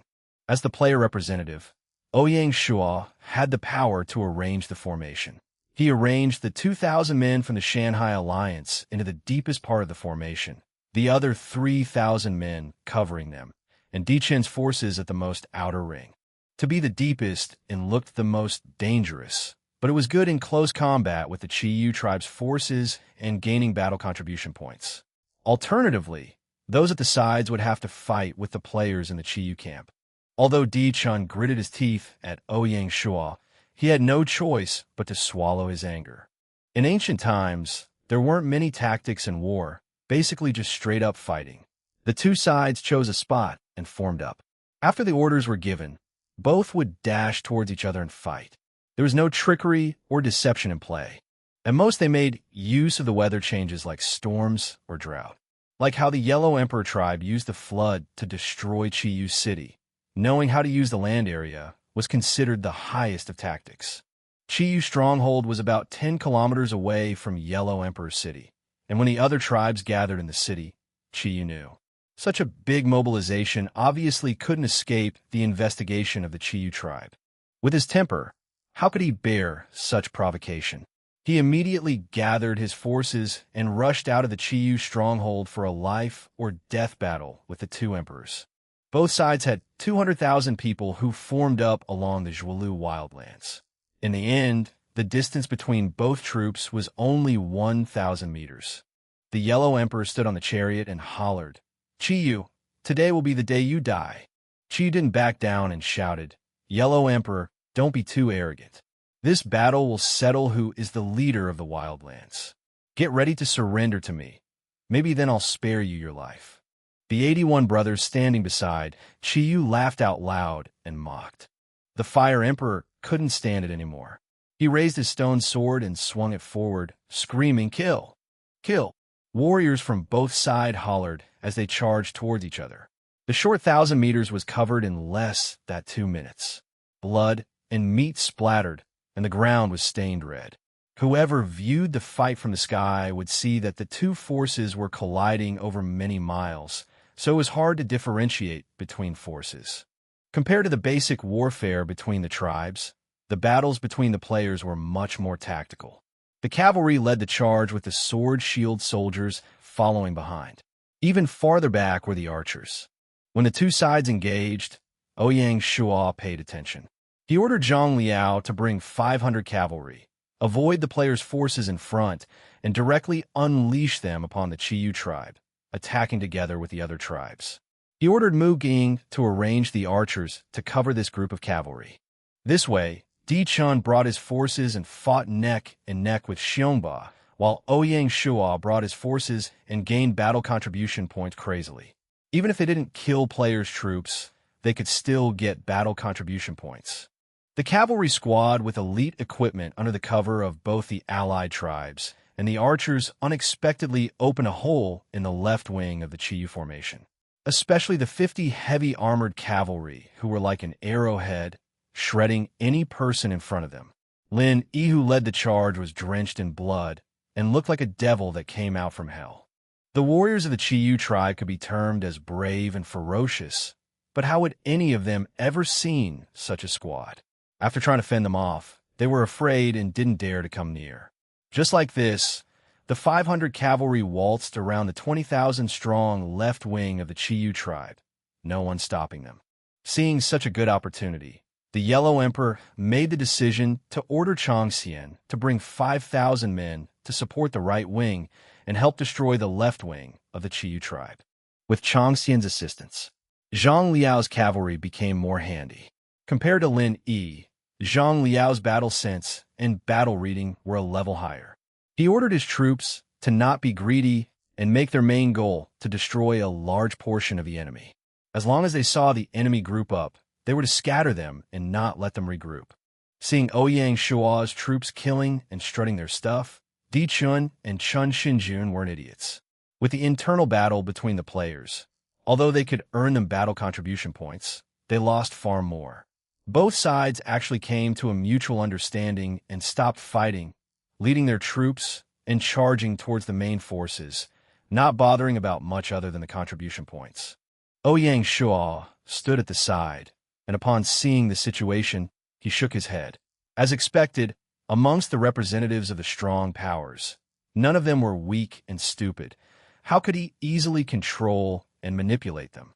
The reason he gained an advantage this time was only because he was the player representative. Chun Xinjun and Zhan Lang led their men, and nicely blocked off Changxian's support. At that point, the battle re-entered into a stalemate. Since the players' troops had already stopped fighting, Ouyang Shuo ordered the rest to advance and aid the cavalry to kill the left wing of the Qiyu tribe. The whole battlefield was like a chessboard, each piece closely relying on one another. Ouyang Shuo took the chance at the right wing, slowly causing a chain reaction and giving the Yellow Emperor tribe the initiative in the battle. The troops of both sides killed for an entire day until nighttime, when they stopped and retreated. The green wildlands were dyed red with blood. There were broken arms and legs everywhere, and broken axes and swords. Under the shine of the sunset, it appeared very majestic and grand. Bai Hua and Mu Lanyue couldn't stand the blood and gore of the battlefield and had backed off. Even Ouyang Shuo, who had participated in several raider fights himself, found the scene hard to adapt to. When retreating, Di Chan went past Ouyang Shuo and said coldly, "Brother Wui, nice scheme, I respect that." Ouyang Shuo smiled slightly. "Thank you for your praises.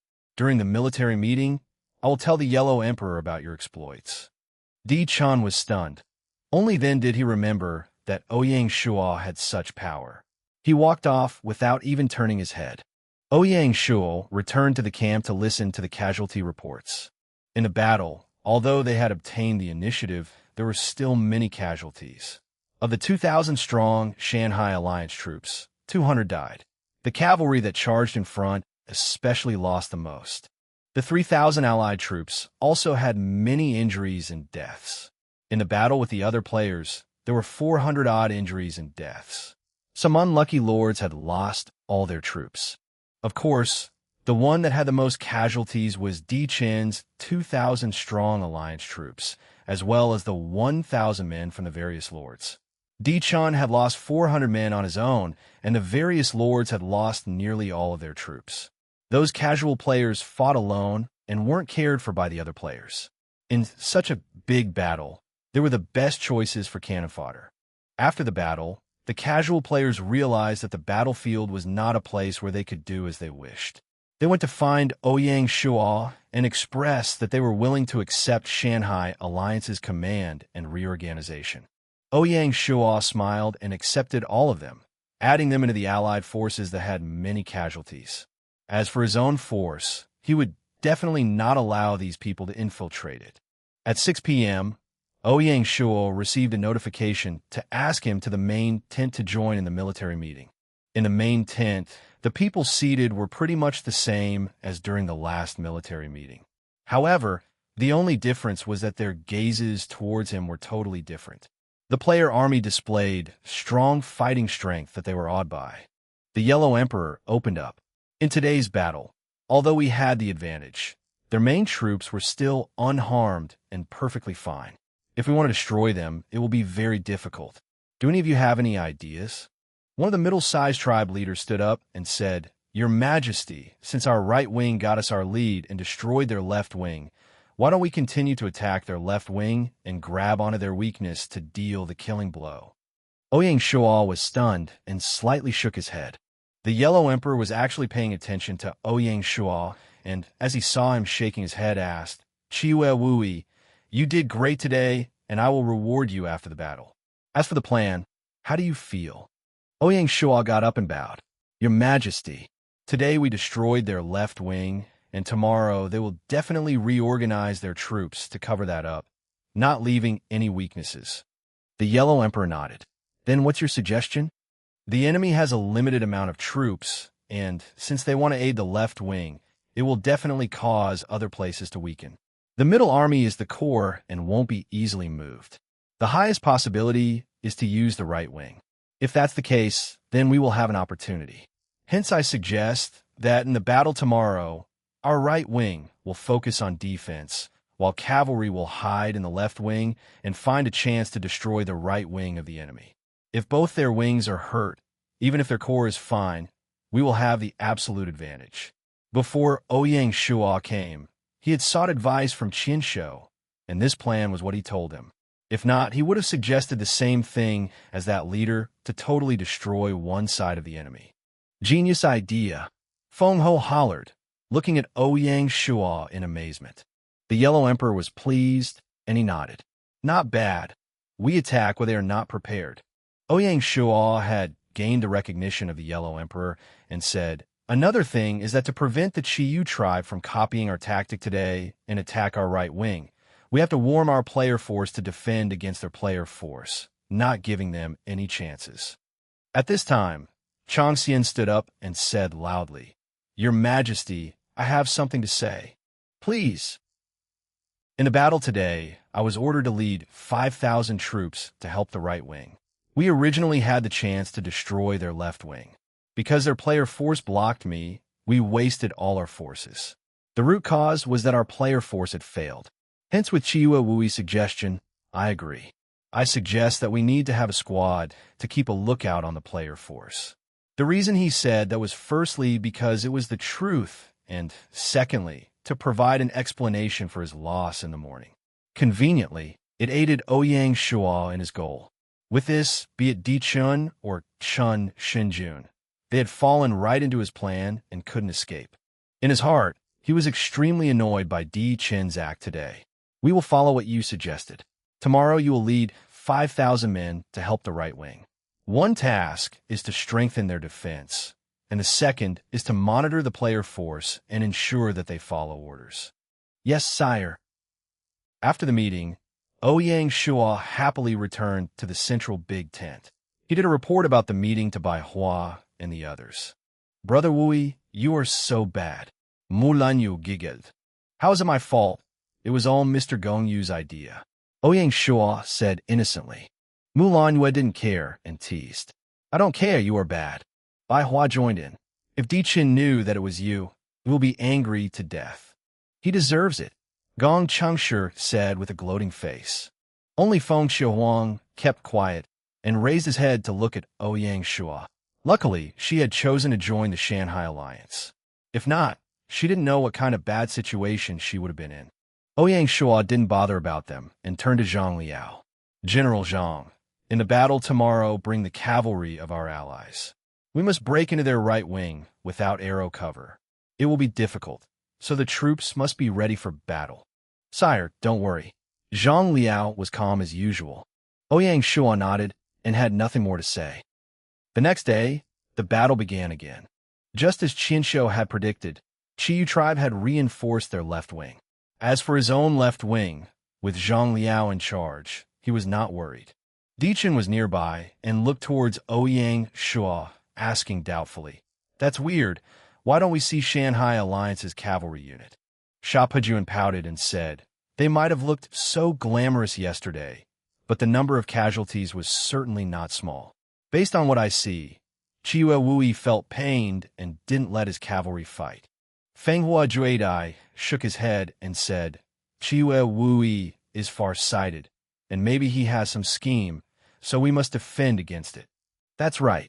After several mistakes, Di Chin had started to treat Ouyang Shuo as a proper opponent and wasn't as arrogant as before. Take a look. Wu Fu pointed at Chang Xian's forces which were rushing over and said, It seems like they purposely planned this. Is it to monitor us? Di Chin was furious. This must be his scheme. He must have complained about us to the Yellow Emperor during the military meeting. Feng Hua Juedai helplessly shook his head. This time we have no choice but to face the player forces head-on. We have no choice but to accept our fate. Next time, we definitely can't be in the same camp as that fella. Di Chun said hatefully. Yes. Feng Hua Juedai nodded in agreement. Wu Fu was stunned. Since when did Di Chun actually openly yield to Chiyu Wui? This wasn't a good sign, and he was doubting if his decision to join was right or not.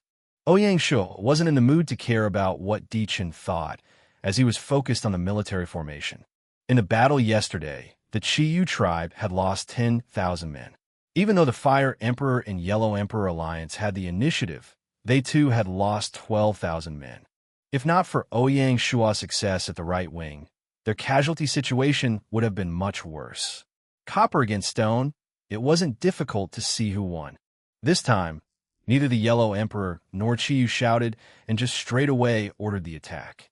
The troops that had a night's rest screamed as they charged towards the enemy.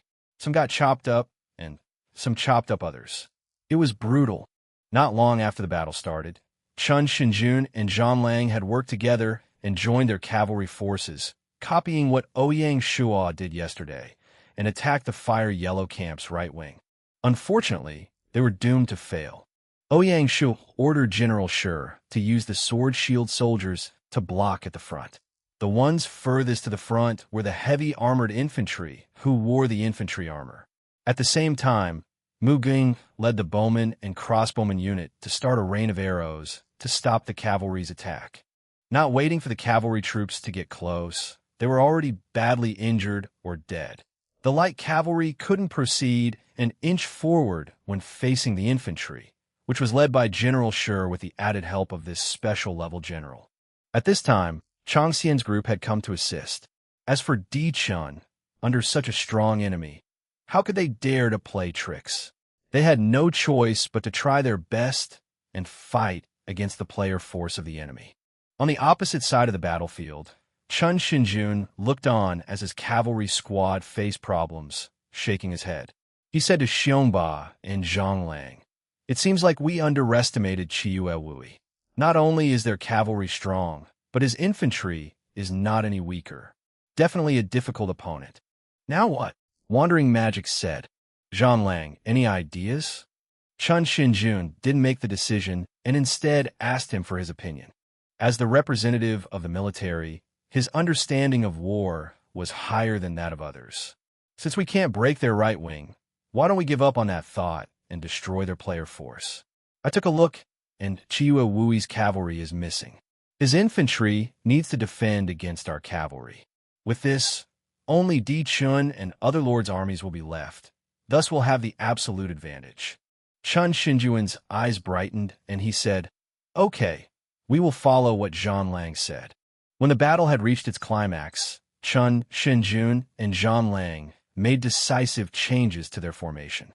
Qiyu Camp's 7,000 sword-shield infantry and archers pushed forward and assaulted Di Chun's forces, which were at the farthest corner. The difference in numbers, even if Di Chun had better equipment and experience, was too much for him to handle. Seeing that they were about to collapse, Ouyang Shuo didn't leave them in the lurch and ordered the allied troops to assist. At the same time, he requested assistance from Chang Xian. Ouyang Shuo understood the theory of if the lips die, the teeth will start to feel cold. Unfortunately, Chun Xinjun had changed their tactics too quickly, and once they realized that Ouyang Shuo's cavalry wasn't there, they immediately attacked Di Chun. When the troops led by Ouyang Shuo and Chang Xian reached to assist, it was too late and Di Chun's forces had been utterly destroyed. Chun Xinjun was also very crafty. Once he saw that Ouyang Shuo and Chang Xian had come to assist, he didn't continue forwards to earn more credit, but instead retreated. In an instant, the battle at the right wing went into a stalemate. Di Chun was furious, bringing his 800 leftover force and backing down from the front lines. Luckily, Ouyang Shuo did not try to convince him. If not, one wouldn't know what Di Chun would have done. Di Chun was depressed, and he didn't know who to blame. Just blame Ouyang Shuo, but he not only blocked off the enemy cavalry and came in time to assist. If he didn't, he wouldn't have been able to save his men. Or to blame Chun Xinjun, but since they were enemies, fighting was to be expected. He could only blame himself for being unlucky and getting a freak like Ouyang Shuo in the same camp, snatching his position as representative and causing him to be restricted. Just when the right wing entered a stalemate, a new development happened at the left wing. Just as Jiso had predicted, of Qiyu tribe's 70,000 men, 40,000 were in the middle to block against the Yellow Emperor's 50,000 men. Its left and right wings both had 15,000 men, the same as taking 4,000 from the right wing to help the left wing. With this, the 15,000-strong right wing had to face the 30,000 troops from the Fire Emperor tribe. However, the Qiyu tribe had the psychological advantage as in previous battles. The Fire Emperor tribe had been beaten time after time and had no choice but to request for help from the Yellow Emperor tribe. Unfortunately, this norm was about to be broken. Just as both sides were exchanging blows, Zhang Liao led 800-odd cavalry and sneakily made a detour, cutting into the back of the Qiyu tribe. The right wing of the Qiyu tribe never expected to meet the enemy cavalry at such a time. They didn't even have a decent shield. How could they defend against the attacks of the cavalry? This was especially true for their rearmost line, which was mostly made up of archers. It was weak like paper and was destroyed in an instant, especially the heavy armored cavalry at the front. No matter if they were spears or arrows hitting the Mingguang armor, they were like scratches. The cavalry pretty much killed whoever they saw. Under the leadership of Zhang Liao, the cavalry went from left to right unpredictably. The Qiyu tribe could only watch on as their troops were unable to put up any defense. Seeing that the cavalry had successfully broken through their defense, the Fire Emperor ordered his backup troops to charge forward and to add pressure to the Qiyu tribe and to keep them busy to not be able to deal with the cavalry. With this, the Fire Emperor's troops inched forward, and as the cavalry was slaying on the back lines, the two pushed the Qiyu tribe to a dangerous situation. They looked like they were slowly becoming food for the taking. When Qiyu received the distress signal from the right wing, he knew instantly that his plan was seen through by the enemy and that they had made an arrangement just to counter that. Helplessly, he had no choice but to rush some troops down from the middle to help out. If the right wing was destroyed, this battle would become even more difficult. One could only say that Qiyu had underestimated the strategy of Qianshou. The Yellow Emperor, who had received the news that the left wing had succeeded in their attack, had been focusing on the enemy's central troops. Once he found out that they had made a move, he immediately ordered his troops to push forward, not giving the Qiyu any breathing space. Although the warriors of the Yellow Emperor tribe were lacking in weapons, they were ferocious. With a general like Limu, they weren't underdogs in a straight-up fight. Originally, they already had a 10,000-men advantage, and now that the advantage had widened, Qiyu tribe's central forces were facing trouble. Their moves weren't only those. The right wing that was forced to defend suddenly charged forward and turned defense into attack. They had twice the number of troops of the enemy. It was only because it was the troops from the other small and medium-sized tribes did it not seem strong enough. As the tides of battle changed and victory came into sight, the various leaders' blood boiled and they stopped commanding. Many of the leaders led their troops themselves and charged towards the Qiyu tribe. Losing on 3 fronts, the Qiyu tribe was running the risk of getting trampled on. The one that broke the deadlock was the left wing's cavalry. Zhang Liao, seeing the enemy troops' reinforcements, decided to command the cavalry to charge into them. The leader of the reinforcements did not expect the enemy to be so daring and advance instead of retreat, and instantly lost his senses. Zhang Liao naturally was still very calm as he knew that the enemy's right wing was messed up by him and were like flies without heads. If he allowed the reinforcements to meet up with the right wing, they could reorganize the forces and calm them down. With that, it would be impossible to rip apart their defenses by only relying on his 1,000 men. Hence, the key to victory was defeating the reinforcements. Only then, no matter how many troops there were, if they couldn't organize themselves, the cavalry would have the chance to advance and retreat as they pleased. This would also be good for the Fire Emperor army. As expected, the reinforcements were destroyed by this bunch of devil-like cavalry. The right wing had started to collapse, and some soldiers started to run backwards. A chain reaction was caused by the total failure of the right wing. The Fire Emperor didn't give up this opportunity and chased forwards, biting after the enemy. This failure slowly caused the collapse of the entire army. Even the prestige of Qiyu couldn't help stop troops from running away. He could only helplessly ask his troops to retreat. The question was, however, how many he could save. The retreating Qiyu looked across and sighed. He knew that his dream of conquering the Middle Plains had been destroyed after this battle. The Yellow Emperor obviously wouldn't allow him to leave like this. A portion of their military strength was left. If he didn't completely destroy them, Qiyu could rise up again, and that was something he didn't wish for. The Yellow Emperor ordered his whole army to chase. This was the killing feast of the Yellow Emperor camp. Even Di Chun, who was at the back, brought his injured force to the front. Facing the retreating Qiyu tribe, it was the best time to get some battle contribution points. Only Ouyang Shuo was thinking straight and ordered a few troops to chase and others to stick to the Yellow Emperor. Seeing Ouyang Shuo, the Yellow Emperor was delighted. Player Qiyu Wui, today's victory is all on you. I will heavily reward you. Ouyang Shuo, who was on the horse, said respectfully, I wouldn't dare presume. The victory is because of your Majesty's prestige and your troops. I don't dare to take the credit. Ouyang Shuo only wanted practical rewards, and as for such titles, he'd rather not accept as it would be easy to make enemies out of the other officials and tribe leaders. The Yellow Emperor nodded and understood his meaning. In his heart, he had already made the decision to reward Ouyang Shuo. He fully knew that the result today was because of Ouyang Shuo's contribution for the past 2 days. Even if he didn't say so himself, his various officials would recommend him to reward Ouyang Shuo to make up for his help. Seeing the troops chasing towards him, Qiyu, who was retreating, was ruthless. He ordered a portion of them to stay behind to hold them off while he brought his main force away. Those that were left behind were pretty much abandoned and left to die. At this time, one could see Chiyu's prestige and position in the tribe. The warriors who started retreating once they lost were ashamed and chose to accept the mission to die to protect their leader. Qiyu said goodbye to them before picking up the speed to escape. When he was a distance away, he quickly ordered the troops to set a fire to separate the chasing forces. The fire made use of the wind to spread quickly and covered all the trees and grass. However, the wet grass couldn't make the fire bigger, and instead they became smoke, which started to fog up the entire area.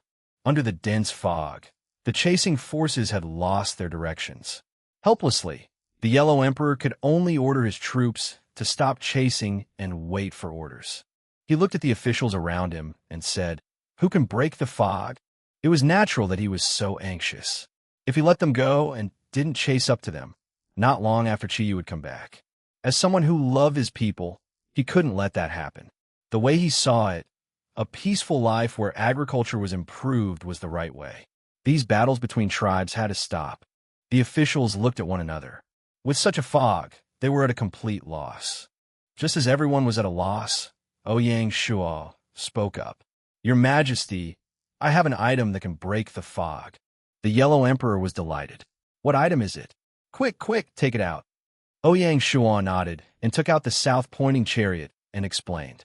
"This item is called the south-pointing chariot, and no matter how it turns, the wooden hand will point south.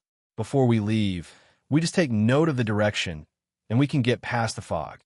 Is this item really so magical? The Yellow Emperor had his doubts. Ouyang Shuo confidently laughed and said, "Please try it, and you will know." The Yellow Emperor signaled Feng Ho, who was standing at the side. She understood and tried out the south-pointing chariot. The outcome was obvious, and it worked. The south-pointing chariot that Ouyang Shuo had been planning since he'd entered the game had finally been put to good use. This was a chess move that was planned so far in advance. The Yellow Emperor was a really daring person, and upon confirming that it worked, he reorganized his troops and dashed into the fog with the guidance of the south-pointing chariot. On the way, Bai Hua and the others stared at Ouyang Shuo like he was a monster. In the end, she couldn't help but ask, "Wui, how did you know that this battle would need the south-pointing chariot?" Ouyang Shuo shook his head, as he knew that they would ask. "Actually, I wasn't sure. Ever since I knew that the first battle map was the Battle of Zhuolu, I looked up information of that specific battle. You all know that this battle was one of legends, and any truth was immortalized, so any clue would be very minute and small. I made a conjecture, and what interested me the most was actually that the Yellow Emperor was the one who invented the south-pointing chariot. It was apparent that at that time, he had no ability to make it. It should have been done by his descendants, who gave the credit to the Yellow Emperor. Then I thought that since it was recorded in history, maybe he was really trapped in fog, only that they used a different method to break through. So I thought that if I was able to make a south-pointing chariot, that would come to good use in the battle. In the end, the fog really did appear, just that it wasn't caused by a volcano as legend said, but by Qiyu." Ouyang Shuo's words was obviously made up. He had the advantage of knowing the future and just prepare beforehand. However, he couldn't tell that to them, so he just made up a white lie. Listening to his explanation, everyone respected and envied Ouyang Shuo even more. "Brother Wui is so amazing. I'm starting to worship you already," Mulan Yue said in awe. Bai Hua was also stunned and gave him a thumbs up. "Wui, incredible. To grab the chance from a small clue in history. The way I see it, your acute sense is similar to Xuanlong Dianshui's, that mission-crazy person." Ouyang Shuo didn't want to stay on this topic and said, "Okay, you guys can stop praising me. The way I see it, once we get over the fog, there will still be another big battle. We will indeed." Just as he said, under the guidance of the south-pointing chariot, they got out of the fog. Not far from them was the Qiyu tribe forces who were sitting down and rearranging themselves. He couldn't believe that the enemy could so easily get out of the fog. Hence, Qi didn't worry and let his forces rest. He was still thinking after they were rested to counterattack and surprise them. Who would have thought that they would miraculously get past the fog? This was a huge blow, and all of a sudden the morale plummeted. On the opposite side, after crossing the fog, the troops were even more confident in the Yellow Emperor. They didn't know that the south-pointing chariot was given by Ouyang Shuo, and thought that it was the work of the Yellow Emperor himself. The Yellow Emperor made the choice to not leave them any chances, directly ordering the troops to charge forward. The big battle started again, and this battle lasted to the dead of night when blood flowed like a river. The Qiyu tribe defended and retreated at the same time, hoping to once again escape the destiny of being killed. The Fire and Yellow Emperor alliance chased closely behind, wanting to exterminate all of them before stopping. This battle lasted one whole day, and only when night came did both sides decide to stop. At that point, Qiyu tribe had less than 50,000 people. The Fire and Yellow Emperor alliance had over 100,000 people. A few lords who didn't want to lose more men had already taken their troops and escaped. Since the Yellow Emperor's goal was Qiyu, he wouldn't care if some of his troops deserted. Under their influence, more and more players decided to sneak off in the dead of the night. In the end, only the Chunqiu Alliance and Blood Metal Alliance were left. Both added up to less than 4,000 men. The only reason they'd stayed was to get more points and also to keep their position at the top 10 leaderboard. They also thought that maybe Qiyu would give them some quest. Hence, neither Chun Xinjun nor Zhang Lang could bear to just leave. The Zhuelu Plains in the darkness was one location where no one dared to fight in. Not only could nobody see anything, but there were beasts who came out at night, which made it even scarier. Hence, they grouped up, started fires, and arranged people to keep lookouts. Only then could people be at ease and not get killed. Even so, the Yellow Emperor didn't loosen his monitoring of the Qiyu tribe. As long as they made a move, he would instantly attack. Luckily, Qiyu wasn't impulsive and both sides had an uneventful evening. Seeing the situation, players like Ouyang Shuo didn't go offline and just rested in the tents. If not, and if they didn't go online on time, it would be a tragedy. Around early morning the next day, before the sun came out, Qiyu tribes started to keep their tents. When the Yellow Emperor received the news, he ordered his troops to do the same. Both sides knew that they were rushing against time, and they couldn't afford to delay. Last night, all the troops had slept with their armor on and items packed to be ready to go at any moment. When the sun rose up, the life and death chase resumed once more. The reddish sunlight didn't give the Qiyu tribe warriors any warmth. They were like onions, shaved off layer by layer. Those in the middle felt a cold sense of desperation. At that time, even Chun Xinjun couldn't stand his troops dying. After discussing with Xiongba, they took their 3,000-strong force and left the battlefield. Now only the 1,000-strong Blood Metal Alliance was left. Zhang Lang was from the military, so he obviously didn't desert. Unfortunately, not everyone had the same honor as Zhang Lang. The other members of the Blood Metal Alliance were not from the military. At first they respected his decision, but as the battle got worse and worse, they left him. In the end, they were only left with the 300 men from Blood Red Town. This chase that was destined to be recorded in history continued for 4 whole days. Both sides were quickly running out of grain. As they went south, even when they went past the stronghold, they didn't dare to stop and resolutely rushed towards the main camp that they had set in the south. On that day, they successfully escaped to the Xiongli Valley. Any more south would lead to the Hutuo River. The river originated from the Fire Emperor tribe territory, joined with the Fuyang River, and flowed into the Bohai Sea. The main camp of the Zhueli tribe was south of the Fuyang River. Qiyu knew that the Yellow Emperor wouldn't give him the chance to cross the Hutuo River. If he continued to escape, he would be destined to lose all his troops. As the leader of the Zhueli tribe, he had the responsibility to leave something for this tribe. On that night, Qiyu gathered the few brothers that survived and said, "Seems like the Yellow Emperor is dead bent on killing all of us. I can't be so selfish to bring you all on this road. For the future of the tribe, I've decided to fight to the death with the Yellow Emperor. You are all my brothers, and I can't let the Zhueli bloodline die like this. Hence, I chose 4 people to lead a group of elite to leave the valley in the darkness, cross the Hutuo River, cross the Fuyang River, and continue down south. They bring our people into the mountains. Who is willing to take up this responsibility? Big brother, I won't go. I'll fight alongside you. I won't go too. Even if I die, I'll die with brother. Of Chiyo's brothers, none were cowards and wanted to escape. He was touched but helpless. In the end, he chose 4 smarter brothers and forced them to leave. After that choice, Chiyu looked for Zhanlang and gave him a rank branch quest to send this batch of elites to leave the Xionli Valley. Zhanlang was shocked and surprised. His determination had been rewarded.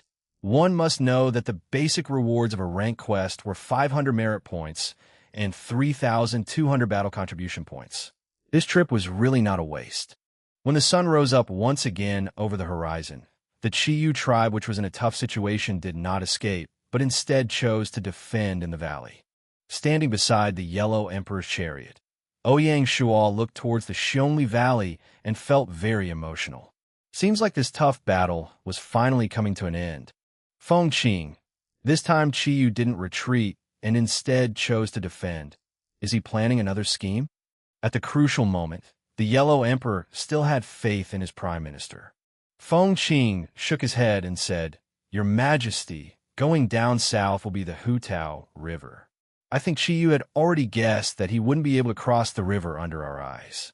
Hence he decided to have a life or death battle with you in the valley." The Yellow Emperor was delighted. Great. Chiyu is looking for death. It was not a surprise that the Yellow Emperor was so delighted. Their military grain supplies were nearly used up, and if they continued on chasing after Chiyu, their army would probably collapse even before Chiyo's surrender. Luckily, he had the blessing of the heavens. The Hutuo River cut off Chiyo's last hope at surviving. I order the troops to sit at the pans and start cooking.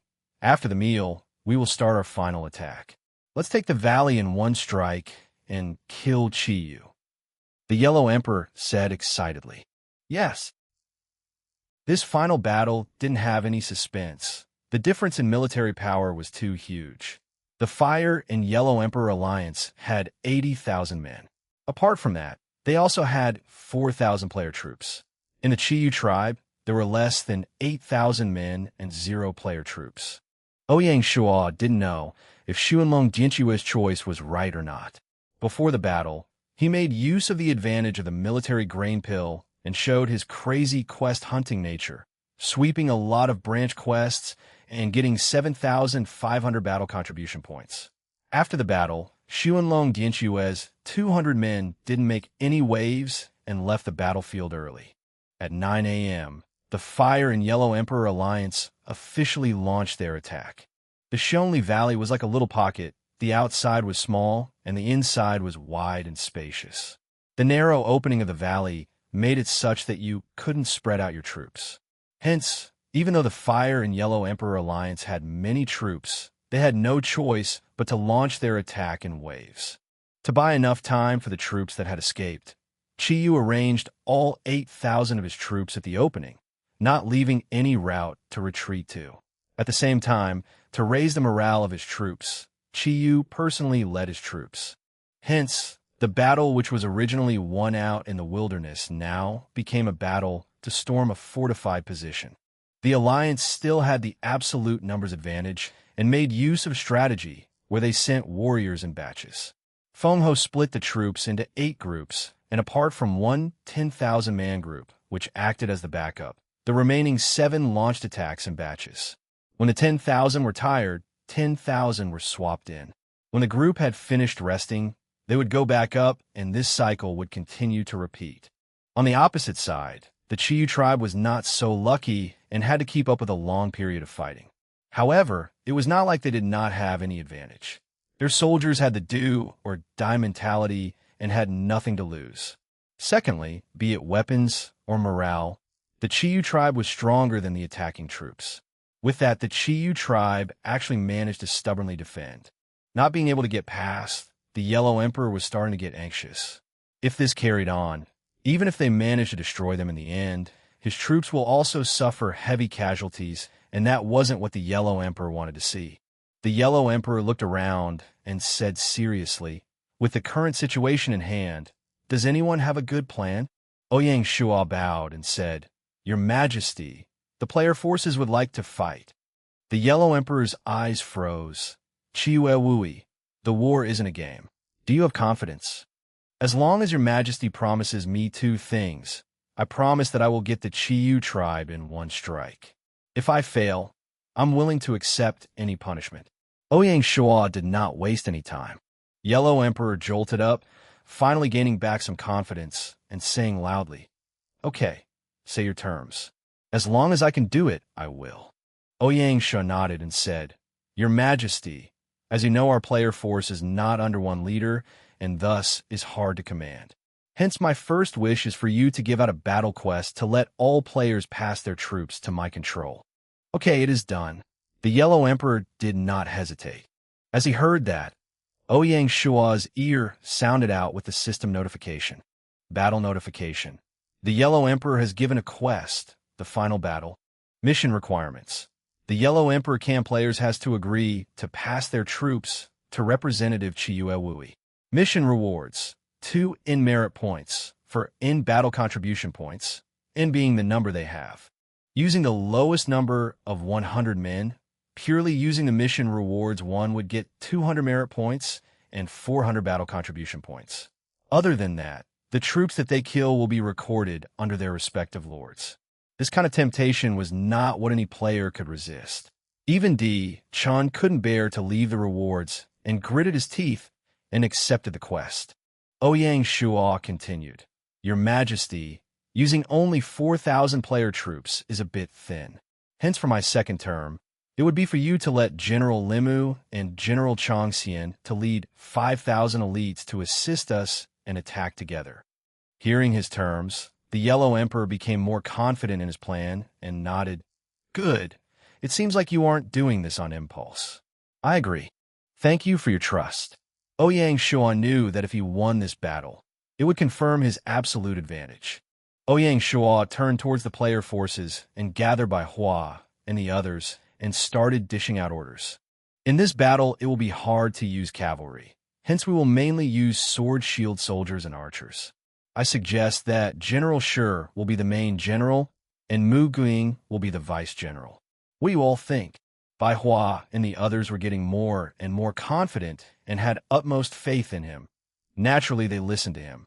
After getting the agreement of his allies, Ouyang Shuo started to arrange the troops.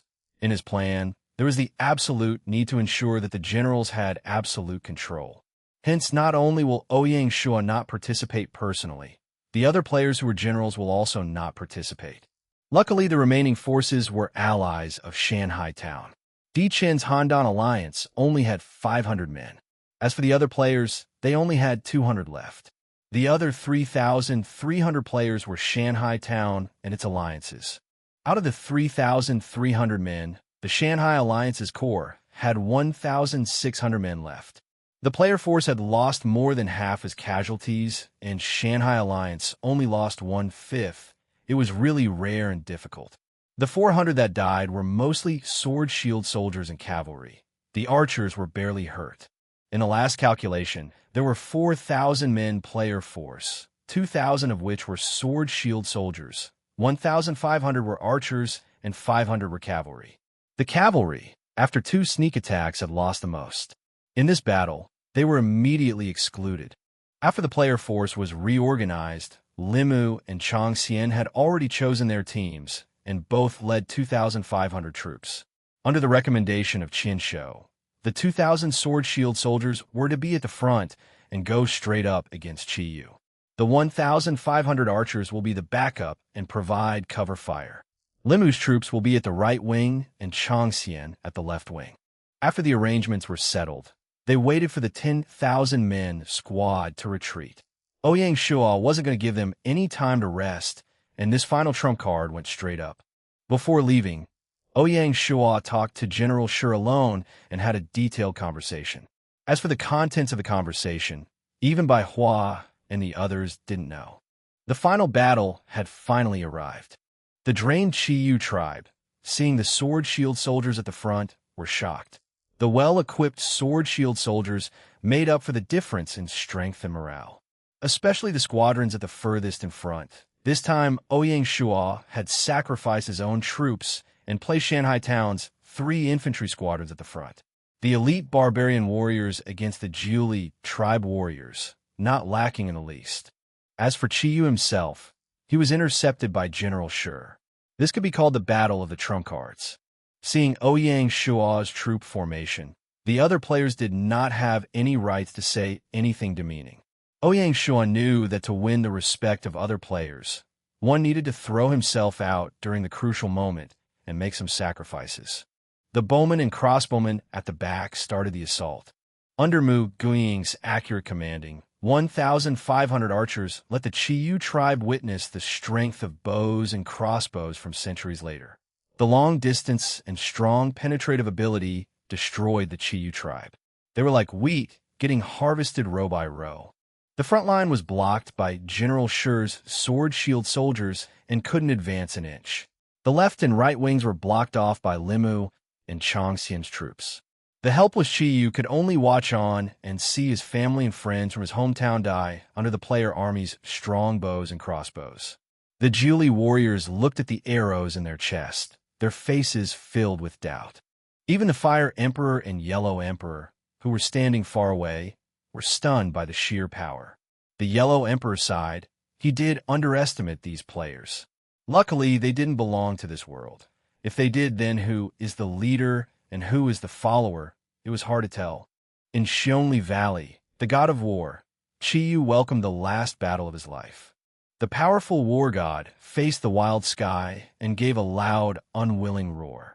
He held a copper axe, which had white bones inlaid within, fighting against General Shuo. Qiyu forgot about his original mission, forgot that he was fighting for the Jiuli tribe, forgot about the men who were behind him. The him now was just a warrior fighting to win this battle. His strength and ability utterly ignited General Shuo's fighting prowess and desire for battle. Ever since he was summoned by Ouyang Shuo, he had never fought with all his strength, as there was no one of his level. However, Qiyu was undoubtedly his best match. Qiyu was undoubtedly strong. Not only did he have godly strength, but his technique was great too. His style didn't have any useless strokes and was trained and consolidated after countless battles on the battlefield. In terms of strength, General Shuo couldn't compete with Qiyu. However, he won in terms of the strength of his spear technique. Furthermore, his Bintai spear, which was made with iron, was several levels better than the copper axe. Adding the tiger scale armor, General Shuo had the absolute advantage in terms of equipment. Of the two men, one could be considered manly, using strength to destroy technique, while the other used technique to cover the lack of strength. This battle was one that crossed generations, and it attracted everyone's attention. The soldiers on both sides had the tacit understanding to stop and leave a suitable enough space for the two to fight. Although Qiyu had been fighting for a long time, as his body was different from a normal person's, his stamina flowed on and was limitless. Even if General Shuo had saved his energy and was fully recharged, the two of them would still be going neck and neck. As the battle proceeded, General Shuo got more and more excited. He displayed the burning sun spear technique to perfection, each move and stance showing the style of a real master.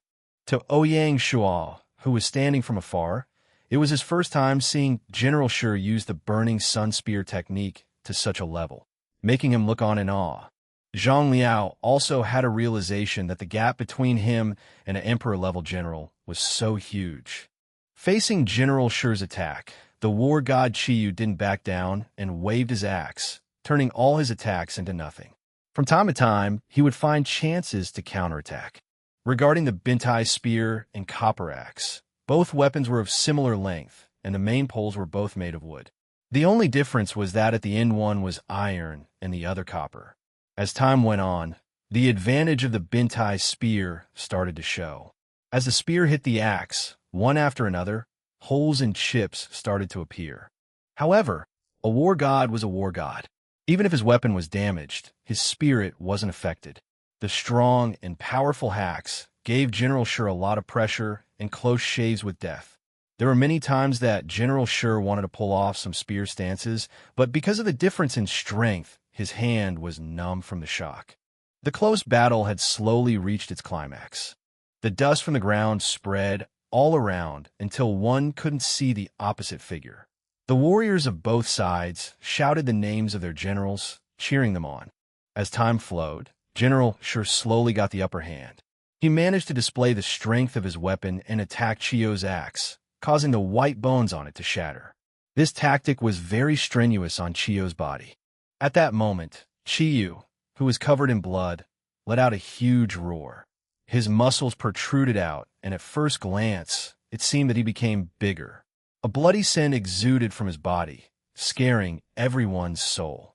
The soldiers who were around were unable to withstand the evil scent. Even the injured soldiers were attacked by the scent such that they bled and died. Such a shocking change stunned everyone. That's not good. The Yellow Emperor gasped in shock. This is the Devil God bloodline in Chiyo's body. It would multiply his battle ability. I'm afraid General Sure is not his opponent. Then what should we do? Ouyang Shuo was anxious. If General Sure was killed by Chiyo, then it would be a disaster for Shanghai Town. Any reward wouldn't be able to help cover up this loss. There's no need to panic. The Yellow Emperor was calm. With today's plan, we can only use our numbers to win. Chiyo activated his bloodline, but it won't last for long, and as long as we block this wave, Chiyo is dead for sure. The Yellow Emperor turned and looked at Feng Ho, saying, "Sound the drums and order Limu and Chang Xian to help corner Chiyo. We have to take him down." "Yes, Your Majesty." Feng Ho didn't dare be slow and acted immediately. The battle boiled the blood of the two generals who were its separate wings. They yearned to join in. The moment they heard the drums, they charged towards Chiyo without any hesitation. General Sure was in a tough situation. Luckily, he had been through many battles, and such a close one was normal. The aura that Chiyo exuded did not have a huge negative effect on him. What was difficult was the terrifying strength, which became even worse after the activation of the bloodline. General Sure did not dare to go blow for blow with Chiyo. He tried to retaliate slightly, and his whole hand numbed up. At this point, the vast experience of General Sure came into good use. When he realized the situation he was in, he immediately started to sidestep and engage in a slippery battle. Chiyo hollered. Such a crafty opponent gave him a feeling that he had a body filled with energy that he couldn't use. The Devil God blood had corrupted his mind and made him even crazier. His style was less exquisite, and it was just random chops and hacks. This was when Chang Xian and Limu both arrived. The brothers of Chiyo wanted to help, but they were blocked by Zhao Sihu. He knew that protecting General Sure's safety was his main mission. Hence, he definitely wouldn't allow Chiyo's few brothers to get him out of the situation. A chaotic battle had opened up once again. With reinforcements, General Sure heaved a sigh of relief. The opponent in front of him was not something he could use normal logic and conjecture to deal with. Activating a bloodline was something that only could happen during the Wild Era. The three of them stood in a circle like how one would surround a wild beast, changing positions constantly to keep Chiyo in the center. Chiyo charged left and right, but he was simply unable to hurt the three of them. In a fit of anger, he let out a roar. The war god Chiyo had walked onto his final leg. After half an hour, the magic god blood that Chiyo had activated slowly wore off, and the negative effects started to show. His strength and speed was worse than usual. The strength and stamina that seemed to be endless before had started to slowly wane. He slowly started to awaken and see clearly. Upon seeing the situation in front of him, he didn't choose to back off and hollered "kill" before charging towards General Sure. General Sure didn't retreat and screamed, "Kill!" At that point, Limu and Chang Xian both retreated with a tacit understanding and left the battlefield to them too. The two were once again engaged in battle, but the battle had changed.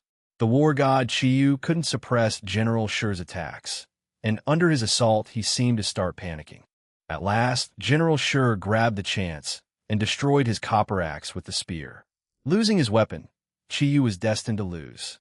But he didn't back down and held the broken wooden pole and charged at General Sure. Why would General Sure give Chiyo a chance? He used his spear to push aside the wooden pole and stabbed it directly into Chiyo's chest, following which General Shuo used his ultimate attack, and one could see that his Bentai's spear started to quickly rotate and stabbed his heart into shreds. This stab was the pinnacle of power and technique. One must know that once the spear was stabbed into the body, to pull it out one needed much strength, and needed even more to rotate it inside the body. The burning sun spear technique's real skill was this stab. The rotating spear head would heat up and burning the opponent into ashes and thus getting its name of Burning Sun. Chiyu opened both his eyes and looked at General Shuo in disbelief. He looked down at his chest. There was already a huge hole dripping with fresh blood. If your heart were shredded, even a war god wouldn't be able to survive. The war god of a generation fell to the floor and covered the ground in blood, dyeing it red. The moment he died, General Shuo walked beside him and from his body found an old little bottle which he sneakily kept. Seeing Chiyu die in battle, the Julie warriors couldn't muster any more courage and the fight left them, their mouths agape in disbelief. At this moment, the Yellow Emperor displayed the heart of a king. He walked forward and told the warriors, "Julie race warriors, you have tried your best. Surrender, and I promise you will all be safe." If one could live, no one would wish to die. Since their leader Chiyu was dead, their reason for fighting was already lost. At that time, surrender would be the logical reason. The only ones that didn't surrender were Chiyo's few brothers. Only after rounding up the remaining Julie tribe troops did the Yellow Emperor find out that some of the Chiyu tribe members had left the Xiongli Valley, and he immediately ordered Chang Xian to chase. Of course, they would just try their best. Such a long time had passed. They would have already gotten across the Hutuo River, and catching them was harder than climbing the sky. Killing Chiyu, the Yellow Emperor's prestige had risen to a whole new level. He had replaced Shinnong, and the time was right for him to be the ruler of the land. The excited Yellow Emperor beheaded Chiyu and brought the troops back to Yellow Emperor City to get their rewards. As the greatest contributor to this war, Ouyang Shuo had the right and the luck to travel beside the Yellow Emperor's chariot. Before going back, Ouyang Shuo tabulated the overall losses in this battle.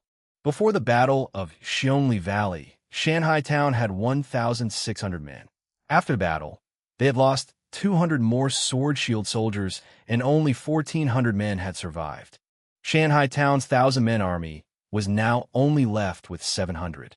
Of the 700, 100 were cavalry, 50 heavy armored infantry, 100 sword shield infantry, 150 archers, and 300 crossbowmen. The ones with the heaviest casualties were the cavalry and the sword shield soldiers, losing nearly half. As for the archers, they were on the backlands and barely had any loss, only losing 50 archers. What pained Ouyang Shuo the most were the 100 Qingfu horses that were lost along with the cavalry. As the cavalry took up the role of charging in, as long as the soldier died, the horse will not be able to return, and all practically died on the battlefield. Out of all his allies, Mulan Yue was the luckiest. She brought 100 archers, and none of them were hurt. The worst was by Hua, who brought 300 cavalry and lost nearly 200. After all, the cavalry from the consonant's village were class changed from the system, so they were riding basic war horses which couldn't compare to the Qingfu horses from Shanghai Town. Apart from that, the sword shield soldiers that Gong Chengshi and Feng Xiaohuang had brought, half were lost. If Ouyang Shuo didn't place the sword shield soldiers of Shanghai Town at the front, they might have lost even more. Such a strong alliance like Shanghai Town, who had all the advantages, still had a casualty rate of a third. As for the other players, they lost more than half. As for Di Chun, his casualty rate was close to 80%, and it could practically be said as completely annihilated. From this, one could see the difficulty and harshness of the battle map. Luckily, there were rewards. The moment he returned to the Yellow Emperor's city, a battle notification sounded in his ear. Battle notification. The Battle of Zhuolu has officially ended. We will now begin to calculate the overall contributions of the players and their extra contribution points. Closely after, an individual notification resounded in Ouyang Shuo's ear. System notification. Player Chiui, representative player in the Yellow Emperor camp, destroyed the stalemate between the forces with the cavalry sneak attack strategy, benefiting the Yellow Emperor camp, contributed the south-pointing chariot, helping the battle progress. In the Battle of Xiongli Valley, stood out at the crucial moment to decide the outcome of battle. Awarded 30,000 extra battle contribution points. After calculating all the other extra contribution points of other players, the final leaderboard was settled. Position name battle contribution points 1 SD. Chiuewui 80,000 points 2 ND. Baihua 25,000 points 3 RD. Feng Xiuhuang 18,000 points 4 Zhanglang 15,000 points 5 TH. Chun Shinjun 12,000 points 6 TH. Xuanlong Dianxue 10,000 points 7 TH. Dichen 8,000 points 8 TH. Mulan was 7,500 points 9 TH. Gong Chengshi 6,000 points 10 TH. Feng Qingyang 5,500 points. Relying on the reward for killing Qi Yu and the extra reward of 30,000 battle contribution points, and also the kills of the cavalry and the archers, as well as the branch quests and the final battle mission rewards. Ouyang Shuo led far in front with 80,000 points. Following behind was Baihua. The two sneak attacks, Zhang Liao led 300 Consonance Town cavalry and played a huge role. Hence, in the extra contribution points calculation, Baihua obtained 10,000 battle contribution points and was only second to Ouyang Shuo. As compared to Baihua, the reward that Feng Xiuhuang received was far less. Thankfully, she had brought 200 archers who netted her some kills. If not, her battle contribution points would be a lot lesser. The fourth 6 positions were taken up by the Qi Yu camp. Zhan Lang was rewarded for his determination and had climbed above Chun Shinjun, ranking the highest in the Qi Yu camp. As for Xuanlong Dianxue, he relied on his branch quests. If not, he wouldn't have gotten such a high position. Di Chun, who had lost nearly all of his troops, managed to get a position on the leaderboard in the end. The 8th and 9th position were Mu Lanyue and Gong Chengshi. If Ouyang Shuo didn't pay extra care to them while organizing the troops, those two probably wouldn't get into the leaderboard. The reason why Mu Lanyue was higher than Gong Chengshi was because of Mu Guiying and her 100 archers. The last position was Feng Qingyang, who didn't make sound. However, he did manage to defeat Xiongba, Wufu, Xiaopajuan, and Wandering Magic to get the last spot. Based on the entire leaderboard, the most extravagant ones would obviously be Ouyang Shuo and his Shanghai Alliance, claiming half the leaderboard and the top 3 of the leaderboard. After the battle contribution leaderboard was set, the system started to distribute the rewards. The blissful occasion that Ouyang Shuo had been waiting for has arrived. System notification. Congratulations player Chiuewui for earning 8,000 battle contribution points, following the 10-to-1 ratio. Awarded 800 merit points. System notification. Congratulations player Chiuewui for being the first place in the leaderboards. Awarded 4,000 merit points. Ouyang Shuo had earned 12,000 merit points at once, adding the 1,400 merit points from the branch quests and the 1,600 from the final quest from the Yellow Emperor. Ouyang Shuo earned 15,000 merit points from the whole of the Battle of Zhuolu. What was unfortunate was that the battle map didn't give any experience rewards regardless of player or NPC. Only relying on this battle, the rewards that Ouyang Shuo had got was equal to the total merit points that he earned in the main map. This looked exaggerated, but if one thought about the difficulty to increase rank, it was not exaggerated at all. Adding the merit points from this battle, Ouyang Shuo's rank had just barely got to first rank Earl. The distance to third rank Marquis was 20,000 merit points, which was a very long journey. After finishing the battle contribution point and merit point rewards, Baihua and the others took their troops and left the battle map. Only Ouyang Shuo remained, as he still needed to go to the palace to collect his final reward. Before leaving, Baihua specially thanked Ouyang Shuo. In this battle, she was the second biggest winner, earning 6,100 merit points and becoming a third-rank Earl, only a small set away from second-rank Earl. The others had also risen in rank. Feng Xiuhuang rose from third-rank Earl to second-rank Earl. Mu Lanyue and Gong Chengshi from third-rank Viscount to first-rank Viscount. As for Xuanlong Dianxue, as they weren't from the same camp, he wasn't sure of his situation. However, his position and also the rewards from the branch quests, Ouyang Shuo guessed that he would at least be a third-rank Earl. After all, the rewards of the branch quests were quite generous. After saying goodbye to everyone, Ouyang Shuo walked into the palace alone. At this time, the Yellow Emperor was giving out rewards to the soldiers and his officials. Upon seeing Ouyang Shuo, the Yellow Emperor got up from his seat and said, "Welcome, our greatest contributor." Ouyang Shuo bowed and said respectfully, "I don't have enough skill. I don't dare to accept your praise." The Yellow Emperor waved it off and said, "You don't need to be humble. I know that you need to return to your own world, so I won't waste your time." The Yellow Emperor took out 2 books and personally passed it to Ouyang Shuo and said, "This is your reward. Take it." Ouyang Shuo couldn't resist his excitement and took the 2 books. "Thank you, Your Majesty. You can go now." Ouyang Shuo did not leave and instead stood in the main hall, his face looking a little hesitant. "Why? Do you have something to say?" Ouyang Shuo gritted his teeth and asked, "Your Majesty, I have a request." "What?" The Yellow Emperor frowned. "I would like Your Majesty to reward me one of your personal items." Ouyang Shuo said nervously. If it was not for Ouyang Shuo's huge contributions, the Yellow Emperor would have immediately declined. As for this kind of rude behavior, the Yellow Emperor was unhappy. He was the leader of a generation and had the power to control the nation. He sighed. The number of personal items he had were little. The only one he could take out was the wolf tooth necklace around his neck. Thinking about what the Fire Emperor mentioned, that it was him that saved Nuwa, he didn't hesitate and took off the necklace and passed it to him. "This is an item that I have kept for a long time. I hope you can cherish it well." Ouyang Shuo was stunned. He never expected that the Yellow Emperor would give such a valuable gift, saying gratefully, "Thank you, Your Majesty. For your gift, I will never forget it." The Yellow Emperor waved his hand. "Okay, I've already given you your gift. You can leave now." "Yes." This time, Ouyang Shuo didn't hesitate and instantly left. Ouyang Shuo walked out of the palace, but didn't look at the 2 books straight away.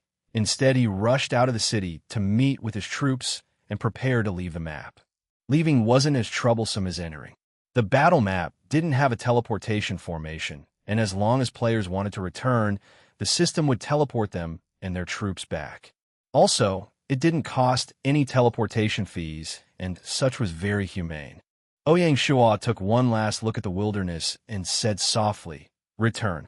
A white light shone across, and Ouyang Shuo and his troops disappeared. When he opened his eyes, he was already back at the Shanghai town teleportation formation. When Ouyang Shuo walked out of the teleportation formation, a system notification sounded in his ear. System notification. The Battle of Zhuolu has officially ended. The Yellow Emperor Tribe, Fire Emperor Tribe, and Zhuli Tribe have automatically entered the game and are hidden tribes. Players can search for them. Hidden tribes meant that they hid themselves off from the world and wouldn't proactively interact with the outside world. The historical figures in the tribes were also very difficult for the players to persuade. If players were so lucky to find their tribe, the largest possibility would be to get a reward. Overall, it had little effect on the wilderness. This was also because historical figures in the Wild Era were termed as unrecruitable bosses who lived in their palaces and didn't go out. As for the others like Limu and Feng Ho, in the later eras, their ability was normal and there was no recruiting value.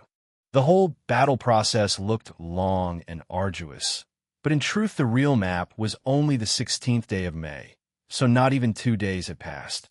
After returning, Ouyang Shuo let the troops return to their respective units and ordered the Military Affairs Department to deal with the payments to and compensations for the dead soldiers. The entire Battle of Zhuolu, including teleportation fees, material costs, and military losses, cost 3,500 gold. This huge cost gained them 15,000 merit points, 3 books, a small bottle, and a wolf tooth necklace.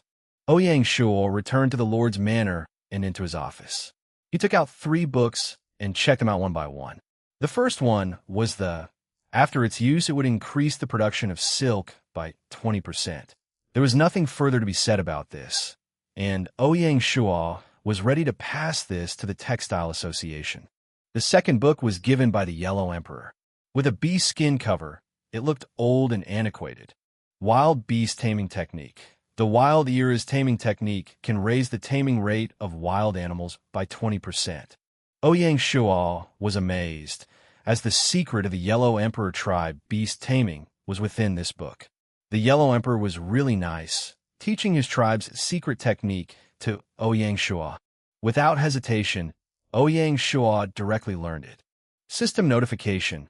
Congratulations player Chiyue Wui for learning the wild beast taming technique. Reputation points has increased by 500. The third book was also from the Yellow Emperor, and it was the Manual of Dreams.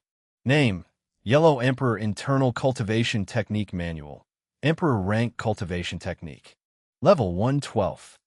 Attribute: for every level raised, body structure +2, comprehension +1, all acquired stats +1. Specialty: unique item. Cannot be dropped, cannot be traded. Evaluation: Yellow Emperor Internal Cultivation focuses on building up Qi and is one of the strongest internal cultivation techniques. After completion of training, one's internal Qi will be golden in color. Note: this cultivation technique can be combined with others. As for the rest, the player must find out on his own. Ouyang Shuo was really excited and pressed his right hand on the book, the system notification sounding out. System notification. Congratulations player Chiyue Wui for obtaining the Emperor Rank Cultivation Technique. Will you learn it? Learn.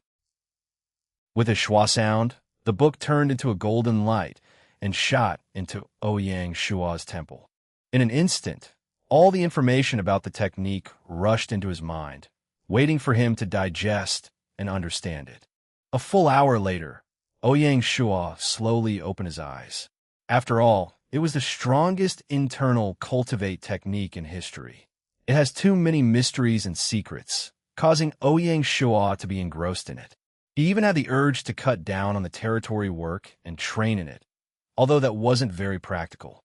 After training the Yellow Emperor Internal Cultivation Technique, Ouyang Shuo finally heaved a sigh of relief. Of the locks that were restricting him, another one was resolved, making him much more confident. After dealing with the 3 books, Ouyang Shuo took out that old bottle which General Shi found from Chiyo's body.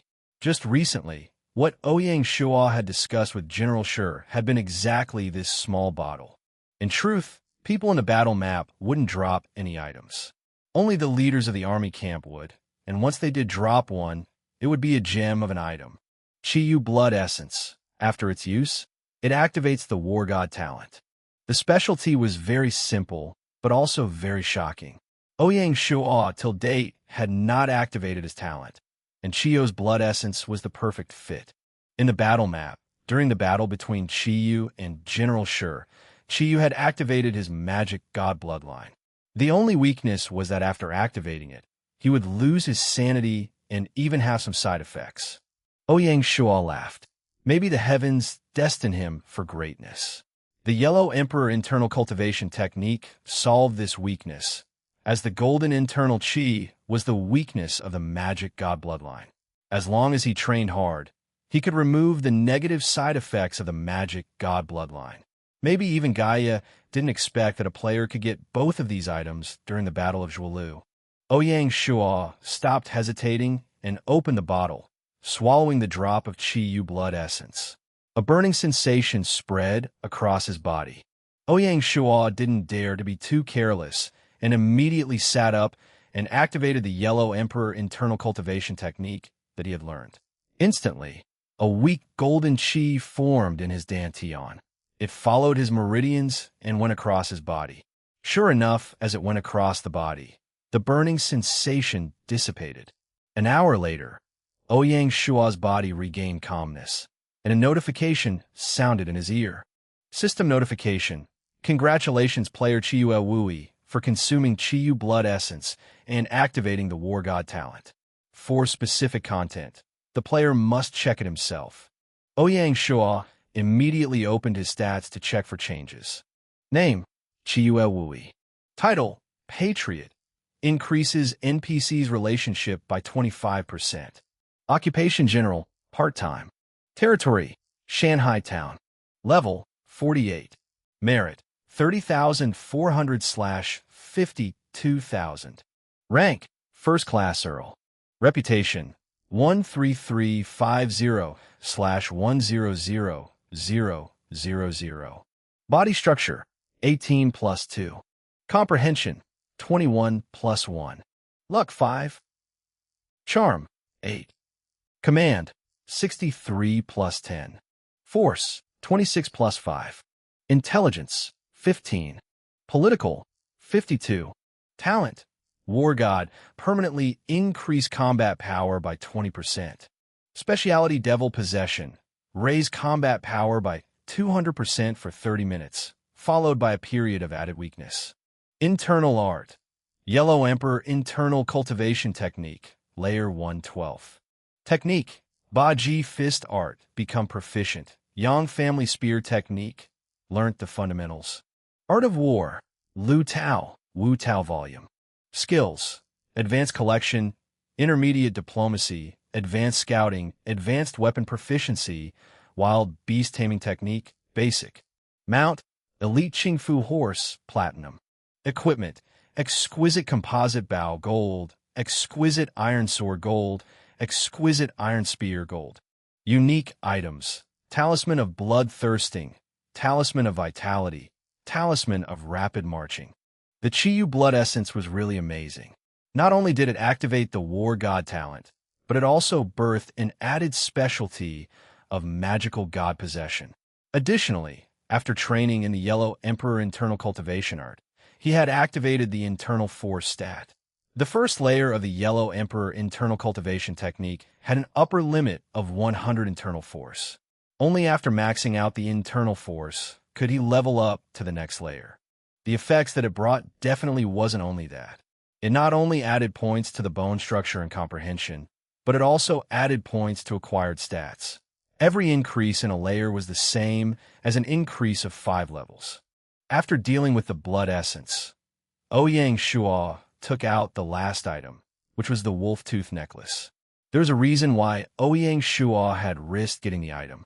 Wolf tooth necklace, the Yellow Emperor's precious accessory, has magical effects. Player, please find out yourself. The wolf necklace wasn't something that a player could equip, but a special item.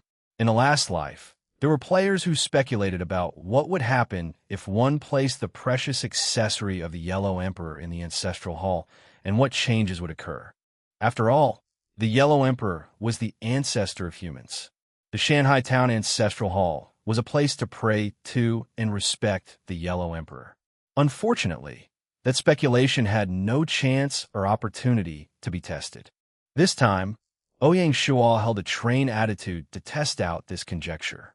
That was the reason why, after he received such a reward, he had further asked for a precious object. He was afraid that upon hearing his request, the Emperor would take back the books and leave him with nothing. Luckily, the end result wasn't bad and could even be deemed perfect. The Yellow Emperor actually gave his necklace to Ouyang Shuo. One must know that such an accessory had tremendous meaning during the Wild Era.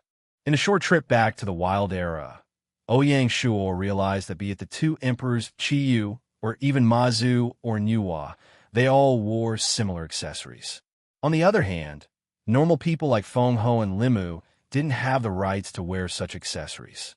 One could see that such an accessory was the symbol of the royal family. Ouyang Shuo really wanted to know what changes would occur if he placed the necklace that the Yellow Emperor had given him in the Ancestral Hall of Shanghai Town. Unfortunately, it was already 6 p.m., and there wasn't enough time, so he could only visit the Ancestral Hall tomorrow. Ouyang Shuo walked out of the office and went into the backyard. After he greeted Yu and Qing'er, he returned to his room and went offline. After going offline, Ouyang Shuo could finally heave a sigh of relief. Even though it had only been 2 days in reality, Ouyang Shuo had got on and offline numerous times thanks to the battle map. It was such a torture. After sending Binger to school, the first thing Ouyang Shuo did when he went home was to sleep. Taking a nap, he slept till 3 p.m. before waking up. Ouyang Shuo made some simple snacks to fill his tummy before returning to his room and switching on his handbrain. He went onto the forums to see the latest developments in the game. In the forums, the most popular posts were naturally about the Battle of Zhuolu that had just ended. As players who participated in the quest had often went offline, details about the quest had never stopped. Everything in the battle map, be it big or small, was revealed by the players. In the Battle of Zhuolu, Ouyang Shuo and the Shanghai Alliance that he led had made it big. On the forums, nearly everyone supported Ouyang Shuo. The current Shanghai Alliance was the representative of the Chinese region. Of course, it couldn't be stopped that Shanghai Town's secretive mask had been unveiled by the players, be it the mountain barbarian warriors wearing the infantry armor or the cavalry wearing the Mingguang armor and riding on the Qingfu horse, all of which were revealed to the world. Especially the battle between General Shi and Qi Yu. It shocked everyone. Shanghai Town, having an emperor-ranked general, was also spread to everyone. All of this brought a large amount of pressure to the players in the Lianzhou Basin. What's worse was that they didn't know which part of the basin Shanghai Town was located in. The players who had some ambition upon learning about how strong Shanghai Town was were so anxious that they couldn't fall asleep. Before, however famous Shanghai Town was, they were all rumors. However, this time was different. The revelation of Shanghai Town's army was real and was there for everyone to see. The thought that a dragon was hiding near their base made the Lord players in Lianzhou Basin shiver in fear. On the forums, apart from the voices supporting Shanghai Alliance, there were also many that were insulting him. Some people pointed out that Ouyang Shuo used his representative status to sabotage other players. They said he was scheming and unethical and wasn't good enough to be the leading figure of the Chinese region. The supporters of those statements weren't little, mostly those who had been negatively impacted in the battle map. As for these statements, Ouyang Shuo just laughed it off. Dichen didn't look for a fight this time, not saying anything from start to finish.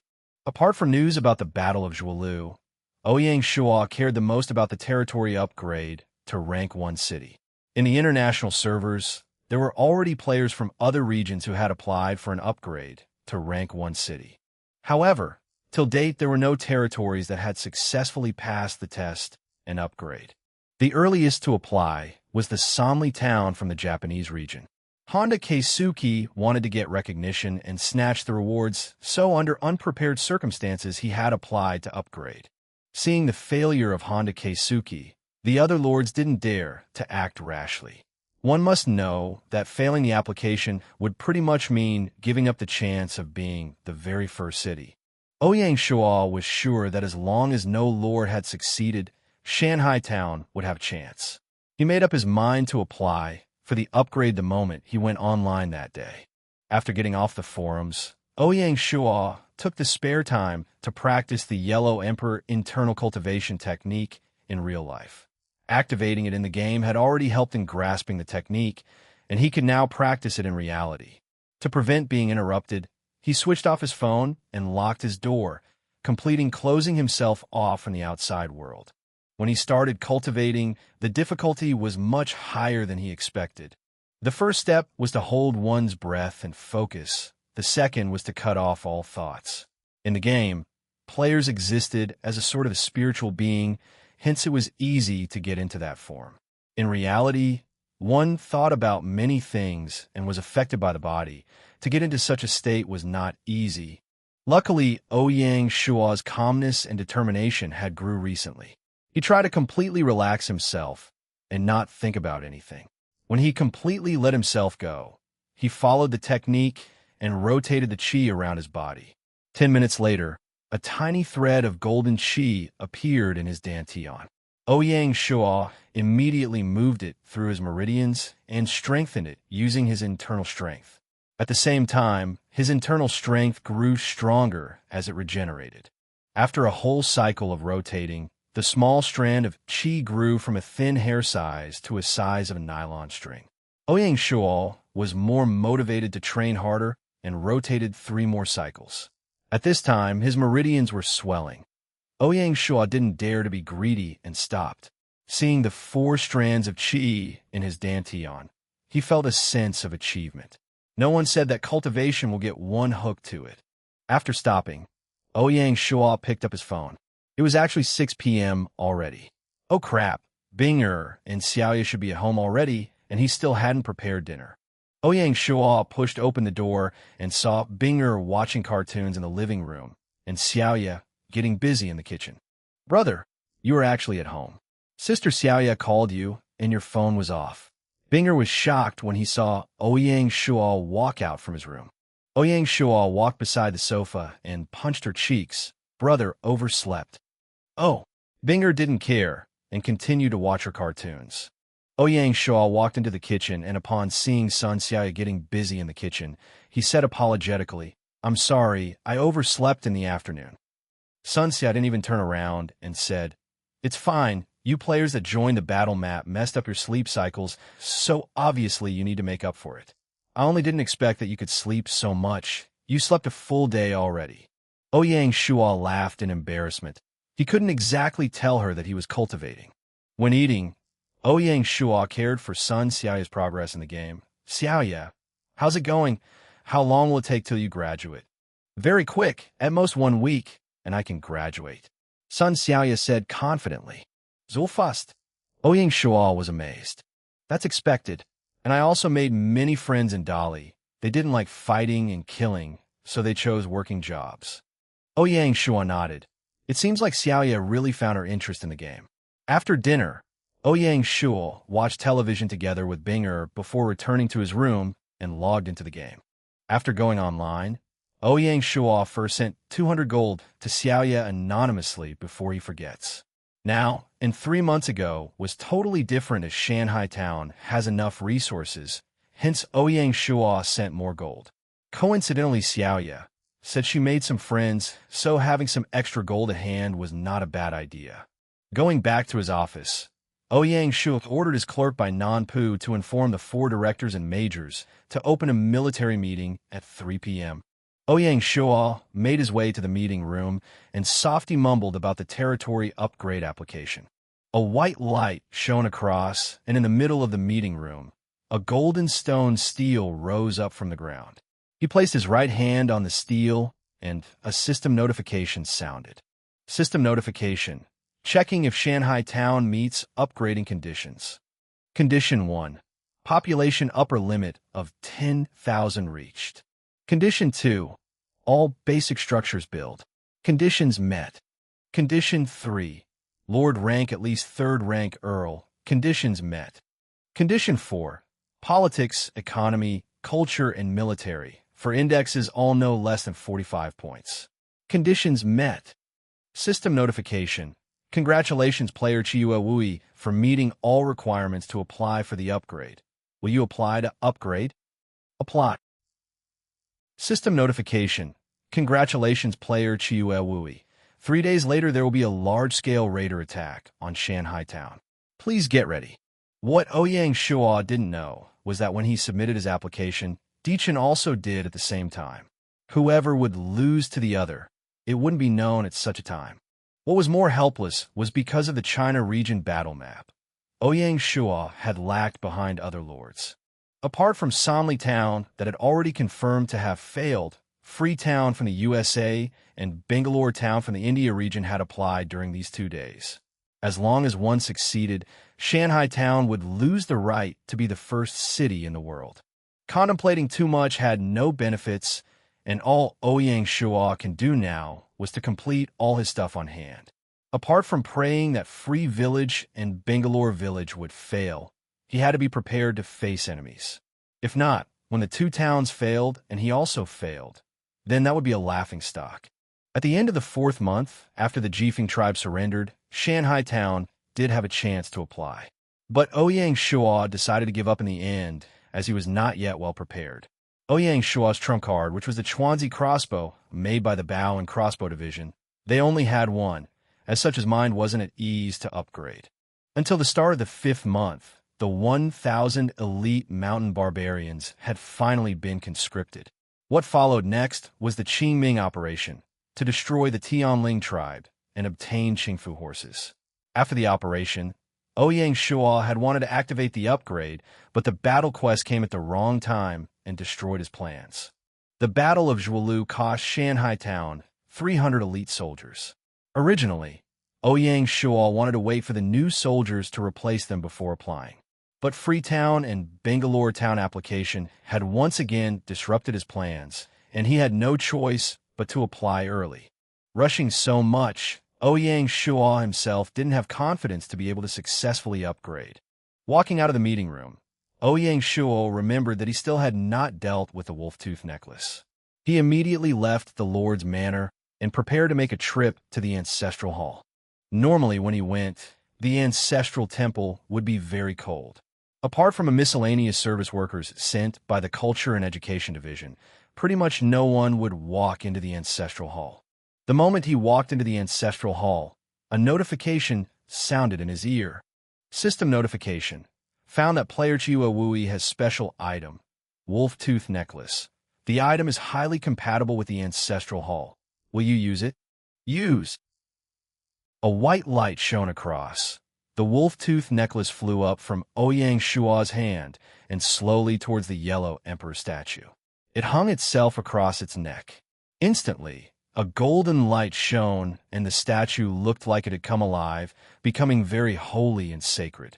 System notification. Shanghai Town Ancestral Hall, after gaining Yellow Emperor's special item, is renamed Yellow Emperor Temple. Stats massively increased. Player, please take a look. It was as that player in the last life predicted. Getting the Yellow Emperor's special item would trigger a change in the Ancestral Hall.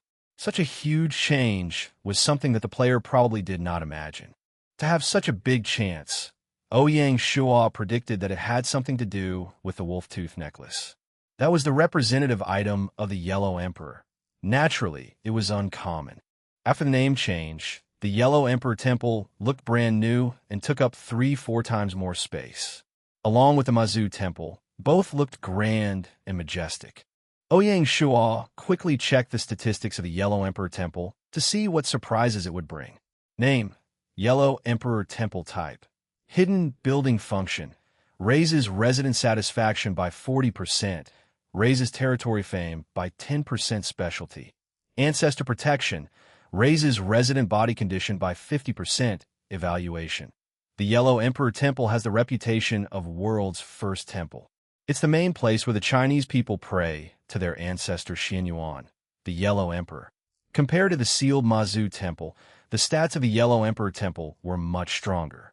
Its specialty let the body condition of residents rise by a large amount, a huge benefit to the military-oriented people. Ouyang Shuo couldn't imagine how much stronger the mountain barbarians would get after the buffs. Walking out from the Yellow Emperor Temple, Ouyang Shuo returned to the Lord's Manor once again and sent an alliance invitation to Feng Xiaowang. After the battle map, all the Shanghai Alliance members agreed to let her into the alliance. With that, the Shanghai Alliance became a lot stronger. Because Ouyang Shuo sent out the alliance invitation as the leader, after she accepted, she automatically became a member and did not need to repeatedly ask the other members for permission. After Fallen Phoenix Town was added into the Shanghai Alliance, the structure of the Shanghai Alliance would be settled, and they probably would not accept any new members unless in special circumstances. Ouyang Shuo's alliance goal had pretty much been reached. The next step was to wait for everyone to get online before he put his plans into play. Of the 6 members of the Shanghai Alliance, Shanghai Town, Consonance Town, and Mulan Town were in the Dali region.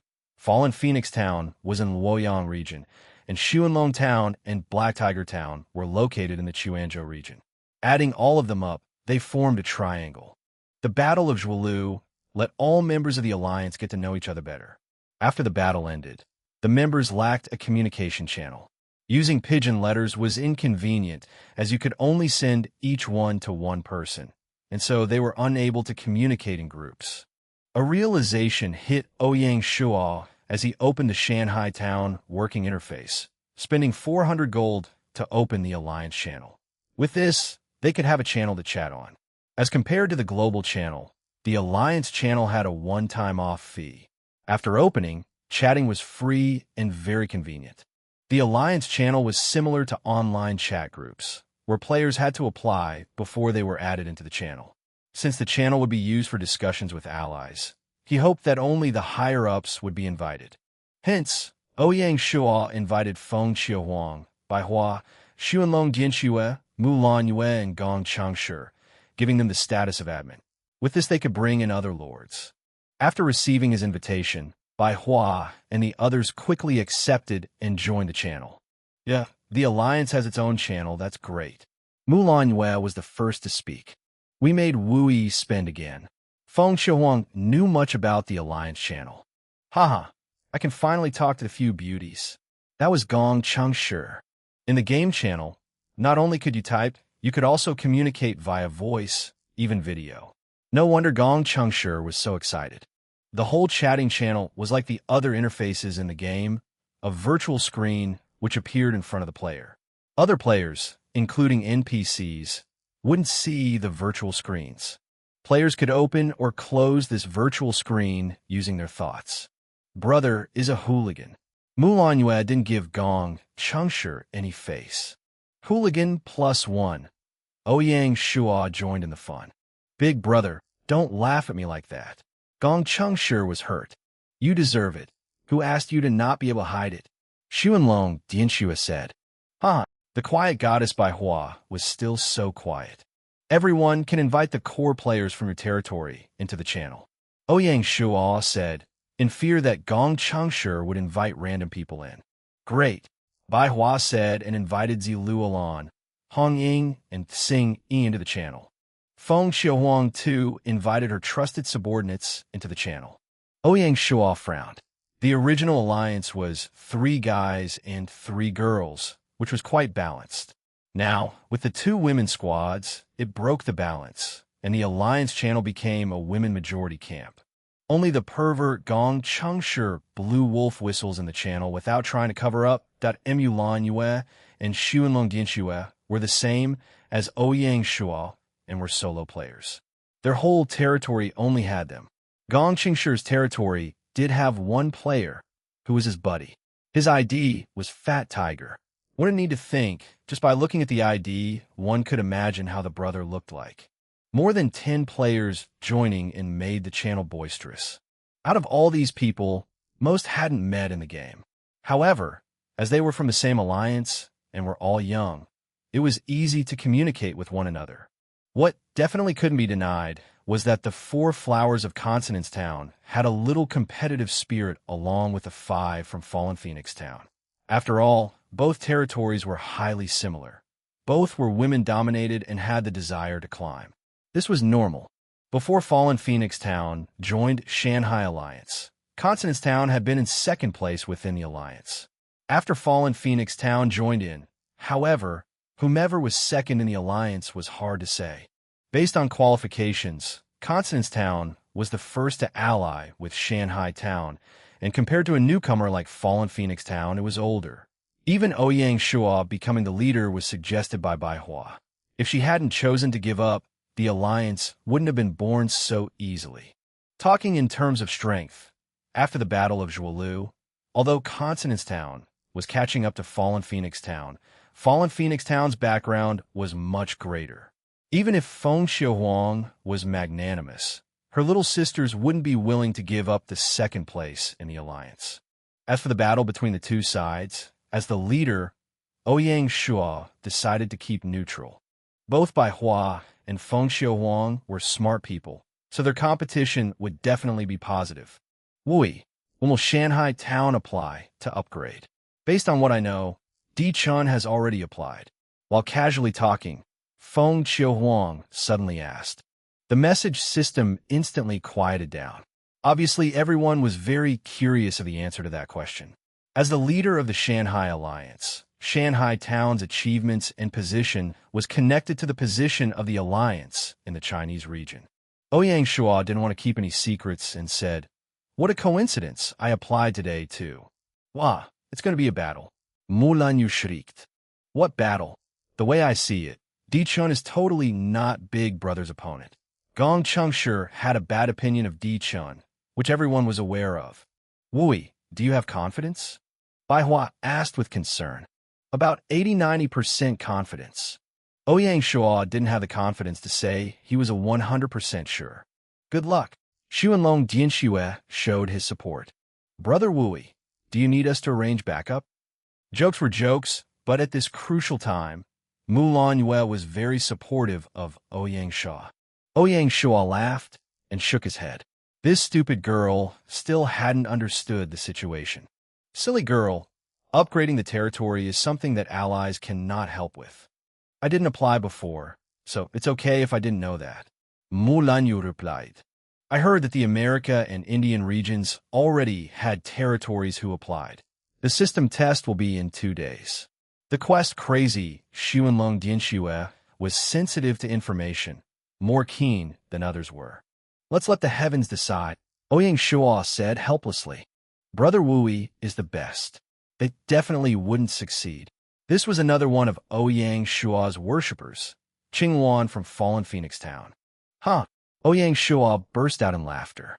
3 p.m., Shanghai Town Meeting Hall. Ouyang Shuo had called for a Shanghai Town Military Administration meeting. Those that joined the meeting were Directors Fan Zhongyin, Tian Wenjing, Cui Yingyu, Gu Hongliang, Military Unit General Shi, Cavalry Unit Major Lin Yi, Beihai Navy Fleet Commander Pei Donglai, Shanghai Town City Protection Unit Major Zhao Sihu, and clerk by Nanpu will be in charge of the notes. Before the meeting started, Ouyang Shuo had already let by Nanpu inform the people in the meeting that the main issue of the meeting was on how they would face the Raiders' city attack on the 5th month 20th day to ensure that Shanghai Town could upgrade smoothly. Before discussing the specific strategies, Ouyang Shuo had firstly paid attention to the environment in Shanghai Town. After the Qingming operation, the nomadic tribes temporarily didn't have any movement, be it Kanmeng from the Tianqi tribe or Daria Qi from the Tianfeng tribe.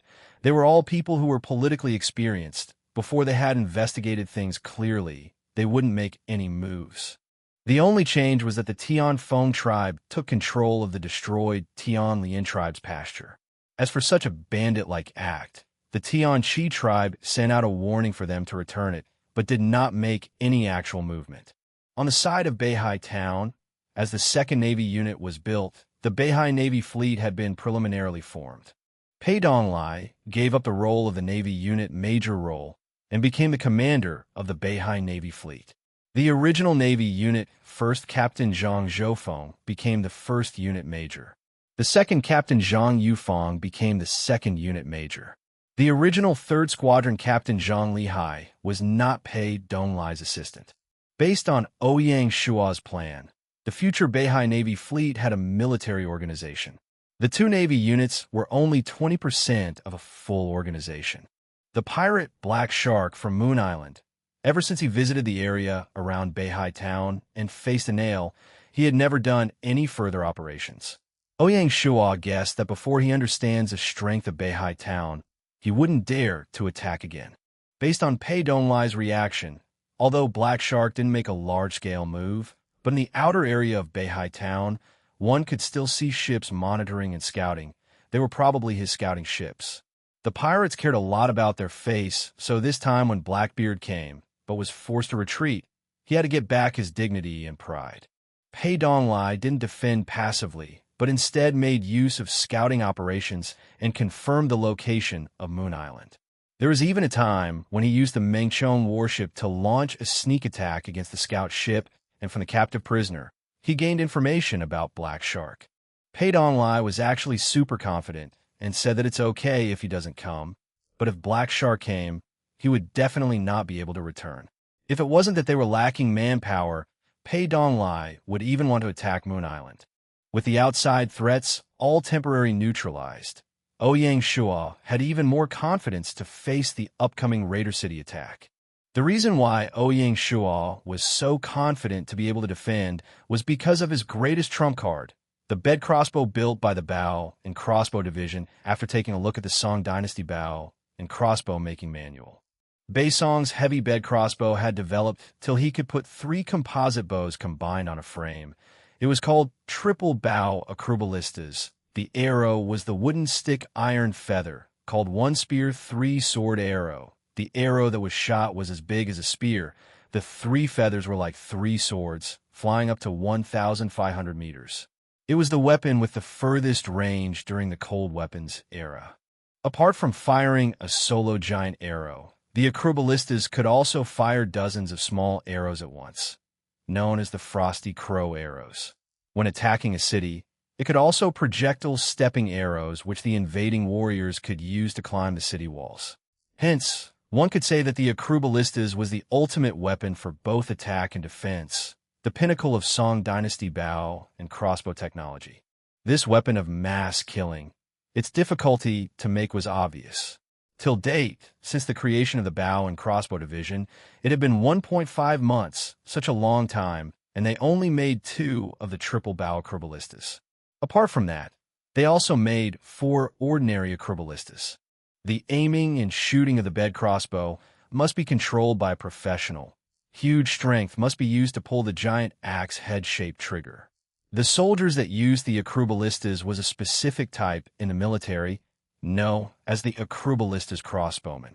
Since the establishment of the bow and arrow division, the Military Affairs Department had secretly selected and trained acrobalistas crossbowmen, a total of 500 people.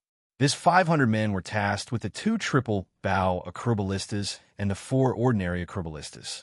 Ouyang Shuo specially named this group of men as the God Machine Camp. The God Machine Camp was a special unit in the Ming Dynasty that was in charge of firearms.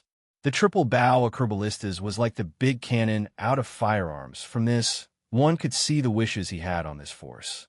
The major that the Military Affairs Department chose for the God Machine Camp was called Wang Yuanfeng. 26 years old, he was a basic rank general. Based on combat power, Wang Yuanfeng probably couldn't even compare to rank 7 elite soldier, but his familiarity with the bed crossbow was what no one could compare with. Not only did he know everything about the structure of the acrobalistas, his specialty, precision, also made him the perfect choice to lead. Name: Wang Yuanfeng, silver rank. Identity: Shanghai Town God Machine Camp Major. Identity: Basic General. Loyalty: 85. Command: 40. Force: 25. Intelligence: 20. Politics: 25. Specialty: Precision. Raise the precision of weapon instruments by 50%. Cultivation technique: No. Equipment: Tang sword, leather armor. Evaluation: Good at using various weapon instruments, especially bed crossbow and large-sized weapon instruments. Only relying on the acrobalistas and the God Machine Camp would definitely not stop the Raider City invasion. Based on the information revealed by players in the last life, the invading raiders numbered around 6,000 men. Their type will depend on the environment. There may be raiders, bandits, mountain bandits, or water bandits. Everything was possible. Based on the environment around Shanghai Town, it should be a combination of raiders and water bandits.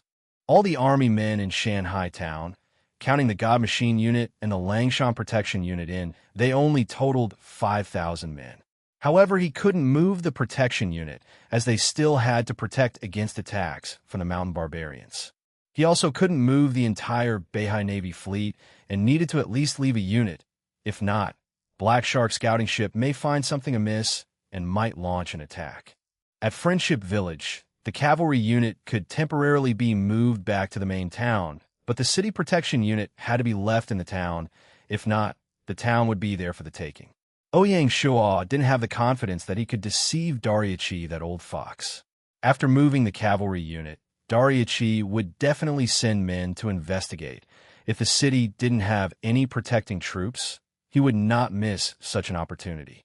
Chioshui Town's city protection unit could be moved back to the main town to participate in the defense. He haven't found any threat on the east side. He could relax, as it was just for one day. On the side of the mountain barbarians, ever since the Ji-Feng tribe was destroyed, peace was regained, and there were no unusual situations occurring. Counting everything except the God Machine unit, the total number was just 3,000 men, only half of the attacking force. This was also after reinforcing the units after the 300 men died during the Battle of Zhuolu. In the Battle of Zhuolu, Shanghai Town lost 100 cavalry, 150 sword shield soldiers, and 50 archers. It was easy to solve the problem with the cavalry, directly class, changing from the backup unit. As for sword shield soldiers and bowmen, it was very difficult, they had to choose from the mountain barbarian tribe. To train one archer who did not know the basics was impossible. Hence, he could only select from the hunters in the mountain barbarian tribes. Helplessly, Ouyang Shuo could only take the advice of Gu Hongliang and directly move 200 men from the Shanlang Protection Unit and reinforce the dead squadrons. He then moved 200 men from the various tribes to the Shanlang Protection Unit. With this, he ensured the battle strength of the units and also didn't need to worry about the Shanlang Protection Unit. The worst thing was that the Beihai Navy fleet could only battle in water regions. The cavalry weren't suitable to defend the city and could only act as a mobile strategic reserve force. Hence, those that could really participate in the city defense were the 2 infantry units and the 2 city defense units, a total of 2,000 men. Out of the 2,000 men defending the city, there were only 700 archers. They were certainly in a disadvantage. Based on the strength of Shanghai town, to organize the troops was highly difficult, and they were pushing it. One could see the difficulty of upgrading to a Grade 1 city. In the last life, many lords didn't dare apply even when they met the requirements. Only after preparing well did they send the system application. Under such circumstances, to expand the army in a snap was impossible. The ratio between residents and military personnel had exceeded the 10% by a large margin and was already at 20%. If the military were to be expanded, it would have a destructive effect on the economy and finance. Most importantly, enlisting the strong and active youths was squeezing up the labor force of the territory. This would be the same as destroying the various growing industries. Hence, when the military affairs director Gu Hongliang had suggested military expansion, Fan Zhongyan and Shui Yingyu resolutely declined. Ouyang Shuo carried the attitude of losing now, win later, and rejected the suggestion. One reason was the number of military personnel was too little. If one expanded the military, the standards would drop. Ouyang Shuo couldn't accept the elite troops under his charge to fail him. Second was that even if he expanded the military, the new soldiers were rookies and didn't have any experience. Facing such a bloody battle like defending the city, it was hard to tell what kind of performance they will have. When the suggestion from the Military Affairs Department was declined, the meeting entered a dilemma. Ouyang Shuo wanted to break the stalemate and said, since the military is limited, we can only work with other avenues. No matter what, we are defending the city and have a home advantage. What's most important now is to increase the preparation of city defense resources like alchemical fire oil, rolling wood, and giant stones. Ouyang Shuo turned and looked at Tian Wenjing and said, the Material Reserves Department needs to contact the quarry and the logging camp to ask them to put down all the work at hand and focus on batches of rolling wood and giant stones, moving them above the city walls. Tian Wenjing nodded in acknowledgement. In truth, when Shanghai Town City Wall was completed, the Material Reserves Department had already built a warehouse beside the wall to store rolling wood and giant stones. When General Shi heard Ouyang Shuo mention the alchemical fire oil, he asked, Sire, do we have to set up the alchemical fire oil formation? 3 months ago, during the Siege of Beasts, they used the alchemical fire oil formation, which hammered in their victory. Hence, it left a lasting impression on General Shi. Ouyang Shuo shook his head.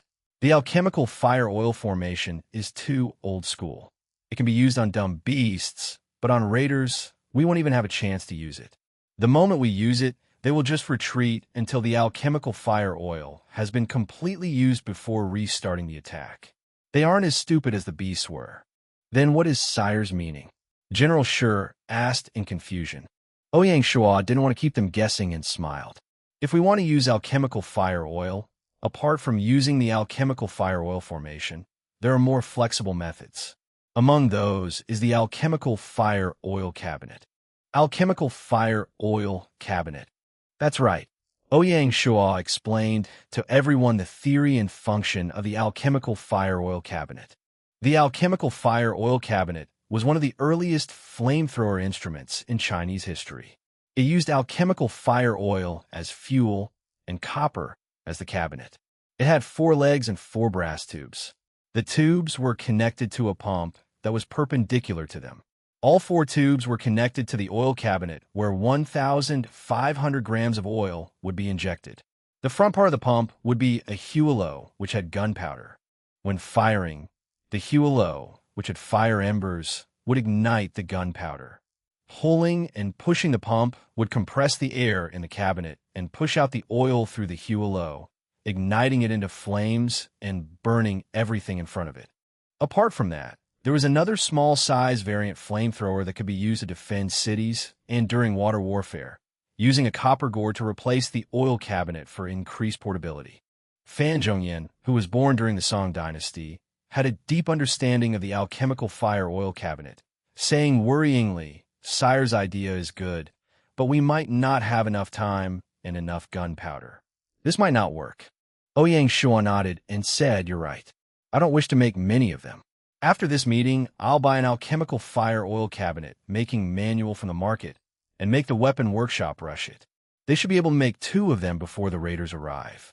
As for the problem with gunpowder, I think Zhu Daozhong or Magnus will have an idea on how to solve it. We only need a little gunpowder to ignite it, and they should have some stored up. Sire has thought this through. I respect Sire." Solving the issue with the city protection resources, Ouyang Shuo started to discuss the problem with logistical support. In this Raider City attack, they were aiming for the main town. Their attacks would come from the west and north. Since the north had the city protecting river, Ouyang Shuo predicted for most attacks to come from the west. To the east of Shanghai town were many houses, so they had to shift these residents temporarily into the city to ensure their safety. Ouyang Shuo placed the administration department in charge of this big project. Apart from migration, having a civil team and a medical team was also very important. Comparing the Siege of Beasts to this Raider City attack was like comparing a small devil to a big devil. The civil and medical teams had to be set up early and trained. They also had to go up onto the city walls to practice, so this training couldn't be carelessly done. This large project was handed to the Material Reserves Department. After everything was arranged, Ouyang Shuo announced the end of the meeting. As for the specific strategies, they weren't suitable for discussion in that meeting, and they needed to hold a military meeting instead. After the meeting, Ouyang Shuo called Ying Yu into his office and told him to contact Beihai Town to ask them to sell the sea salt from the first half of the 5th month. He wanted them to use the sum of money to change class for the soldiers. After opening the Alliance channel, the 4,000 gold that he had gotten from the Langshan mines now only had 140 gold left. Luckily, after the setting up of the auditing division, the salt from the Northern Salt Works didn't need shipping to the main camp to sell and could sell under the supervision of the auditing division from Beihai Town's market. By tomorrow afternoon, the main camp would be able to get the gold from the sale. After sending Yingyu away, Ouyang Shuo made a trip to the advanced market and spent 20 gold to buy an alchemical fire oil cabinet making manual. He spent 20 gold to buy a batch of alchemical fire oil. It was already 6 p.m. when he returned to the Lord's Manor. He passed the alchemical fire oil cabinet making manual to the clerk, asked him to get it to the weapon workshop, and told him to tell Su Cohen to study it and try to start production tomorrow. After giving his orders, Ouyang Shuo went to the backyard and went offline to rest. The next day when he went online, Ouyang Shuo was nervous and couldn't calm himself down. This was because Bangalore town from the India region was undergoing the test today. All players in the world were quietly paying attention to the system notifications. At that time, the one who was most nervous wasn't Ouyang Shuo, but Jack Dawson from the American region.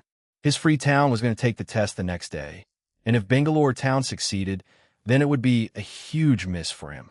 Although Ouyang Shuo was really very anxious, he suppressed it and sat in the Lord's Manor with a calm expression. The fighting machine of Shanghai town had been switched on and was starting to work as planned. Numerous rolling wood and giant stones were shipped from the quarries and the logging camps into the city. With the help of the civil team, they were carried onto the city walls. The 2 infantry units to the west of the city had already left their camps and entered into the city. Under the leadership of the city defense unit, they got familiar with the various functions and facilities of the wall. As for the cavalry unit and the Chioshui Town City Protection Unit, they would enter tomorrow to minimize the risk to the affiliate territories. The 5 Mengchong warships from the Beihai Naval Fleet 1st Unit had already came into the valley and were temporarily docked at the Shanghai Town Harbor. The Combat Logistics Division wanted to use this time to move the arrows onto the ships. At the same time, arrows were also moved onto the city walls. The triple bow acroballistas had already been fixed onto the 2 sides of the West Gate towers. The 4 ordinary acroballistas were fixed on the North Gate towers. As for the soldiers of the God Machine Unit, under the leadership of Wang Yuanfeng, they were starting to adjust the configurations of every crossbow. Shanghai Town had already published a warning that everyone who entered would be checked to prevent raiders from infiltrating early. Tomorrow, when all the residents had migrated into the city, there would be a travel ban where people could only enter the city and no one could leave. The Security Division, under the leadership of Secretary Li Tai, had increased the number of patrols and started to check everything. Until 5 p.m., there were no system notifications. Ouyang Shuo couldn't resist all this nervousness, and after instructing his men, he went offline early. After going offline, Ouyang Shuo didn't leave the room and instead switched on the handbrain, logging onto the forums. Expectedly, the India sub-forums were very boisterous with various rumors and news spreading around. Bangalore town is about to succeed. Wave to the first city, Lord Durava. Bangalore town fails the defense, dropping out of the race for first city. Raiders were like water. Did Durava prepare enough? The last wave, whether Bangalore town can succeed, depends on this. Raiders are too crafty. They actually use tunnels to break the defensive line. At that moment, Ouyang Shuo was able to relax. He didn't bother about all this news and started practicing the Yellow Emperor internal cultivation technique in his room. After 2 days of cultivation, there were already 8 strands of internal qi in his dantian.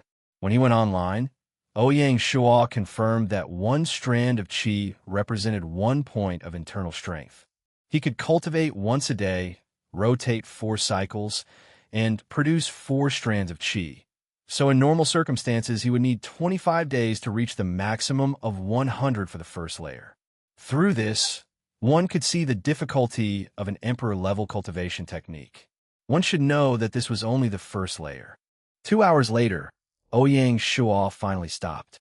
At this time, whether Bangalore town succeeded or not should have had definite news.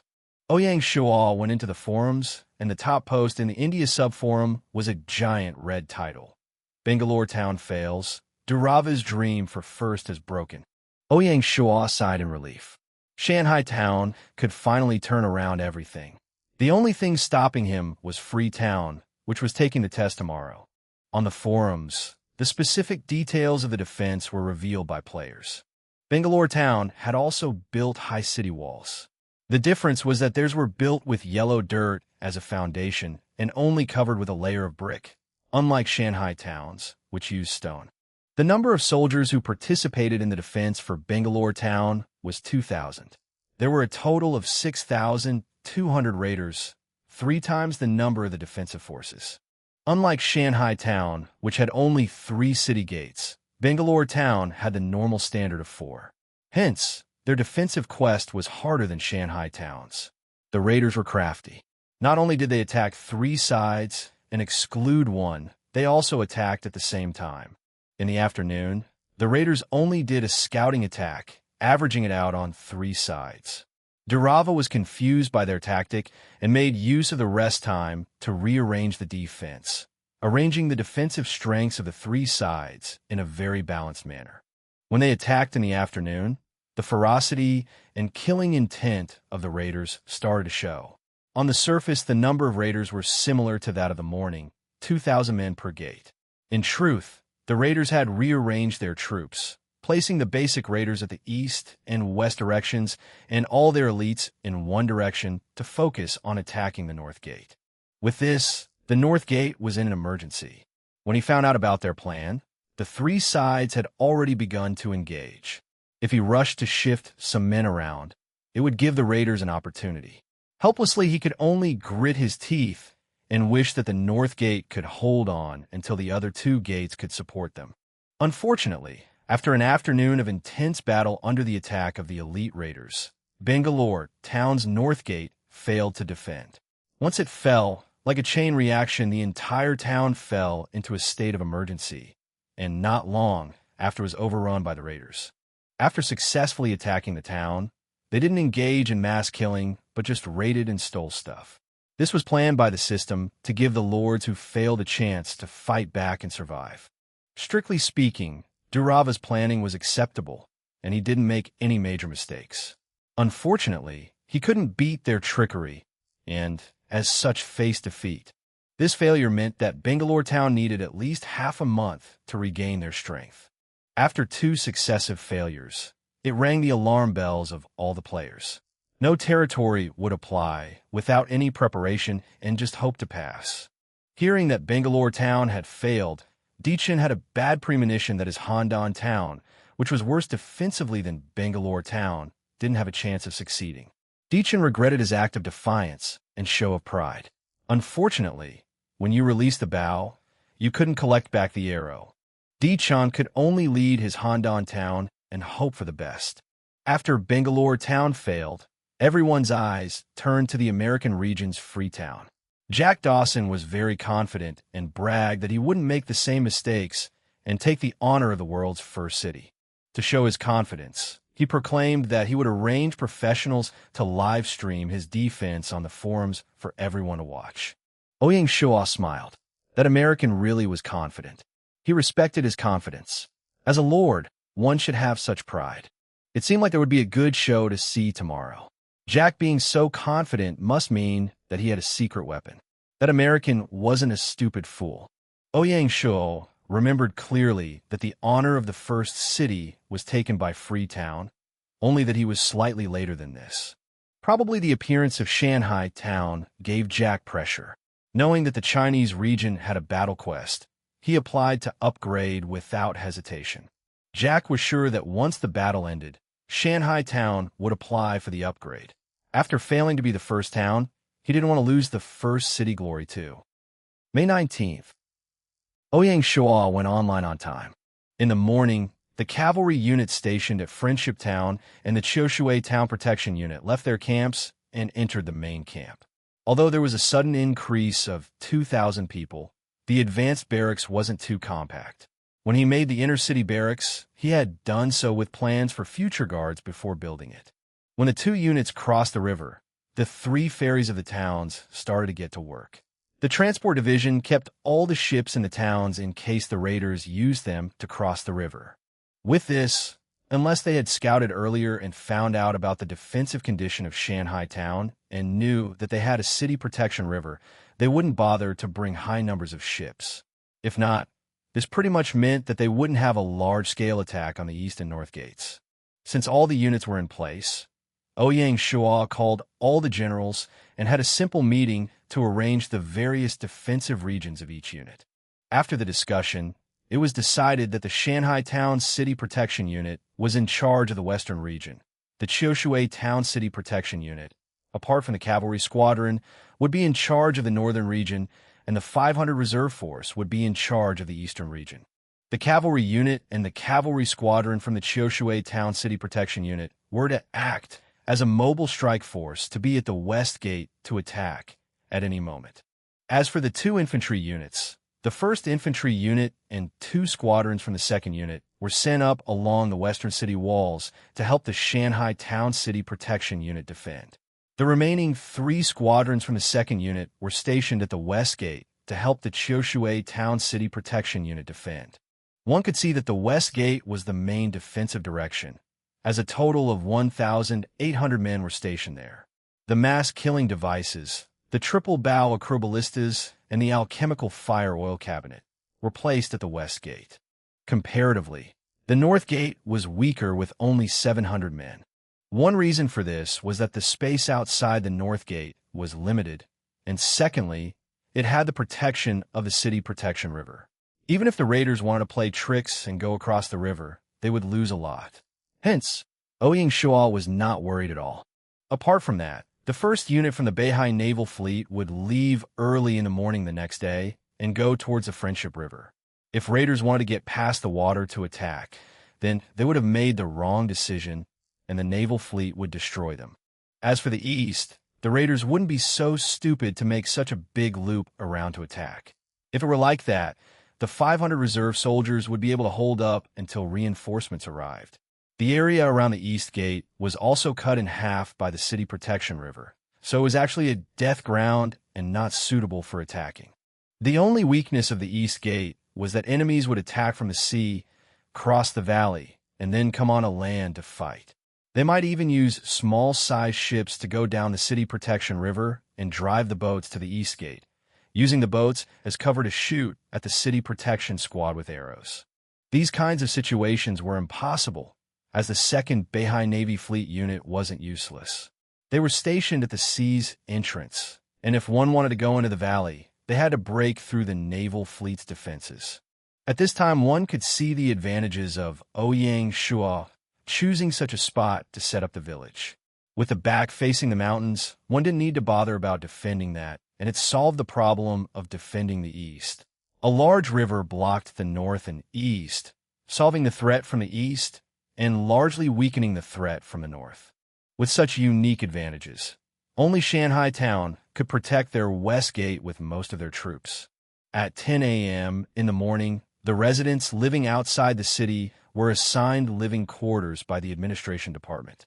All the residents were temporarily housed in the residential region of the city and assigned to various houses and families.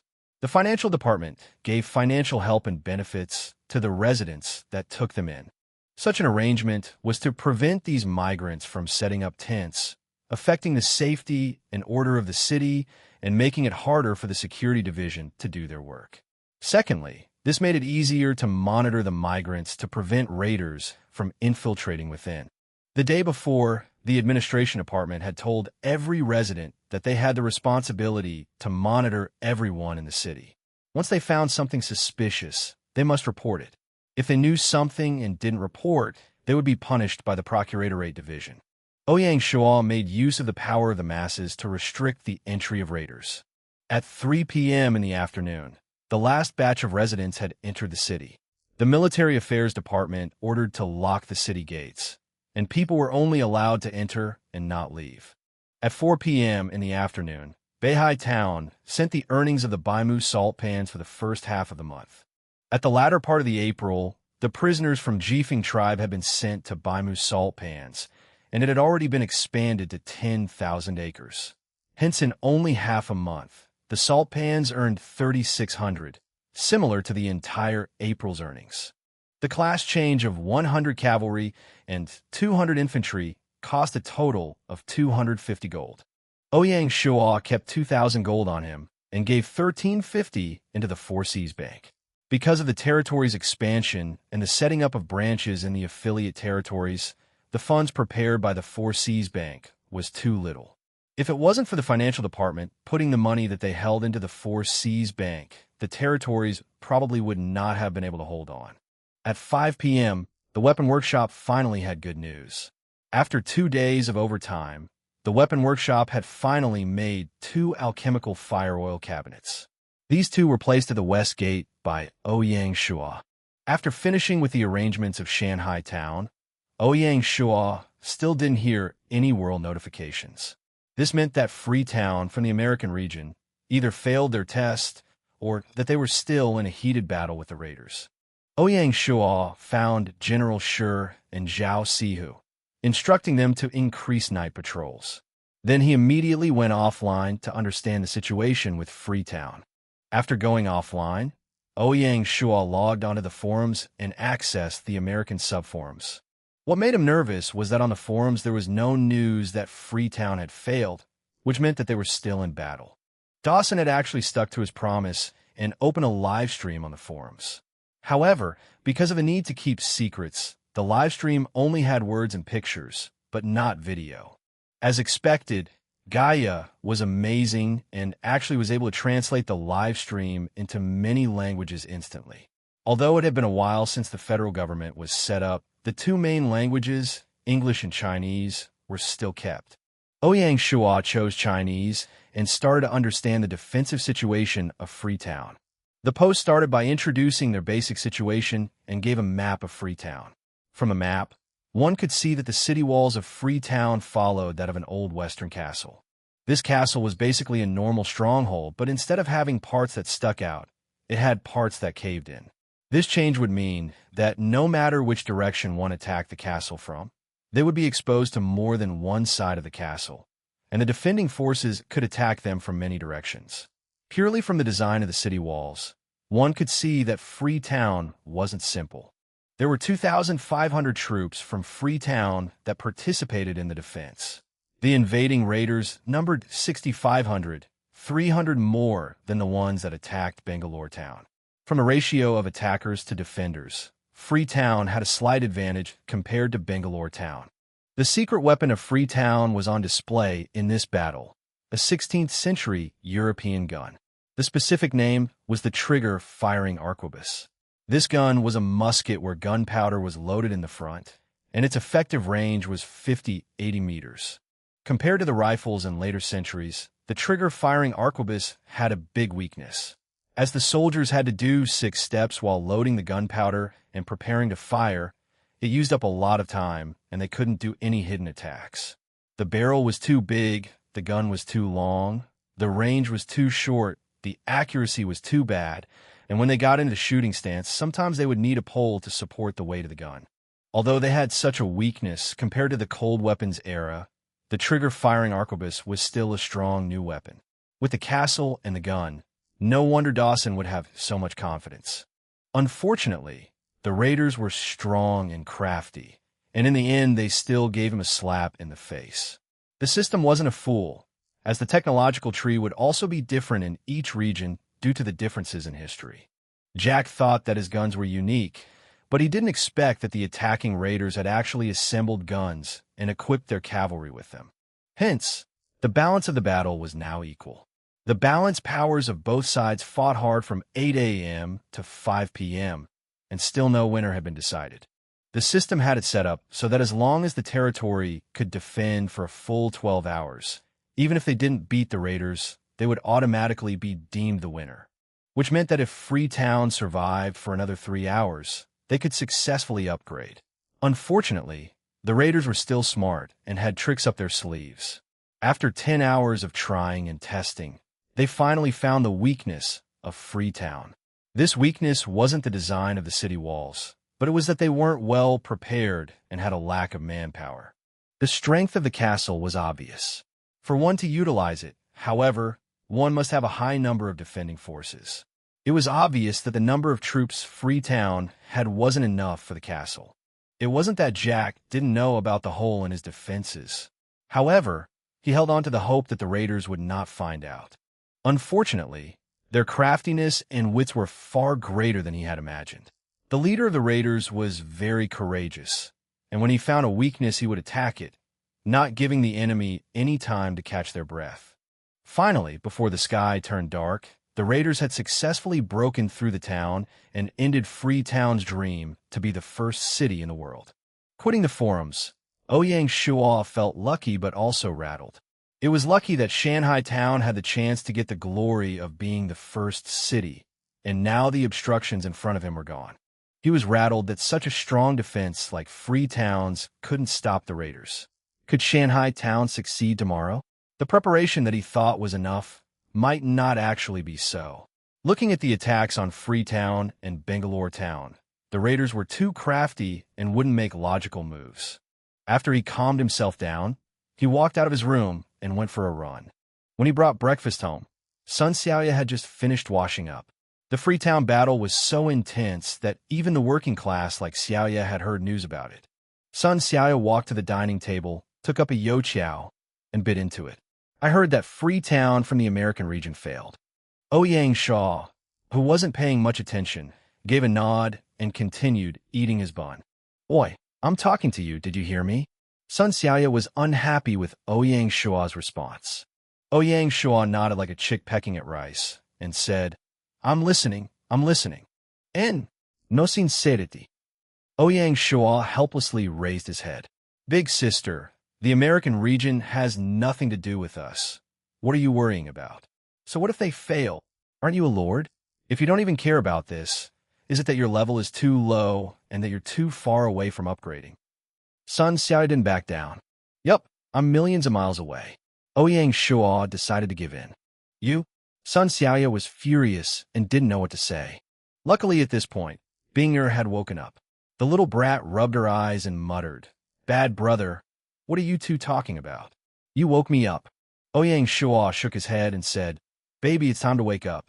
Go wash up, and after breakfast, I'll bring you to school." And the little brat nodded and went to the washroom. After the quarrel, both Ouyang Shuo and Sun Xiao didn't raise the topic again and ate their meals quietly. On the way to school, Bing'er suddenly pulled Ouyang Shuo's hand and asked, "Brother, did you fight with Sister Xiaoya?" Ouyang Shuo was stunned. This little brat was so caring that it touched him. He rubbed her head and said lovingly, "It's okay, I was just grumbling. When I return, I will apologize to her, okay?" And the little brat immediately brightened up and said, "Brother is a man. You should be more magnanimous." Ouyang Shuo touched her forehead and laughed. The little brat giggled and didn't reply. A feeling of warmth filled his heart, and whatever lofty goals he had couldn't be compared to her smile. Ouyang Shuo suddenly bent down and said, "Come, I'll carry you to school." "Yeah." Bing'er suddenly got energetic, leapt up, and grabbed onto Ouyang Shuo's back, her cheeks showing happiness and bliss. When Ouyang Shuo returned home, he saw Sun Xiaoya laying on the sofa and browsing a magazine. As it was at home, she was wearing very casual clothes, a white t-shirt with a cartoon and short slim-fit pants, display her long white legs in front of Ouyang Shuo. Ouyang Shuo had already seen this kind of scene many times, and it had become a norm. He asked casually, "You have no lesson today?" Sun Xiaoya was still unhappy and said lazily, "I only have a lesson in the afternoon. I'm sorry for the thing in the morning." Ouyang Shuo took the initiative to apologize. Sun Xiaoya was stunned and finally raised her head, her facial expression turning warm instantly. "It's okay, I forgive you. You've been thinking about something. Are you okay?" Ouyang Shuo waved it off and said, "It's nothing, don't worry, I'll handle it." Sun Xiaoya didn't continue to ask and continued to focus on her magazine, muttering, "Machismo." Ouyang Shuo did not care about Xiaoya muttering, went back into his room, and started cultivating the Yellow Emperor internal cultivation technique. In the afternoon, to express his apology, Ouyang Shuo specially made a few good dishes. Sun Xiaoya was left with a face full of satisfaction. The anger and unhappiness from the morning was wiped away, and she went for her lessons. At night, when Bing'er returned home and saw that her brother and Xiaoya had made up, she felt delighted. When having dinner, she specially brought her bowl beside her brother and sat close to him. Ouyang Shuo naturally saw through her intentions. This little brat was showing support for her brother. Ouyang Shuo picked up a piece of spare ribs and placed it in Bing'er's bowl and laughed. "Baby, eat more." "Thank you, brother," the little brat said sweetly. The understanding between the two was certainly the target of envy of many. After dinner, Ouyang Shuo didn't waste any time, returned to his room, and went online.